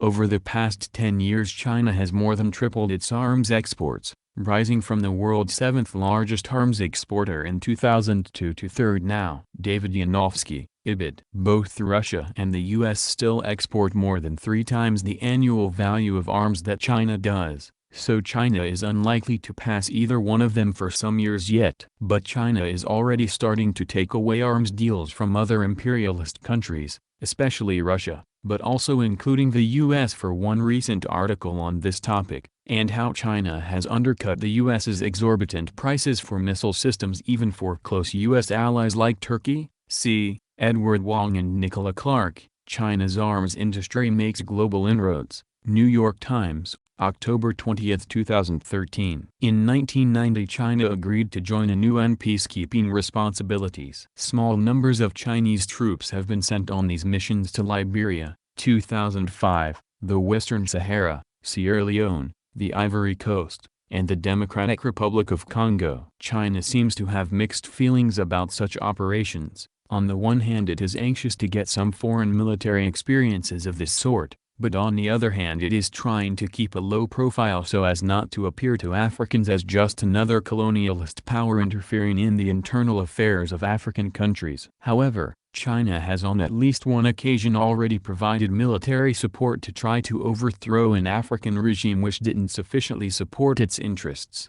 China has put its weight behind the conflict in Chad. The FUK rebellion based in Sudan and aiming to overthrow the pro-Taiwan ruler of Chad, Idris Deby, has received Chinese diplomatic support as well as light weapons and Sudanese oil. With Sudan maintaining a pro-Chinese stance, and Chad being pro-Taiwan, and since 2003, an oil producer, China has pursued their interests in replacing Deby with a more pro-China leader. The 2006 Chadian coup d'etat attempt failed after French intervention, but Deby then switched his support to Beijing, with the apparent defeat becoming a strategic victory for China.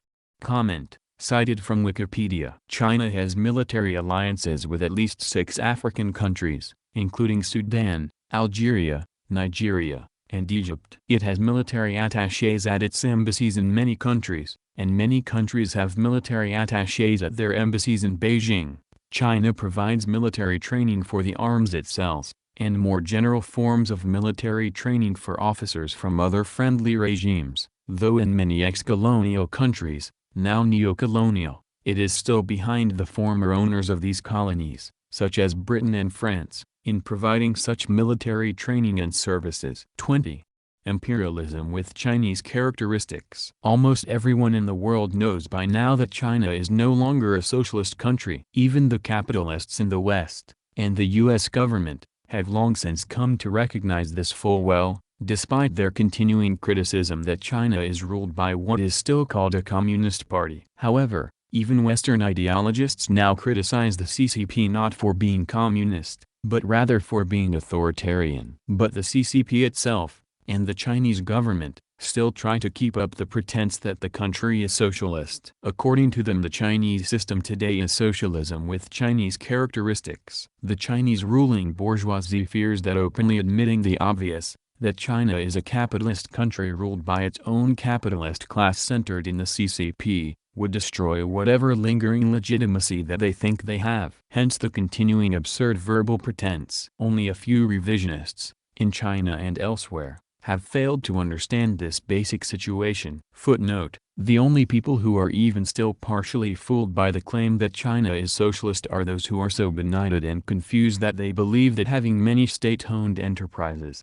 SOEs, is the same thing as socialism. Comment: Engels was one of the first to refute this. Everyone had time to study since then. End of comment. However, if the state is controlled by the bourgeoisie acting in its own class interests, then the existence of any state-owned or nationalized corporations actually means there is a state capitalist sector of the economy, which is not real socialism by any stretch of the imagination. State capitalist corporations are those owned and controlled by the bourgeoisie as a whole, as a class, as opposed to private corporations which are owned by individual groups of capitalists. Revisionists, however, are always prone to confusing state capitalism with socialism. In China, moreover, the SOEs largely operate as if they were private corporations, and state ownership does not prevent such operation, and in many cases enhances it. State ownership does not exempt SOEs from their focus on capitalist market focus and the perpetual pressures for greater enterprise profitability. On the other hand,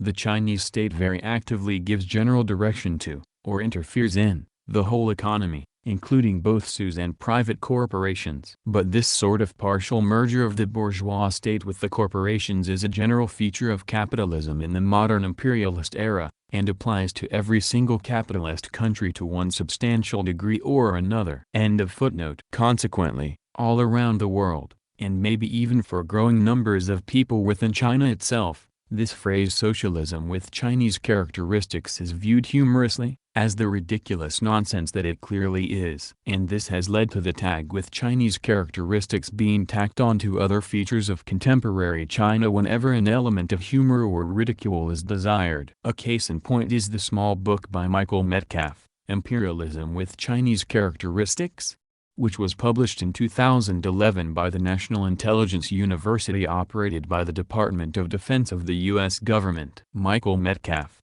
Imperialism with Chinese Characteristics, reading and rereading China's 2006 Defense White Paper, Discussion Paper No. 16, NE Press, of the National Intelligence University, Washington, D.C., September 2011. Metcalf is a faculty member of ANU and has spent decades working for the Defense Intelligence Agency and the State Department's Bureau of Intelligence and Analysis. His special focus is in helping the U.S. government and military understand the actual motivations and intentions of the Chinese government and the CCP. Metcalf's central thesis is that China is now an imperialist country, though perhaps with Chinese characteristics, and that it is rapidly preparing its military to protect and promote Chinese imperialist economic interests abroad. It probably seems quite bizarre to many people that anyone in the U.S. military or government would condemn China for being imperialist or for building up a military force capable of protecting and expanding its foreign economic interests. After all, the U.S. since World War II has itself been the most powerful imperialist country in the world, engaged in constant economic and political intervention into other countries and almost constant wars to protect and expand its own politico-economic interests. And since the collapse of the Soviet Union, the U.S. has been the sole superpower, the unquestioned top dog among all the imperialist powers. And yet, it is the top imperialist dogs themselves who are most alert to, and afraid of, the rise of new imperialist competitors. They know very well what they themselves are doing in the world, and they really don't like it one bit when they see other countries rising to challenge them in doing the very same thing, especially if those upstart imperialists threaten to go outside the existing, agreed-upon framework of a single imperialist system with established rules. With a mixture of both extreme greed and hopes for major new profits, on the one hand, but also trepidations about the rise of a potential new imperialist competitor, on the other hand, the U.S. and other long-established imperialist countries gradually accepted China into the current world imperialist system over the past 25 years. The key event which formalized China's joining the world imperialist system was its acceptance into the World Trade Organization in December 2001, after long and arduous negotiations. Footnote: China became a member of the WTO on December 11, 2001. The U.S. and other dominant members of the WTO insisted on many concessions by China and even substantial changes to its internal economic laws and structure, which is why the negotiations dragged on for so many years. In the early 1980s, China began to open up its economy to foreign investment, at first just in special economic zones, and signed a number of regional trade agreements. China obtained observer status with GATT, the predecessor to the WTO, and in 1986 began its efforts to join that organization as a full member. The US, Europe and Japan insisted that China become essentially a complete capitalist market economy, on major tariff reductions, and on changes to its industrial policies before it was allowed to join. These changes forced China to considerably revise its basic economic strategy and policies, and meant that China would have to agree to the existing rules of global capitalist trade and competition even though it had no part in making those rules. The ruling class in China decided to take a chance on doing this, and this bet has paid handsomely for them. From a bourgeois perspective, since joining the WTO, China has become much more deeply integrated into the world capitalist economy. The US and other older imperialist countries have benefited tremendously from China's entrance into the WTO and its more general full entrance into the world imperialist system. But capitalist China has benefited the most, and has emerged as a very dangerous imperialist competitor to the US and other imperialist countries. End of footnote. As we have argued earlier,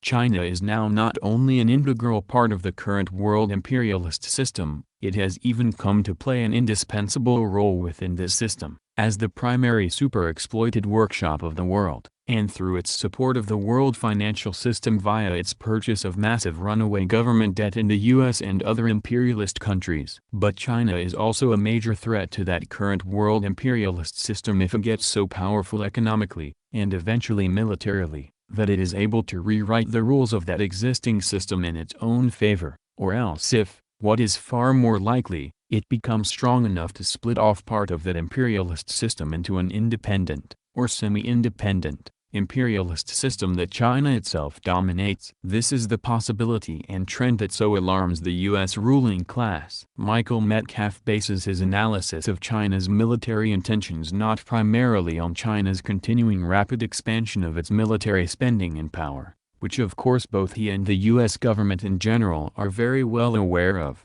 but rather on some key writings of Chinese military and political leaders. In particular, every 2 years since 1998 China has released a public defense white paper describing the overall role and strategy of China's military. Metcalf focuses on the 2006 white paper and on 2 explanatory essays further explicating China's military thinking which were written by one of the main authors of those official white papers, Chen Zhu, and which were published in the Chinese Military Journal, China Military Science, in 2007 and 2009. Dr. Chen Zhu is a researcher at the PLA Academy of Military Sciences, War Theory, and Strategic Studies Department, and according to Michael Metcalf is one of the most well-known PLA writers on Chinese military matters. Metcalf, Op.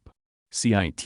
p. 7. Chinese military doctrine is quite clear that military strategy depends on what political goals are being aimed at. In the early decades of the People's Republic of China, the central political goals were survival and warding off attack by foreign imperialism, the US and the social imperialist Soviet Union, both against China itself and also against other countries such as North Korea and Vietnam. But that basic security situation is now qualitatively different and vastly better for China. The Soviet Union collapsed, and Russia today is much weaker relative to China than it once was. Moreover, China now possesses nuclear weapons, ICBMs, nuclear-powered missile submarines, and other military capabilities which prevent even the U.S. from launching any direct attack against it. As Chen Zhu puts it, China's security environment on the whole is favorable, and there is no instant danger of large-scale foreign aggression against China.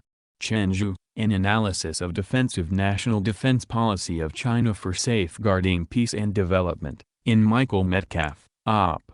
Cit. p. 34. So what new political goals have now come to the fore, to serve as the primary determinant of the changing Chinese military strategy? Of course, further strengthening of defenses against attack by other imperialist countries is still important, as is the long-time goal of recovering Taiwan. But the new central goal added to these is that of economic development. Chen Zhu writes that reform and development now affects the overall national security. This is because, quote, reform and development is now at a critical stage and the contradictions and problems affecting social harmony and stability are increasing. China's economic dependence on the overseas markets is increasing, so the economic security is facing greater risks. Chen Zhu, quoted in Michael Metcalf, Op. Cit. p. 12. As Metcalf summarizes it, the reader can see that, for Chen, security and development seem to be merging into one issue. Ibid. p. 12. For Chen Zhu and the entire Chinese ruling class, the perceived interests of the state have changed and broadened. China's national defense always puts the state's sovereignty and security in the primary position, and always takes guarding against and resisting aggression, stopping armed subversion, defending the state's sovereignty, unity, territorial integrity and security as the basic tasks. With the changes of the times and the development of the nation, the security interests and the development interests have been interwoven. The interests of one's own country have been closely linked with the interests of other nations. The gravity center of interests have, shifted from survival to development. The form of realizing the national interests has extended from domestic to international. The scope of the national interests has extended from the traditional territorial land, seas, and air to the maritime, space, and electromagnetic domains. Ibid. Pages 13 to 14. Metcalf sums this up. In other words, the new stage of development has caused the merging of development concerns and traditional territorial security concerns, and this has pushed China's state security interests offshore. Ibid. p. 14. Chen Zhu also states, the armed forces need to cope with traditional security threats, and also to cope with non-traditional threats, need to safeguard the state's survival interests, and need to safeguard the state's development interests, need to safeguard the homeland security, and also to safeguard the overseas interests security, need to safeguard the overall state interests of reform, development, and stability, and also need to safeguard world peace and promote common development. Ibid. p. 14. Chen Zhu further states, the military capability is the core of the state's strategic capability and should be able to be extended to wherever the state's interests develop to. Ibid. Pages 14 to 15. In short, the Chinese military is being changed and modernized so that it can more easily operate in other countries where Chinese economic interests are at stake. This is straightforward imperialist thinking and strategy. If this isn't yet clear enough, let's quote some more of this new Chinese military strategy. Today, while the Chinese economy is increasingly merging into the global economic system and the state interests are continuously extending outward, China's national defense will assume a more active and open posture in moving into the outside world, will preserve the state interests in a broader sphere of domains beyond the limits of territory and sovereignty, and will provide military support and guarantee for the development interests. Chen Zhu, quoted in Michael Metcalf, Op. Cit.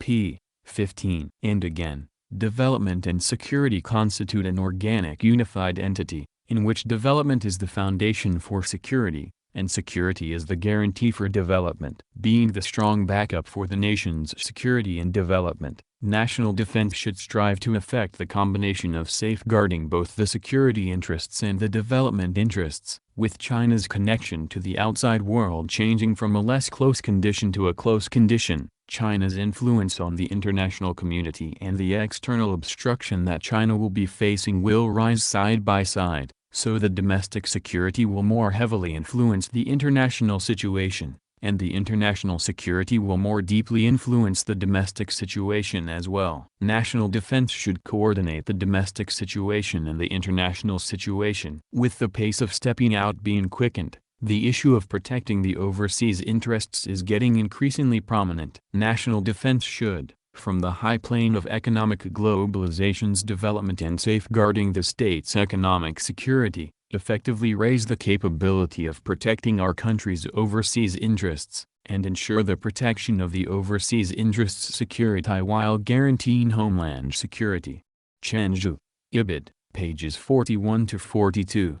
Stepping out. This Chinese imperialist military strategist calls it. That used to mean going on a romantic date, now it apparently means the imperialist exploitation of the world, backed up when necessary by military force. Chen Zhu goes on to state that with China's full involvement in the process of economic globalization, the state's development interests will unavoidably go beyond the scope of the country's territory and will certainly be extended to other countries and regions.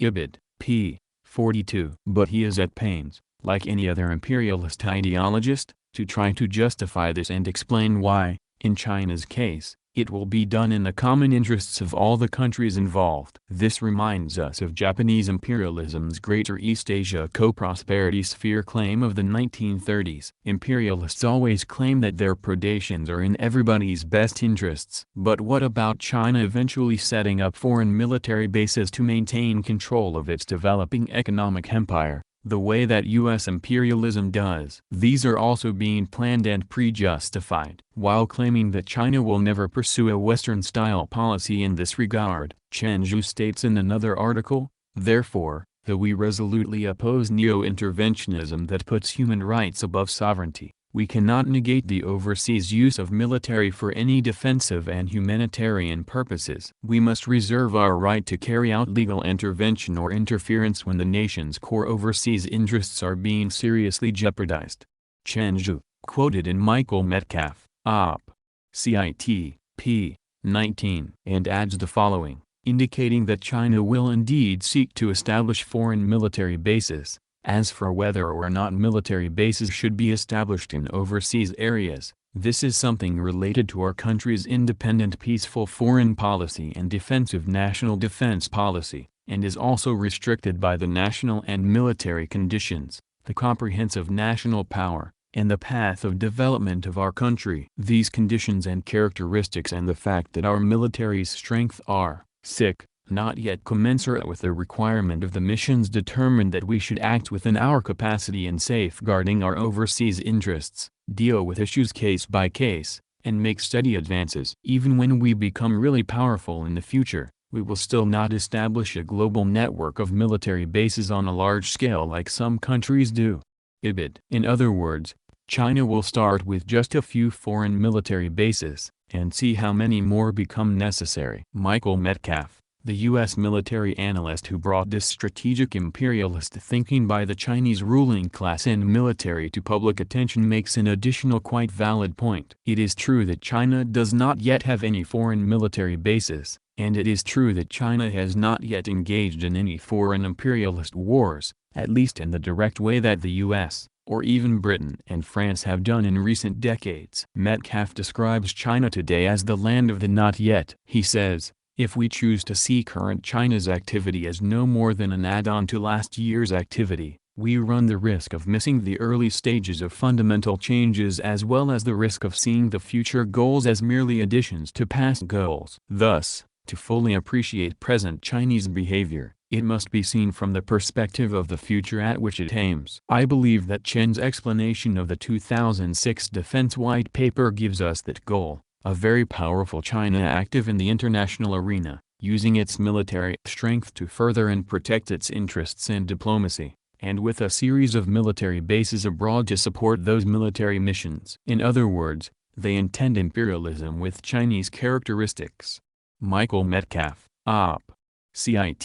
p. 20. Actually, from the Leninist point of view, China has been an imperialist country for quite some time already. But it is true that the military aspect of this imperialist nature is still developing. Chinese military interventions in support of Chinese imperialist investments around the world have not been necessary so far, except on token levels, because of the existence of the world imperialist system wherein the U.S., with the support of a few other imperialist countries such as Britain and France, has been handling most of the war work. But China is not content with this arrangement and figures that it will be able to pull in a greater and more secure share of the world's wealth if it starts to rely more on its own military interventions to support its ever-expanding imperialist economic penetration of the world. However, we'll let Michael Metcalf continue with some of his summary. Quote, the center of gravity of China's state interest has changed from China's survival to China's development. Therefore, the primary mission of China's military is no longer China's survival and territorial security but now is protecting and expanding China's developmental interests, wherever those interests might be located. This mission will require a much greater military force than was required when mere survival and territorial defense formed the core of China's state interests. So, the core of China's state interest has changed from mere survival to development. And this is a major event. It is a qualitative change and not a mere quantitative change. China has crossed a threshold. Not long ago it was possible to reach a loose consensus on what military force China would require and develop. When survival was the primary objective, People's War could provide defense against a conventional invasion of China but not against a nuclear attack. Once China deployed a small but reliable nuclear force, China had assured its survival. With development as the new core of state interest, the only limit to China's military needs will be the limit of China's developmental interests. But development interests seem to be of a type that constantly expands. Or is China of such a nature that one day it will declare that its development has reached its desired limits? Unless one can predict the limit of China's development goals, one cannot predict the limit of China's military requirement. China plans to develop a military force commensurate with its economic status, with most analysts assessing that its status will surpass that of the United States by earlier than mid-century. But will China then stop? At present its military development lags behind even its current requirement. Therefore, For a very long time China's military development will be racing not only to catch up to its current requirement but also to prepare for future requirements that have no foreseeable limits.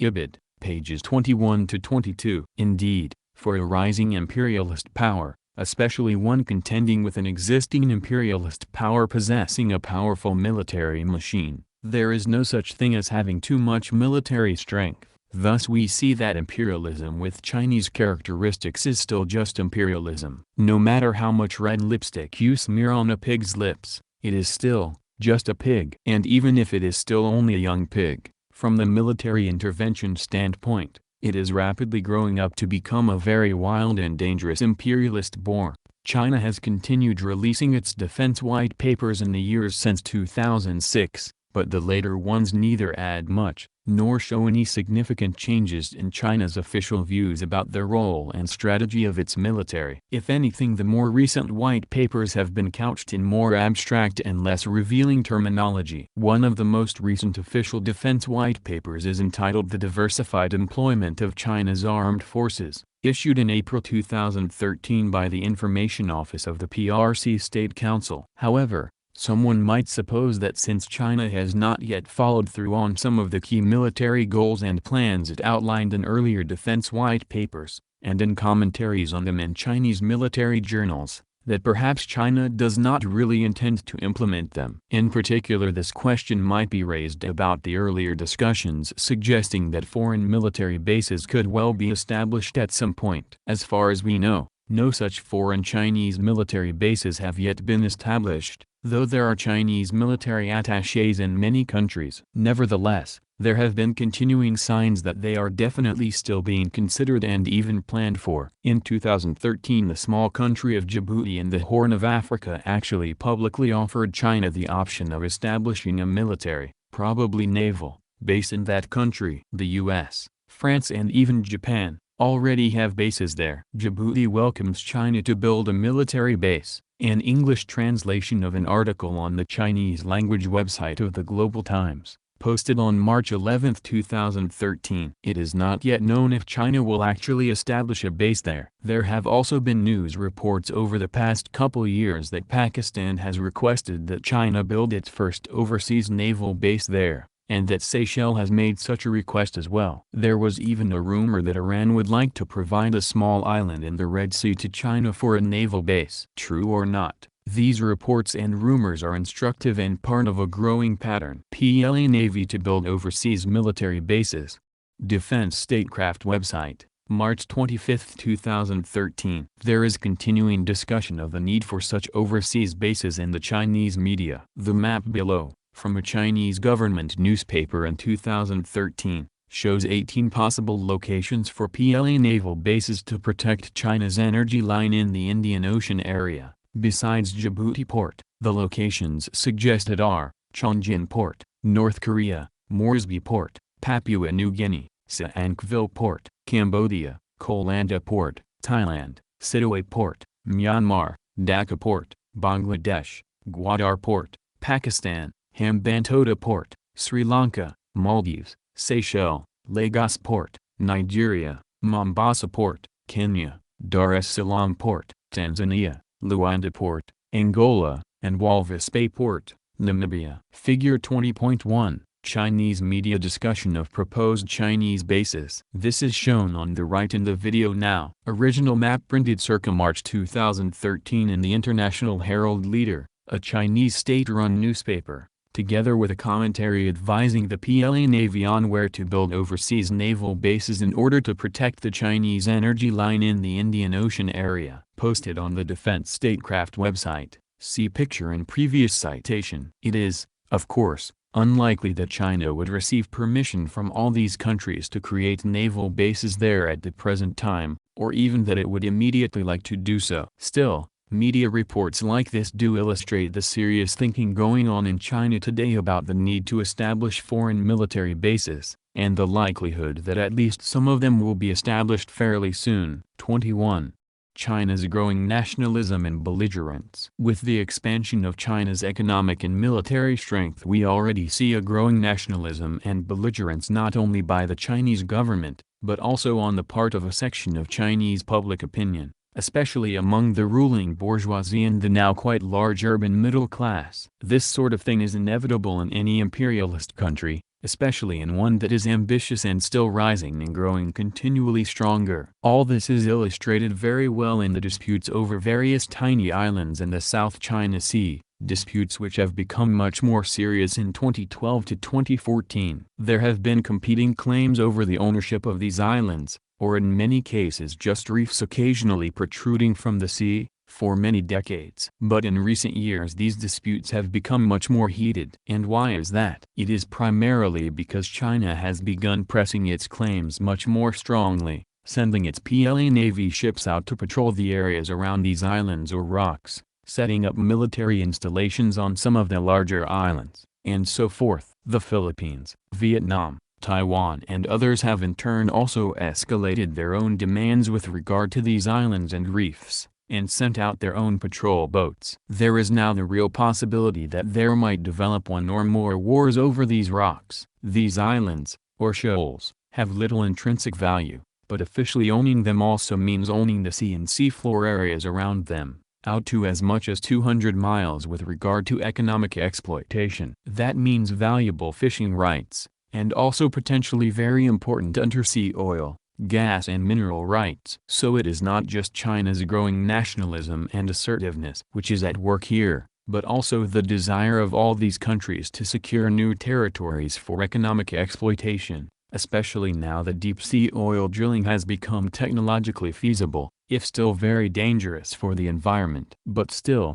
it has been China's new aggressiveness which has directly led to this sudden rapid escalation of demands and threats from all sides. In addition, ownership of these islands and shoals means having the ability to establish forward radar sites and other military installations on them, and to better control the entire South China Sea from a naval perspective. So while it may seem that all the fuss is just over rocks, but in reality there are much more important matters at issue. Comment: actually, the issue typically has more to do with fishing and resource harvesting rights over the areas surrounding the islands. The islands and rocks themselves are not the big issue. It's military power projection and expanding zones of economic influence. End of comment. On July 24, 2012, China unilaterally established the Sansha Prefecture to oversee and administer 1 million square miles of the South China Sea. As of January 1, 2013, this oceanic prefecture was unilaterally invested by the Chinese government with the police authority to board, seize and expel foreign ships from this vast area. Filipinos protest China's actions. San Francisco Chronicle, July 24, 2013, p. A14. One such set of rocks in this prefecture is known as the Scarborough Shoal, which lies 115 miles from the Philippines coast. In the past year China sent a fleet of 90 ships to the area which have barred Filipino fishing boats from operating there. Similarly, China dispatched some naval frigates to the Ayanjan Reef, also known as the Second Thomas Reef, which is 105 miles from the Philippines, to do the same thing. Control of the Ayanjan Reef probably means control of the Recto Bank, underwater mounds in the sea, about 85 miles from the Philippine coast, which the U.S. Energy Information Administration estimates might contain 213 billion barrels of oil and 2 quadrillion cubic feet of natural gas. Ibid. Comment: exactly. End of comment. There have been numerous outraged comments about China's claims and encroachment on these islands from the Philippines. Some politicians there have called China's claim the most brazen maritime grab in history and stated that China's behavior is that of an imperial state, imitating the expansionist conduct of the Western powers it condemns. However, President Benigno Noynoy Aquino has been particularly agitated in his condemnations of China, saying that Western powers must tell China that enough is enough, and comparing his country to Czechoslovakia being overrun by Nazi Germany in the period before World War II in Europe.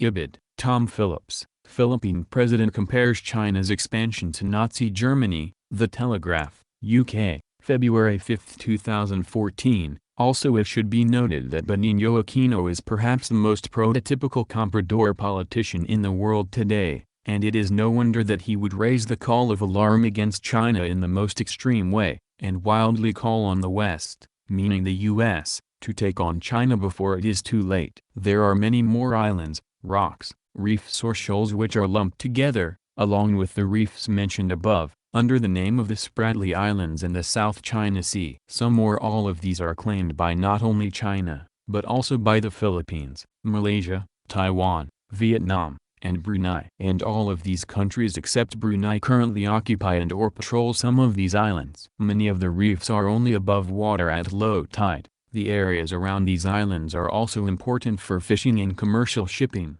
and hold significant reserves of oil and natural gas. These islands too are part of China's Sancha prefecture, but any attempt by China to force the other countries completely out of the area may lead to war. Probably even more dangerous is the growing contention between China and Japan over the uninhabited islands known as the Senkaku chain in Japan and the Diaoyu chain in China. This island chain northeast of Taiwan is close to key shipping lanes and rich fishing grounds, and it is also thought that there may be large oil reserves in the area. Rising Japanese imperialism grabbed these islands in 1895 along with Okinawa and Taiwan, but now rising Chinese imperialism demands them. There have been both Chinese and Japanese ships patrolling around these islands at different times, and increasingly vociferous threats from both sides. Japan has very recently started to further increase its security forces around these islands, including scrambling fighter jets to threaten Chinese vessels. Japan increases security around disputed islands.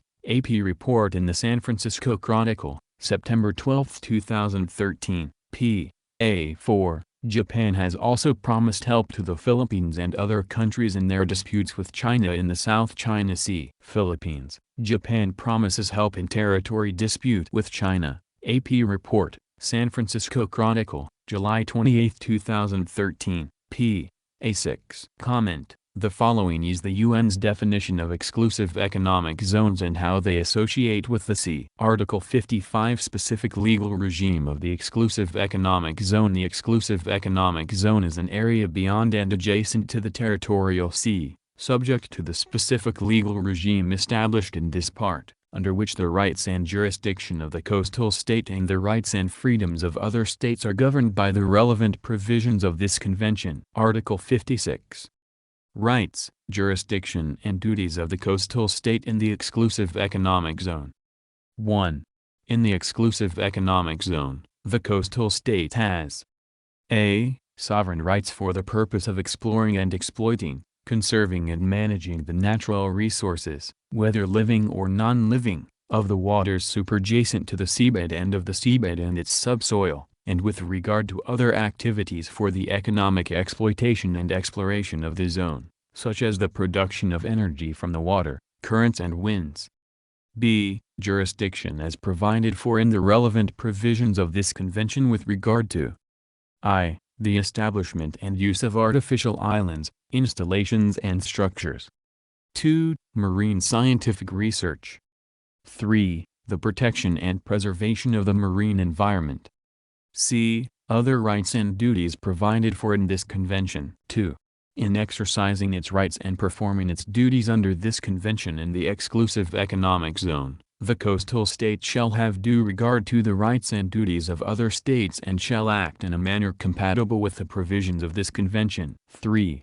The rights set out in this article with respect to the seabed and subsoil shall be exercised in accordance with Part 6. Article 57 Breadth of the exclusive economic zone. The exclusive economic zone shall not extend beyond 200 nautical miles from the baselines from which the breadth of the territorial sea is measured. End of quote. So yes, this stuff is important for resource harvesting and empire building. From UN.org, Part 5 Exclusive Economic Zone. End of comment. There has also been a lot of nationalist mass belligerence in China, on the internet and in mass demonstrations in the streets, over the Senkaku, Diaoyu Islands dispute in particular. See for example, anti-Japan protests mount in China, Wall Street Journal, September 16, 2012. Some Chinese government newspapers have even questioned the right of Japan to control Okinawa and the rest of the Ryukyu Island chain. 6. Justin McCurry, China lays claim to Okinawa as territory. Dispute with Japan escalates. Guardian, UK, May 15, 2013. Hundreds of years ago this island chain did have a long-established tributary relationship with China. Will China someday go so far as to demand that all the lands over which the old Chinese emperor once had a tributary relationship should actually still today be part of China? This would include Mongolia, Vietnam, Korea, and perhaps even Japan itself. Well, it is unlikely that even the new Chinese imperialists will ever claim that much. Footnote: Luo Yuan, a two-star general in the PLA who raised the issue of the status of Okinawa and the Ryukyu Island chain in the People's Daily, did however add in an interview, "Let's for now not discuss whether the Ryukyus belong to China. They were certainly China's tributary state. I am not saying all former tributary states belong to China, but we can say with certainty that the Ryukyus do not belong to Japan." Ibid. End of footnote. Like other imperialists, they have generally adjusted to the need for neocolonialism, rather than outright colonies or incorporation into China itself, at least with regard to other major Asian countries. It is a different matter with regard to reefs or small islands, however. There have also been some recent border incidents between China and India, which suggest a somewhat more aggressive policy by China in that region. India provoked an outright border war with China in 1962. Which it lost, and was forced to remove its forward policy military bases from the Chinese side of the de facto border. Despite minor incidents from time to time, things were mostly stable along that border until 2009, when there was a new, but quite limited, flare-up. It is not known to us for sure which side was responsible for that incident, but the underlying motivation is clear, as one observer commented.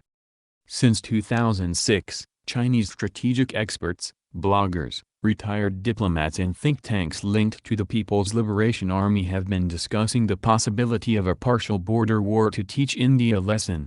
Parallels are being drawn to the pre-1962 situation, when Beijing blamed India for Tibetan uprising and New Delhi provoked China with its forward policy on the border. China has referred to India's current troop movements as a new forward policy. The Indian media, always wary of China, have chimed in by sensationalizing alleged border incursions and by hyping the China threat. India's military has bolstered its presence in areas bordering Tibet. The military forces of both sides are once again pushing into remote and previously, for the most part, unoccupied mountainous frontier regions. Adding fuel to this fire is mounting confidence on the Chinese side that China would win any conflict and reap broader strategic rewards from doing so. PLA generals believe India's military remains inferior in combat, logistics and warfighting capability. Should the PLA succeed in occupying Tawang, a town near the border, and giving India's military a bloody nose, the Chinese thinking goes, Indian leaders would be much more deferential in dealing with China. A short and swift victory would underscore the need for other countries in Asia, especially U.S. friends and allies, to accommodate China's growing power by aligning with, rather than against, Beijing.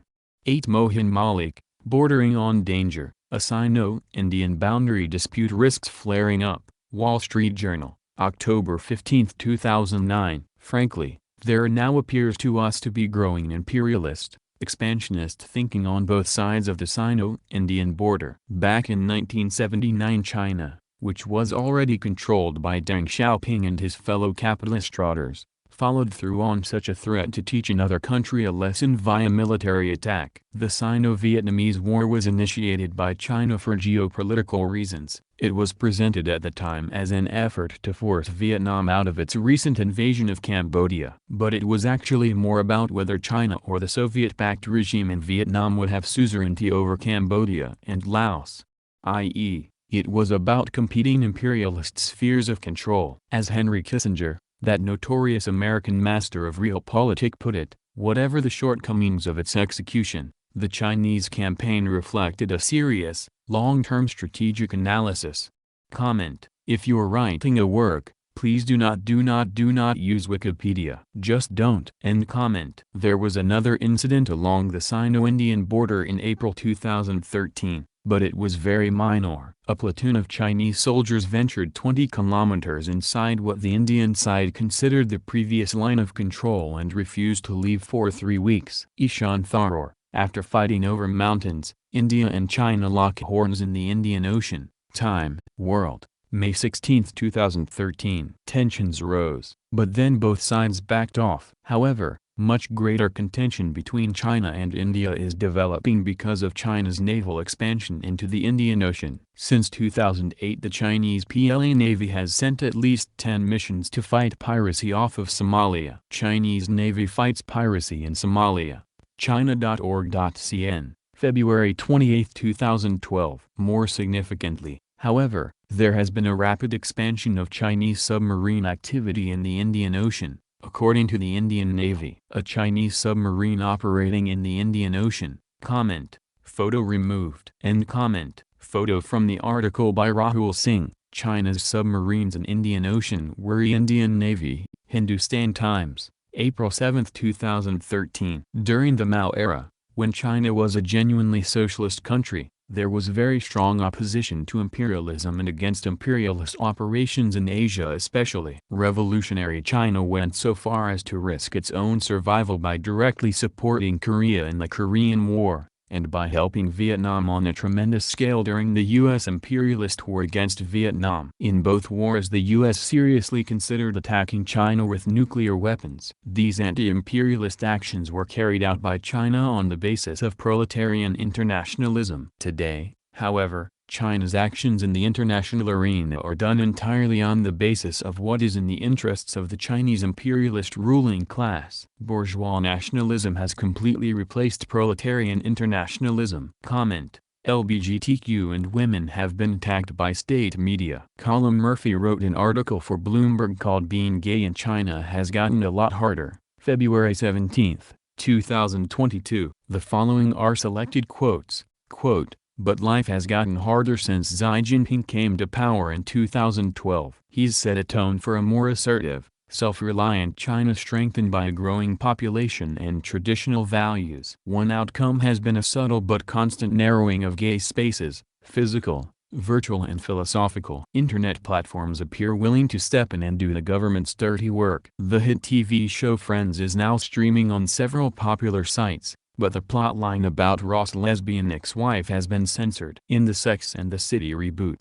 And just like that, a gay sex scene was doctored for the Chinese audience." End of quote. They also censored a part of a recent Star Wars movie for having a lesbian kissing scene. Continuing, China has also grown increasingly suspicious of, or hostile to, what it sees as Western influence. Being gay, bisexual or trans is seen by some in China to be an imported or Western concept. A misconception that builds on the fact that many foreign embassies in Beijing have highlighted gay rights. These days, few NGOs dare to attend such diplomatic events, at least not on an official basis. There's also been growing criticism of gender non-conforming men, with state media using derogatory slurs to warn against androgynous celebrities. That was followed by guidance from the radio and television regulator that mentioned sissy men, warning TV companies to strictly control the selection of program actors and guests.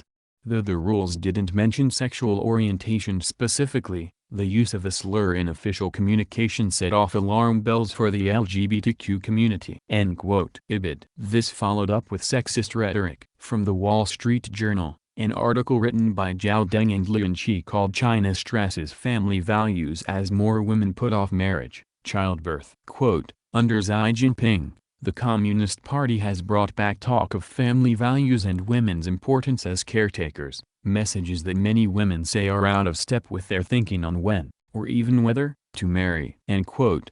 During Mr. Xi's time in power, new party slogans emphasizing family education and family virtues or pass on the red gene have been coupled with efforts to censor voices on women's rights. In recent days, more than a dozen accounts used by women's rights groups were deleted from the Weibo social media platform as well as cultural discussion site Douban.com. The deletions came as China awaits the results of a once-a-decade census, which had been expected by early April but have yet to be released. Demographers expect the data to show a sharp drop in births in 2020, the fourth straight decline following a brief rise in 2016. The first year after the one-child policy was lifted. End of quote. Ibid.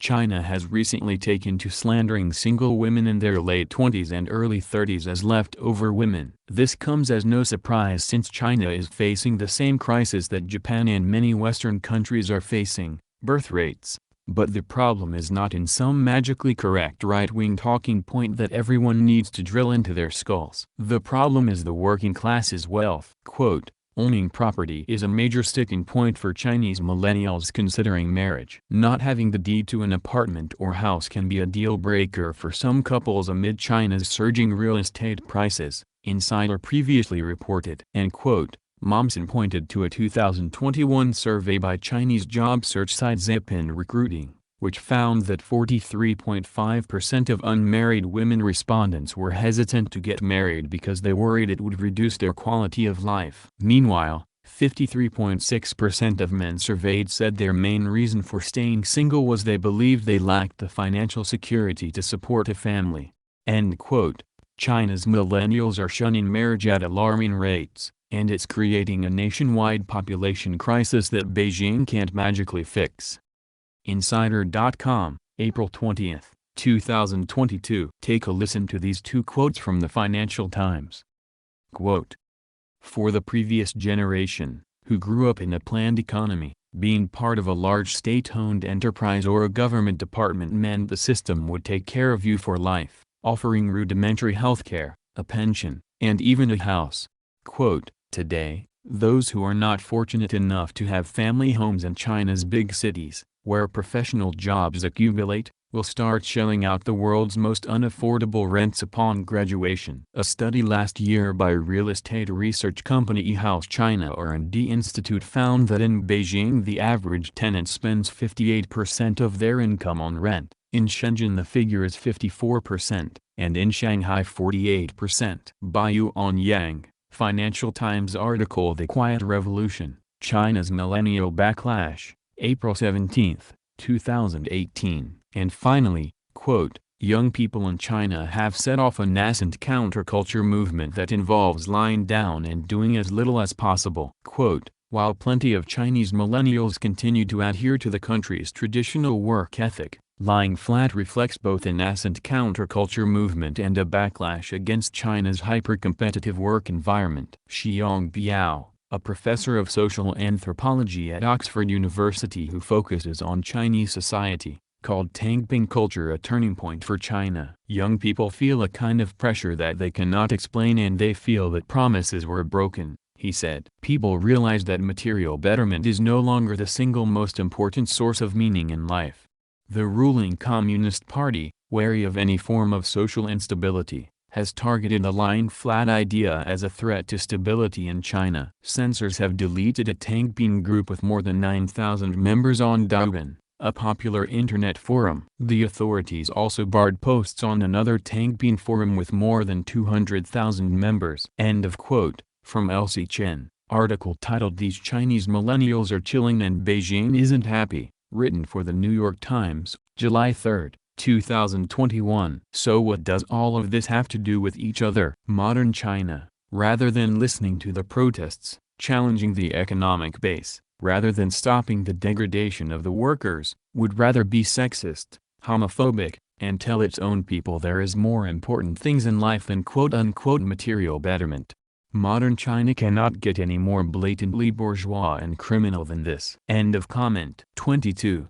Inter-imperialist contention between the U.S. and China. Comment. From Eurocommunism is anti-communism. We see Mao in bed with America, like Browder, who presented Americanism as the ideal model of the society of the future. Mao Zedong too considered American democracy the finest example of state and social organization for China. Mao Zedong admitted to service, after all, we Chinese consider you Americans the ideal of democracy. Along with their acceptance of American democracy, the Chinese leaders sought the establishment of close and direct links with American capital, sought American economic aid. Service writes that Mao Zedong told him, China must industrialize. This can be done in China only by free enterprise and with the aid of foreign capital. Chinese and American interests are correlated and similar. The United States would find us more cooperative than the Kuomintang. We will not be afraid of democratic American influence. we will welcome it. America does not need to fear that we will not be cooperative. We must cooperate and we must have American help.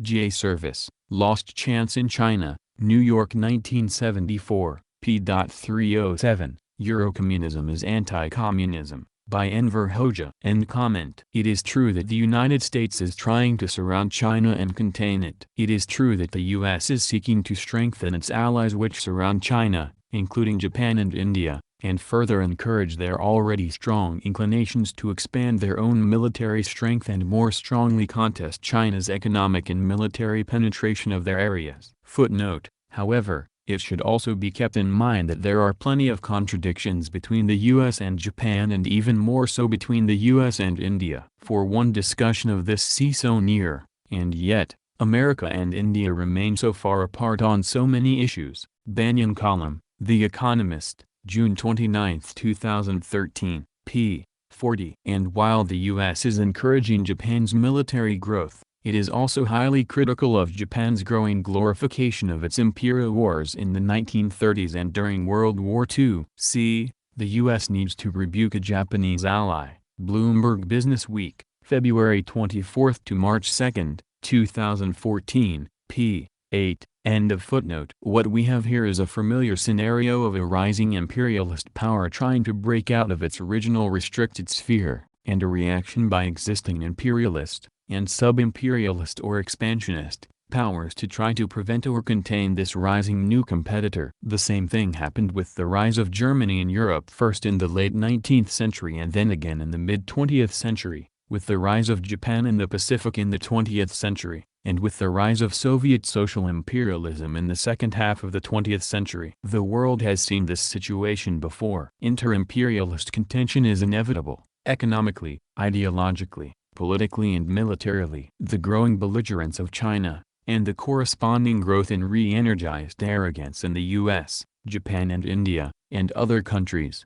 is simply an illustration of imperialist logic at work in the world today. And this inter-imperialist contention and belligerence, between China and the US and its allies, will inevitably get much worse over time. An interesting question to consider is why this contention and hostility between China and the US bloc has not already become qualitatively worse. One reason for this is that the US was focused for more than a decade on its so-called war on terror as the primary means of recasting its military alliances, which were originally set up as part of the anti-Soviet Cold War struggle. A neoconservative movement began festering within the U.S. ruling class in the 1990s, after the collapse of the USSR. This exemplified a rising new belligerence within the U.S. bourgeoisie, and a feeling of triumphalism after the collapse of their archenemy, the social imperialist Soviet Union. These neocons called for wars in the Middle East, including a war to replace Saddam Hussein in Iraq with a more compliant U.S. puppet. And they also called for a much more confrontational policy towards China and much stronger military support for the Taiwan regime. Comment,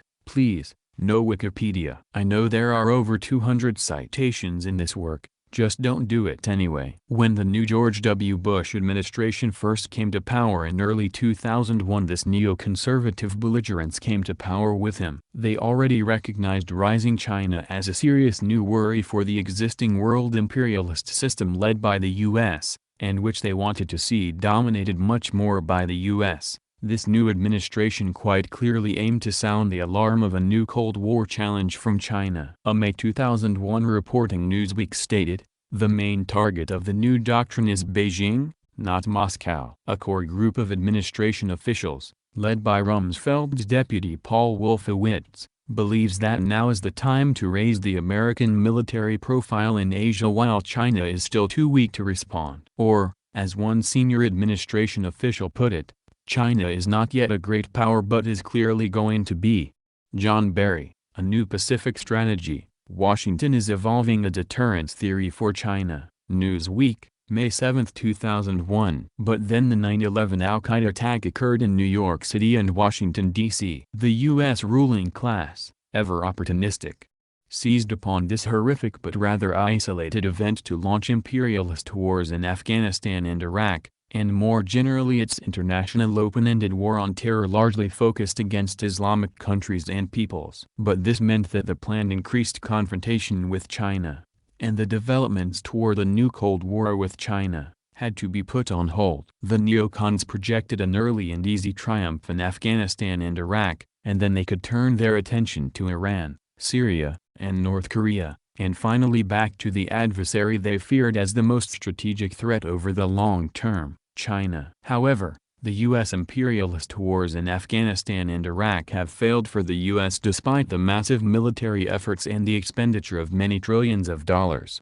The wars have dragged on, for well over a decade already. Officially, the U.S. war in Iraq was finally declared over in late 2011, but the insurrection continues and the situation is very unstable and has been heating up again recently. And many U.S. troops remain in the region, and the unity of the coalition forces, in both funding the wars and providing troops, has gone from unstable to having serious and widening cracks. This U.S. preoccupation with Afghanistan and the Middle East has given Chinese imperialism a major breathing space to expand its economic penetration of the world within the framework of the current world imperialist system, and with only limited and often clumsy U.S. efforts to obstruct or slow down this Chinese expansion. Witness China's winning of the largest Iraq oil contracts after years of the U.S.-led war. However, in the background there has been a growing alarm within U.S. ruling class think tanks and ideological circles about this rapid Chinese advance. They see in almost a panic that China will replace them quite soon as the largest economy in the world. They see China's international financial resources and strength grow by leaps and bounds while their own financial situation and government budget deficits become ever more serious. They watch in a cold sweat as China rapidly expands its military spending and strength.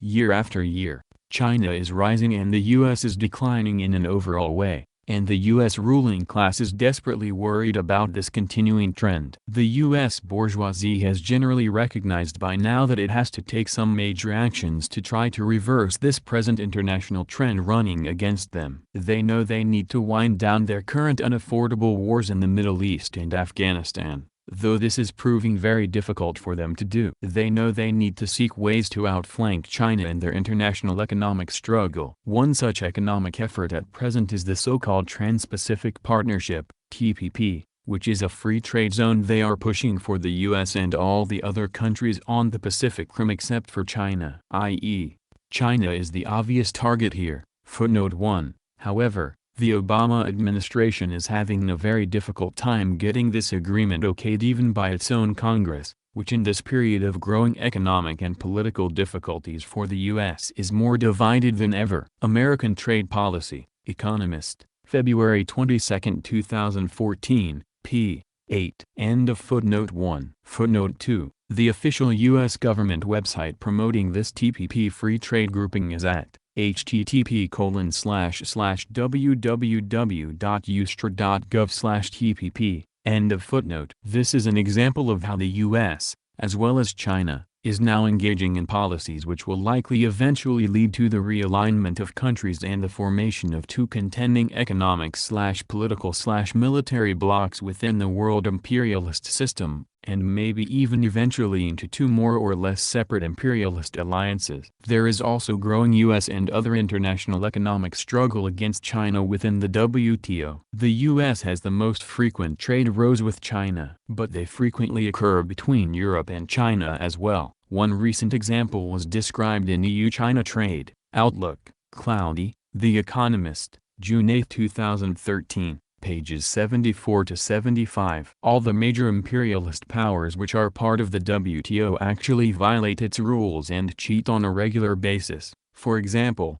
through dumping selling goods in foreign markets at below cost in order to steal market share, via the use of export subsidies, promising military aid in exchange for contracts granted to its own corporations, illegal techniques such as bribery, and many other such methods. And this is especially true of the U.S. Consequently, the huge difficulty for the U.S., Europe and others in trying to penalize China for such transgressions is that China is an expert at playing tit for tat, it invariably turns around and invokes WTO rules against similar transgressions by its accusers. This has made the U.S. in particular somewhat gun-shy about trying to invoke WTO rules against China. And this explains in part why the bigger thrust of U.S. economic struggle against China now takes the form of attempting to create free trade associations with other countries but excluding China. But while the U.S. is working to set up free trade zones excluding China, China in turn is fighting back in various ways. It is considering attempting to join the TPP if the U.S. is unable to stop it from doing so,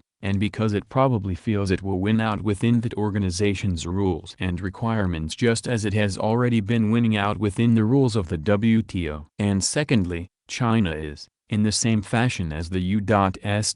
working to set up its own free trade associations that exclude its primary opponent. For example, it is promoting its own free trade zone with the ASEAN group of countries. See for example the article, The China-ASEAN Diamond Decade, ASEAN Briefing website, September 9, 2013. Similarly, China is seeking to set up some other economic/political/military alliances in opposition to the U.S. and its close allies. One important effort in this direction is the Shanghai Cooperation Organization with China and Russia at its core, but also involving other countries including a number in Central Asia. Footnote: the Shanghai Cooperation Organization, SCO, was formed in 1996. And now has 6 full members. It has military as well as political and economic aspects to it. In 2006 the Russian foreign minister claimed that increased threats of terrorism, extremism and separation made necessary increased coordination of the armed forces of the SCO member states. In 2005,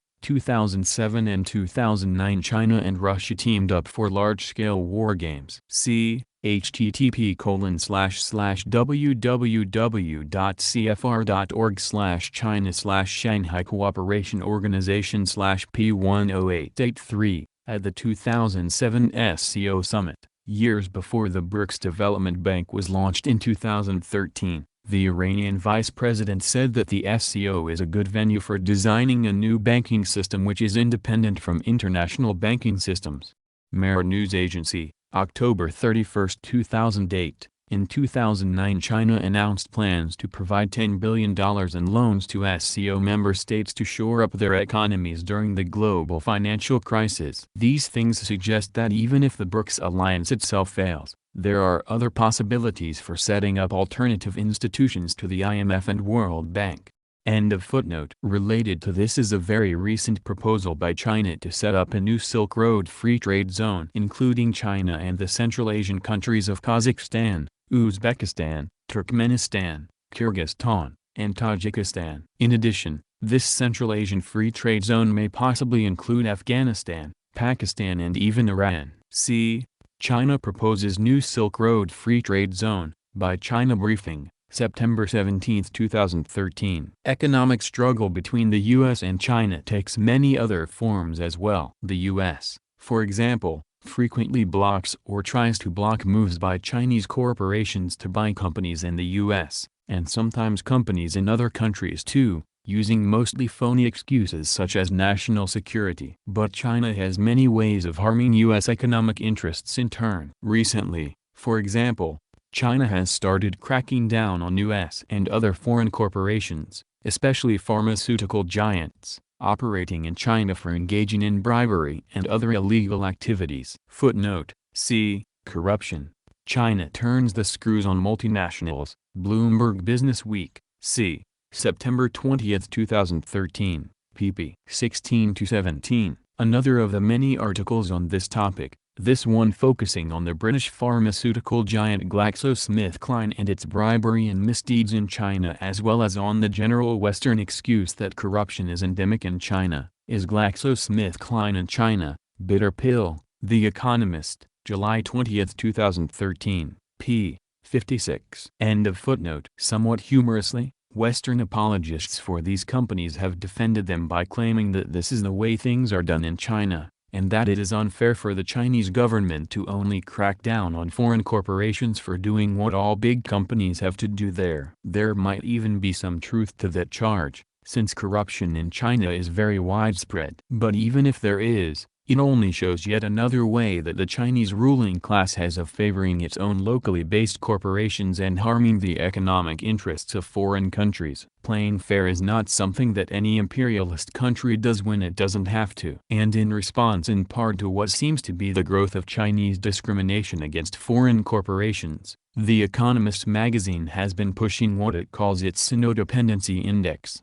to warn Western investors about the various vulnerabilities of American corporations especially, which may depend too much on profits from their operations in China. The Sino-Dependency Index, Declaration of China Dependence, for an American multinational, is exposure to China still a good thing? The Economist, July 20, 2013, p. 64. And China does have a huge economic clout internationally, and with regard to the U.S. in particular. Because China is so important in funding U.S. fiscal and trade deficits, in many respects China has the upper hand when it comes to economic struggle between the two countries. This conditions or limits the U.S. freedom to attack or restrict China. Still, economic, political and military contention between the two imperialist powers is definitely growing. President Obama made the U.S. ruling class necessity to shift its geopolitical focus very clear near the end of 2011 when he announced the U.S. rebalancing effort, or pivot, to Asia and the Pacific. The Obama administration's pivot to Asia, the Foreign Policy Initiative, December 13, 2011. Part of what this geographic pivot involves is shifting more U.S. military forces out of the Middle East and Afghanistan and repositioning them in the Pacific around China. In June 2012, Leon Panetta,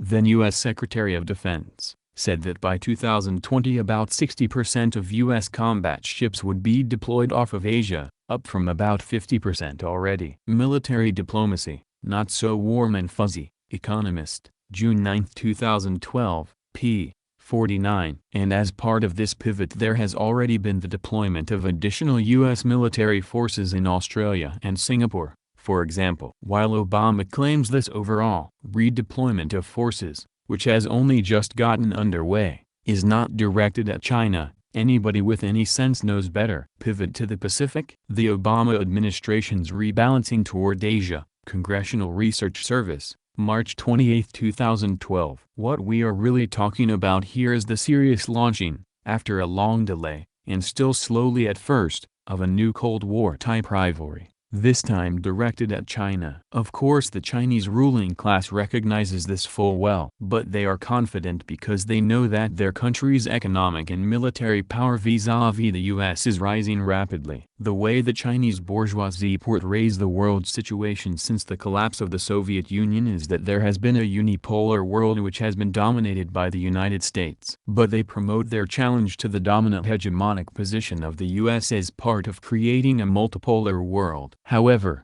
from our perspective of the current existence of a single world imperialist system, this could also be put differently. What has been a multipolar world dominated by this single world imperialist system, albeit with the U.S. as its biggest individual hegemonic power and exploiter, may well be starting to developing into more of a bipolar world with strong tendencies for this world imperialist system to split in two, with one part led or dominated by the U.S. and the other part led or dominated by China. The Chinese leaders seem to tacitly agree with this. They have recently begun referring to China as the world's second superpower. Jamil Anderlini, How long can the Communist Party survive in China?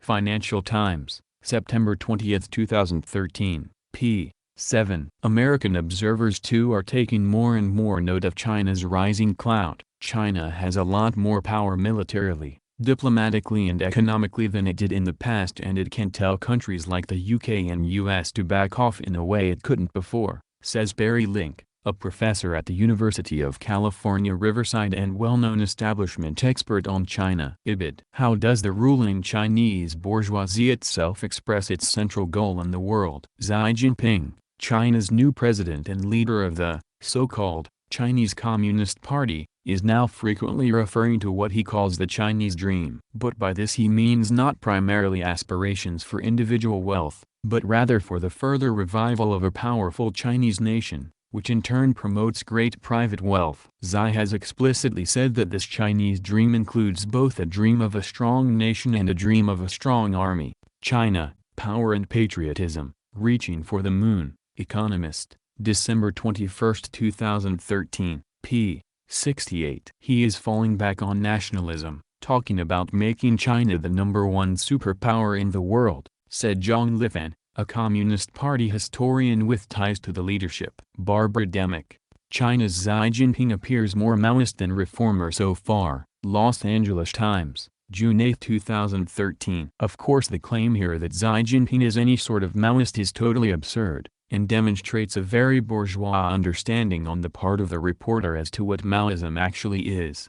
Comment: to that, both us and the author can agree. Listen to what Xi Jinping has to say about reformism.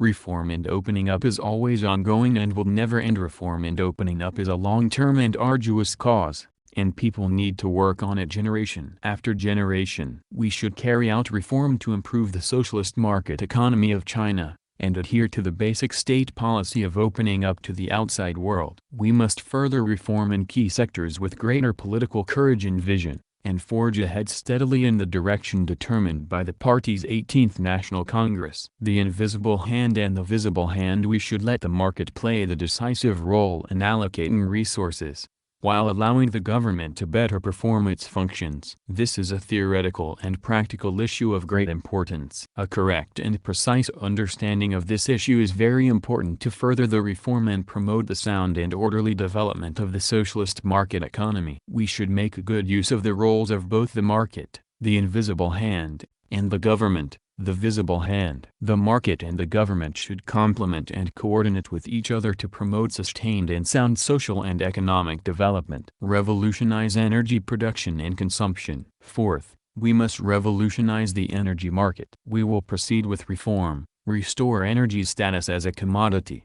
build a system of workable competition, and put in place a mechanism in which energy prices are largely driven by the market. In addition, we will change the way that the government supervises the energy industry, and establish and improve the legal framework for energy development. Xi Jinping, The Governance of China Volume 1, p. 87, 134, 149 respectively. At least Maoism cares about the peasantry, albeit in a stupor, collaborating bourgeois with proles, landlords with peasants. This invisible and visible hand nonsense isn't even the worst of it. He even recommending avid anti-Marxists such as John Maynard Keynes and Milton fucking Friedman. Source: World Book Day, President Xi Jinping's book list, Global Times, April 23, 2020. End of comment. 23.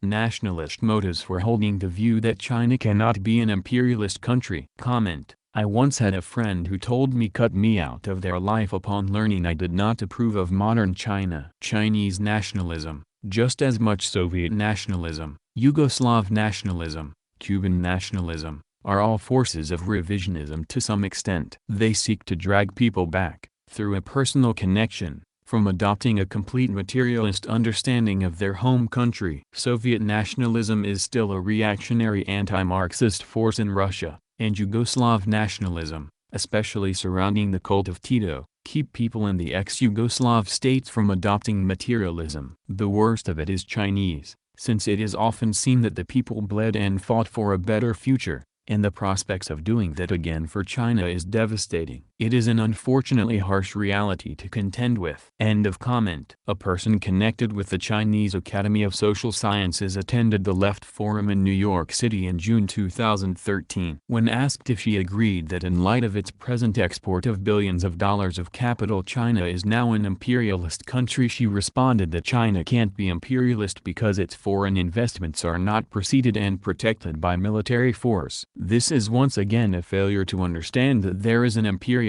system, of which China is now an integral part. China's investments around the world are in fact preceded and protected by military force, even if, at present, that force is not yet being wielded to a significant degree by the Chinese bourgeoisie itself. According to this woman's logic, Japan and Germany are not imperialist powers either, since most of the military force being used to maintain the imperialist system is currently being supplied and/or directed by the U.S. together with a few close allies. There is in fact a tremendous reluctance even among many people who recognize full well that China is now a capitalist country to grant that it is also now an imperialist country. And this is true even among many Maoists both internationally and within China itself. What lies behind this unwillingness to recognize the obvious? In part this is no doubt due to a failure to fully comprehend the term imperialism in the Leninist sense. But it seems to us that there is a deeper cause as well, a lingering feeling among even many Chinese revolutionaries that no matter what China does today it can still only be the victim of foreign imperialism.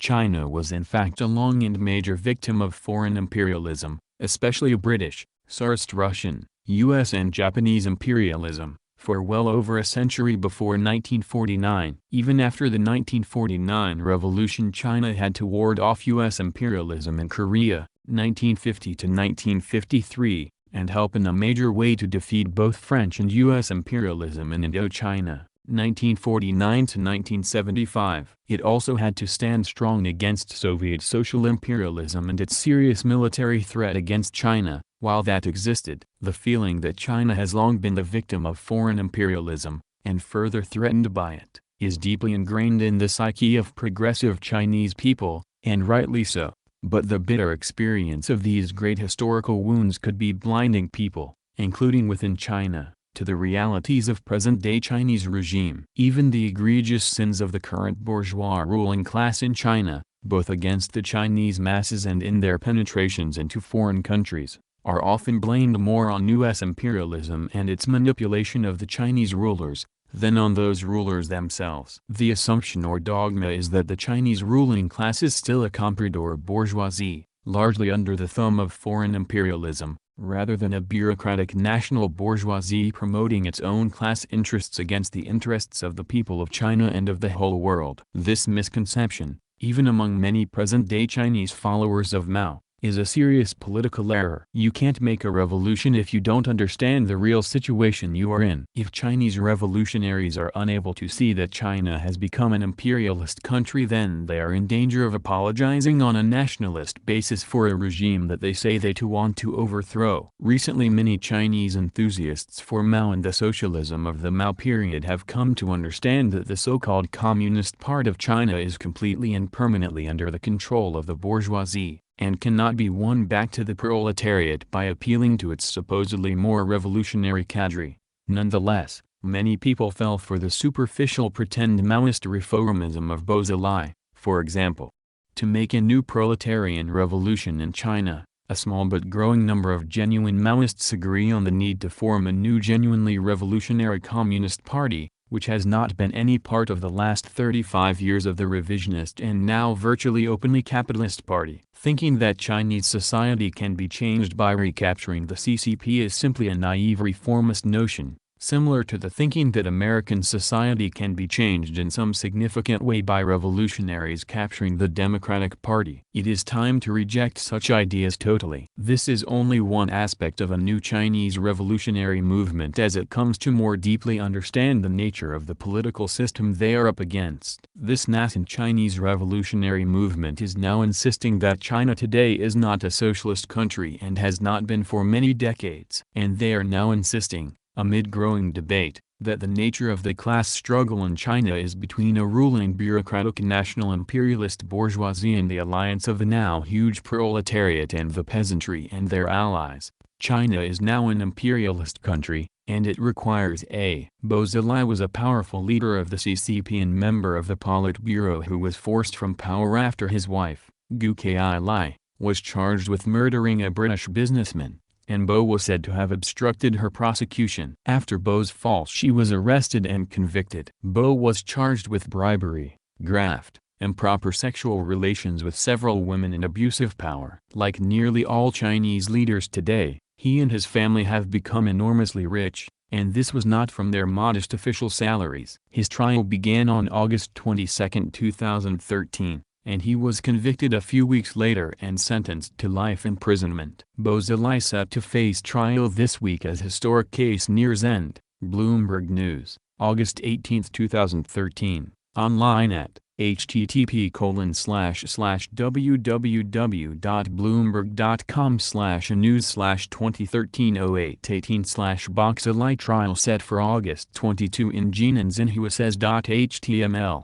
Bo is what is known as a princeling, i.e. one of the descendants of the most powerful revisionist leaders of the CCP who have become sort of a hereditary nobility in China. His father was Bo Yibo, one of the so-called 8 immortals of the CCP, who, led by Deng Xiaoping, destroyed socialism and restored capitalism in China. As the party leader of the city of Chongqing, Bo Xilai tried to build a personal power base for his career by cracking down on rampant organized crime, promoting some welfare programs, and appealing to mass nostalgia for the socialism of the Mao years. He even encouraged some superficial Maoist trappings such as waving red flags and the singing of old revolutionary songs. He tried to ride a tide of growing rebellion and new revolutionary sentiment, but also, according to some reports, betrayed revolutionary comrades at a critical juncture, in order to save his own skin from government attack. As we've seen, he failed. But his political and economic program was as solidly capitalist as any other contemporary leader the CCP. It is doubtful if he was any more corrupt than any of the other present CCP leaders. However,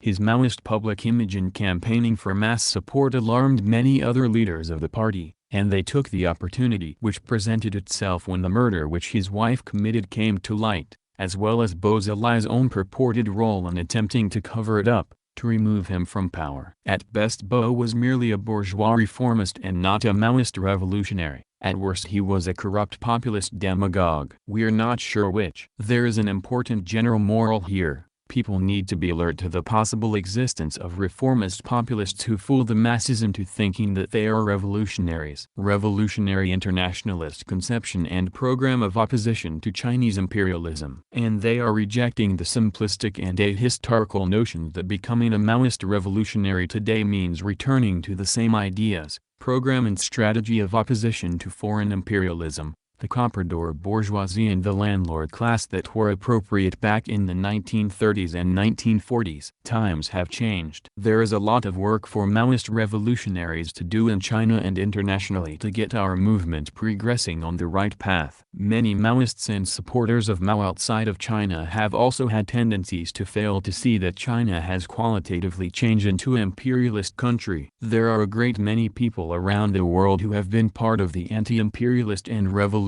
movements and who have spent many years defending revolutionary China against scurrilous attacks and lies. Naturally we have developed a deep appreciation for Mao and the Chinese Revolution. But today's China is no longer that Maoist revolutionary China which drew our strong affection and support, and our ideas must correspondingly change as well. While continuing to uphold Mao and the Maoist era in China, and the world-shaking great proletarian cultural revolution, we can no longer in good conscience uphold or support the imperialist country that China has now become. Our allegiance is not with China, but with the revolutionary people's struggle, in China and around the world. 24. Summation, some general theses. 1. The present era is the monopoly capitalist or imperialist stage of capitalism. Imperialism, in the modern sense, is capitalist imperialism, the modern stage of capitalism. 2. All capitalist ruling classes in this era function within the world imperialist system and seize all of the world's wealth and resources they are able to. However, a.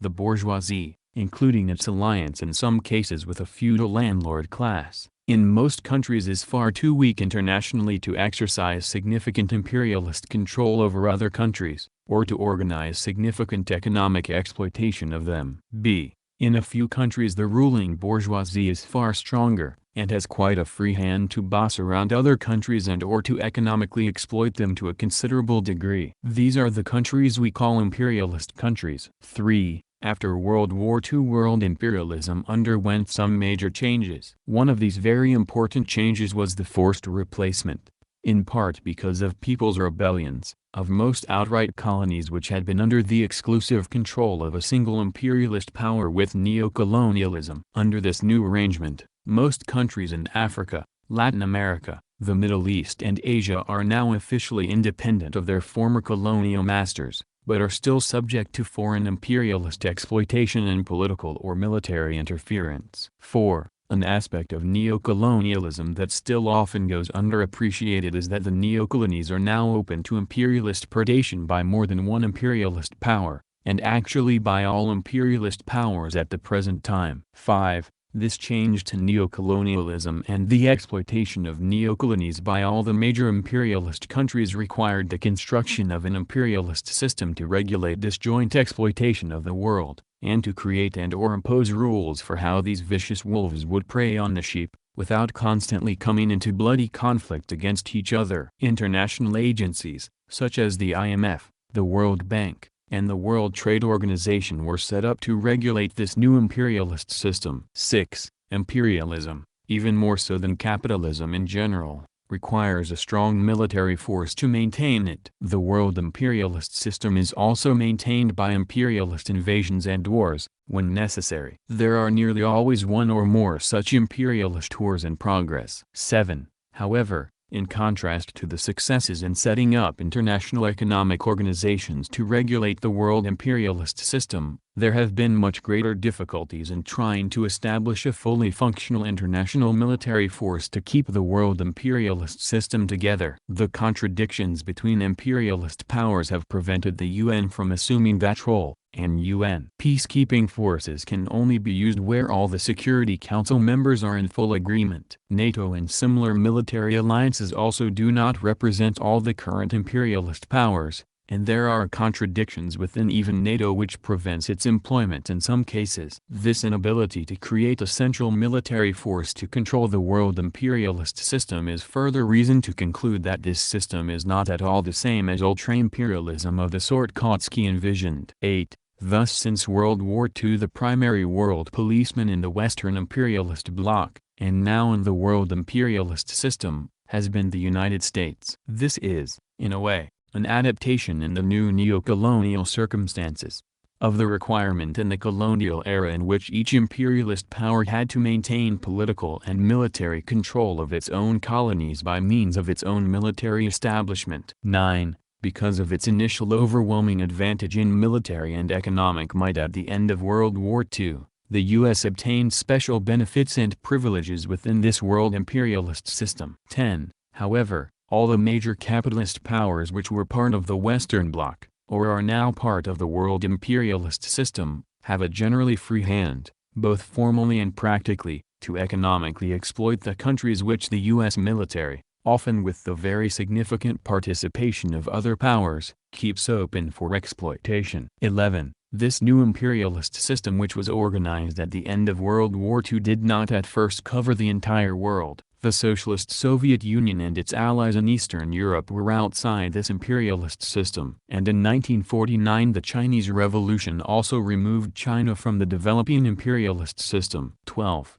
When the once socialist Soviet Union was captured by a newly arisen bourgeois state capitalist class centered in the CPSU itself, it also soon became a new imperialist power. From that time on there were then two largely independent imperialist systems in the world, the Western imperialist bloc and the Soviet social imperialist bloc. 13. While Mao was still alive, China was then the only major region of the world which remained outside the two imperialist spheres of control. And this was only possible to maintain even in China because of the vitally important Great Proletarian Cultural Revolution which began in 1966, initiated and led by Mao. 14. When the state capitalist Soviet Union finally collapsed completely in 1989 to 1991, the Soviet social imperialist bloc collapsed along with it. Russia and the other countries in this bloc shifted unevenly and to varying degrees into the other imperialist bloc, which became a single world imperialist system. Russia has had only extremely limited success in trying to at least keep the internal nations of the old Soviet Union together as a sort of bloc within the world imperialist system, much less in extending its influence beyond it. 15. After Mao's death in 1976, a rising new bourgeoisie within the CCP, and led by the notorious capitalist ruler and traitor to the proletariat Deng Xiaoping, seized control of the party and the state. 16. Though originally exclusively a state capitalist bourgeoisie, this new Chinese ruling class decided to move to a considerable degree toward the Western private monopoly capitalist model. This it called a reform, and an opening up to foreign investment and joining the world capitalist market. 17. As the economic transformation of China from socialism back to capitalism was completed, China began to show some early signs of its rising new imperialist nature. It began to export capital, and then greatly expanded this, finding special opportunities in the vacuum in Africa, which the established imperialist countries had been largely ignoring, and in Latin America and even Europe, in part because of the international financial crisis, thus taking advantage of the weaknesses of the other imperialist powers. And China began working feverishly to expand its military might for the eventual purpose of protecting and expanding its ever-growing foreign economic assets. 18.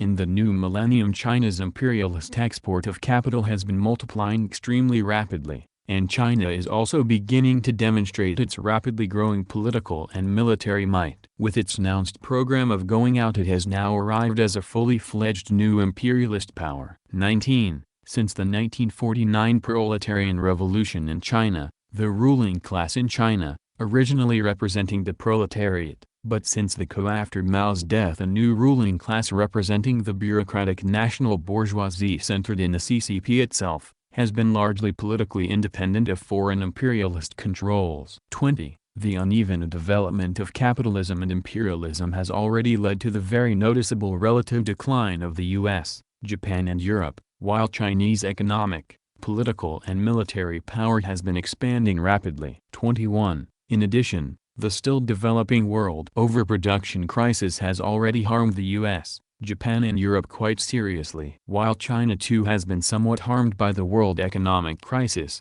this has been much less so than elsewhere because of China's much greater ability to further expand government and consumer debt. This difference will very likely continue at least for some time. 22. Thus, on the world imperialist scene, China is continuing to rise and grow stronger, while the US and its allies are in decline. This is leading toward intensified inter-imperialist economic, political and military contention. 23. Even the present world imperialist system itself appears to have a serious division developing within it. It may well be once again starting to divide into two semi-independent and contending, conflicting imperialist blocs. 24. Capitalist imperialism is a system filled with serious and ever-worsening internal problems and contradictions. But many view world imperialism as being all-powerful and destined to last forever. Similarly, it is difficult for many to see other imperialist powers grow into serious challengers or opponents of U.S. domination within the world imperialist system. But the crises and contradictions of the system, which have especially surfaced in the last decade,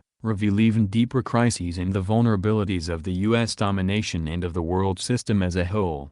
The same vulnerabilities which lead to inter-imperialist rivalries and blocs, also lead to the very real possibilities of revolution in countries around the world, including inside imperialist countries themselves. 25. A huge and continuing obstacle to the growth of revolutionary forces is the problem that many of these developing forces narrow their horizons and get caught up in turning their opposition to one imperialist power into support for another. While the twisted path toward revolution always requires tactical flexibility and temporary alliances, it is essential for revolutionary forces to never adopt main danger strategies, or choosing the lesser of two evils, which downplay or make optional the independence of revolutionary forces. Many times, once revolutionary forces have become mere appendages to one side or the other in, direct or proxy, inter-imperialist struggles, and have even attempted to join the system, against its challengers. It is vitally important to maintain our revolutionary political independence. 26. For many, internationalism is just a slogan,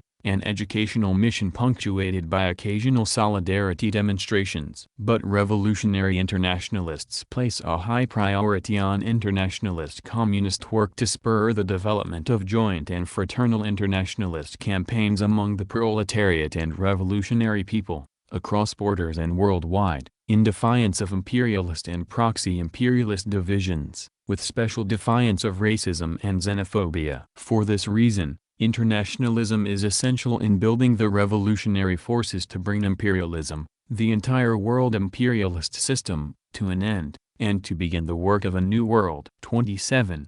For the working people and poor of the world, the hope of the future is not to be found in either of the two developing imperialist blocs, or in vainly attempting to support one of them against the other. On the contrary, our task is to build an international revolutionary force in all lands to overthrow the world imperialist system as a whole. World imperialism is in growing crisis and ever more serious disarray, and the material conditions for a world revolution are developing rapidly. Let us imbue the masses with the revolutionary spirit necessary to free the world from the perpetual horrors of capitalist imperialism. Appendix: Exposing and Refuting Kautsky and His Opportunist Theory of Ultra-Imperialism. From Lenin's Fight Against Revisionism and Opportunism, by Cheng Yanqi, Foreign Languages Press, Peking, 1965, Chapter 9. Exposing and Refuting Kautskyism.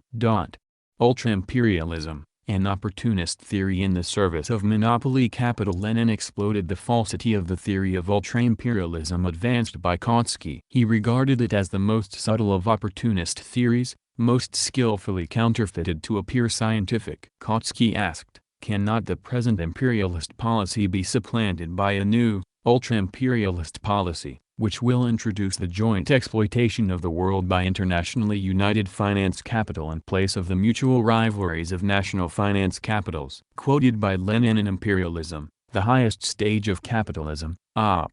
Extension, p. 293, he went on to say that the end of the war may lead to the strengthening of the weak rudiments of ultra-imperialism. Its lessons may hasten developments for which we would have to wait a long time under peace conditions. If an agreement between nations, disarmament and a lasting peace are achieved, the worst of the causes that led to the growing moral decay of capitalism before the war may disappear. Quoted by Lenin in The Collapse of the Second International, Op. Extension, p. 184. He said that this new phase of ultra-imperialism could create an era of new hopes and expectations within the framework of capitalism. Ibid. p. 185. With his theory of ultra-imperialism, Kautsky wanted to prove that the contradictions of capitalism would be greatly mitigated. Lenin pointed out that free trade and peaceful competition were possible and necessary during the former peaceful epoch of capitalism, when capital was in a position to increase the number of its colonies and dependent countries without hindrance, and when concentration of capital was still slight and no monopolist undertakings existed. However, in the imperialist epoch, though monopoly superseded free competition, it did not abolish competition. On the contrary, it intensified it, thus compelling the capitalists to pass from peaceful expansion to armed struggle for the redivision of colonies and spheres of influence. Lenin said, the capitalists divide the world, not out of any particular malice, but because the degree of concentration which has been reached forces them to adopt this method in order to obtain profits. And they divide it in proportion to capital,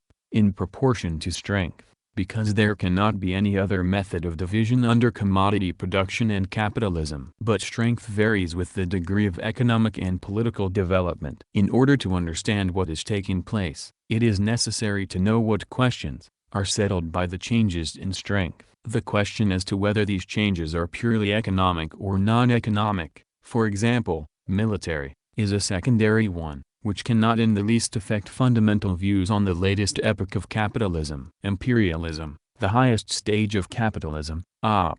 Extension, p. 253, he added, inter-imperialist or ultra-imperialist alliances, no matter what form they may assume, whether of one imperialist coalition against another, or of a general alliance embracing all the imperialist powers, are inevitably nothing more than a truce in periods between wars. Peaceful alliances prepare the ground for wars, and in their turn grow out of wars, though one conditions the other, producing alternating forms of peaceful and non-peaceful struggle on one and the same basis of imperialist connections and relations within world economics and world politics. Ibid. p. 295.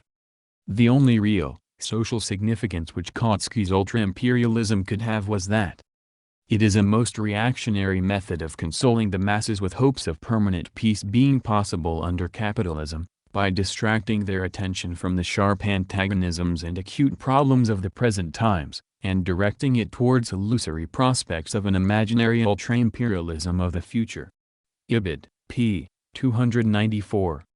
Kautsky played the part of the parson, saying that many capitalists were urgently interested in universal peace and disarmament, and were not bound to imperialism, because any interests they might gain from war and armaments did not outweigh the damage they might suffer from the consequences. He advised the capitalists that the urge of capital to expand could be best promoted, not by the violent methods of imperialism, but by peaceful democracy. Quoted by Lenin in Imperialism, the highest stage of capitalism, Ibid, p. 289, Lenin remarked, and now that the armed conflict for great power privileges is a fact, Kautsky tries to persuade the capitalists and the petty bourgeoisie to believe that war is a terrible thing, while disarmament is a good thing, in exactly the same way, and with exactly the same results, as a Christian parson tries from the pulpit to persuade the capitalist to believe that human love is God's commandment, as well as the yearning of the soul and the moral law of civilization. The thing that Kautsky calls economic tendencies towards ultra-imperialism is precisely a petty bourgeois attempt to persuade the financiers to refrain from doing evil. The Collapse of the Second International, Op. Cit.